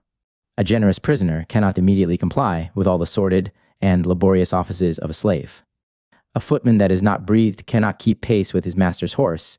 He that is overwatched may be allowed to be drowsy. All these things are to be weighed before we give any ear to the first impulse. If it be my duty to love my country, I must be kind also to my countrymen.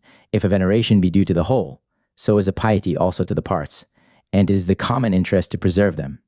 We are all members of one body, and it is as natural to help one another as for the hands to help the feet, or the eyes the hands. Without the love and care of the parts, the whole can never be preserved, and we must spare one another because we are born for society, which cannot be maintained without a regard to particulars. Let this be a rule to us, never to deny a pardon that does no hurt either to the giver or receiver. That may be well enough in one which is ill in another, and therefore we are not to condemn anything that is common to a nation, for custom defends it. But much more pardonable are those things which are common to mankind. It is a kind of spiteful comfort that whoever does me an injury may receive one, and that there is a power over him that is above me. A man should stand as firm against all indignities as a rock does against the waves, as it is some satisfaction to a man in a mean condition that there is no security in a more prosperous.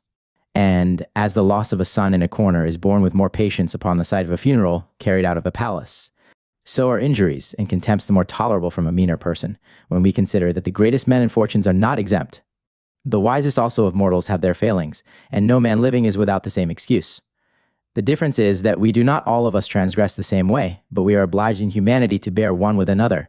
We should, every one of us, bethink ourselves, how remiss we have been in our duties, how immodest in our discourses, how intemperate in our cups, and why not, as well, how extravagant we have been in our passions. Let us clear ourselves of this evil, purge our minds, and utterly root out all those vices which upon leaving the least sting will grow again and recover. We must think of everything, expect everything, that we may not be surprised.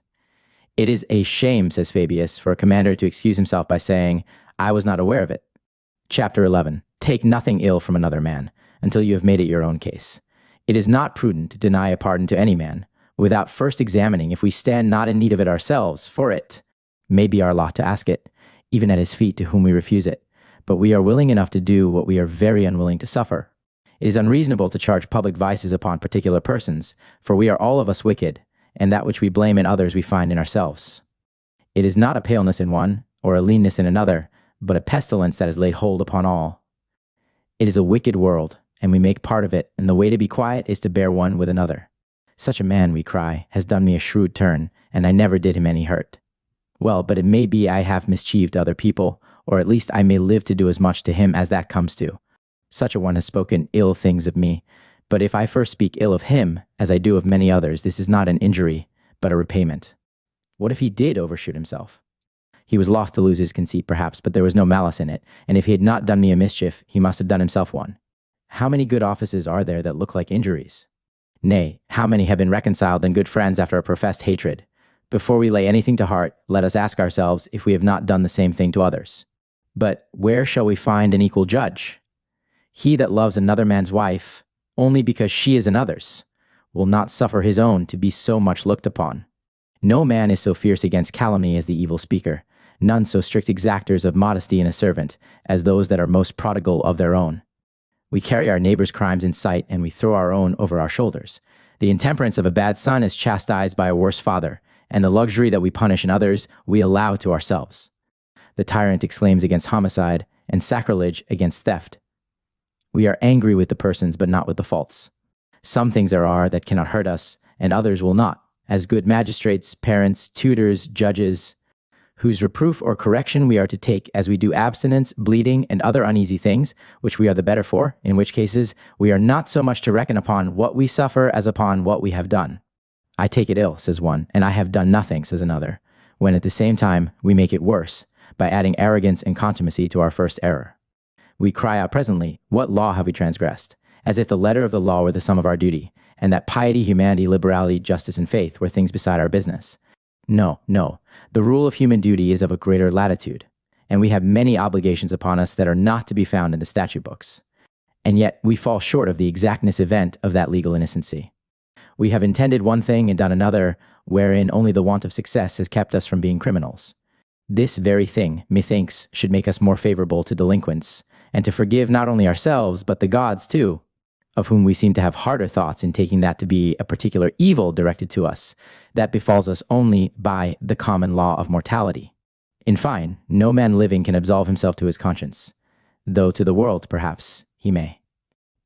It is true that we are also condemned to pains and diseases, and to death too, which is no more than the quitting of the soul's house. But why should any man complain of bondage, that, wheresoever he looks, has his way open to liberty? That precipice, that sea, that river, that well, there is freedom in the bottom of it. It hangs upon every crooked bow, and not only a man's throat or his heart, but every vein in his body opens a passage to it. To conclude, where my proper virtue fails me, I will have recourse to examples, and say to myself, am I greater than Philip or Augustus, who both of them put up with greater reproaches? Many have pardoned their enemies, and shall not I forgive and neglect a little freedom of the tongue? Nay, the patience but of a second thought does the business. For though the first shock be violent, take it in parts, and it is subdued. And to wind up all in one word, the great lesson of mankind, as well in this as in all other cases, is to do as we would be done by. Chapter 12. Of cruelty.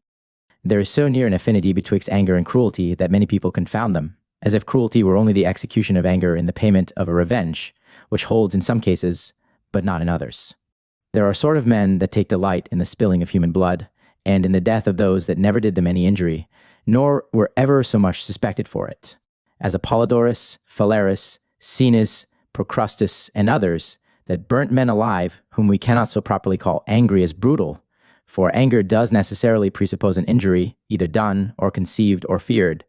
But the other takes pleasure in tormenting, without so much as pretending any provocation to it, and kills merely for killing's sake. The original of this cruelty perhaps was anger, which by frequent exercise and custom has lost all sense of humanity and mercy, and they that are thus affected are so far from the countenance and appearance of men in anger, that they will laugh, rejoice, and entertain themselves with the most horrid spectacles, as racks, jails, gibbets, several sorts of chains and punishments, delaceration of members, stigmatizing, and wild beasts, with other exquisite inventions of torture. And yet, at last, the cruelty itself is more horrid and odious than the means by which it works. It is a bestial madness to love mischief, beside that it is womanish to rage and tear. A generous beast will scorn to do it when he has anything at his mercy. It is a vice for wolves and tigers, and no less abominable to the world than dangerous to itself. The Romans had their morning and their meridian spectacles. In the former, they had their combats of men with wild beasts, and in the latter, the men fought one with another. I went, says our author, the other day to the meridian spectacles, in hope of meeting somewhat of mirth and diversion to sweeten the humors of those that had been entertained with blood in the morning. But it proved otherwise, for, compared with this inhumanity, the former was a mercy. The whole business was only murder upon murder, the combatants fought naked, and every blow was a wound. They do not contend for victory, but for death, and he that kills one man is to be killed by another. By wounds they are forced upon wounds, which they take and give upon their bare breasts. Burn that rogue, they cry, what? Is he afraid of his flesh? Do but see how sneakingly that rascal dies. Look to yourselves, my masters, and consider of it. Who knows but this may come to be your own case? Wicked examples seldom fail of coming home at last to the authors. To destroy a single man may be dangerous, but to murder whole nations is only a more glorious wickedness. Private avarice and rigor are condemned, but oppression, when it comes to be authorized by an act of state and to be publicly commanded, though particularly forbidden, becomes a point of dignity and honor. What a shame is it for men to interworry one another, when yet the fiercest even of beasts are at peace with those of their own kind. This brutal fury puts philosophy itself to a stand. The drunkard, the glutton, the covetous may be reduced, nay, and the mischief of it is that no vice keeps itself within its proper bounds. Luxury runs into avarice, and when the reverence of virtue is extinguished, men will stick at nothing that carries profit along with it. Man's blood is shed in wantonness. His death is a spectacle for entertainment, and his groans are music. When Alexander delivered up Lysimachus to a lion, how glad would he have been to have had nails and teeth to have devoured him himself. It would have too much derogated, he thought, from the dignity of his wrath, to have appointed a man for the execution of his friend. Private cruelties, it is true, cannot do much mischief, but in princes they are a war against mankind. See Caesar would commonly, for exercise and pleasure, put senators and Roman knights to the torture, and whip several of them like slaves, or put them to death with the most acute torments, merely for the satisfaction of his cruelty. That Caesar, that wished the people of Rome had but one neck, that he might cut it off at one blow, it was the employment, the study, and the joy of his life. He would not so much as give the expiring leave to groan, but cause their mouths to be stopped with sponges, or for want of them, with rags of their own clothes, that they might not breathe out so much as their last agonies at liberty, or, perhaps, lest the tormented should speak something which the tormentor had no mind to hear. Nay, he was so impatient of delay that he would frequently rise from supper to have men killed by torchlight, as if his life and death had depended upon their dispatch before the next morning, to say nothing how many fathers were put to death in the same night with their sons, which was a kind of mercy in the prevention of their mourning. And was not Sylla's cruelty prodigious too, which was only stopped for want of enemies? He caused 7,000 citizens of Rome to be slaughtered at once. And some of the senators being startled at their cries that were heard in the Senate house, "Let us mind our business," says Sylla. "This is nothing but a few mutineers that I have ordered to be sent out of the way." A glorious spectacle, says Hannibal, when he saw the trenches flowing with human blood, and if the rivers had run blood too, he would have liked it so much the better. Among the famous and detestable speeches that are committed to memory, I know none worse than that impudent and tyrannical maxim, "Let them hate me, so they fear me," not considering that those that are kept in obedience by fear are both malicious and mercenary, and only wait for an opportunity to change their master. Beside that, whosoever is terrible to others is likewise afraid of himself. What is more ordinary than for a tyrant to be destroyed by his own guards? Which is no more than the putting those crimes into practice which they learned of their masters. How many slaves have revenged themselves of their cruel oppressors, though they were sure to die for it? But when it comes once to a popular tyranny, whole nations conspire against it. For whosoever threatens all is in danger of all, over and above that the cruelty of the prince increases the number of his enemies, by destroying some of them, for it entails an hereditary hatred upon the friends and relations of those that are taken away. And then it has this misfortune, that a man must be wicked upon necessity, for there is no going back, so that he must betake himself to arms, and yet he lives in fear. He can neither trust to the faith of his friends, nor to the piety of his children. He both dreads death and wishes it, and becomes a greater terror to himself than he is to his people. Nay, if there were nothing else to make cruelty detestable, it were enough that it passes all bounds, both of custom and humanity, and is followed upon the heel with sword or poison. A private malice indeed does not move whole cities, but that which extends to all is everybody's mark. One sick person gives no great disturbance in a family, but when it comes to a depopulating plague, all people fly from it. And why should a prince expect any man to be good whom he is taught to be wicked? But what if it were safe to be cruel? Were it not still a sad thing, the very state of such a government? A government that bears the image of a taken city, where there is nothing but sorrow, trouble, and confusion. Men dare not so much as trust themselves with their friends or with their pleasures. There is not any entertainment so innocent, but it affords pretense of crime and danger. People are betrayed at their tables and in their cups, and drawn from the very theater to the prison. How horrid a madness is it to be still raging and killing, to have the rattling of chains always in our ears, bloody spectacles before our eyes, and to carry terror and dismay wherever we go.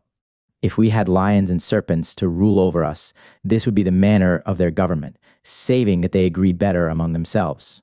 It passes for a mark of greatness to burn cities and lay whole kingdoms waste, nor is it for the honor of a prince to appoint this or that single man to be killed, unless they have whole troops, or sometimes legions, to work upon.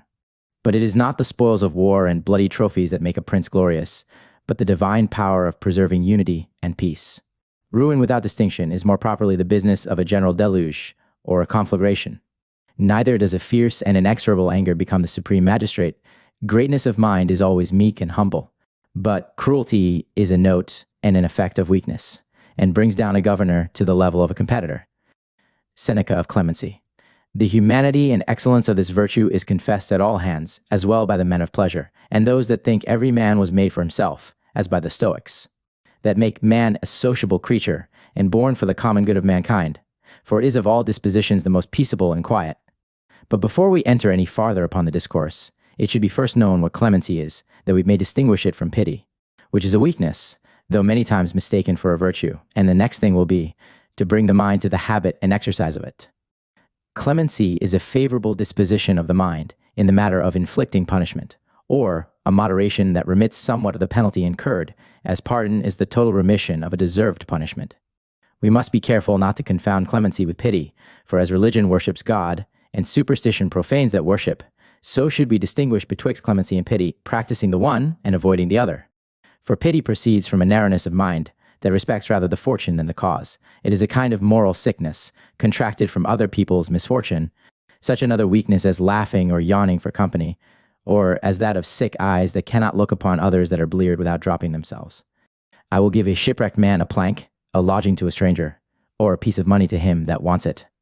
I will dry up the tears of my friend, yet I will not weep with him, but treat him with constancy and humanity, as one man ought to treat another. It is objected by some that clemency is an insignificant virtue, and that only the bad are the better for it, for the good have no need of it. But, in the first place, as physic is in use only among the sick, and yet in honor with the sound, so the innocent have a reverence for clemency, though criminals are properly the objects of it. And then again, a man may be innocent, and yet have occasion for it too, for by the accidents of fortune, or the condition of times, virtue itself may come to be in danger. Consider the most populous city or nation. What a solitude would it be if none should be left there but those that could stand the test of a severe justice. We should have neither judges nor accusers, none either to grant a pardon or to ask it. More or less, we are all sinners, and he that has best purged his conscience was brought by errors to repentance. And it is farther profitable to mankind, for many delinquents come to be converted. There is a tenderness to be used even toward our slaves, and those that we have bought with our money, how much more than to free into honest men, that are rather under our protection than dominion. Not that I would have it so general, neither as not to distinguish betwixt the good and the bad, for that would introduce a confusion, and give a kind of encouragement to wickedness. It must therefore have a respect to the quality of the offender, and separate the curable from the desperate, for it is an equal cruelty to pardon all and to pardon none. Where the matter is in balance, let mercy turn the scale. If all wicked men should be punished, who should escape? Though mercy and gentleness of nature keeps all in peace and tranquility, even in a cottage, yet it is much more beneficial and conspicuous in a palace. Private men in their condition are likewise private in their virtues and in their vices, but the words and the actions of princes are the subject of public rumor, and therefore they had need have a care, what occasion they give people for discourse, of whom people will be always talking. There is the government of a prince over his people, a father over his children, a master over his scholars, an officer over his soldiers. He is an unnatural father, that for every trifle beats his children. Who is the better master? He that rages over his scholars for but missing a word in a lesson, or he that tries, by admonition and fair words, to instruct and reform them? An outrageous officer makes his men run from their colors. A skillful rider brings his horse to obedience by mingling fair means with foul, whereas to be perpetually switching and spurring makes him vicious and jadish. And shall we not have men than of beasts? It breaks the hope of generous inclinations, when they are depressed by servility and terror. There is no creature so hard to be pleased with ill usage as man. Clemency does well with all but best with princes, for it makes their power comfortable and beneficial, which would otherwise be the pest of mankind. It establishes their greatness, when they make the good of the public their particular care, and employ their power for the safety of the people. The prince, in effect, is but the soul of the community, as the community is only the body of the prince. So that being merciful to others, he is tender of himself, nor is any man so mean but his master feels the loss of him as a part of his empire. And he takes care not only of the lives of his people, but also of their reputation. Now, giving for granted that all virtues are in themselves equal, it will not yet be denied that they may be more beneficial to mankind in one person than in another. A beggar may be as magnanimous as a king, for what can be greater or braver than to baffle ill fortune? This does not hinder, but that a man in authority and plenty has more matter for his generosity to work upon than a private person, and it is also more taken notice of upon the bench than upon the level. When a gracious prince shows himself to his people, they do not fly from him as from a tiger that rouses himself out of his den, but they worship him as a benevolent influence. They secure him against all conspiracies, and interpose their bodies betwixt him and danger. They guard him while he sleeps, and defend him in the field against his enemies. Nor is it without reason, this unanimous agreement in love and loyalty, and this heroical zeal of abandoning themselves for the safety of their prince, but it is as well the interest of the people. In the breath of a prince there is life and death, and his sentence stands good, right or wrong. If he be angry, nobody dares advise him, and if he does amiss, who shall call him to account? Now, for him that has so much mischief in his power, and yet applies that power to the common utility and comfort of his people, diffusing also clemency and goodness into their hearts too. What can be a greater blessing to mankind than such a prince? Any man may kill another against the law, but only a prince can save him so. Let him so deal with his own subjects as he desires God should deal with him. If heaven should be inexorable to sinners and destroy all without mercy, what flesh could be safe? But as the faults of great men are not presently punished with thunder from above, let them have a like regard to their inferiors here upon earth. He that has revenge in his power and does not use it is the great man, which is the more beautiful and agreeable state, that of a calm, a temperate, and a clear day, or that of lightning, thunder, and tempests. And this is the very difference betwixt a moderate and turbulent government. It is for low and vulgar spirits to brawl, storm, and transport themselves, but it is not for the majesty of a prince to lash out into intemperance of words. Some will think it rather slavery than empire to be debarred liberty of speech, and what if it be, when government itself is but a more illustrious servitude? He that uses his power as he should, takes as much delight in making it comfortable to his people as glorious to himself.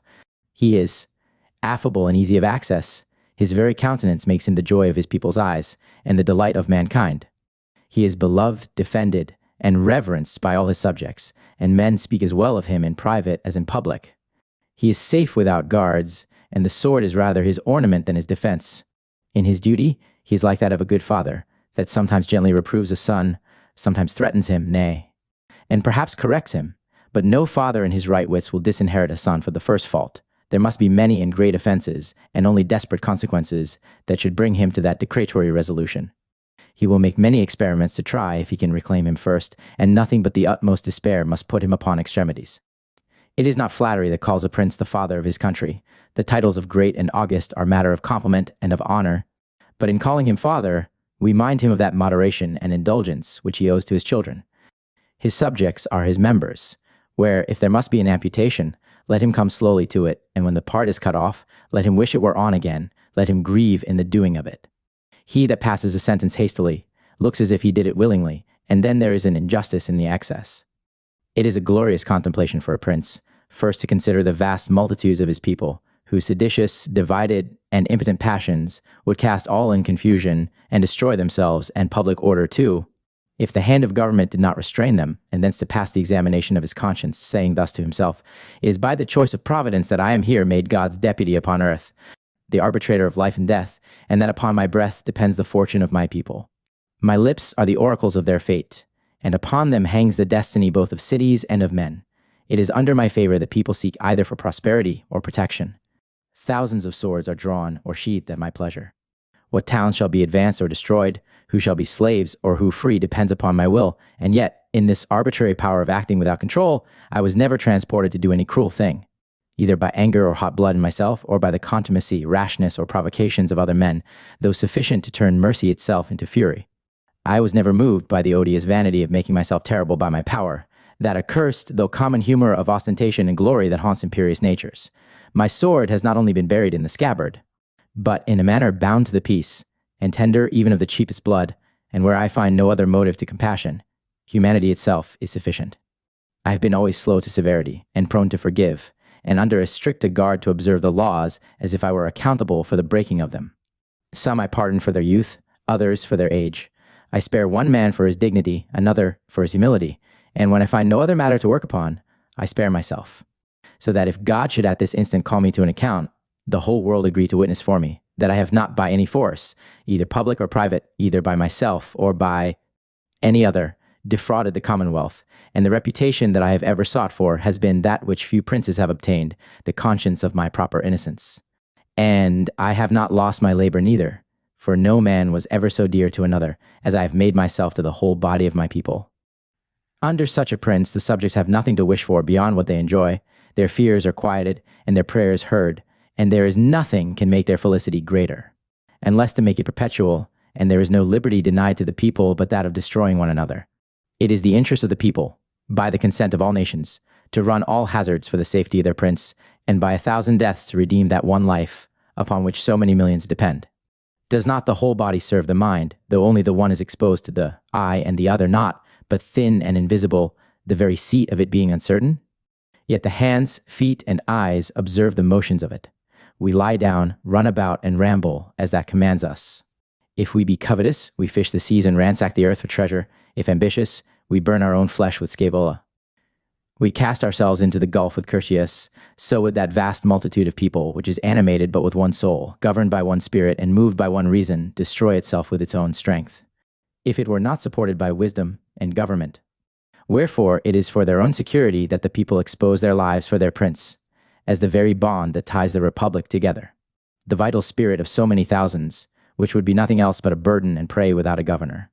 When this union comes once to be dissolved, all falls to pieces, for empire and obedience must stand and fall together.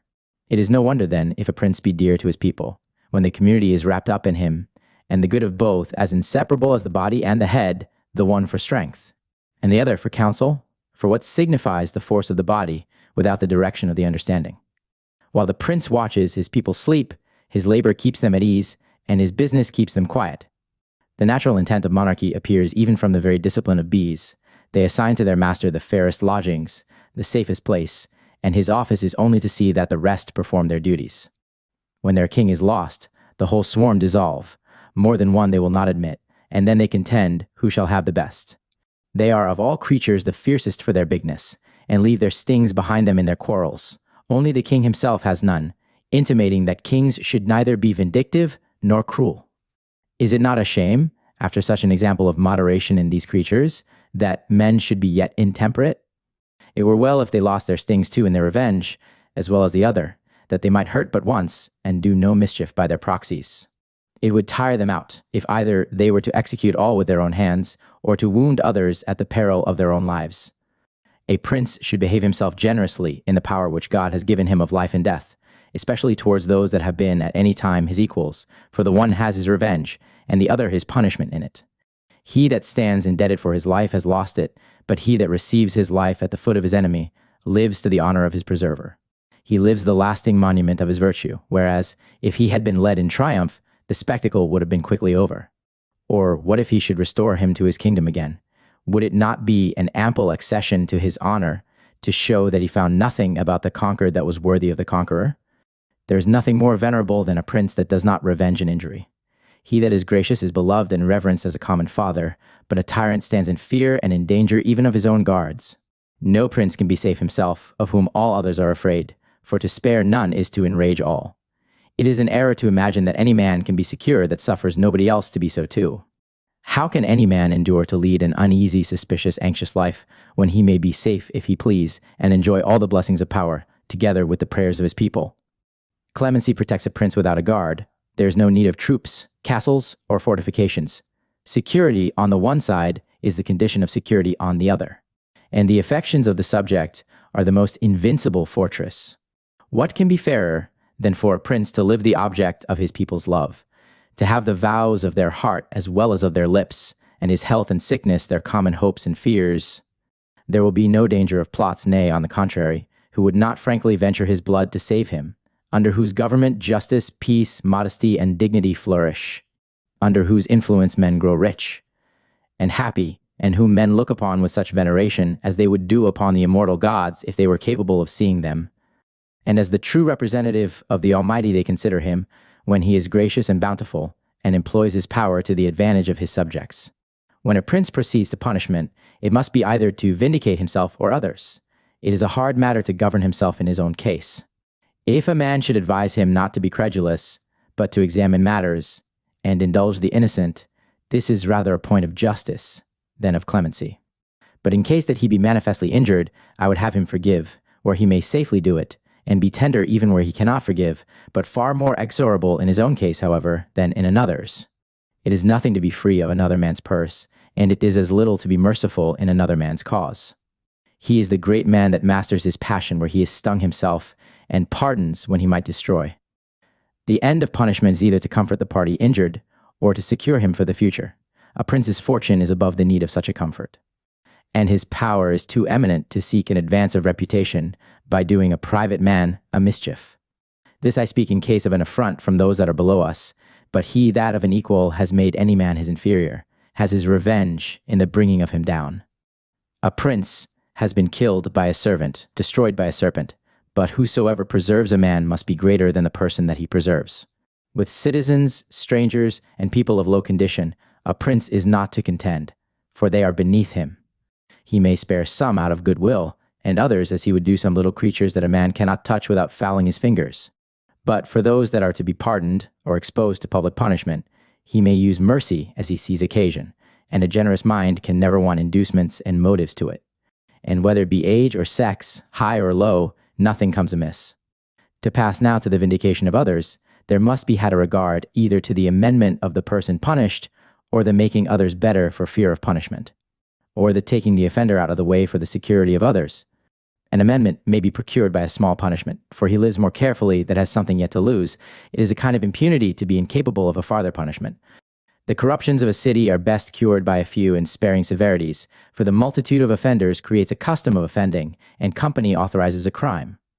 And there is more good to be done upon a dissolute age by patience than by rigor, provided that it pass not for an approbation of ill manners, but only as an unwillingness to proceed to extremities. Under a merciful prince, a man will be ashamed to offend, because a punishment that is inflicted by a gentle governor seems to fall heavier and with more reproach. And it is remarkable also that those sins are often committed which are very often punished.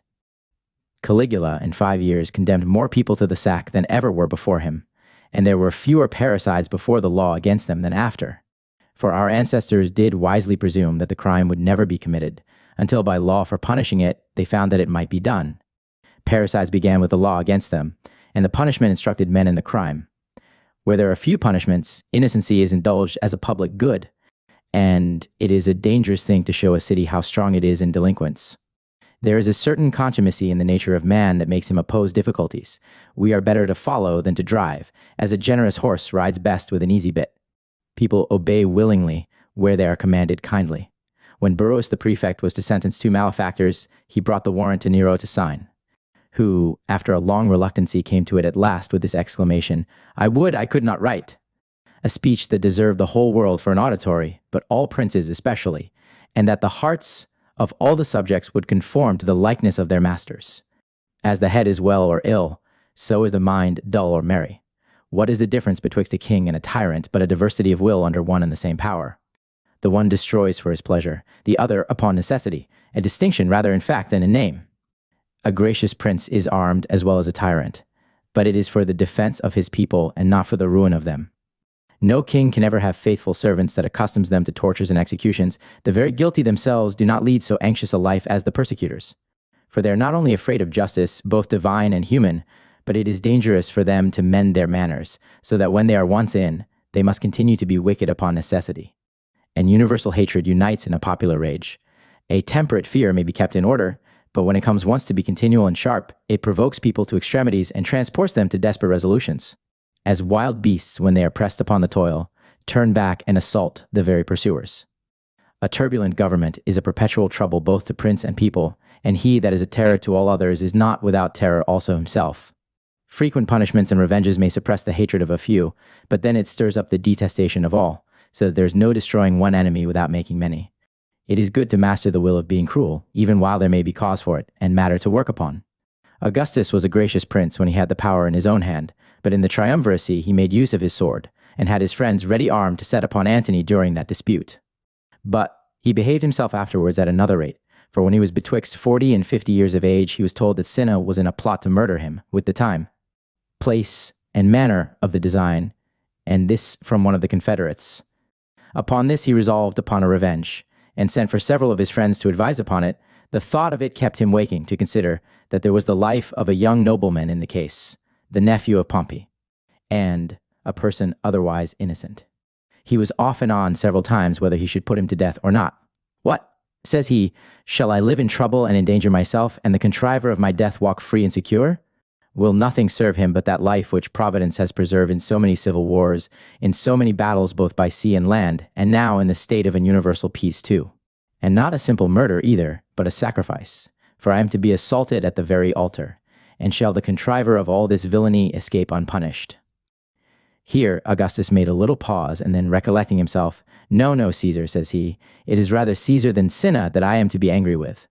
Why do I myself live any longer after that my death has become the interest of so many people? And if I go on, what end will there be of blood and of punishment? If it be against my life that the nobility arm itself and level its weapons, my single life is not worth the while. If so many must be destroyed that I may be preserved. His wife Livia gave him here an interruption, and desired him that he would for once hear a woman's counsel. Do, says she, like a physician, that when common remedies fail will try the contrary. You have nothing hitherto by severity. After Salvidienus there followed Lepidus, after him Murena. Caepio followed him, and Ignatius followed Caepio. Try now what mercy will do, forgive Cinna. He is discovered, and can do no hurt to your person, and it will yet advantage you in your reputation. Augustus was glad of the advice, and he gave thanks for it, and thereupon countermanded the meeting of his friends, and ordered Cinna to be brought to him alone, for whom he caused a chair to be set, and then discharged the rest of the company. Cinna, says Augustus, before I go any farther, you must promise not to give me the interruption of one syllable until I have told you all I have to say, and you shall have liberty afterwards to say what you please. You cannot forget that when I found you in arms against me, and not only made my enemy, but born so, I gave you your life and fortune. Upon your petition for the priesthood, I granted it, with a repulse to the sons of those that had been my fellow soldiers, and you are at this day so happy and so rich, that even the conquerors envy him that is overcome, and yet after all this, you are in a plot, Cinna, to murder me. At that word, Cinna started and interposed with exclamations, that certainly he was far from being either so wicked or so mad. This is a breach of condition, Cinna, says Augustus. It is not your time to speak yet, I tell you again, that you are in a plot to murder me. And so he told him the time, the place, the confederates, the order and manner of the design, and who it was that was to do the deed. Cinna, upon this, fixed his eye upon the ground without any reply, not for his word's sake, but as in a confusion of conscience. And so Augustus went on. What, says he, may your design be in all this? Is it that you would pretend to step into my place? The Commonwealth were in an ill condition, if only Augustus were in the way betwixt you and the government. You were cast the other day in a cause by one of your own freemen, and do you expect to find a weaker adversary of Caesar? But what if I were removed? There is Aemilius Paulus, Fabius Maximus, and 20 other families of great blood and interest that would never bear it. To cut off the story short, for it was a discourse of above 2 hours, and Augustus lengthened the punishment in words, since he intended that should be all. "Well, Cinna," says he, "the life that I gave to you once as an enemy, I will now repeat it to a traitor and to a parricide, and this shall be the last reproach I will give you. For the time to come there shall be no other contention betwixt you and me, than which shall outdo the other in point of friendship." After this, Augustus made Cinna consul, an honor which he confessed he durst not so much as desire, and Cinna was ever affectionately faithful to him. He made Caesar his sole heir, and this was the last conspiracy that ever was formed against him. This moderation of Augustus was the excellency of his mature age, for in his youth he was passionate and sudden. And he did many things which afterward he looked back upon with trouble, after the battle of Actium, so many navies broken in Sicily, both Roman and strangers. The Perusian altars, where 300 lives were sacrificed to the ghost of Julius, his frequent prescriptions and other severities, his temperance at last seemed to be little more than a weary cruelty. If he had not forgiven those that he conquered, whom should he have governed? He chose his very lifeguard from among his enemies, and the flower of the Romans owed their lives to his clemency. Nay, he only punished Lepidus himself with banishment, and permitted him to wear the ensigns of his dignity, without taking the pontificate to himself so long as Lepidus was living. For he would not possess it as a spoil, but as an honor. This clemency it was that secured him in his greatness, and ingratiated him to the people, though he laid his hand upon the government before they had thoroughly submitted to the yoke. And this clemency it was that made his name famous to posterity. This is it that makes us reckon him divine without the authority of an apotheosis. He was so tender and patient, that though many a bitter jest was broken upon him, and contumelies upon princes are the most intolerable of all injuries, yet he never punished any man upon that subject. It is, then, generous to be merciful when we have it in our power to take revenge. A son of Titus Arrius, being examined and found guilty of parricide, was banished Rome, and confined to Marseilles, where his father allowed him the same annuity that he had before, which made all people conclude him guilty, when they saw that his father had yet condemned the son that he could not hate. Augustus was pleased to sit upon the fact in the house of Arrius only as a single member. Of the council that was to examine it, if it had been in Caesar's palace, the judgment must have been Caesar's and not the father's. Upon a full hearing of the matter, Caesar directed that every man should write his opinion whether guilty or not, and without declaring of his own, for fear of a partial vote. Before the opening of the books, Caesar passed an oath that he would not be Arrius's heir, and to show that he had no interest in his sentence, as appeared afterward, for he was not condemned to the ordinary punishments of parricides, nor to a prison, but by the mediation of Caesar, only banished Rome, and confined to the place which his father should name, Augustus insisting upon it, that the father should content himself with an easy punishment, and arguing that the young man was not moved to the attempt by malice, and that he was but half resolved upon the fact, for he wavered in it, and therefore to remove him from the city and from his father's sight would be sufficient. This is a glorious mercy, and worthy of a prince, to make all things gentler wherever he comes. How miserable is that man in himself, who, when he has employed his power in rapines and cruelty upon others, is yet more unhappy in himself. He stands in fear both of his domestics and of strangers, the faith of his friends and the piety of his children, and flies to actual violence to secure him from the violence he fears. When he comes to look about him, and to consider what he has done, what he must, and what he is about to do, what with the wickedness, and with the torments of his conscience, many times he fears death, oftener he wishes for it, and lives more odious to himself than to his subjects. Whereas, on the contrary, he that takes a care of the public, though of one part more perhaps than of another, yet there is not any part of it but he looks upon as part of himself. His mind is tender and gentle, and even where punishment is necessary and profitable, he comes to it unwillingly, and without any rancor or enmity in his heart. Let the authority, in fine, be what it will, clemency becomes it, and the greater the power, the greater is the glory of it. It is a truly royal virtue for a prince to deliver his people from other men's anger, and not to oppress them with his own. That's the end. Thanks for listening all the way. Bye for now from Legendary Audiobooks.